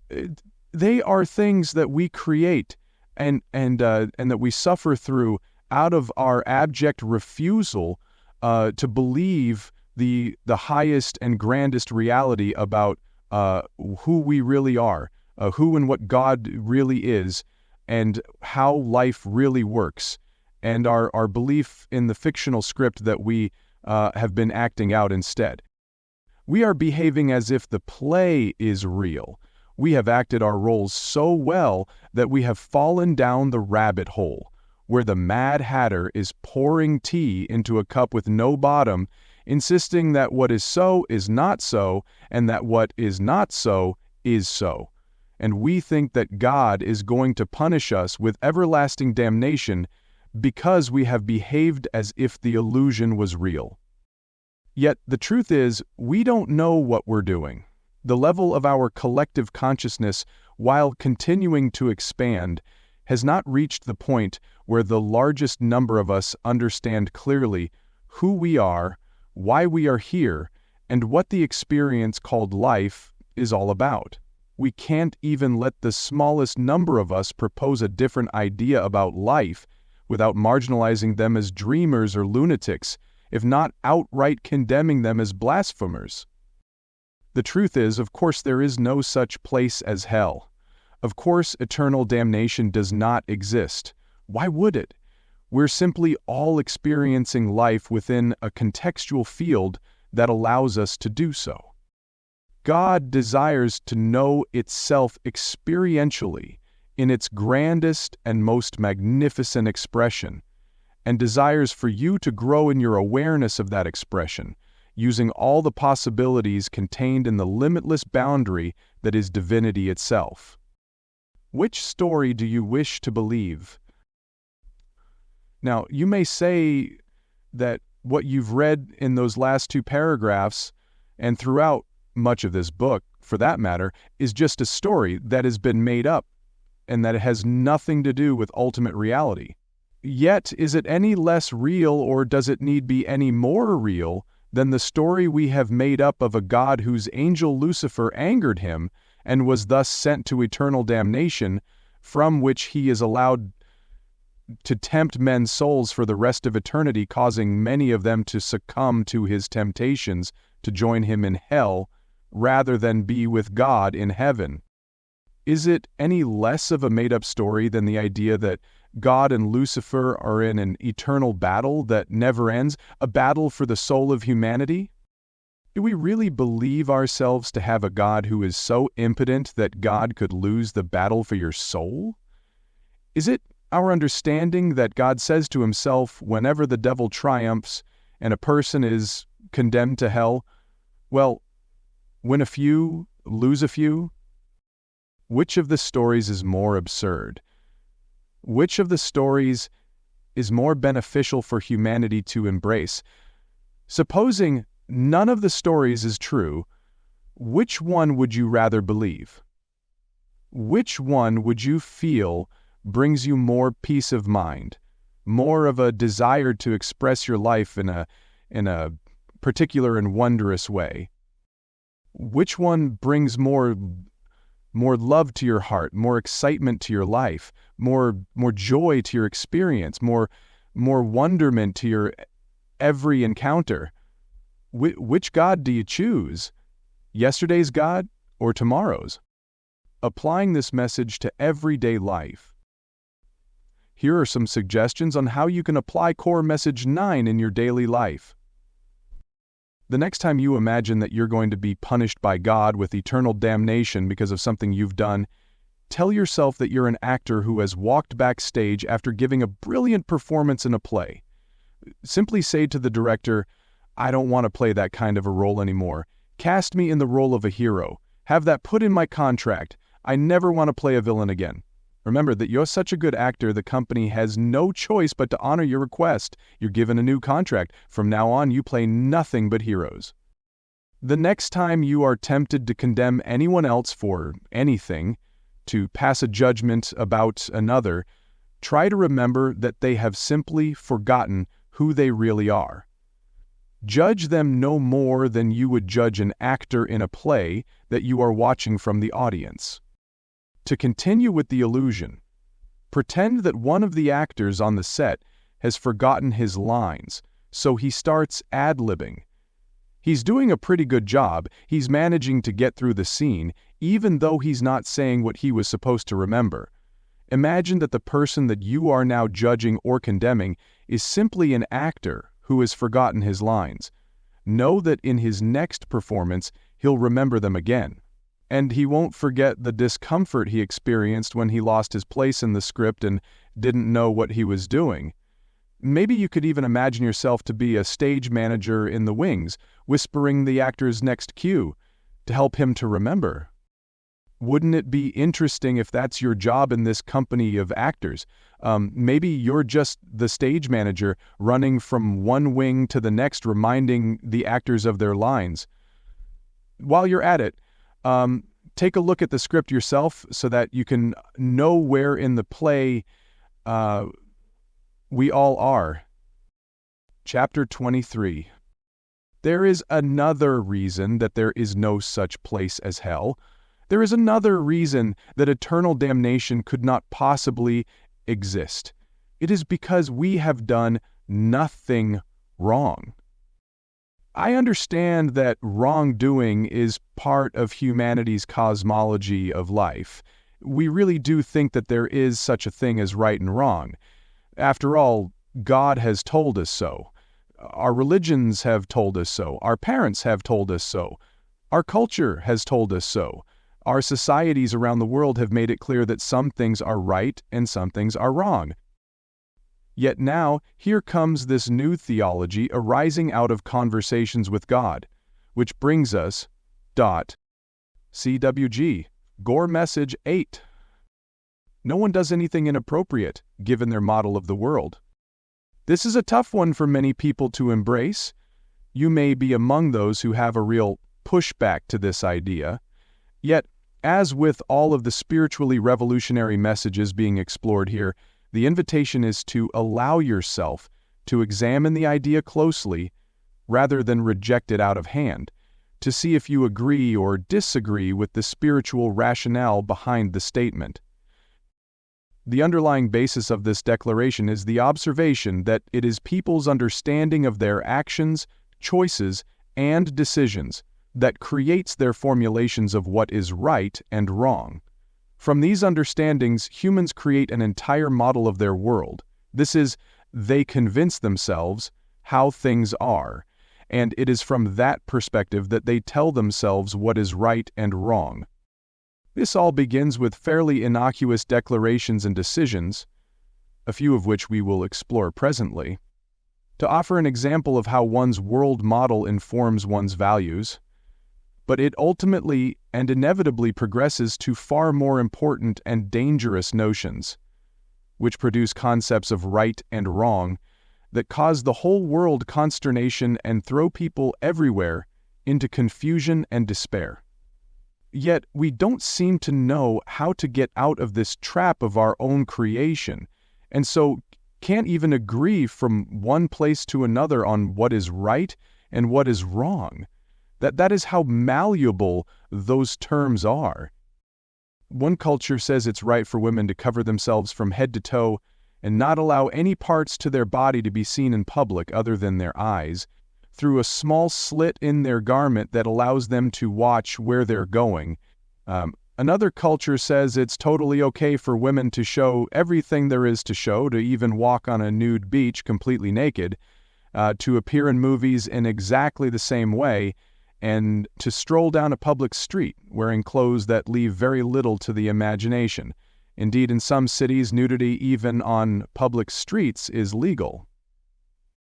Which is right and which is wrong, which is good and which is bad.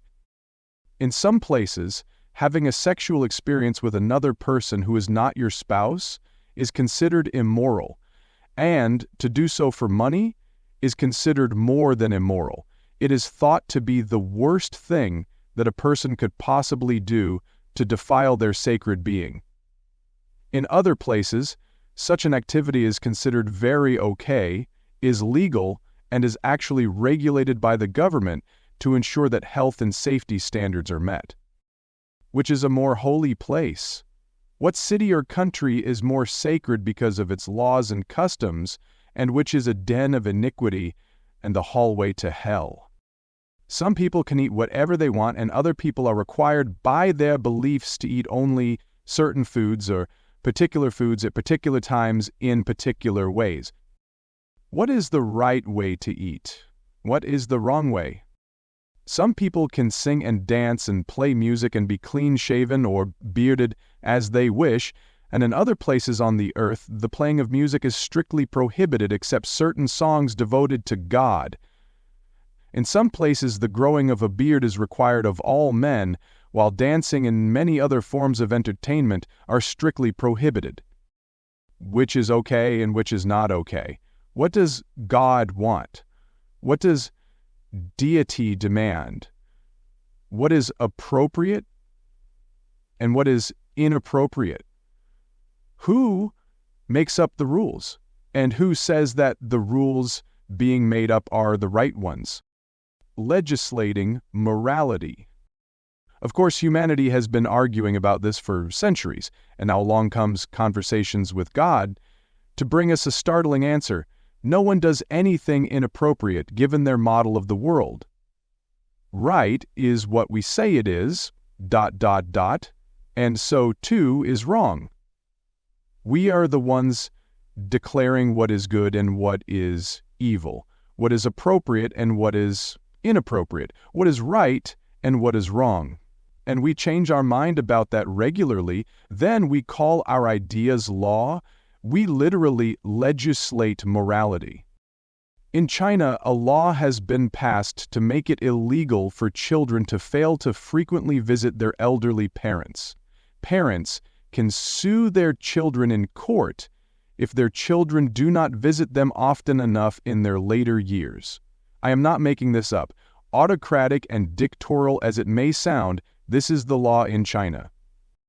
In certain states in America, People who love each other deeply and have declared their love by marrying each other will not have that marriage recognized for any legal purposes if they happen to be of the same gender. None of the rights of married couples are accorded them. I am not making this up. Primitive and antediluvian as it may sound, this is the law in many places in America.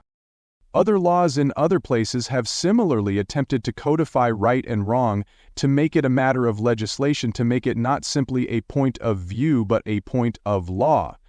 Yet here is the irony. Nearly every culture has declared on a spiritual level that God has declared what is right and wrong, and all we are doing is trying to obey God's commands.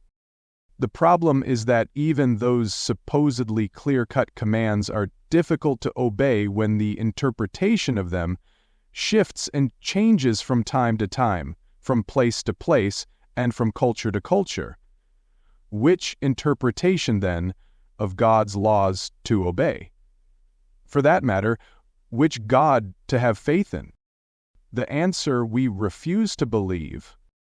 The extraordinary answer is that God gives us complete freedom in these matters, desiring us to create our own reality and experience it as we wish.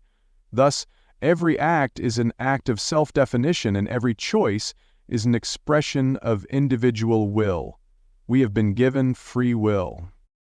This is God's intent, for God wishes every sentient being and all of life to have the grandest opportunity to freely express and experience the fullest level of divinity that a life form's consciousness will allow.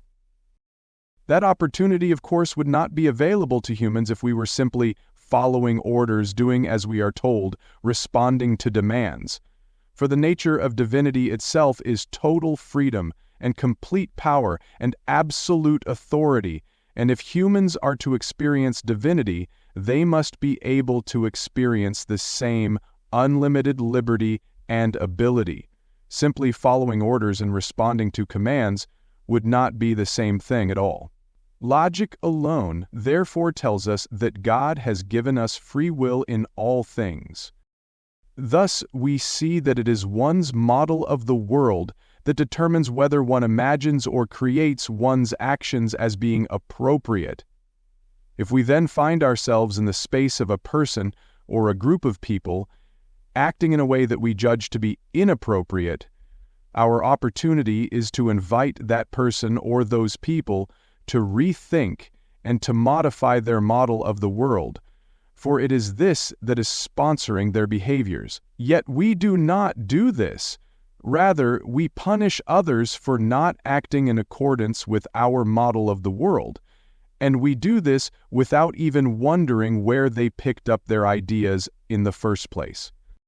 The irony is they often picked them up from us. The contradiction we fail to see.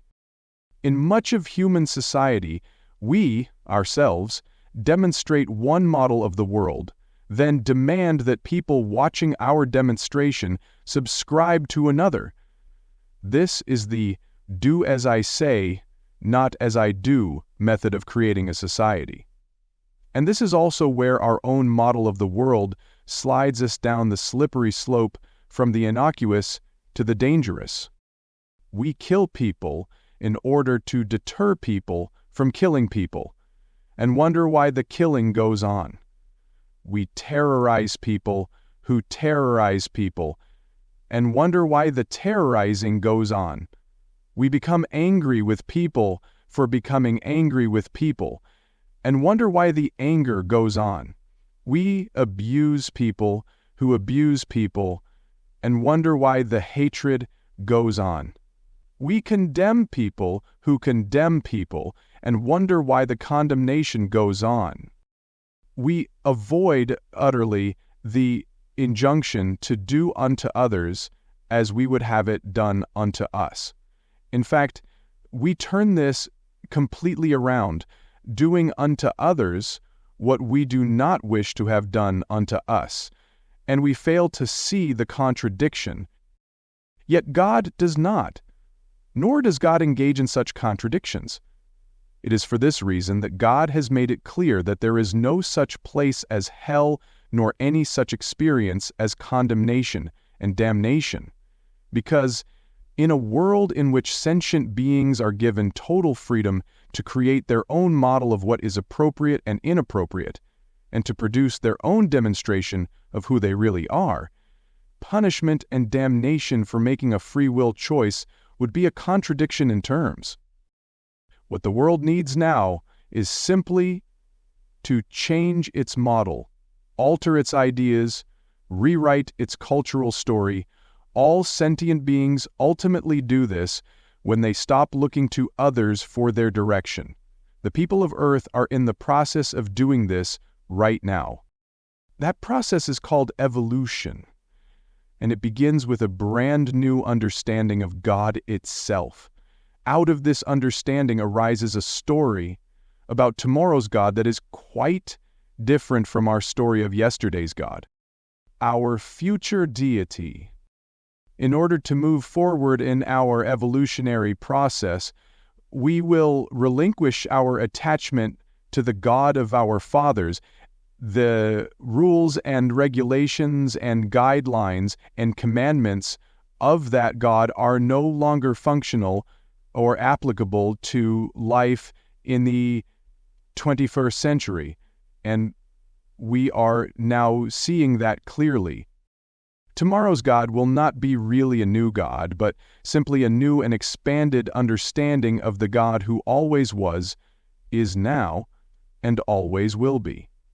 In the book Tomorrow's God, humanity has been given a wonderful preview of what is now evolving and of how we will view and experience this new deity.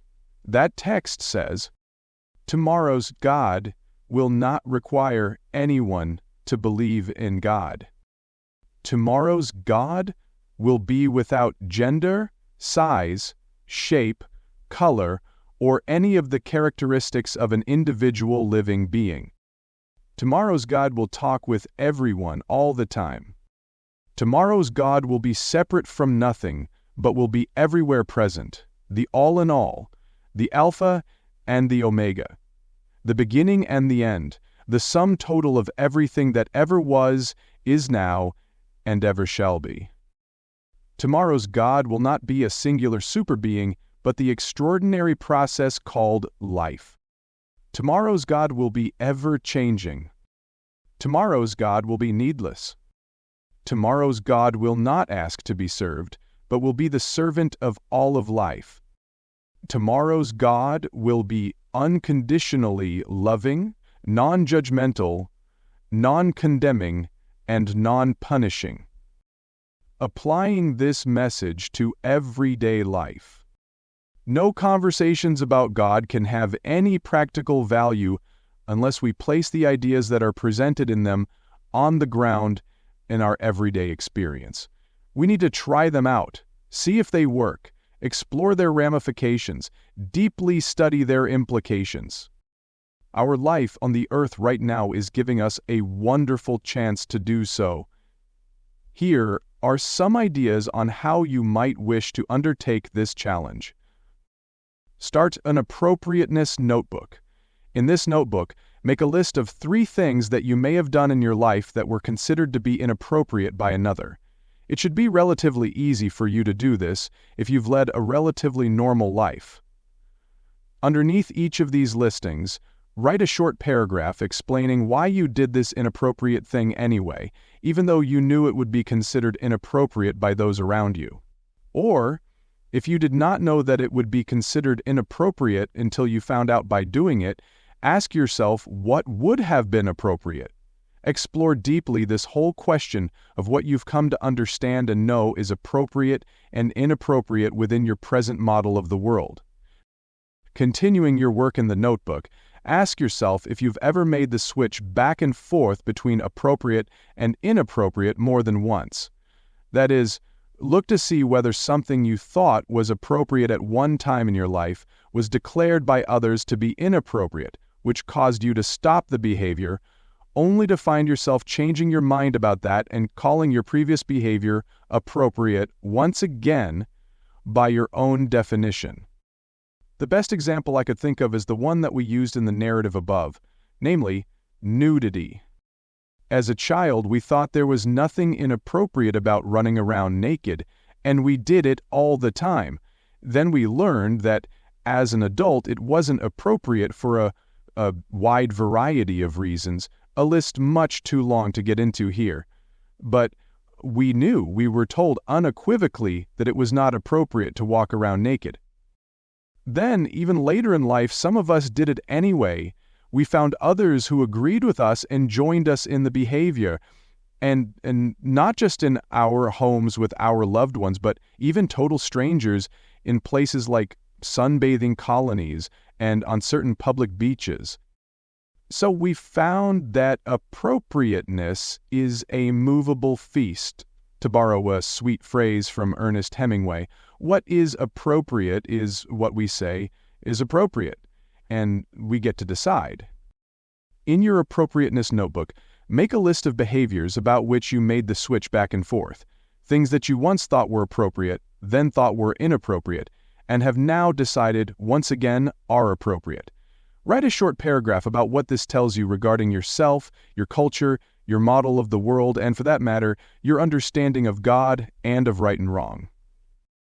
If someone does something around you that you have decided is inappropriate, and if they wish to change their behavior but say that they just don't seem to know how, ask yourself what you might do to invite that person to explore a new and different model of the world. Decide to join with others around the planet in designing and authoring a new model of the world as a proposal for the whole human population to consider. Chapter 24. I fully realize that it is difficult for us to imagine a deity such as that which is described in the 9 sentences describing tomorrow's God in the preceding chapter. We are used to having a commanding God, a demanding God, a condemning God, a punishing God, a God of needs, or at least of requirements. Yet I do not believe this is the God of ultimate reality, and it is not the God that humanity will experience in its tomorrows when we understand, accept, and embrace our actual identity. When we do, I expect that many people will see and will experience that all that has been said in the Conversations with God dialogue, an inspiration put into writing no less worthy than other inspirations put into writing through the centuries, is definitely worth serious consideration. Not the least of its messages is C.W.G. Gore Message 7. In the spiritual sense, there are no victims and no villains in the world, although in the human sense it appears that there surely are. Yet because you are divine, nothing can happen against your will. Everything that is being brought forward in these messages is based upon our actual identity rather than who we have imagined ourselves to be. If we are, in fact, nothing more than biological entities, then this entire discussion may as well be over. Nothing that is being said here applies to any being or entity who is not spiritual, and whose spiritual nature is not a derivative and a duplication in individual form of the divine. If we are not the divine, very little of what has been brought to us in the Conversations with God dialogues will make sense. Virtually none of it will be acceptable. Most of it will be considered inaccurate, if not outright blasphemous. On the other hand, if we accept the notion that we are emergent from the divine, that we are singular expressions of God, or, if you please, singularizations of the singularity, then all of what is being shared with you here could make perfect sense. It could also create a perfect world. This is the intention of the divine, and it is the result that is experienced by all evolving beings in the universe as they move through the process of achieving greater and greater awareness and deeper understanding. Perspective is everything. Only from this place of deeper understanding could one dare to suggest that there are no victims and no villains in the world? As the message itself says, in the human sense, it appears that there surely are. Yet this statement is meant to be taken in the spiritual sense. It is meant to be considered from the viewpoint of the divine. That viewpoint resides in you because it is you. Therefore, it is accessible by you. In the spiritual sense, there are no victims and no villains in the world, because nothing can happen to us that is not collaboratively created by all the souls involved, in a way that meets the combined agenda of every soul that comes to know about any particular event, situation, or circumstance. As an illustration, I was not involved in World War II, but I have come to know about it. I was not involved in the stock market's ups and downs, but I have come to know about it. I was not involved in my friend finding a terrific job, but I have come to know about it. All of these things, what I call good and what I call bad, have created the context for my own continuing life experience and expression. All of this is another way of saying that life is designed to be expressed and experienced by every soul on the planet during every moment of Earth's history, in perfect alignment with life's perfect purpose, the creation and the expression of perfection itself. It can be very difficult to see this when viewed from up close, not just up close in terms of space, but up close in terms of time. We have discussed these elements of life before. Space and time are precisely the same thing in the cosmology of our imagined reality. Therefore, looking at any particular space on our planet, or any tiny moment in time in our history, is the same as looking at any particular thread in the tapestry that pictures ultimate reality. If you place your nose right up against the tapestry, its interweavings will make no sense at all, nor will they hold, for us, any interest or any beauty whatsoever. They will look rather like nothing more than a mishmash of colored threads moving in every direction, none of which reveal a pattern or make any sense at all. Only when you stand back from the tapestry can you see the whole picture. Such is also true when you look at any single moment or sequence of moments in the everlasting and only moment of time that we call now.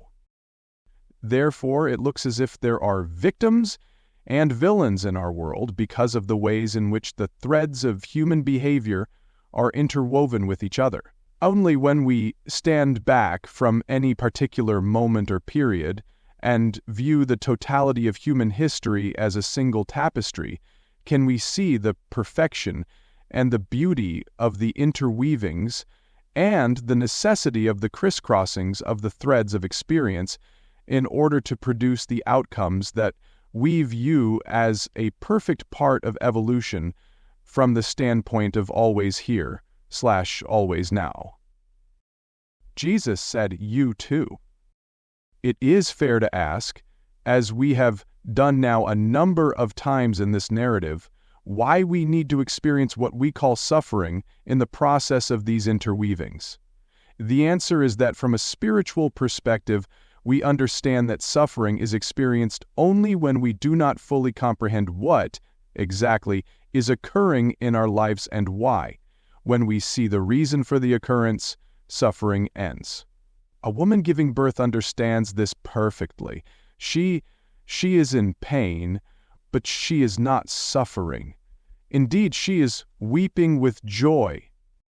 Simply put, pain, both physical and emotional, is an objective experience, but suffering from that pain is a result of our decision that something that is happening should not be happening. This is not a decision that anyone looking at life from a spiritual perspective would ever, or could ever, make. A prime example of this from the human story is the demonstration made by Jesus Christ. It is regrettable that so many people have turned this extraordinary human being into God in the way they have done. What is sad is not that they have declared his divinity, which is certainly an accurate statement, but that they believe and declared that his identity was singular. There was no one else like him, and there never will be another like him, many humans have told themselves, as a means of reconciling his miraculous deeds with our seeming inability to duplicate them. Yet it was Jesus himself who said, "Why are you so amazed? These things and more shall you do also." He wasn't referring in that statement to a few of the things that he did. He meant that about all of the things he did. He didn't say, "Some of the things that I have done here, you'll also have a chance to do too." He said, "These things and more shall you do also." We simply haven't believed him. Yet the day will come when we will. That will be the day when we accept our actual identity, even as he did his. It will be the moment when we embrace the reality that we are one with God, one with Christ, one with each other, and one with all of life. Jesus clearly understood that he was not the victim of anything, and he also understood that there were no villains perpetrating evil upon him. He knew that nothing could happen to him and that everything was happening through him. He also knew that this is true about every single human being who ever lived and who ever will live. His special mission was to show this to us. There have been and are many masters. I honestly don't think that Jesus thought or imagined that we would get this immediately, or even in the short term. I think he very well understood that it would take humanity many generations and many centuries, which, in the life of the universe, is a veritable blink of an eye, to fully comprehend, completely accept, and totally embrace what he was inviting us to experience. In this, Jesus was millennia ahead of his time, and he knew it. And that is why billions have declared him to be divine. It is also why he was crucified. And now, time has caught up with one of divinity's most spectacular demonstrations, providing in humanity's present moment the opportunity to fully self-realize. Many have done so since the time of Christ and before. Throughout the human story, we have seen demonstrations of divinity by many others in many ways. For instance, people are healed by other people and even come back to life all the time. We call these miracles the result of modern medical technology and marvelous medical science, yet who is to say that medical science and medical technology is not one of the ways in which we now choose to demonstrate our divinity? As well, many people have healed themselves and healed others with no physical technology at all, simply using their faith and their faith alone as their miraculous tool. An entire religion was created around this experience by Mary Baker Eddy, who called it Christian Science. Many people who have walked among us, both before and after Christ, have shown us to ourselves, holding a mirror before humanity so that we might see a reflection of our own divinity. Lao Tzu did it, Buddha did it, Baha'u'llah did it. Many, many others have done it as well, those recognized and remembered, and those not remembered specifically by human history. Not all who have done it have had their message and their teaching perfectly understood and accurately interpreted. Is God really battling Satan? Those who have stepped into this level of divine demonstration never for a moment thought of themselves as being the victim of anything or anyone, nor did they see anyone as a villain. They did see a world of people who did not understand or comprehend who they were, or what was going on, or the purpose of life, or the process through which it is expressed, or the reason for the process. They did see a world filled with judgment and condemnation, punishment and unforgiveness, anger and hatred, violence and killing, and the barbaric behavior of sentient beings who lack expanded awareness. Indeed, we see precisely this to the right and left of us, even today. Everywhere we look, we see it. And so, we wonder, could it perhaps be true? Could this be who we really are? Is this the fundamental characteristic of human nature? Were Lao Tzu and Buddha and Christ and Baha'u'llah and all the others merely anomalies, counted among a tiny handful of human beings who really were divine out of the billions who have lived and live today? Or are all of us divine, while only some of us know it and believe it at a level sufficient to experience it and demonstrate it? Or are some of us, in fact, demonstrating divinity every day at some level, in some ways, in some moments, here and there, as we move closer and closer to doing it always, reaching completion on this journey of the soul? Are there really villains and victims, not just in the human sense, but in the spiritual sense? Is there really a battle raging on the planet between God and Lucifer? Are the evildoers in our world the minions of Satan, and those who are attempting to put an end to evil the soldiers of God? More intriguingly, when we use hatred to end hatred, violence to end violence, war to end war, killing to end killing, and evil to end evil, whose side are we on? Dare we take Jesus up on it? If Jesus thought there were evildoers in the world, minions of Satan, villains of the highest order, why would he have said, "If a man slaps you on the right cheek, turn and offer your left"? Why would he have said, "Bless, bless, bless your enemies"? Why would he have suggested to do good to those who do evil? What was that all about?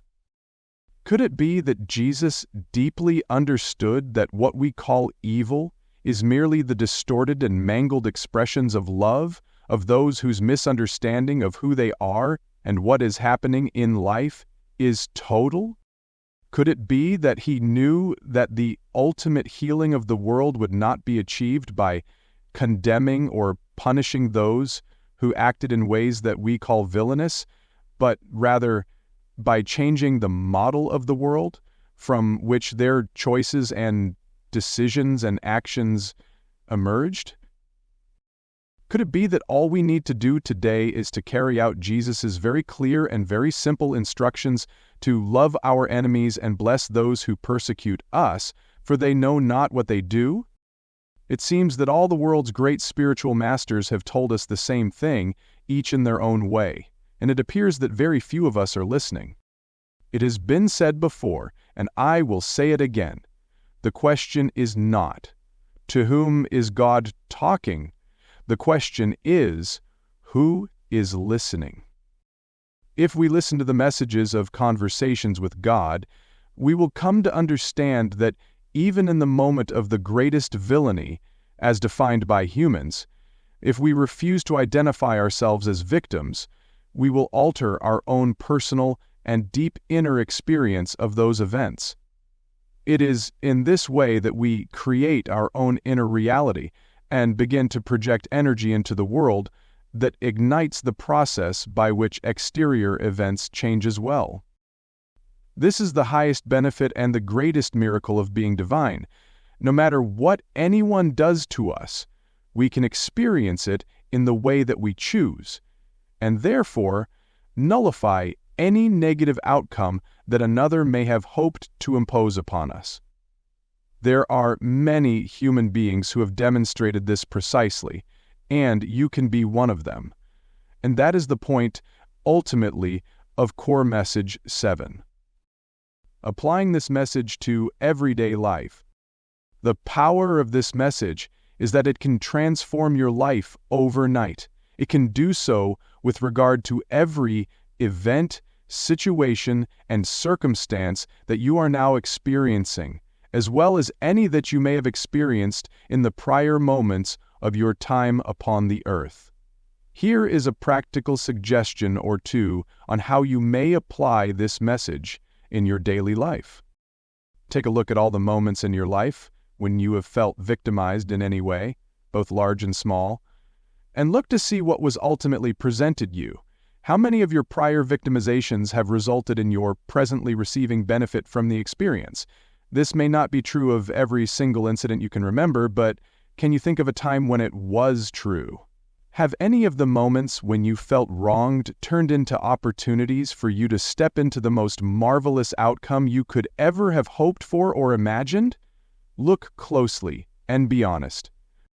If the above is true, looking back on it, would you still claim yourself to be a victim in the original scenario, or simply a sacred being undergoing a multi-level process involving a collaboration of souls producing a singular outcome experienced in a variety of ways by the collective participating, all toward the end that evolution and perfection may be served? Think of a time when you became a villain in someone else's story. Surely there must be one time that you can remember in the whole of your experience. Perhaps more than one. Looking back on that event, ask yourself now whether you felt like a villain when you perpetrated this wrong on another, or whether you felt in your own mind that you were doing what you needed to do, what you had to do, what you chose to do in order to best express what you wanted to experience in any particular moment. See if you can imagine another person having the same kind of motivation when they villainized you. If you can, offer that person in your mind and heart the forgiveness that you have offered yourself. If you have not offered yourself forgiveness for your own past misdeeds, do so now as your first step in recontextualizing and sanctifying your own experiences, both incoming and outgoing, of so-called villainy. Allow yourself to comprehend that the fact that there are no victims or villains in the world does not mean you intend to stand by and watch certain things occur without doing anything about them. The master does not do what the master does because what someone else does is wrong. The master does what the master does in order to seize the moment that is allowing that master to express and experience the highest level of divinity that resides within. So we have been advised, judge not and neither condemn. It is not necessary to make someone or something else wrong in order for you to demonstrate who you are. In fact, quite the opposite is true. That is why Jesus said what he said and offered us the path that he laid out so clearly. Love your enemies and bless those who persecute you. Be a light unto the darkness and curse it not. Live each day of your life this way and watch the world around you slowly begin to change, first in your innermost circle, then in a widening arc, and ultimately touching hundreds, thousands, then millions. If enough of us do this, the world entirely will change entirely. Chapter 25. The core message we have just reviewed is surely one of the most difficult of all the insights we have been invited to consider in the Conversations with God dialogue. When we understand the basis of that insight, however, when we look closely at the foundation upon which it rests, it becomes more clear to us how it could be even possible that there are no victims and no villains in the world. This clarity emerges from a deep understanding that we are offered in CWG Gore Message 6. There is no such thing as right and wrong. There is only what works and what does not work, given what it is you are trying to do. If we thought we were confronted in a major way with Core Message 7, this one moves us to the next level. Once again, the mind begs to know, how can this be true? How can there be no such thing as right and wrong? Why not pull all the rugs out from under us? Shall we simply abandon all of the understandings that all of humanity holds all of the time? No, my own mind said when I first heard this, surely right and wrong must exist at some level. Surely there must be some guidepost, some yardstick, some standard or criterion with which we can measure or determine whether particular choices and behaviors are appropriate or inappropriate, are good or bad, are best taken or best ignored. The human race seems to agree. People have stuck to their guns about this, and I mean that quite literally. For many, many years, we are absolutely certain that there is such a thing as right and wrong, and we are absolutely sure that we are right about that. If it were only that simple. We have examined this topic earlier. We do so again now, as we move in reverse through the core messages of Conversations with God, so that you can see clearly how we arrived at the place announced earlier. The difficulty and the problem has been that our ideas of right and wrong change from time to time, from place to place, and from culture to culture, as we have noted here repeatedly. The result: what one person or culture says is right, another person or culture says is wrong. And, to make the point again, this is the source of more than a small or trivial amount of the conflict and violence, killing and war that we have seen on the planet, much of it, ironically, in God's name. Not only can we not seem to be able to agree on what is right and wrong, we can't even agree to disagree about this. We don't seem capable of observing our differences and calling them simply that. We apparently feel the need to make each other wrong for holding views different from ours. We can't even agree to openly explore the topics on which our beliefs diverge, with all possibilities on the table, with compromises at least considered. No, there can be no compromises when we are right. One does not compromise one's principles. One does not bargain with the devil. And we have already demonized each other, not just each other's views, so there you have it. We are left with our disagreements and our absolute inability to overcome them. Worse yet, we are left with our righteousness about them. We imagine we are so right about what is right and wrong that we are willing to belittle others, to criticize others, to persecute others, to judge and punish others, to attack others, and even to kill others. All of which we would consider wrong if others did it to us. The interesting thing about right is that it is always on our side. The problem is with the model. The statement was made earlier that no one does anything inappropriate given their model of the world, and we see now how this becomes functional.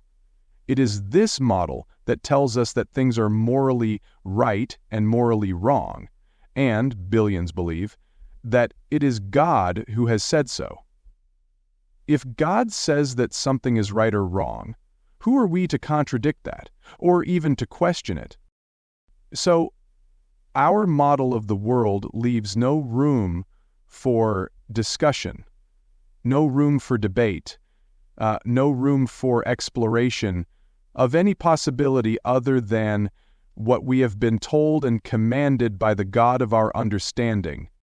Yet even God can't get things straight from one culture to the next, or even from one moment in history to the next, or so it seems. In one culture, we are told that God said we are to take adulterers to the town gates and stone them to death.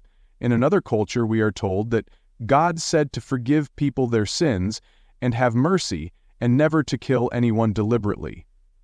What, then, to do? How to resolve these contradictions? The answer is to build a new model of the world based on a new understanding brought to us by tomorrow's God. And that new understanding is that there is no such thing as right and wrong. There is only what works and what does not work, given what it is we are trying to do. Our measurement should have nothing to do with moral righteousness, but simple and practical effectiveness, given our agenda and our intention regarding the outcomes we wish to produce in our experience. Even that we can and will disagree on, but this takes the moral absolutes out of the equation, substituting for them a simple observational inquiry. Is it working? Is what we have chosen to do working to produce the outcomes we say we wish to produce? Should results make a difference? Right now, very little of what we're doing on the planet is producing the outcomes for which it was designed. Another point that has been made unceasingly. What is astonishing about this is not that this lack of desired results has occurred, but that it doesn't seem to make any difference to us. The utter lack of intended results is having no effect on the actions that we continue to take. Humanity simply doesn't seem to care. It would rather suffer unintended results, even results that work in direct opposition to what we say we are wishing to experience, than change its beliefs.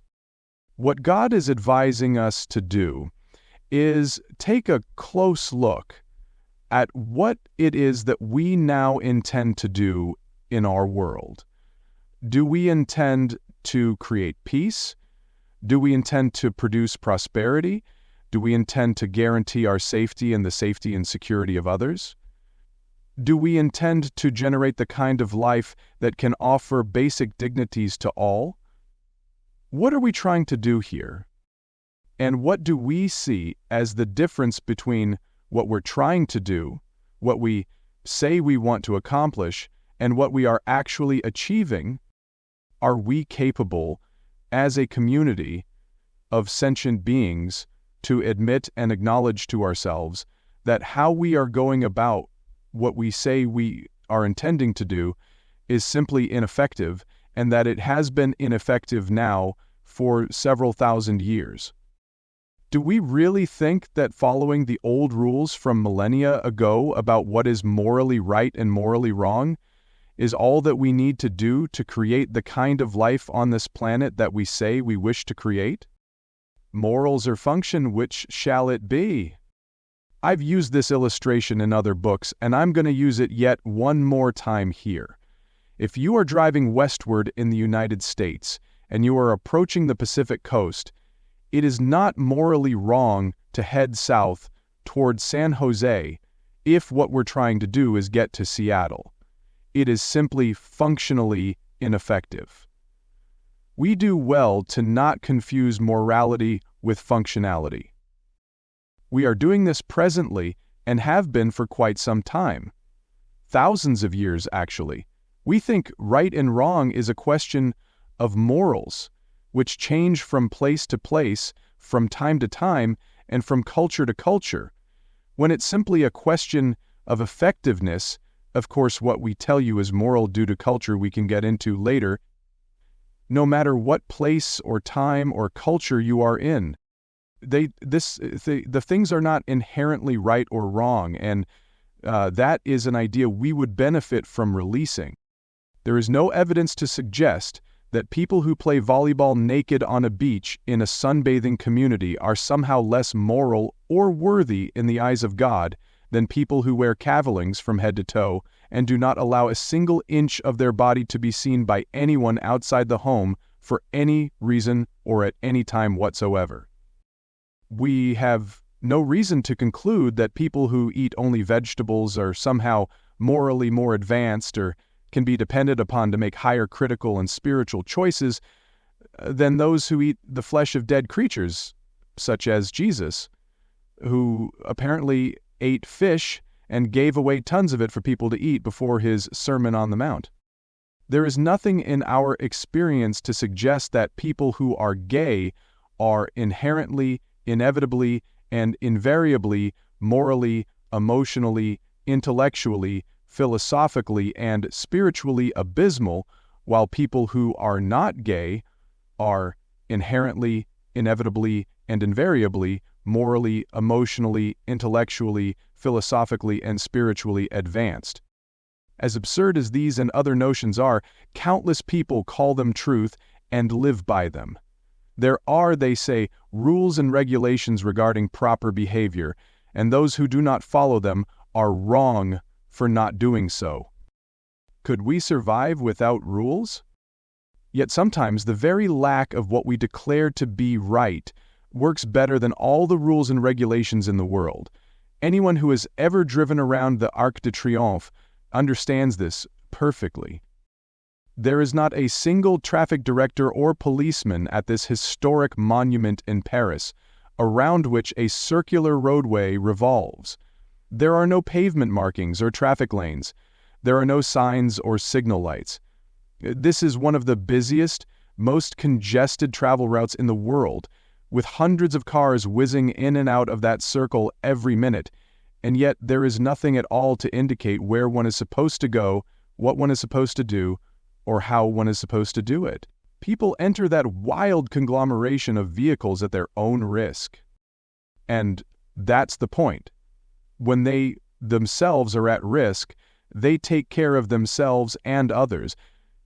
They don't need traffic cops. They don't need traffic lanes. They don't need painted signs, and they don't need flashing lights. They know what it is they're trying to do. They're trying to get to the other side of the circle in one piece. It's all really very simple. When you know what it is you're trying to do, the preferable and beneficial action to take becomes instantly obvious and very clear to you. That's why there are fewer traffic accidents on the circle around the Arc de Triomphe than there are on the Champs-Élysées, 100 yards away, where traffic lights abound. Lanes are clearly marked, and the way to proceed is guided by rules and regulations. The question no one will ask: if the idea of nothing being morally right and morally wrong, as opposed to functionally efficient or inefficient, is frightening or anxiety-producing to people, it is merely because the sentient beings on this planet have not jointly and universally decided what it is that they are trying to do. Are we trying to create freedom, or do we believe that a free people are a dangerous people? Is life a case of the one with the most toys wins, or have we defined success in life in another way? And what of our spiritual journey? Are we seeking to create the experience of divinity in, through, and as us? Or are we merely trying to make it from birth to death with the least amount of offense to God? Does our spiritual experience have anything to do with anything at all?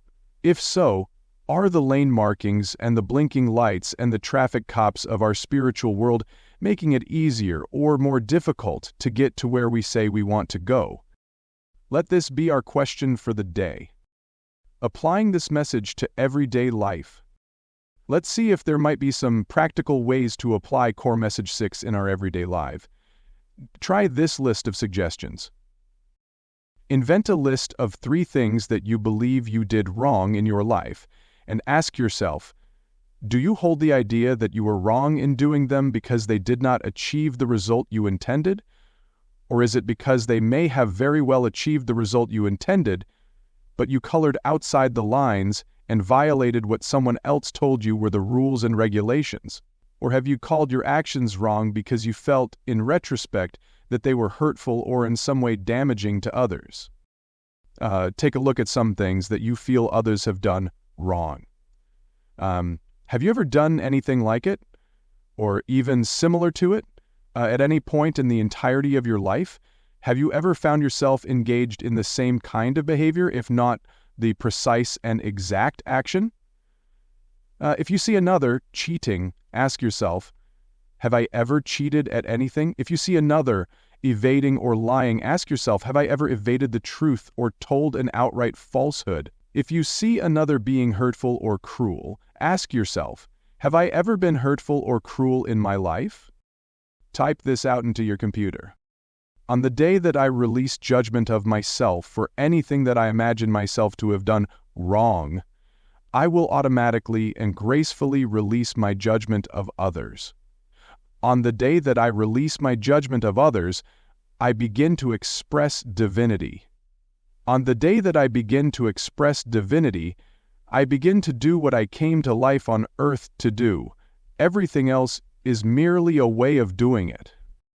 Use this as your desktop or screensaver, print out several copies and place them everywhere. On the refrigerator, on your bathroom mirror, as a folding tent on your nightstand, on the inside door of your closet, on the dashboard of your car, on the wall in front of you in the shower, everywhere. Make a list of 5 things that you would very much like to do before this year is out. Perhaps they were on your list of New Year's resolutions, or maybe they are emerging in your consciousness now as a result of a new determination to achieve certain results before time runs out. Whatever the case, write out this list and then ask yourself under each of those 5 items what it is exactly that you are trying to do. What are you trying to accomplish? What are you seeking to produce? What do you hope for as an outcome? And then, with regard to each item on the list, ask life's most important question. What does this have to do with the agenda of my soul? Concerning your spiritual beliefs, make a list of at least 3 things that you believe that God absolutely finds wrong under any circumstances or conditions whatsoever. After making this list, look to see if any of these things have been done by anyone, by any person or country that you admire, claiming that they have been done in the name of good or in the name of God. Write a small 5-paragraph essay on what, if anything, this reveals to you. Chapter 26. The entire foundation of the idea that there is no such thing as right and wrong emerges from an awareness that I was given about life itself at its most fundamental operational level.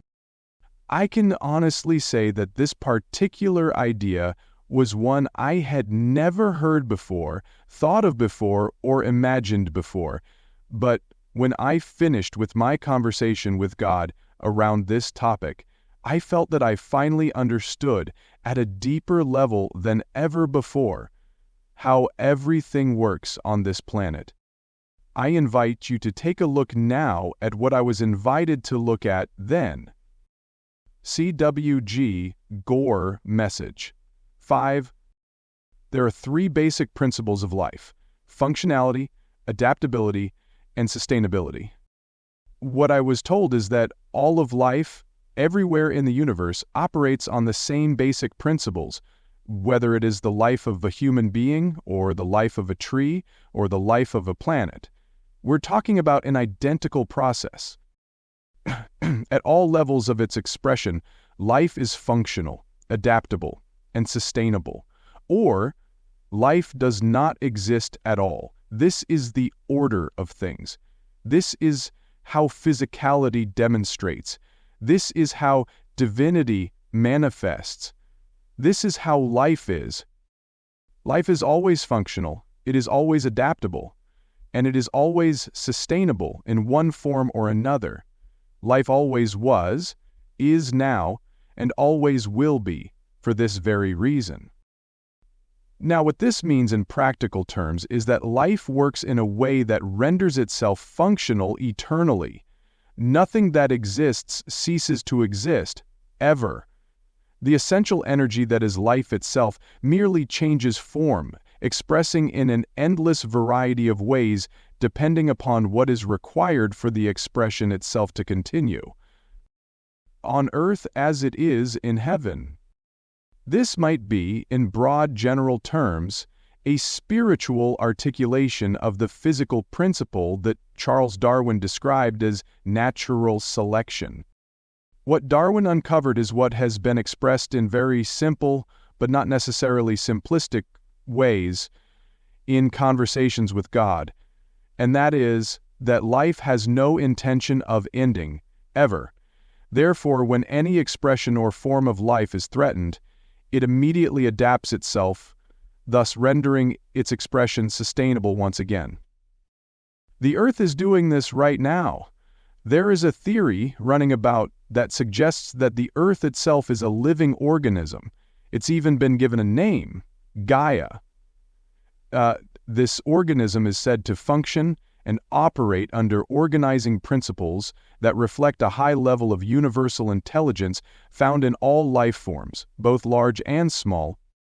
An idea has been put forth by some environmentalists that the increasing number of geophysical incidents on this planet, from tsunamis to earthquakes to hurricanes and other physical phenomena, is Gaia's response to humanity's threat to the world's survival. Nobody really expects the world not to survive, but very few people expect it to survive in the same form and in the same way that it has appeared for these many centuries and millennia. The Earth as a biological system is, without a doubt, shifting and adjusting to conditions that have been placed upon it by its inhabitants. The life forms hosted by the planet itself are doing exactly the same thing. They're constantly adapting themselves so that they can sustain the expression of essential energy that flows through them. It would be a mistake to assume, however, that the adaptations that life forms make guarantee that their physical expression or appearance will remain the same or nearly the same. We all know that there are certain life forms that have been rendered extinct on the Earth. So, in the common usage of Earth's many languages, this means that they no longer exist, and in the form that they took before. All things that exist continue to exist. It is merely a question of how they do so. The parable of the log? In the book, The Only Thing That Matters, will be found a wonderful parable or analogy illustrating this. It's the story of a log burning in the fireplace. It looks to us as if a huge log was resting in the fireplace, and then, after a number of hours, it was no longer there, reduced, as it were, to ashes. And so, that which was no longer. And there are those who would say the log no longer exists except in the form of the few ashes it leaves behind. Yet, according to the parable, that which we once called a log has simply transmogrified, literally going up in smoke. Its energy was expressed as well as heat and light and ashes. Yet this revised expression of its energy is not its extinction, but merely its transformation into other kinds of energy. Part of the log still exists in physicality, the part that we call ashes, but 95% of the log moved through the expression of its energy into what we call the invisible universe. So, too, after what you call death, in precisely the same way, I might add, that is, you transmogrify. The dictionary defines transmogrify as to transform, especially in a surprising or magical manner. In this process, the physical part of you, which is the smallest percentage of your energy's manifestation, may remain behind in the realm of the physical in some form, perhaps itself reduced to ashes as in cremation, or more slowly changing form over a longer period of time in a casket somewhere. But by far the largest percentage of who you are moves on in transmogrified form to what has been called the physical realm of the spiritual. It is in this way that the life form that expressed itself as you adapts and thus continues to sustain itself. Smaller versions of this cycle of functionality, adaptability, and sustainability evidence themselves throughout your tenure in your present physical form and during the life of everything around you as well. I know a man who found it totally functional to consume crabs and lobster on a regular basis. Then he developed what his doctor called a spontaneous allergy to shellfish. He exhibited adaptability by limiting his seafood intake to salmon and trout and other non-crustacean creatures of the sea. In this way he generated sustainability within his physical being. Anyone who has dealt with weeds in their backyard garden understands how certain life forms demonstrate cycles of functionality, adaptability, and sustainability. So this rather simple and elegantly effective formula explains a lot of what we see happening all around us in life on Earth and also what we can expect to see as we continue in the living of that life. You can expect life to always be functional, adaptable, and sustainable. What is important for us to understand is that these differing expressions of the essential energy are not in any of their characteristics right or wrong, but simply this or that. There is also no such thing as one expression of the essential energy being better than another. It is simply other than, or different from. It is we who overlay value judgments on the perfectly elegant process of life. We call storms bad and beautiful sunrises good. We call death bad and birth good. We mourn one and celebrate the other. Yet in truth, all of life is on our side, as every event works toward our personal and collective evolution. The American poet M. Clare captured this understanding perfectly when she wrote, "God says for me to tell you this. Nothing needs fixing. Everything desires a celebration. You were made to bend so that you would find all of the many miracles at your feet. You were made to stretch so that you would discover your own beautiful face of heaven just above. All that you think you must shoulder.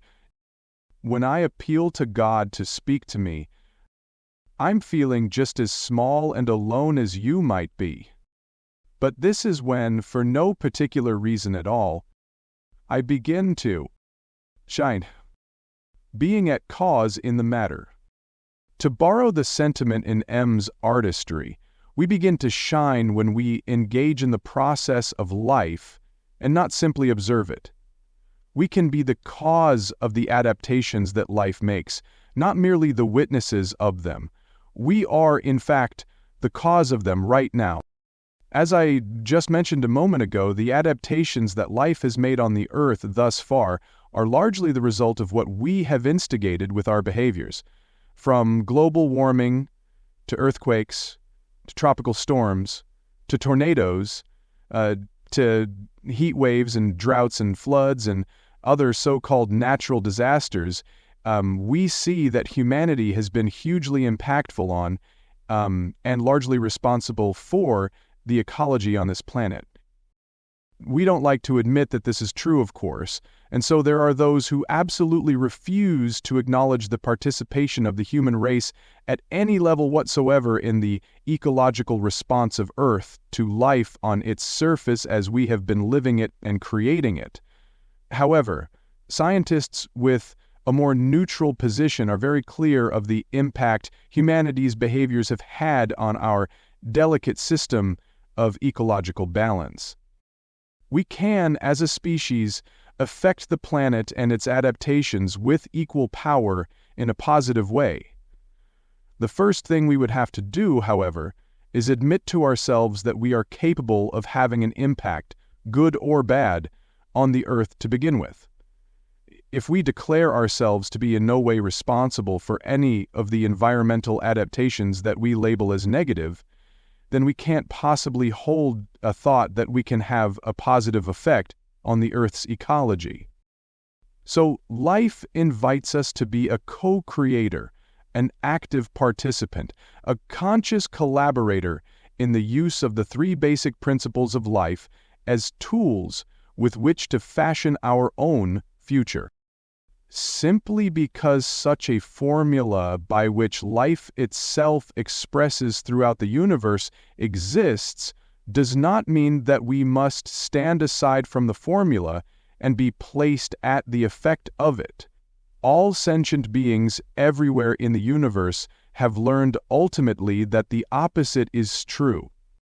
Our opportunity here is to become a conscious, rather than an unconscious part of the formula by actively and intentionally creating functionality, adaptability, and sustainability rather than simply witnessing the playing out of this formula without our intervention or participation of any kind.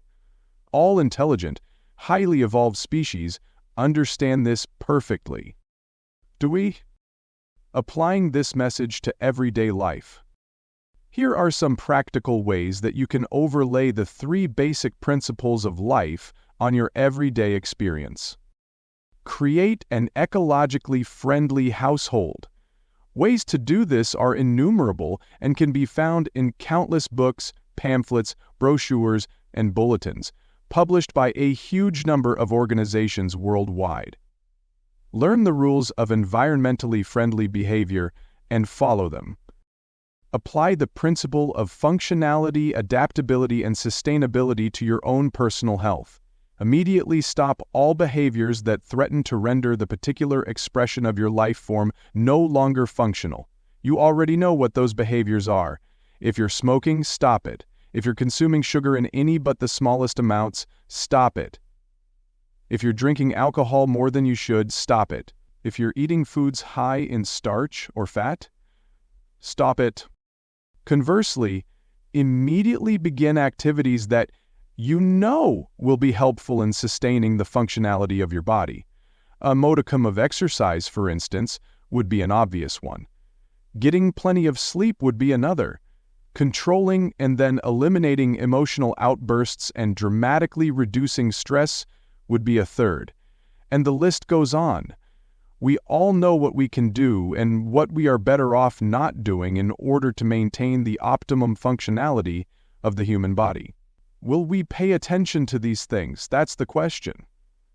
It all depends on the adaptation that you want the being that is you to make. You will never cease to exist. You are an eternal entity and an expression of divinity. But whether you continue to express the essential energy in the form that you now call your present physical personality is another matter. That is totally up to you. You will, ultimately, adapt your physical expression in a way that we call death, but that time can come later rather than sooner if you wish it to. It all depends on what other adaptations you're willing to make right now. Decide to pray, decide to meditate, decide to shift your ground of being at every level, to expand your spiritual experience and your spiritual expression. Explore visualization and guided imagery. Read quietly. Stop watching noisy movies with images of exploding bodies flying all over the place. Play nice, soft, gentle music in the house for a change. Yes, your children or your grandchildren may call you an old fuddy-duddy, but at least you'll be an alive fuddy-duddy and not a dead fuddy-duddy in the common human usage of those words. In all of this, pay attention to what you're doing. Pay attention to what you're being. Pay attention to what you're having in these days and times of your life. I don't watch horror movies because I'm having none of it. I don't listen to ugly or inciting lyrics and angry music because I'm having none of it. I don't eat junk food because I'm having none of it. Look to see what you are being, doing, and having. Start now. Not tomorrow. Not next week. Not after you get back from your vacation, or when you get a few extra moments, or when you reach retirement. Start now. Take control of your life. We've been given all these tips before. Wouldn't it be wonderful if these ideas offered us something new? But the fact of the matter is we've heard all of this over and over again from 100 different sources across 1,000 different moments in 1,000,000 different ways. Do we care enough about the expression of life that we call ourselves to guarantee the functionality of our present life form by making the adaptations that render that form sustainable for the maximum amount of time? That's the question. If you can't find the motivation to do it for you, do it for those who love you. I'm sure they would really like to have you around for a lot longer than the behaviors that you may currently be exhibiting might allow. I could be wrong about this, of course. Only you will know for sure as you're reading this. And as you know, there is no such thing as right or wrong in all of this. There is only what works and what does not work given what it is you're trying to do. Are you trying to stay in your physical form longer? Bingo. And so the principles of life given to us in the Conversations with God books hang together quite nicely. One thing leads to another in a perfect sequencing, producing applicable wisdom at every turn. Chapter 27. Sooner or later, you decide to lead a God-centered life. It happens to everyone. It is not a question of whether, but of when. When this occurs, everything will change. Your reason for being here will change. Your reason for thinking, speaking, and doing will change. Your countenance and appearance will change. Your tone of voice will change. Your clothing and eating habits will change. Your work in the world will change. Your friends will change. Your purpose in life will change. Your expression of life will change. Your experience of life will change. And the world you touch will change. Your decision to lead a God-centered life may occur over the course of many months or perhaps many years or even many lifetimes. You can cause it to happen or wait for it to happen. You can ask for it to happen or demand that it happen. Demanding, of course, of yourself to allow it to happen at last, but it will happen without question and without fail. Sooner or later, you will decide to lead a God-centered life. When you do, you will be clear about CWG Gore message. God talks to everyone, all the time. The question is not, to whom does God talk? The question is, who listens? Listening to God means listening to ourselves. Embracing this realization takes enormous courage because it says something about you and about how you hold yourself and your experience of yourself in the world, with which people in the world around you may disagree. They may even actively oppose you. They may even crucify you. None of this will matter. Even if those things should occur, they will have no affect on you, for you will have assumed your new and your true identity, and once that happens, nothing of this world will mean anything at all. Now you may ask, if nothing will matter ultimately, why bother with experiencing anything in particular? Why bother with solving problems, or confronting challenges, or enduring pain, or withstanding the seemingly unending onslaught of day-to-day living and the struggles it entails? Why bother with life at all?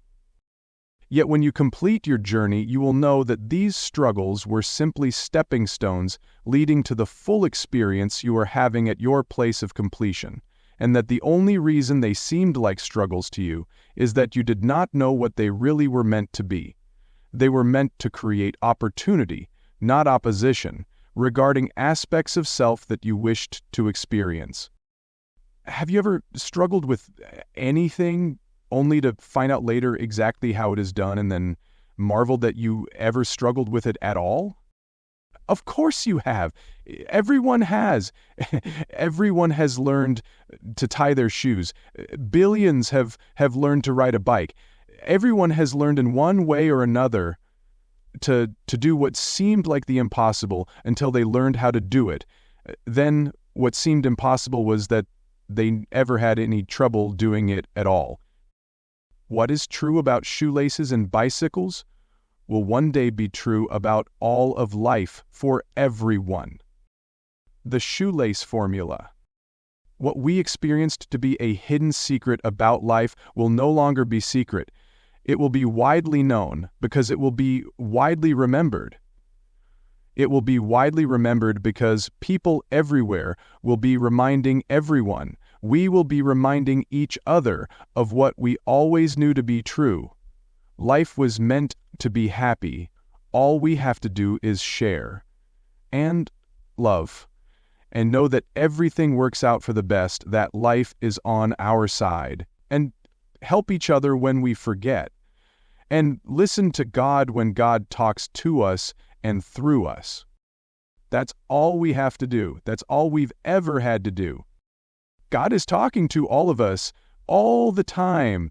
There is not a moment, not a nanosecond, in which God is not communicating with us.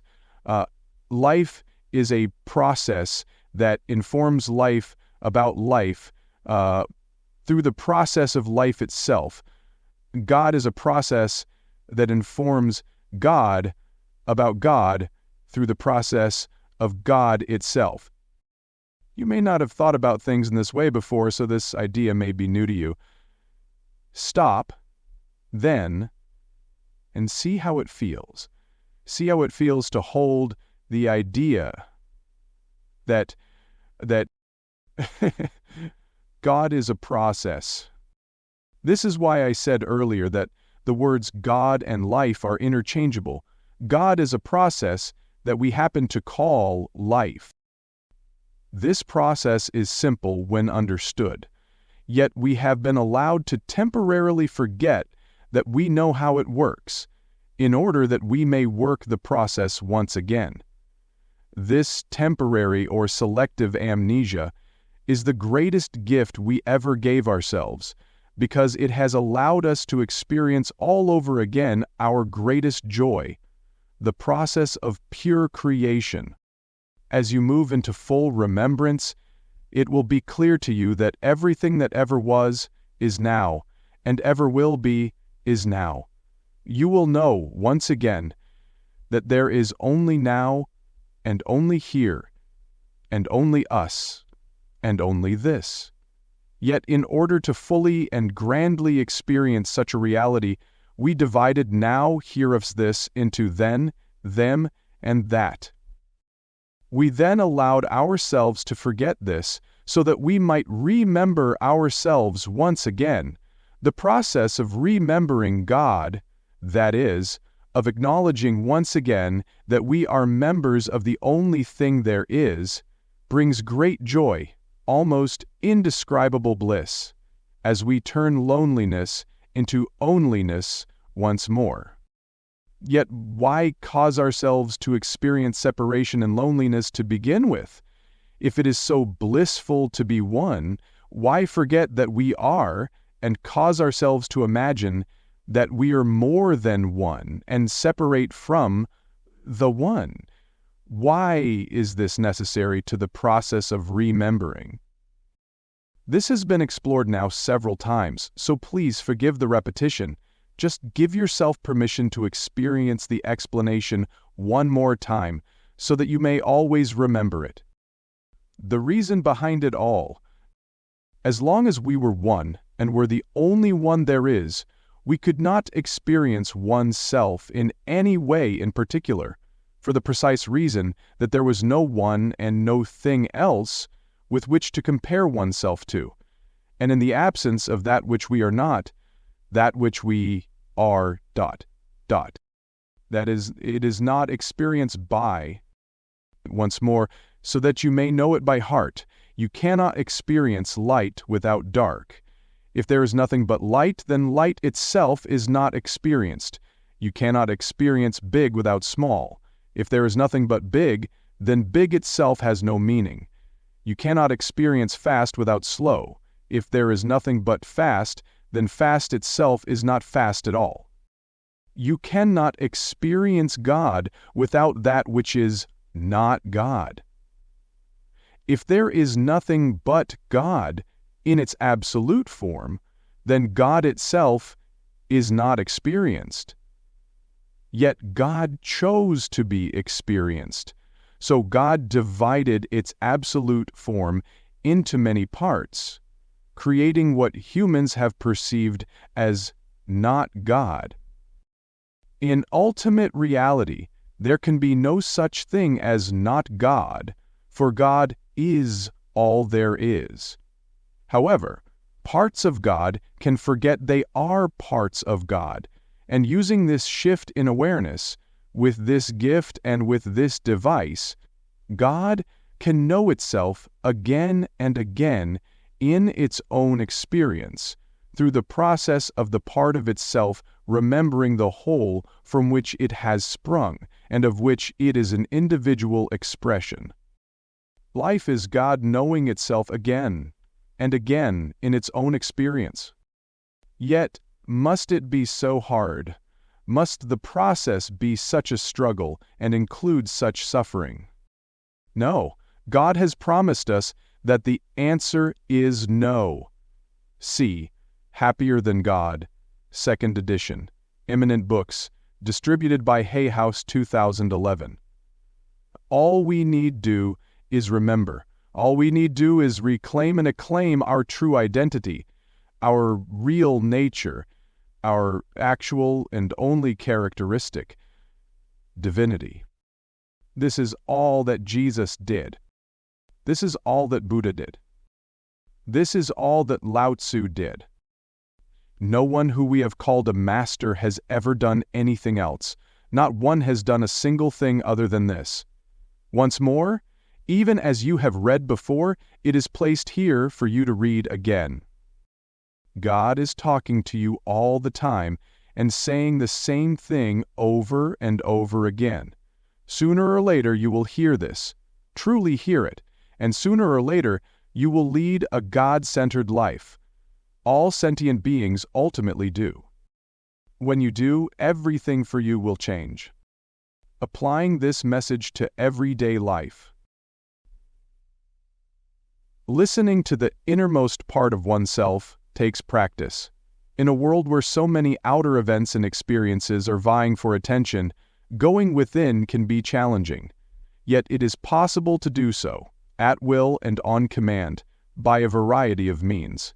Meditation, of course, is one, so is prayer, so is visualization or guided imagery, so is ecstatic ants, so is chanting or quietly repeating a mantra. And there are other ways as well. Reading is one, writing is another.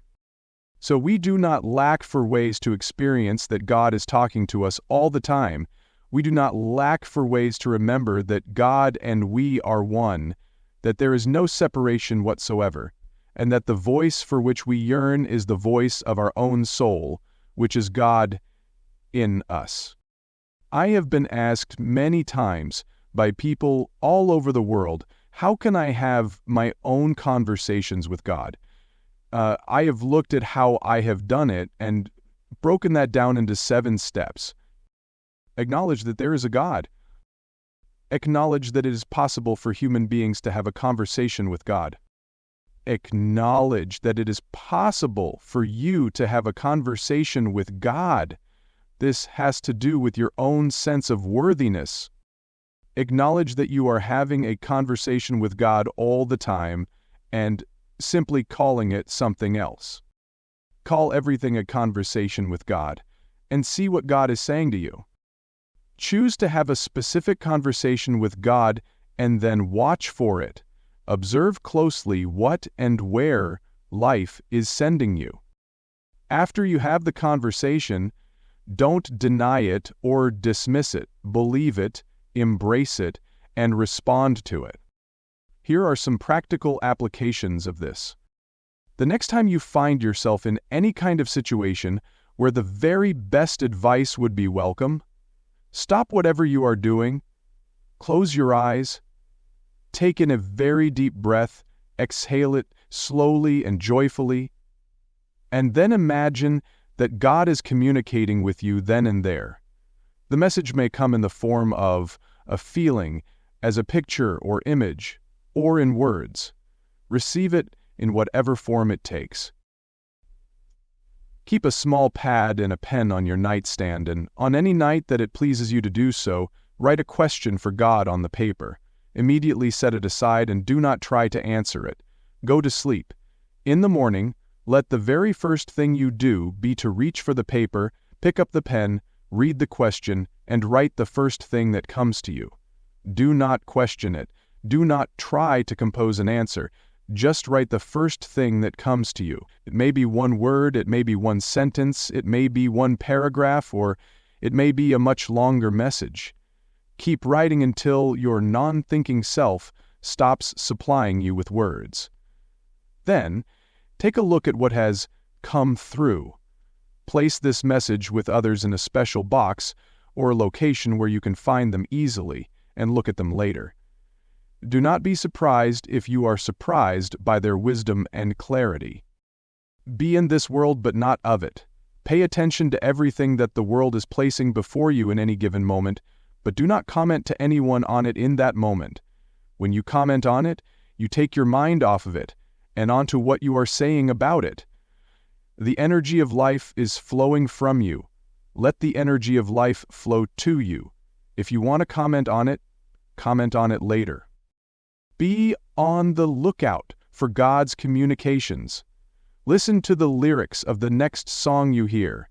Consider the words on the next billboard you see. Read in fullness the next article you encounter in a magazine or on the internet. You will know immediately by its vibration whether it is something that the unknowing, unaware part of the world is carrying to you, or something that the totally knowing, completely aware part of you is placing before you as an aspect of its every moment declaration of divinity. Begin stepping into, rather than away from, any and every circumstance, condition, or event that life is presenting you. Use all moments and what they present to you as a means of moving into the recreating of the remembering of who you really are. Let each moment be a moment when you are born again into the expression, the experience, and the demonstration of divinity, in you, through you, as you. Chapter 28. Now that you've gotten the hang of having your own conversation with God, be sure to follow the 7th step in that process very carefully. Do not allow yourself to deny what you're hearing as you communicate with deity, even if what you're hearing seems improbable or unbelievable, because often it will. My experience has been that nearly all of my conversations with God have yielded statements, commentaries, and observations that directly contradict what I have been taught and told by my elders and my religions and my society and my global culture. So you're going to have to become accustomed to hearing things you're not used to hearing if you're intent on having regular conversations with God. And a prime example of this would be CWG Gore Message 3. There's nothing you have to do. There is much you will do, but nothing you are required to do. God wants nothing, needs nothing, demands nothing, commands nothing. Of all the things we've been told about God, this may be near the top of our list of the unbelievable. Everything we've ever heard about God tells us that exactly the opposite of this core message is true. There are things that we have to do. There are requirements that God has of us. It may be true that God needs nothing, but it is certainly not true that God wants nothing, or demands nothing, or commands nothing. In fact, there's a list of commandments that we have received from God, and anyone who thinks that such a list does not exist, or that we do not need to adhere to these commands, is trafficking with the devil. So we've been told. Yet the new theology and conversations with God tells us something else consistently throughout. Because God is the source of everything, the creator of everything, and the expression of everything, it is impossible for God to need anything. And since God needs nothing, God has no reason to demand anything or to command anything. God did not send us away. When we say that God needs nothing, we are not referring merely to objects, but also to experiences. Emotional content is not something that God lacks, and therefore needs to acquire from us. God does not need to be adored or obeyed or honored, or somehow appeased by us undertaking certain behaviors and avoiding others. The idea that deity is something we have to appease in order to keep it on our side is a primitive notion arising out of the earliest thought of the earliest human beings on our planet. That God is just like us, and since we need to be appeased in order to find another pleasing, so must God. This has all been explained before. If it starts to seem as if this narrative is going around and around in circles, that's because it is. All of life is a circle. And the reasoning that supports all of life being exactly what it is circular as well. So you will hear the same thing said over and over again, sometimes in different ways and sometimes in exactly the same way throughout this theology. Thus, we are reiterating here that because God is everything that God could possibly need, There is nothing you could possibly be, do, or have that God needs or requires. God did not send us away from her in order for us to struggle to find our way back to Him. That's right, it is exactly the opposite of what we have been told. God never discarded us from oneness with God. It is we who have discarded God from oneness with us. We threw God out of the temple of our being. We threw God out of the place of unity with us. We did so through our belief systems, thinking that we were doing the right thing by never allowing ourselves to hold the idea that God and we are one. Yet it is this very idea that God has invited us to hold from the beginning of time, and has been demonstrating to us by every manner and means to this very moment. We shouldn't be surprised.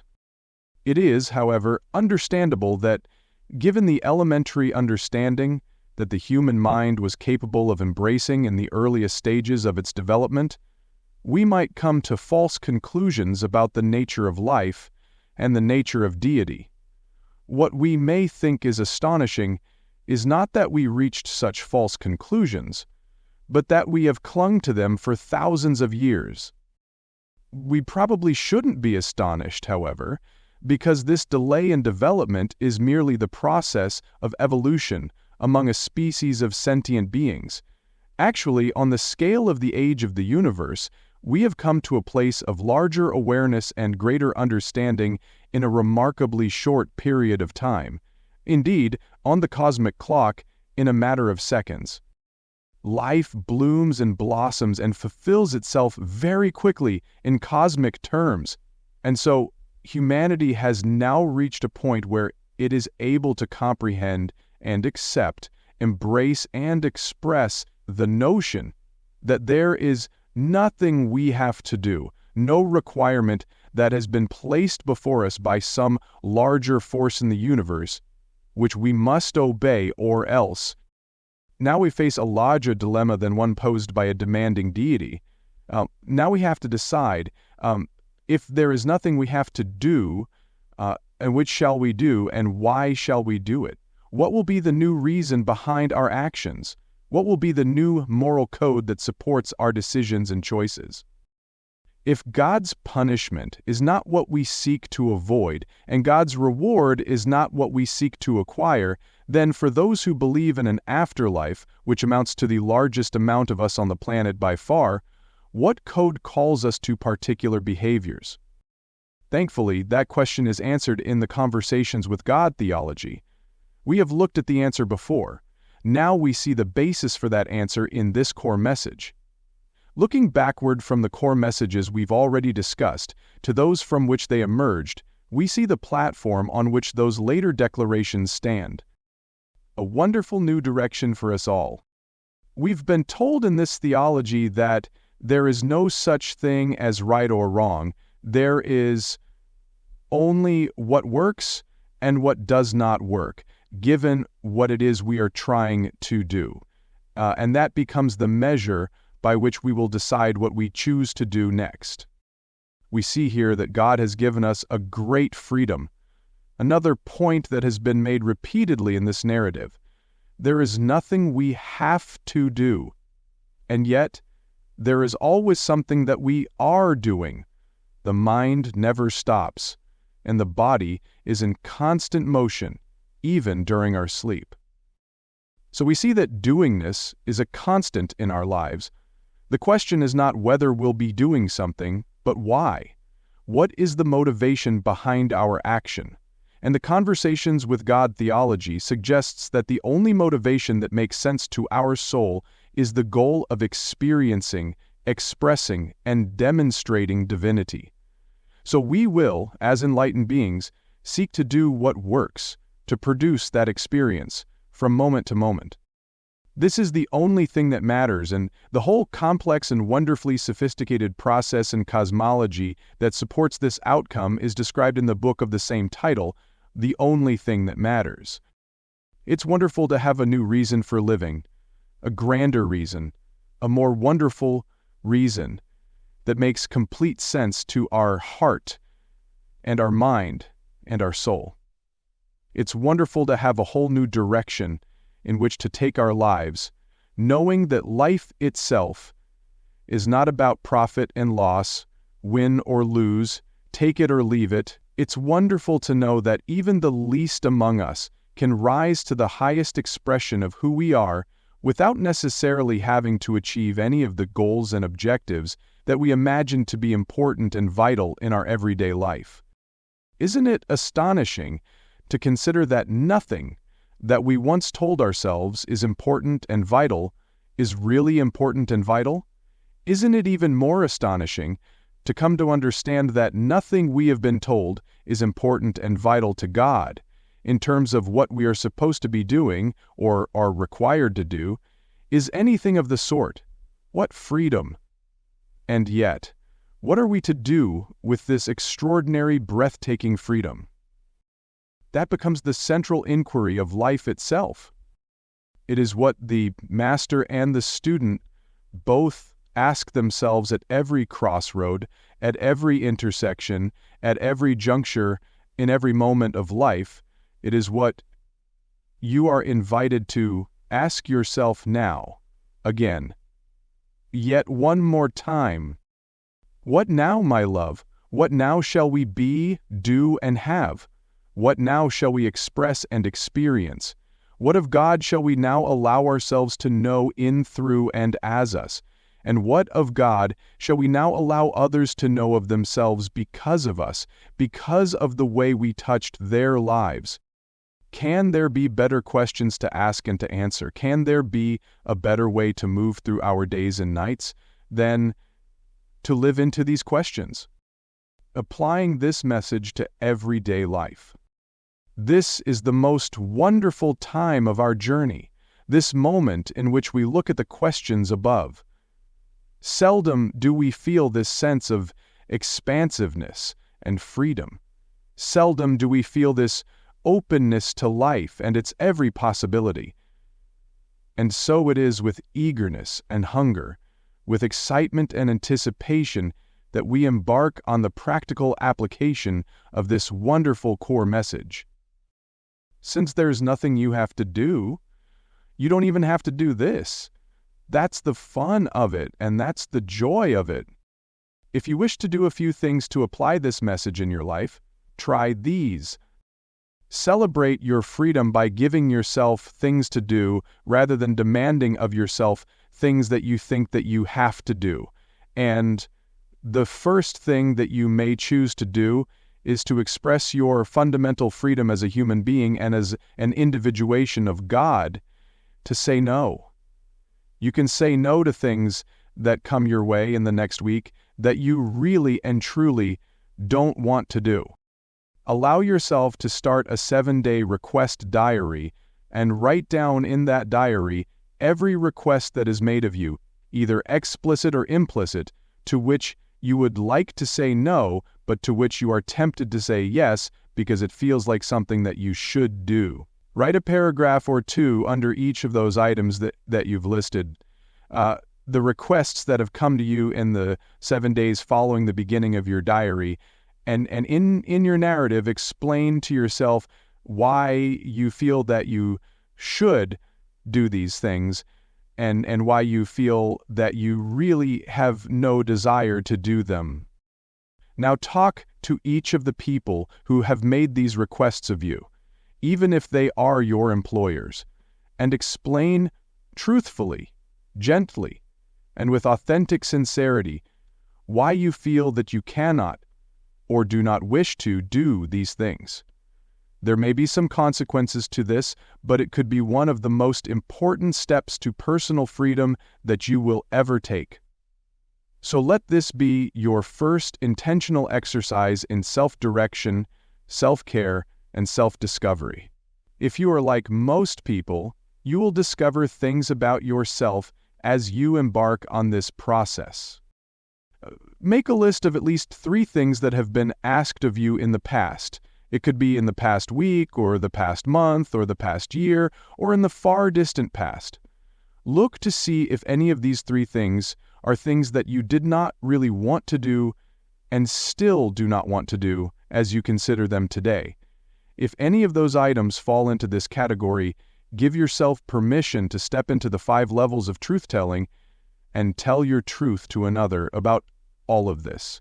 Remember the admonition, speak your truth, but soothe your words with peace. Remember, too, that your highest value should require you to keep your word. Therefore, if you have made a promise to do something and now simply don't want to keep that promise, ask yourself if your awareness that you do not want to do this should give you an automatic pass in this situation. See if it feels comfortable for you to release yourself from this promise without the other person's acquiescence and permission. Remember that every act is an act of self-definition. On a daily basis, conduct the why exercise. This is a process in which we ask ourselves, and it works very well if one does this process in writing, why we are doing anything at all. In this exercise, you are invited to write down 5 things you've done in the last hour and notate your reasons for doing them. Be specific and be very clear. Keep a notebook that you can take with you wherever you are. Something that will fit easily in your pocket or handbag. Once an hour for the next 2 weeks, take the notebook out and review all of the actions, choices, and decisions you've taken in the previous 60 minutes. These could be large or small. Don't make a value judgment as to their importance. Just notice that it was something you did. Then make a notation as to why you did it. At the end of the day, take a look at your notebook and the reasons that you have given for doing all things you have done that day. Again, these could be big things or small things.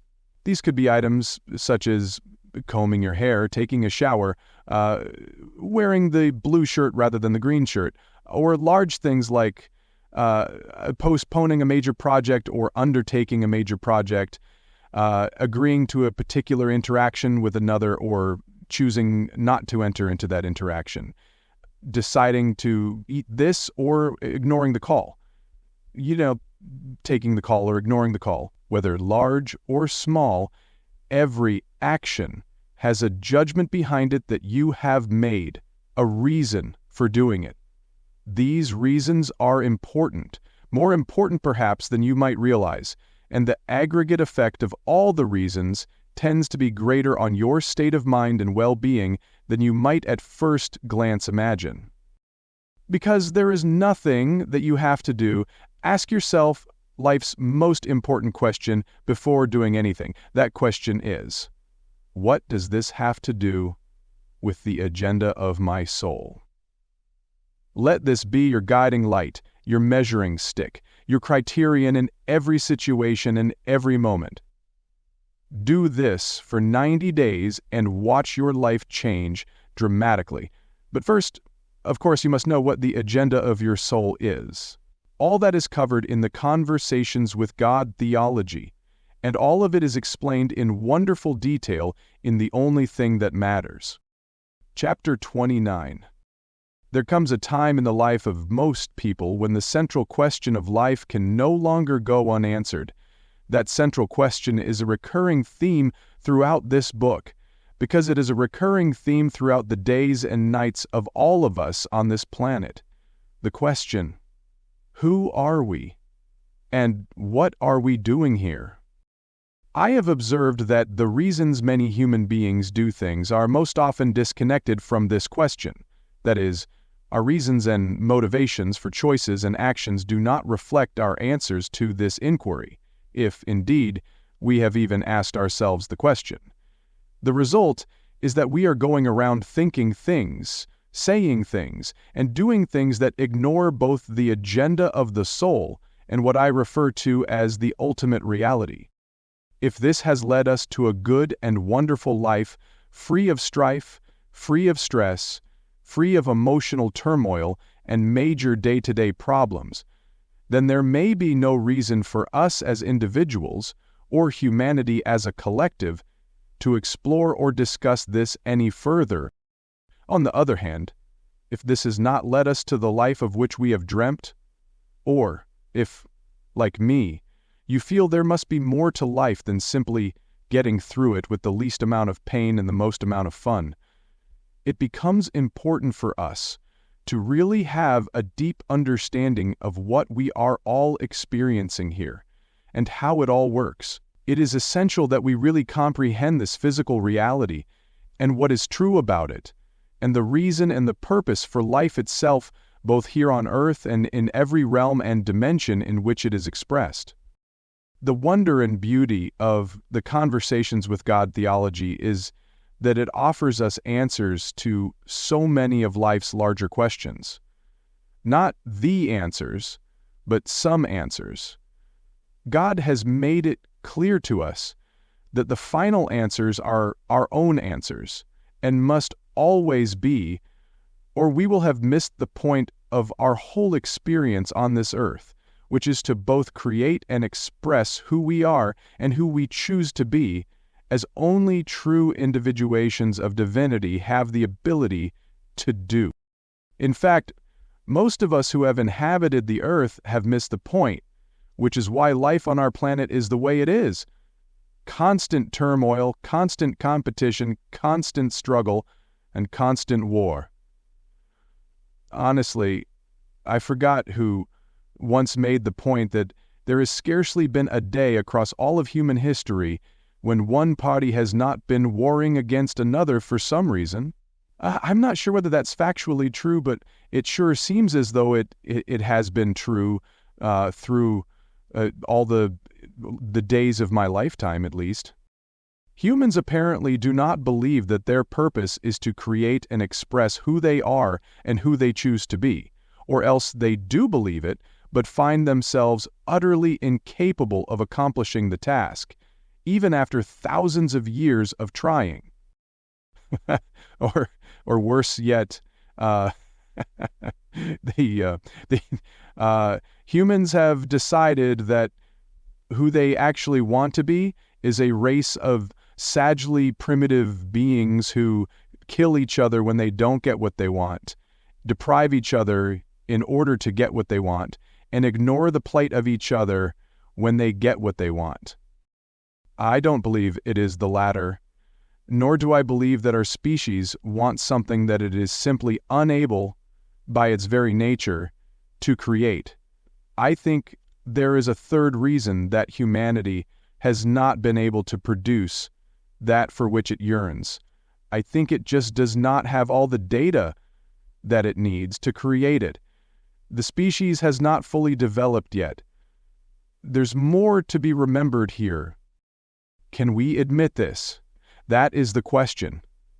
Is our ego so huge, so uncontrollable, like that of a willful 2-year-old, that we cannot acknowledge that there may be something we don't know here, the knowing of which would change everything, something we don't fully understand about life, the understanding of which would alter our experience forever?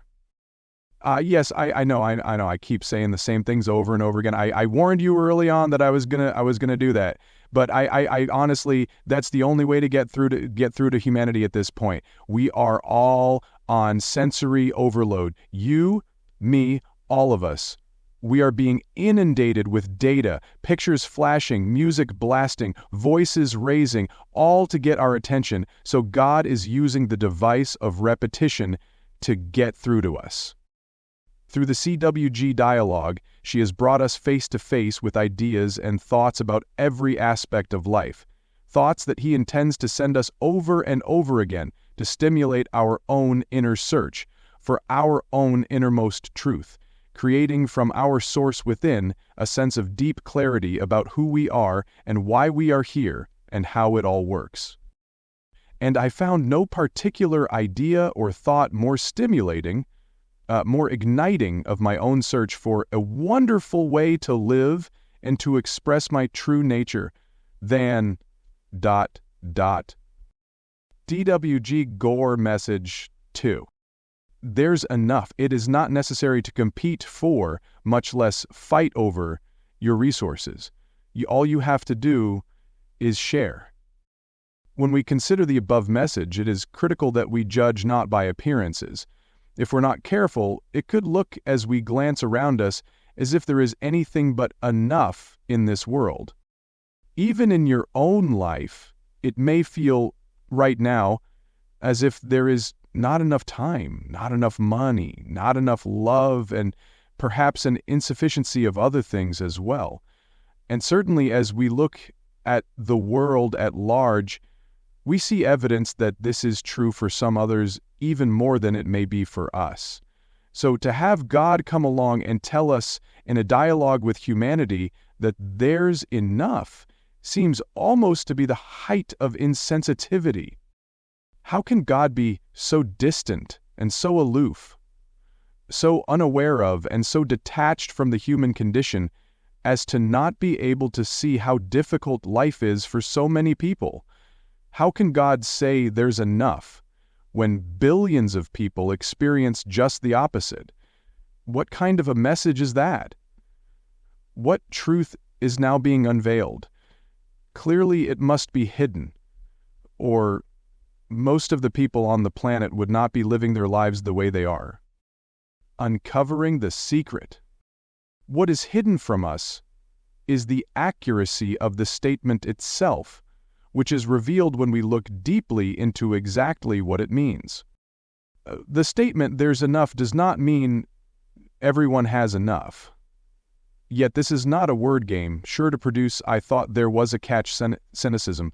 It is a statement meant to reveal an absolute fact, and let the human race see that it is humanity's behaviors that make it feel that it is not a fact.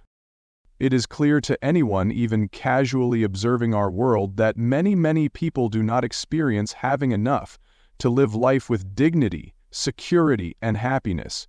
Many do not even have enough to survive.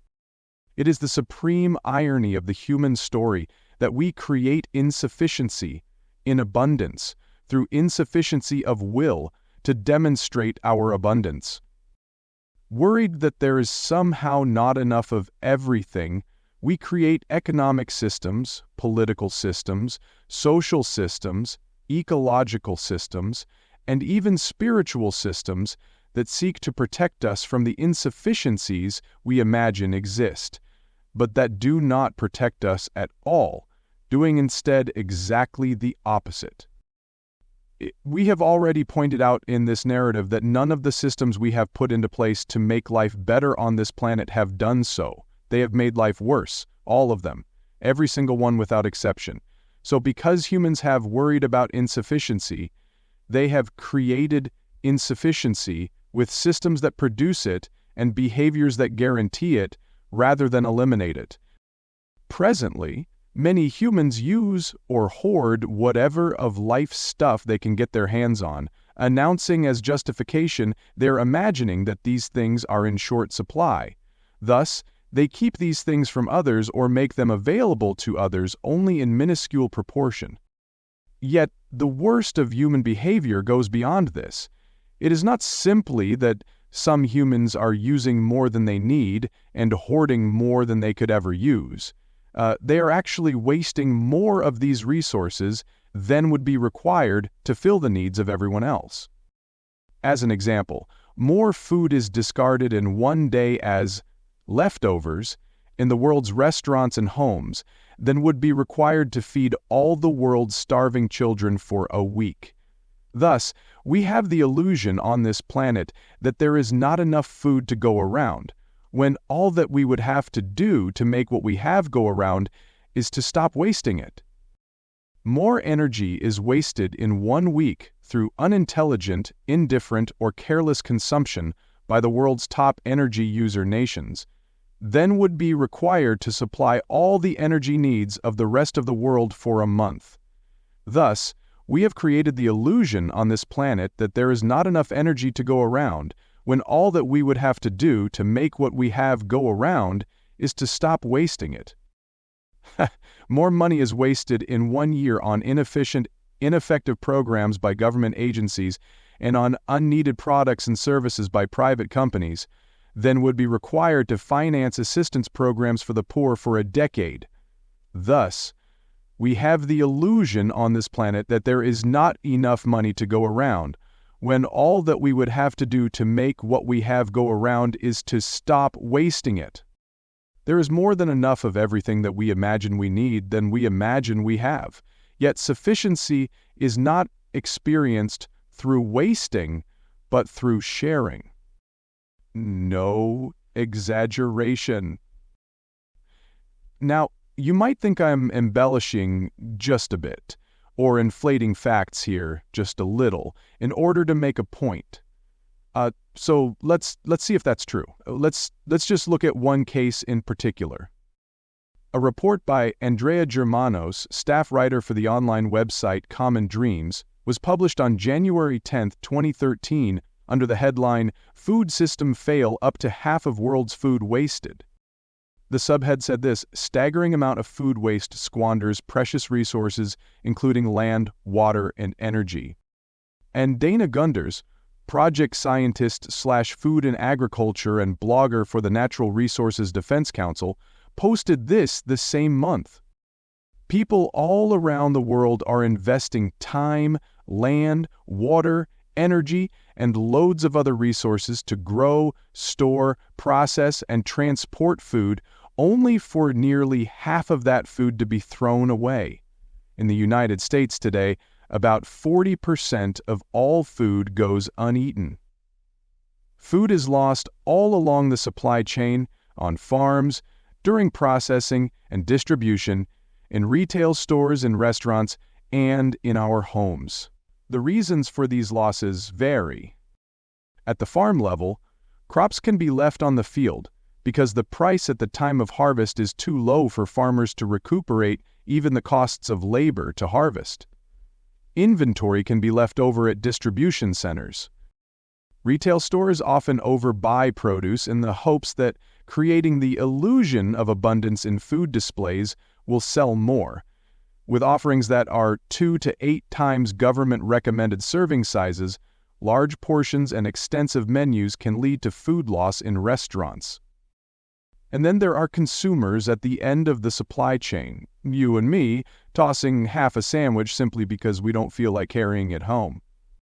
Gunder then notes that the resources consumed to grow food that is never eaten take a staggering toll on the environment, including a full 25% of fresh water consumption, 4% of oil, and about 23% of all U.S. methane production once food scraps arrive at the landfill.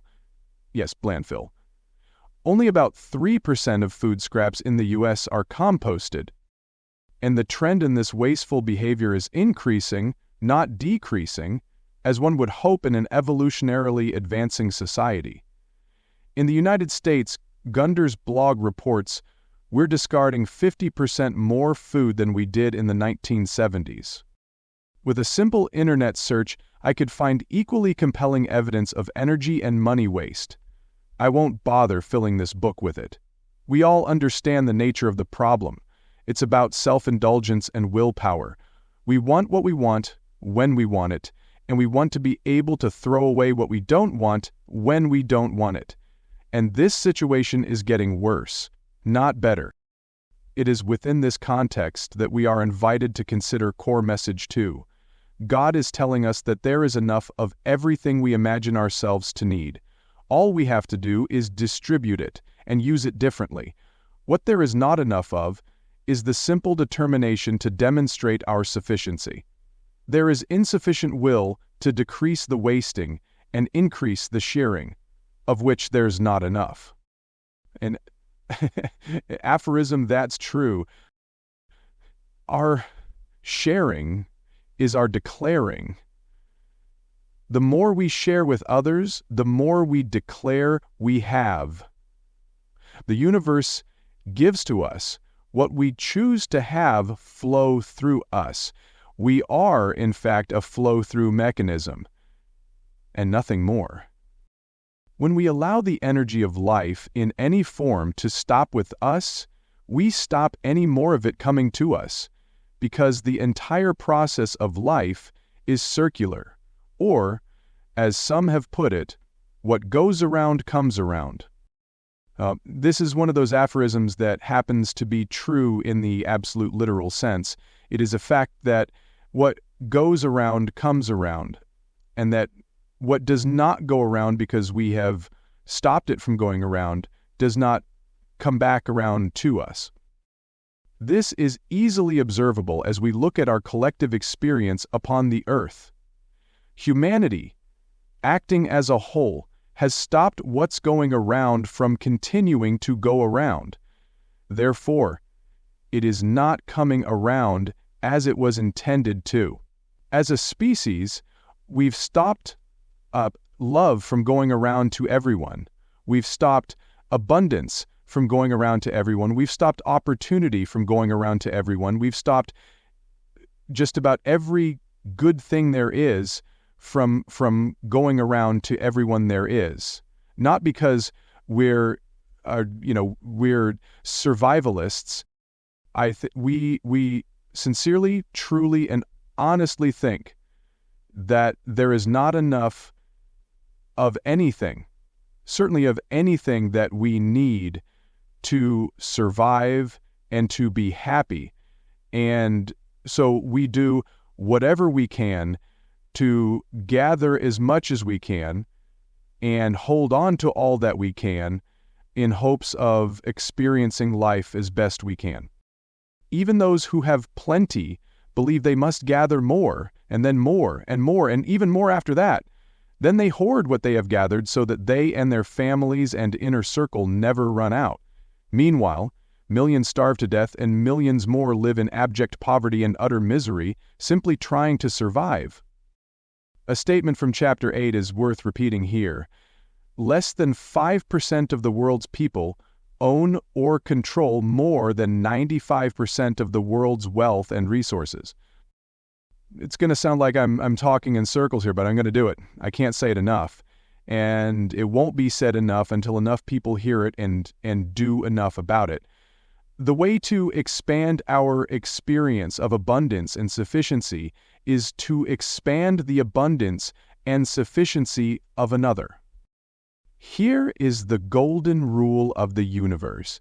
In all things, what you wish to experience within yourself, cause another to experience.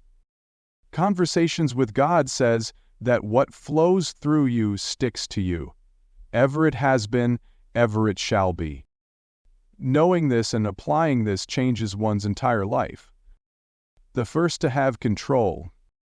The world was not made, and life was not constructed in a way that renders it impossible to sustain itself. Life will sustain itself whether we interfere with its natural process or not. No matter what we do, life will remain functional by adapting however it must to what we are doing in order to sustain itself. Whether we think there is enough of the stuff that we imagine we need to go on or not, life will go on. The only question is whether life will go on in a way that we call agreeable, hospitable, and favorable to our particular species. And that is up to us. We are the first species on this planet for whom that is true. We can literally decide for ourselves how we want life to go on in many, many respects. Ours is a very important role in that process. Okay, maybe we can't stop a meteor from hitting us, unless we can, or a sunstorm from interfering with our global communications, or molten lava from erupting beneath us, but we can sure change our individual and collective human expression upon the earth. That we can do.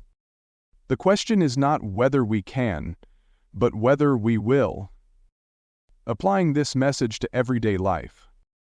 I can think of nothing that brings more joy and produces more fun in life than practicing abundance, sufficiency, and enoughness on a daily basis. Here are some ways that you might find it very enjoyable to do that. Make a list of 3 things you think you do not have enough of in your life right now. Then walk through life in the next 7 days with your sensitivity turned way up and your antenna collecting all the data around you. See if you can find anyone who has less of what you imagine yourself to not have enough of. As little as you imagine yourself to now possess, find someone who does not have even that. Immediately give that person what you wish you had more of. Do this at least once a day for 3 months. At the end of 90 days, Make an assessment of how much you have of whatever it is you once thought you did not have enough of. Do not be surprised if you will find that your experience of insufficiency regarding those items has disappeared. If you want to increase something that you already experience yourself having enough of, increase the amount of it that you are giving away to others. This includes time, energy, money, love, or anything at all that you wish to experience in greater fullness. Move through your life, and when you observe someone else who is not experiencing those things in fullness, cause them to do so, at least in that moment, because you were there. Decide to be the source. You may well find yourself expanding and enlarging your own experience of sufficiency to levels and to degrees that you may never have thought possible. As a specific exercise in moving the above into your reality, take a stack of paper money, dollar bills, 5s, 10s, or 20s, once a week, and walk down the street handing those bills out to people who imagine themselves to need them.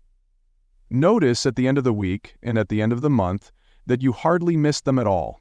You will discover that it's just paper and that it does, in fact, grow on trees. And it's when you discover that you don't miss it that you'll have the direct experience of how much of it you've had. As another exercise in implementing some of the above ideas and making them real in your life, go to a store and see if you can find carton containers with lids on them for storage or carrying of food and liquids. Purchase a bunch of them, and then each night when your family finishes dinner, fill the cartons with whatever leftovers there may be. If you can, take a little walk or a little outing right after dinner to where some homeless people are sitting or standing around wondering what they will eat tonight. Hand these cartons out with some plastic utensils and watch their faces light up. If you can't do it right after eating, put the cartons in the refrigerator, and when you gather 2 or 3, rather than having these leftovers for yourself in the next day or two, drive to where you can expect to find people who are hungry and give these cartons away. Then take a look at the hunger this satisfies inside of you. Go to your closet tomorrow and remove anything that you haven't worn in the past 3 months, except for obvious seasonal clothing and celebratory garments, such as evening gowns and tuxedos. Remove the items from your closet immediately, make sure they are clean, and take them to any church or charitable organization that makes clothing available at little or no cost to others. Many cities and towns have placed so-called free boxes at strategic locations where unused items, from toasters to old boots to scrap lumber from a building project, may be dropped off. I practically lived out of free boxes during a period of time in my life. Make a trip to the free box or your Goodwill store one of your favorite ways to empty out your house of those 1,000 things you no longer use. Get up 60 or 90 minutes earlier every day and do those things that you have felt there was not enough time to do, like write that book, finish that project, compose that song, clean that back room, organize that garage, or meditate. Chapter 30. And so we wind up where we began. We find with these core messages of this new theology that the end is the beginning, and the beginning is the end, as is true in the great circle of life itself. It's when the clock strikes midnight, what has happened at that exact moment? At the precise stroke of 12, has a new day begun or has an old day ended? Which is it? Or could it be both? It seems that all endings are beginnings. That is more than a philosophical nicety. It happens to be what is actually so. It happens to be how the universe works. It happens to be how the process of life functions. And so we come full circle in this wonderful excursion into the 25 most important messages of conversations with God. We come to ... CWG Gore Message 1. We are all one. All things are one thing. There is only one thing, and all things are part of the one thing there is. This means that you are divine. You are not your body, you are not your mind, and you are not your soul. You are the unique combination of all three, which comprises the totality of you. You are an individuation of divinity, an expression of God on earth. Most of us who have been taught about a God at all have been taught that God is the all-in-all, the unmoved mover, the Alpha and the Omega. God, we are told, is all-knowing, all-powerful, and everywhere present. If we accept these teachings, that is, if we embrace the thought that what has been said above is true, then we are led to two immediate conclusions. We are all a part of God and cannot be separate from God. We are all also a part of each other and cannot be separate from each other. Logical as they may be, both of these conclusions, it turns out, have become highly controversial, largely because our idea of separation from each other and from our deity has been so long lodged in our ancient story, where our idea of separation came from. It was in the earliest days of our development as a sentient species that we had our first experience of what we conceived of as another, and of our separation from that other. I believe that the early story of separation may have had its origin in the first attempts of our species to understand the life we were experiencing. Something like this is what happened, or likely happened. What we now call self-consciousness arose when we began to see or know ourselves individually. Perhaps it was seeing our reflection in a cave-side pool that sparked this perception. We raised a hand to scratch our head and saw the man in the pool doing the same thing. And soon we began to conceive of the self. The next step in producing the perception of separation came, perhaps, as we sat around the campfire of our clan and found ourselves startled by a sudden flash of lightning in the night sky, followed by a booming clap of thunder. We looked anxiously around the campfire and asked, with whatever facial and verbal expressions we'd developed, "Did you do that?" When everyone in the clan shook their head in a panicked, "No," we came to a startling awareness. There is something other than us. The something other also seemed, as subsequent events appeared to prove, far more powerful than us. It could cause wind and rain and violent storms, heat and dry spells that lasted, it seemed, forever. A frightening shaking and even an opening of the very ground on which we walked. It could even start fires in the woods all by itself. It became clear to us that we needed to find a way to control this something other, or our lives would forever be at its mercy. Yet, we could not conceive of or imagine a way that we could do this. We tried everything. We knew we had to find a way to appease the gods. We didn't call the elements of life gods, of course. That word came along at a much later time. But we did think of, something other as an aspect of our existence that was both powerful and uncontrollable. We knew some members of our own clan in exactly the same way. The biggest and the strongest and the most brutish ran rampant through the collective life of the clan, and efforts were continually made to appease them. They were brought offerings of every kind, from nubile virgins to plentiful food to beautiful things from the richness of the earth. Once, when the most brutish became more sullen and angry than usual because of an unending drought and the sacrifices it imposed on them and the whole clan, we joined others in our small group to do whatever we could think of to calm them, lest they take out their anger on us, which they had done before. We threw a campsite party for them, sang and did dances for them, Someone in the group tore a dying branch from a nearby tree and shook it as part of his dance, its dry leaves making a rhythmic sound, matching his gyrations as he twirled around the fire. As it happened, at that exact moment, the skies opened up and a sudden hard rain drenched the sight. Everyone was shocked, and given the limited intellectual development of the clan at that time, the dance with the branch was credited with having produced the water from the sky. A way had been found to please and appease something other. A way had been found to get that something other to do what we had been hoping for. All of us were so excited. The Rain Man was elevated to a position of highest status, ritual, and a class within the clan of those who performed it was created. The clan believed that the dance with the branch by the Rain Man created rain, and so it did, in the future, more often than not. And this was not by coincidence. Metaphysics being what it is, the formula worked.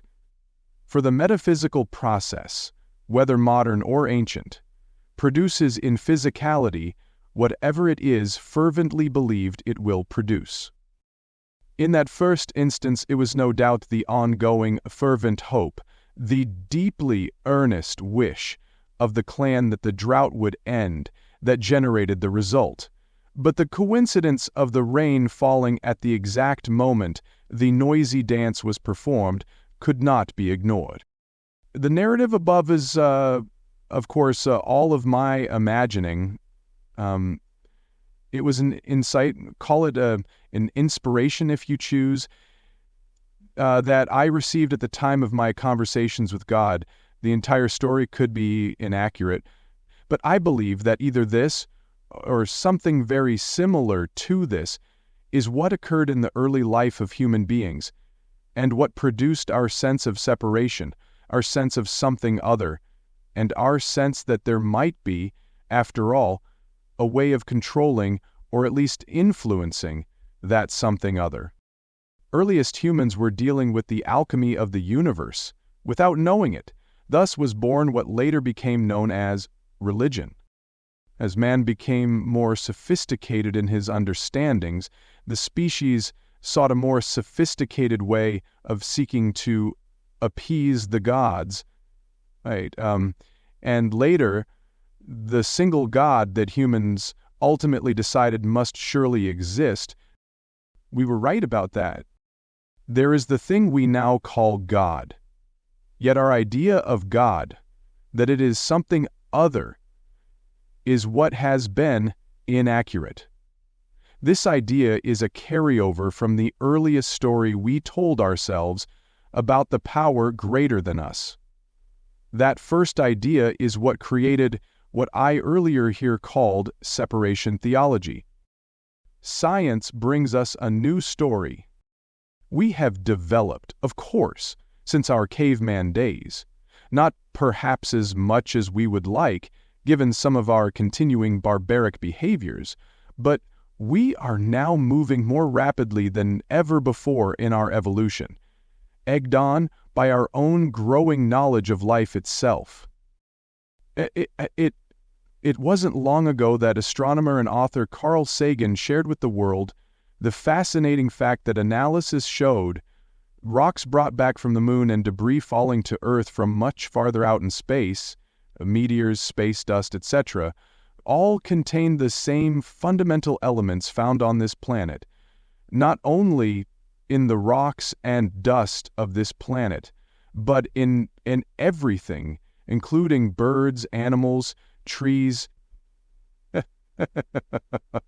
and people. The same chemical and mineral building blocks are apparently present in all the objects of the cosmos. We're all made of the same stuff, Sagan smilingly declared.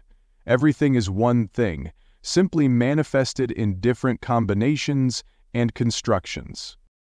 Take these elements and mix them in one proportion and you have a tree. Mix them in another way and you have a human. A third combination produces an aardvark, or a moon rock. The combining and adjusting of these elements in varying proportions takes place over a period of thousands and hundreds of thousands of years.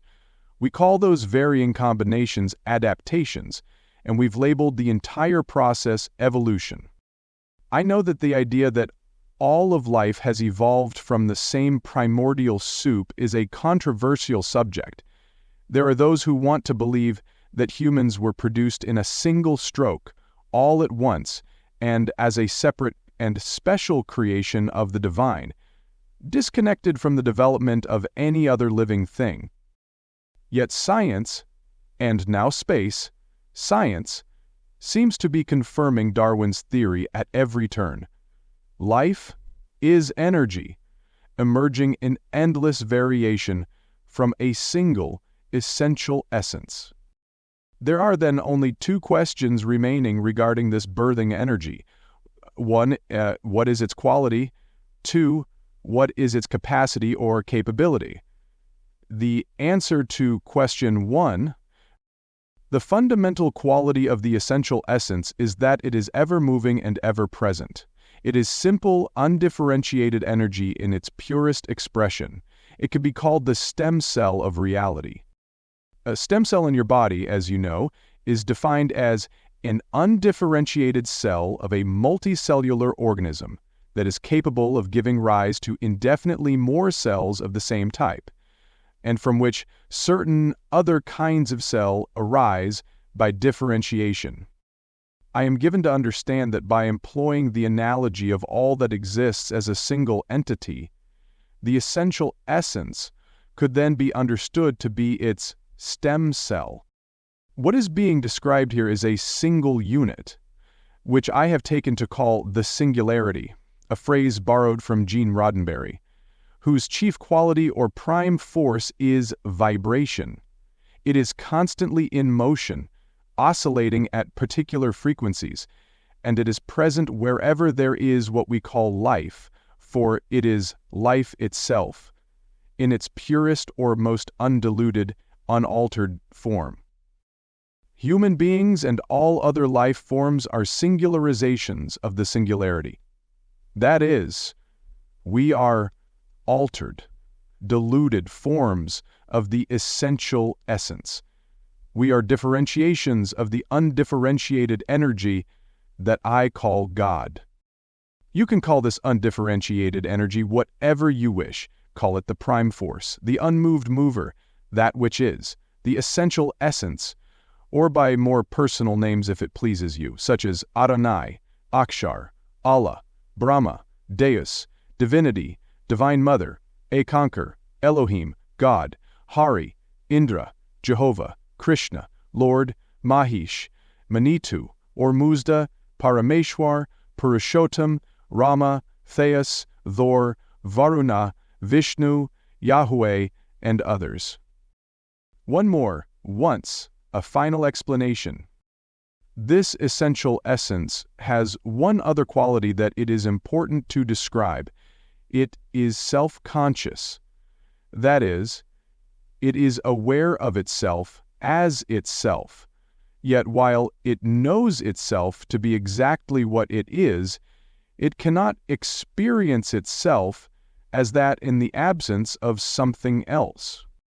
We have discussed this before, and here offer one more explanation of this foundational condition, so that it may be clearly understood and always remembered. There is nothing else in existence except that which exists. This is all that is. So, if all that is wished to know itself experientially, which it did, because simply being something was not enough, it would have to create something other than itself. Yet such a thing is impossible, because that which begets is always part of the begotten. Every offspring or manifestation of life is part of that from which it emerged. Because all that is could not create something other than itself, that which is pure existence was presented with its first question: how to experience itself when there was nothing but itself. The solution was simple: allow itself to forget itself so that it would seem like something else. This would allow essential essence to know itself experientially as the creator, through the expression of itself in forgetfulness of the fact that everything has already been created. Thus, forgetfulness is the greatest gift that life ever gave to life, as is its companion, remembrance. For when life remembers itself as what it really is, the cycle of life is complete, with pure being manifesting as knowing, manifesting as pure being once again.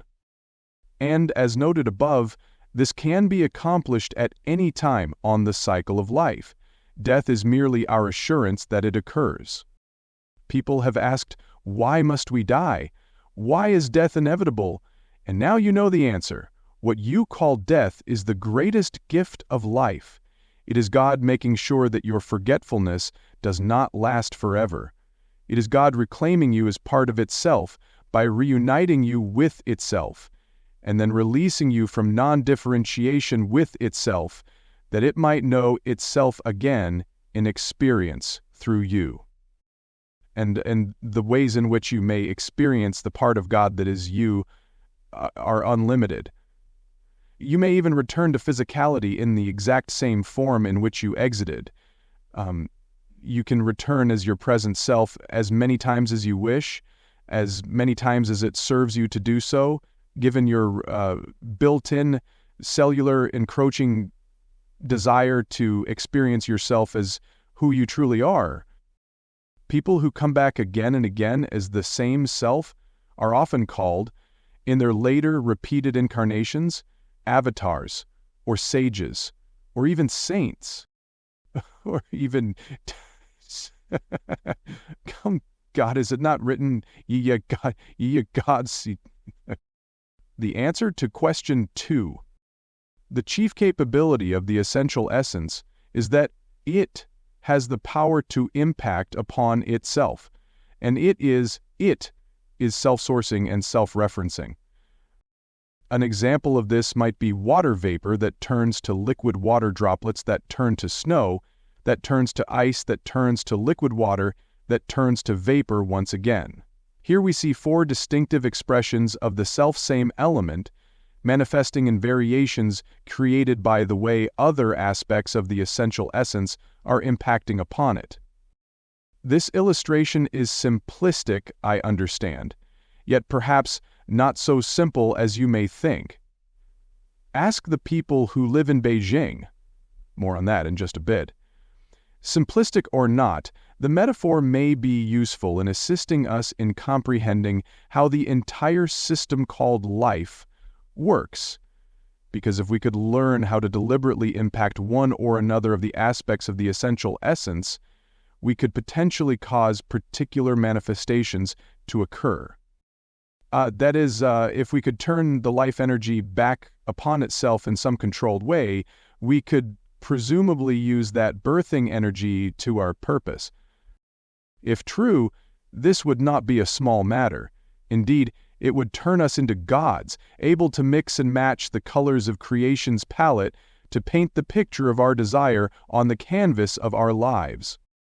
God is telling us, in conversations with God, that this is precisely what is true about the essential essence and how it may be used, and this is exactly what our species is doing, albeit without most of us knowing it, and without enough of us who do know it yet able to produce collective agreement on the outcomes we wish to collaboratively produce. Think this is all nonsense? If you are tempted to classify all this as nothing but wishful thinking, consider this. We have already learned how to seed clouds to modify weather, offering us one striking example of how we can manipulate life's energy to affect life's energy. Getting back to what may have appeared to be a simplistic metaphor, it has been widely reported that in February 2009, China seeded clouds over Beijing to artificially induce snowfall after 4 months of drought. Here was an actual case of humans deliberately turning life's energy upon itself in a controlled way, to cause life itself to produce a desired and predictable outcome in one of life's most unpredictable expressions, namely, the weather.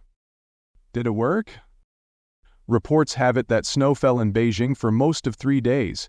It was said to be the earliest snowfall in that city since the late 80s, and it wasn't just a light flurry.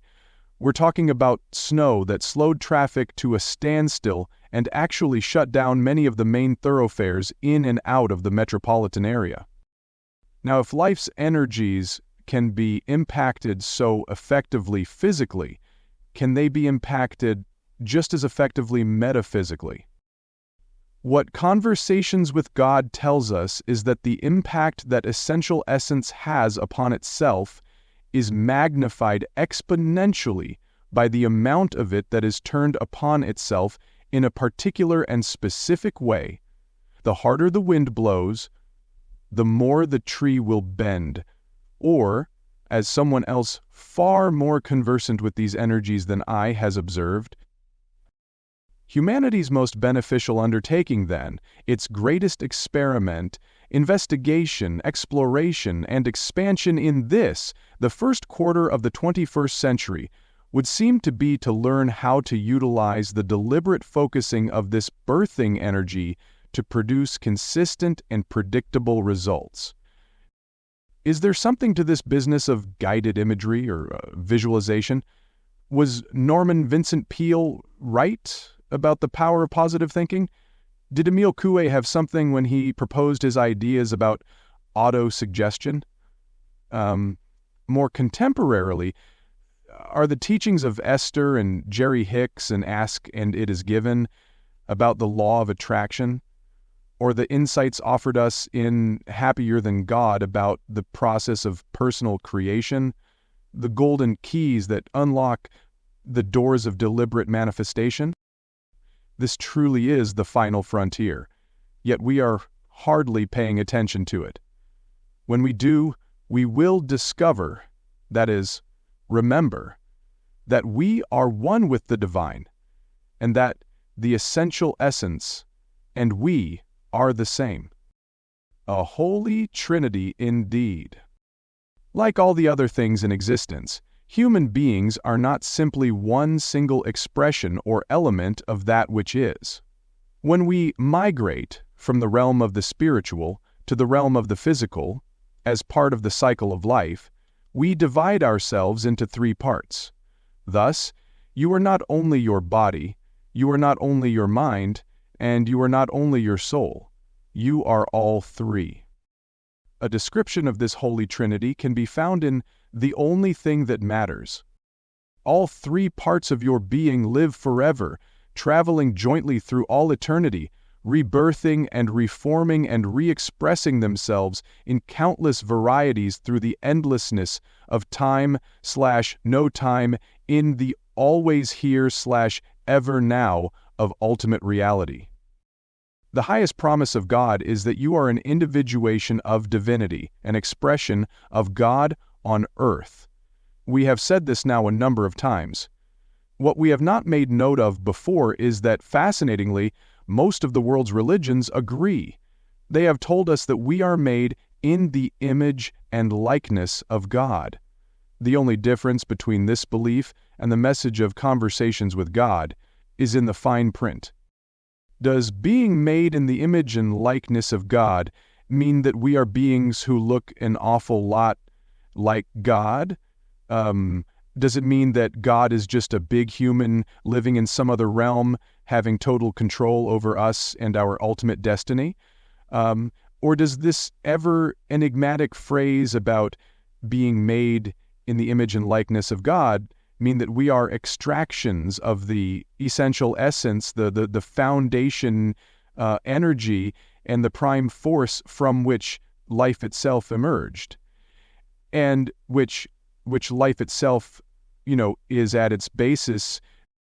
If we choose to believe the former, we may imagine ourselves to be isolated and alone, fending for ourselves and fighting for our survival in an earthly experience that is complex beyond comprehension, and a universe that is huge beyond our imagining.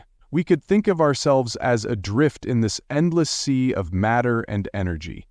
no bigger or more important in comparison to all the rest of that which exists than a grain of sand on a beach, washed over by the never-ending tide of events, drowned in its sorrows, swept away by its currents, to find ourselves floating on waves to nowhere.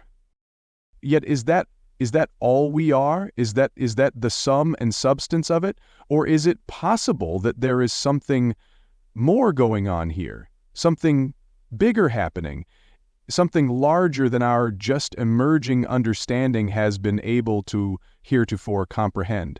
Is there more here than meets the eye? And if there is, what would that be?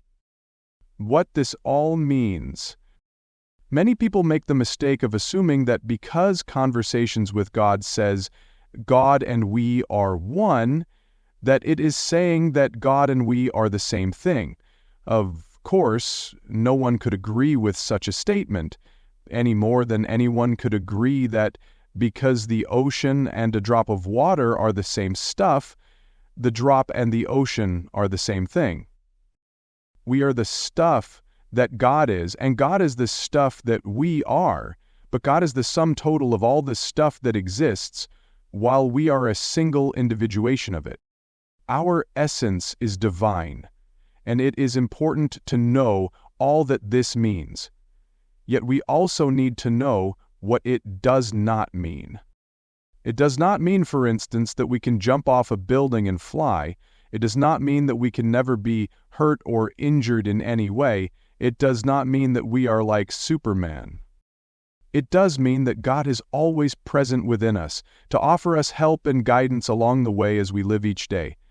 It does mean that we have been given the same tools of creation that God uses, and that if we learn to use them, we can produce wonderful outcomes in our own lives.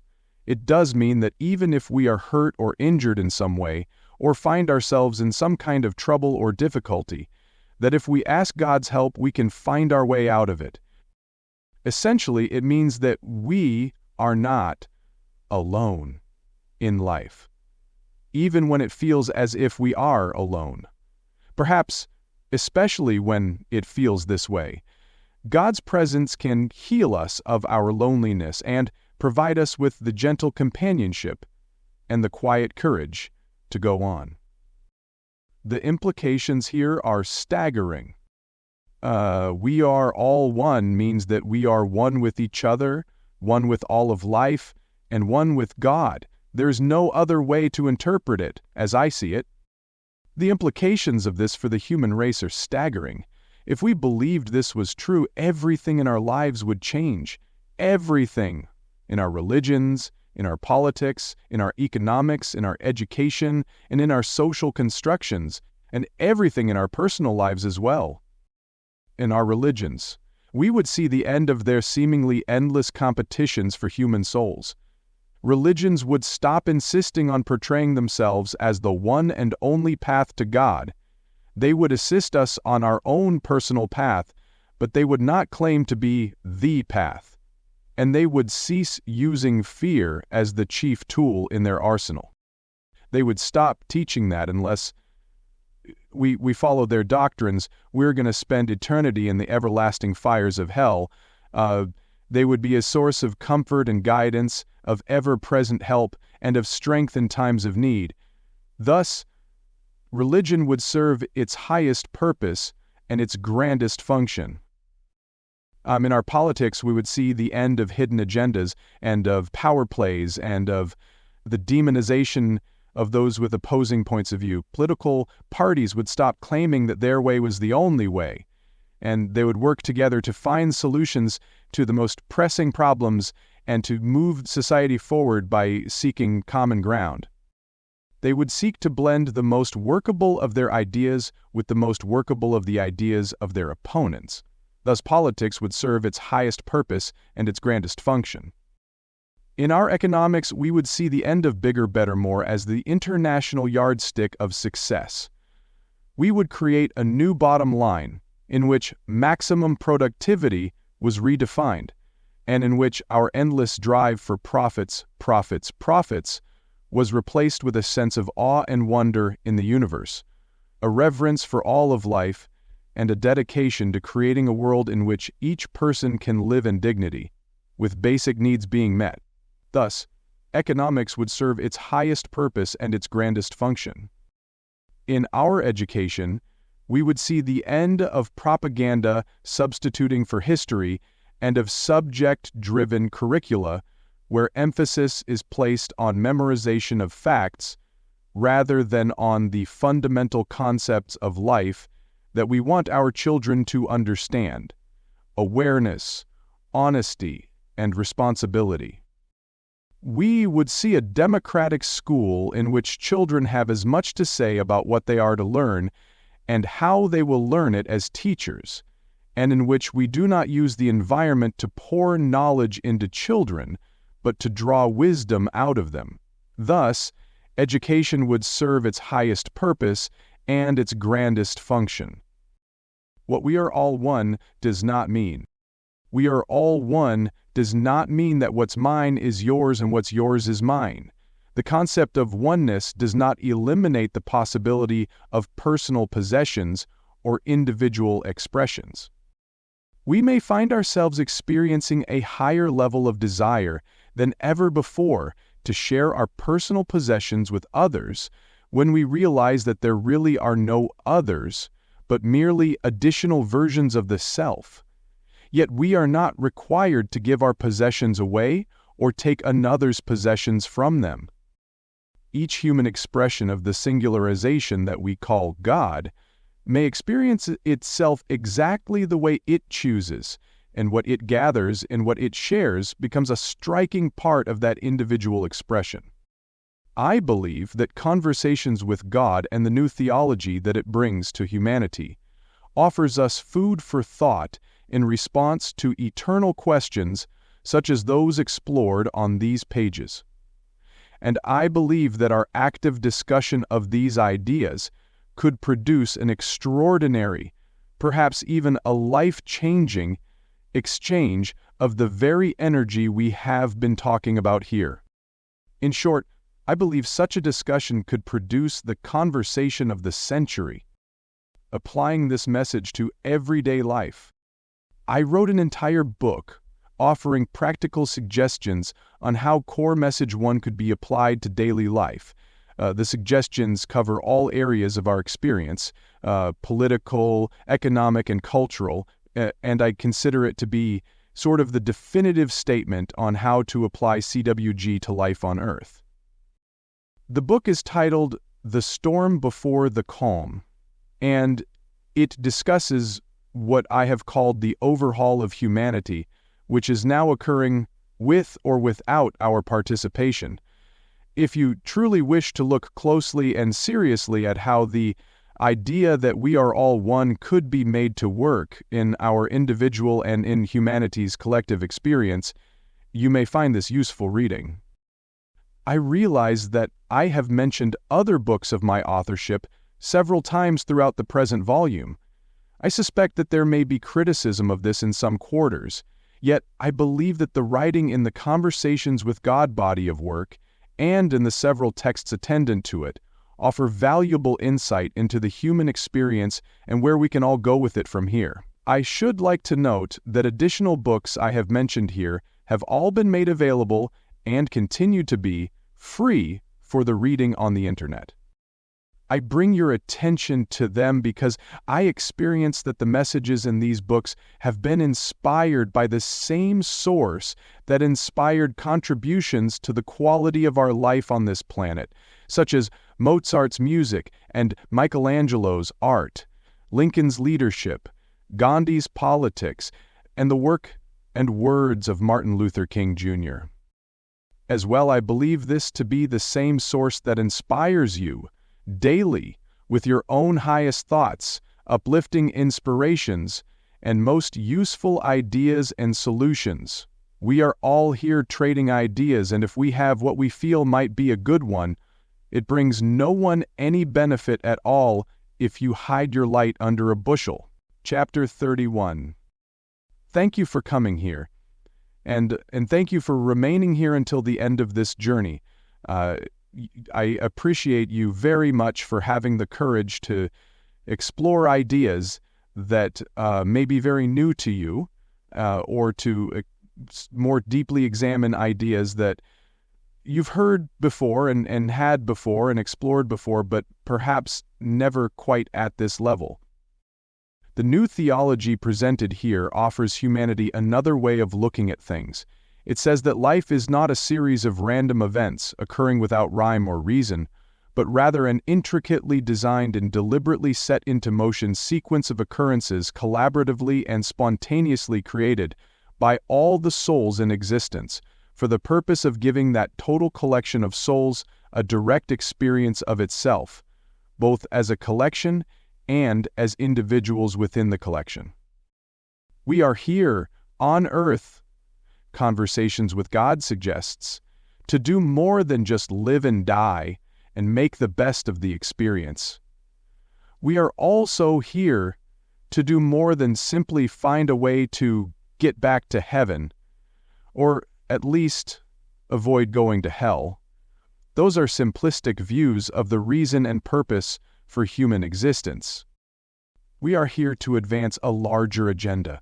We are here to move forward, an eternal evolutionary process through which each individual soul and everything in existence experiences its true identity fully, and by which life itself, through its individuated expressions, expands awareness of itself, thereby reflecting the wonder of its ultimate and true nature.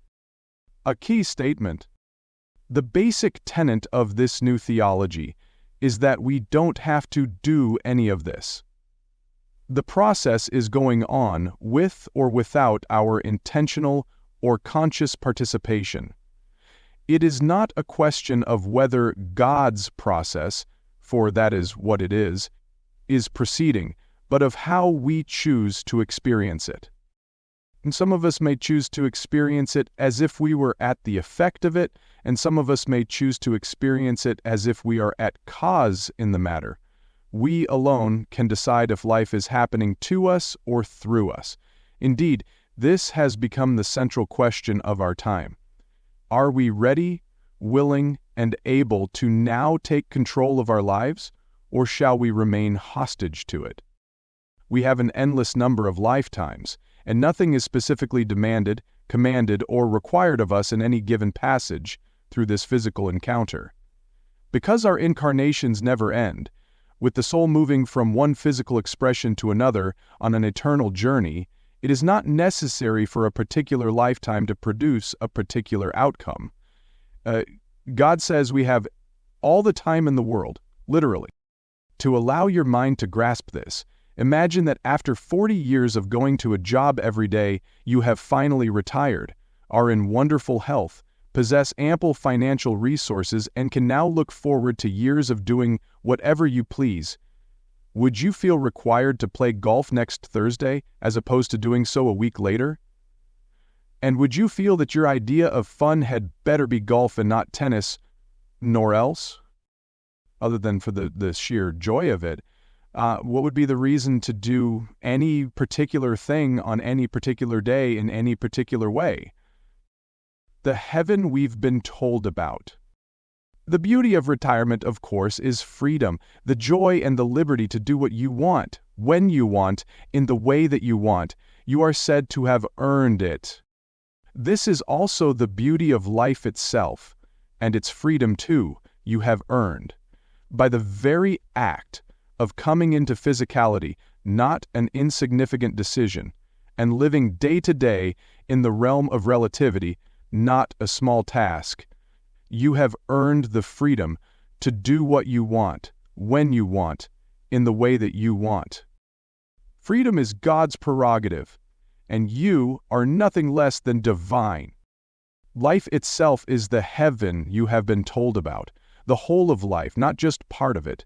The experience between physical lifetimes, yes, and the experience of each lifetime. Heaven, for the soul, is the ability to know and to express divinity in you, through you, as you, in the way and at the time that you wish. In truth, divinity is expressed through you no matter what you do. It is impossible for you not to express divinity, since divinity is who you are. It is simply a matter of how you want to define divinity in this moment, right now. Put another way, God is what you say God is, locally expressed by how you are being in any given situation or circumstance. And life itself, expressed throughout the multiple universes, is the totality of God, in the act of defining itself, as it wishes to know itself through the here and now expression and experience of itself. The greatest gift we have is free will. We can express ourselves in any way that we desire, and we are still God, demonstrating divinity.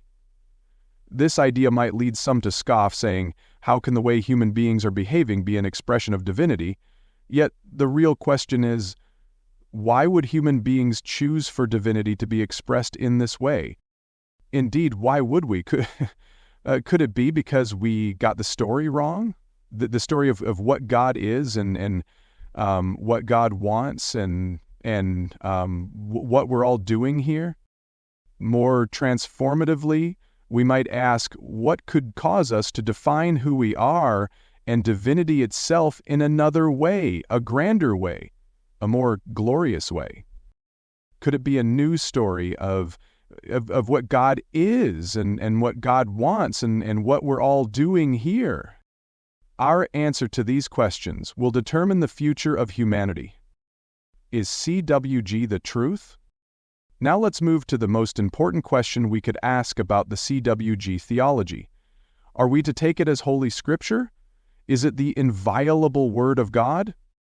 Humanity has been asking for a very long time which Scriptures are Holy Scriptures. What Scripture contains the one and only true Word of God? I wrote a piece about this a few years ago.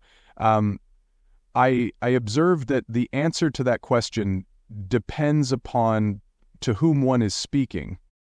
Many say the Bible is the Holy Scripture. Others say, no, God's Word is found in the Hebrew Bible. Others say, no, God's truth is found in the Quran. Others say, no, it's in the Torah. Others say, no, in the Mishnah. Others say the Talmud. Others the Bhagavad Gita. Others the Rig Veda. Others the Brahmanas. Others the Upanishads. Others the Mahabharata and the Ramayana. Others the Purjana. Others the Tao Te Ching. Others the Buddha Dharma. Others the Dhammapada. Others the Master of Huinine. Others the Shi Chi. Others the Pali Canon. Others the Book of Mormon. Others. Well, the point is, many people believe that direct revelation, that is, God speaking directly to man, has not occurred since the Holy Scriptures, with which they feel comfortable, were written. And while few of those who cite these sources agree with each other theologically, many agree on one thing emphatically. Their Word of God is the Word of God. Their way to paradise is the way to paradise. Their communication from deity is the only communication from deity. By this measure, conversations with God would have to be heresy, would by definition be blasphemy.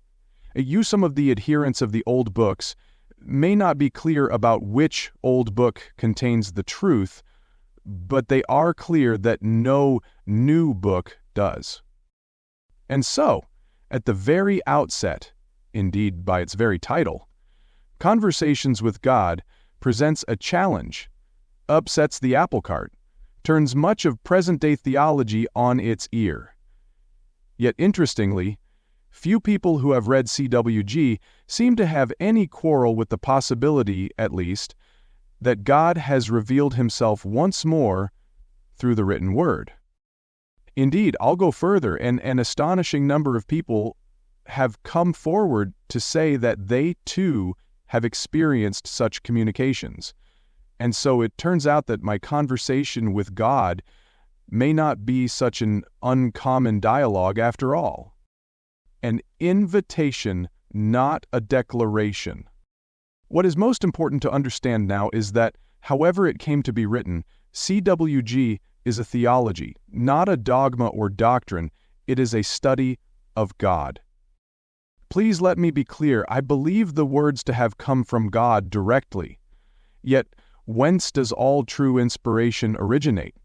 What is the source of the experience that we call creativity, inventiveness, innovation, ingenuity, genius, imagination, originality, artistry, insight, vision, and yes, revelation?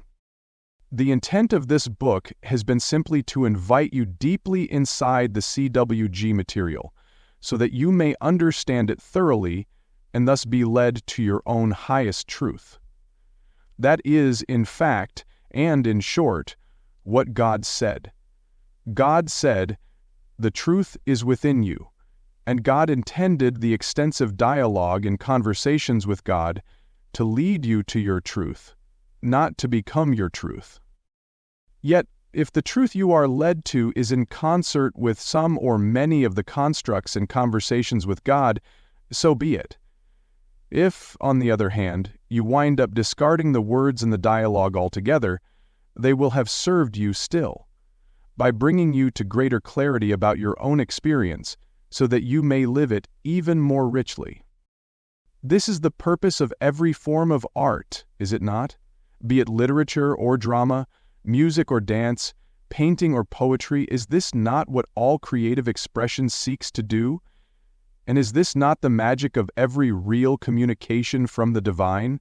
For God would not have you follow God, but rather lead God to the next grandest experience of who you are. In this do you demonstrate yourself to be the Creator.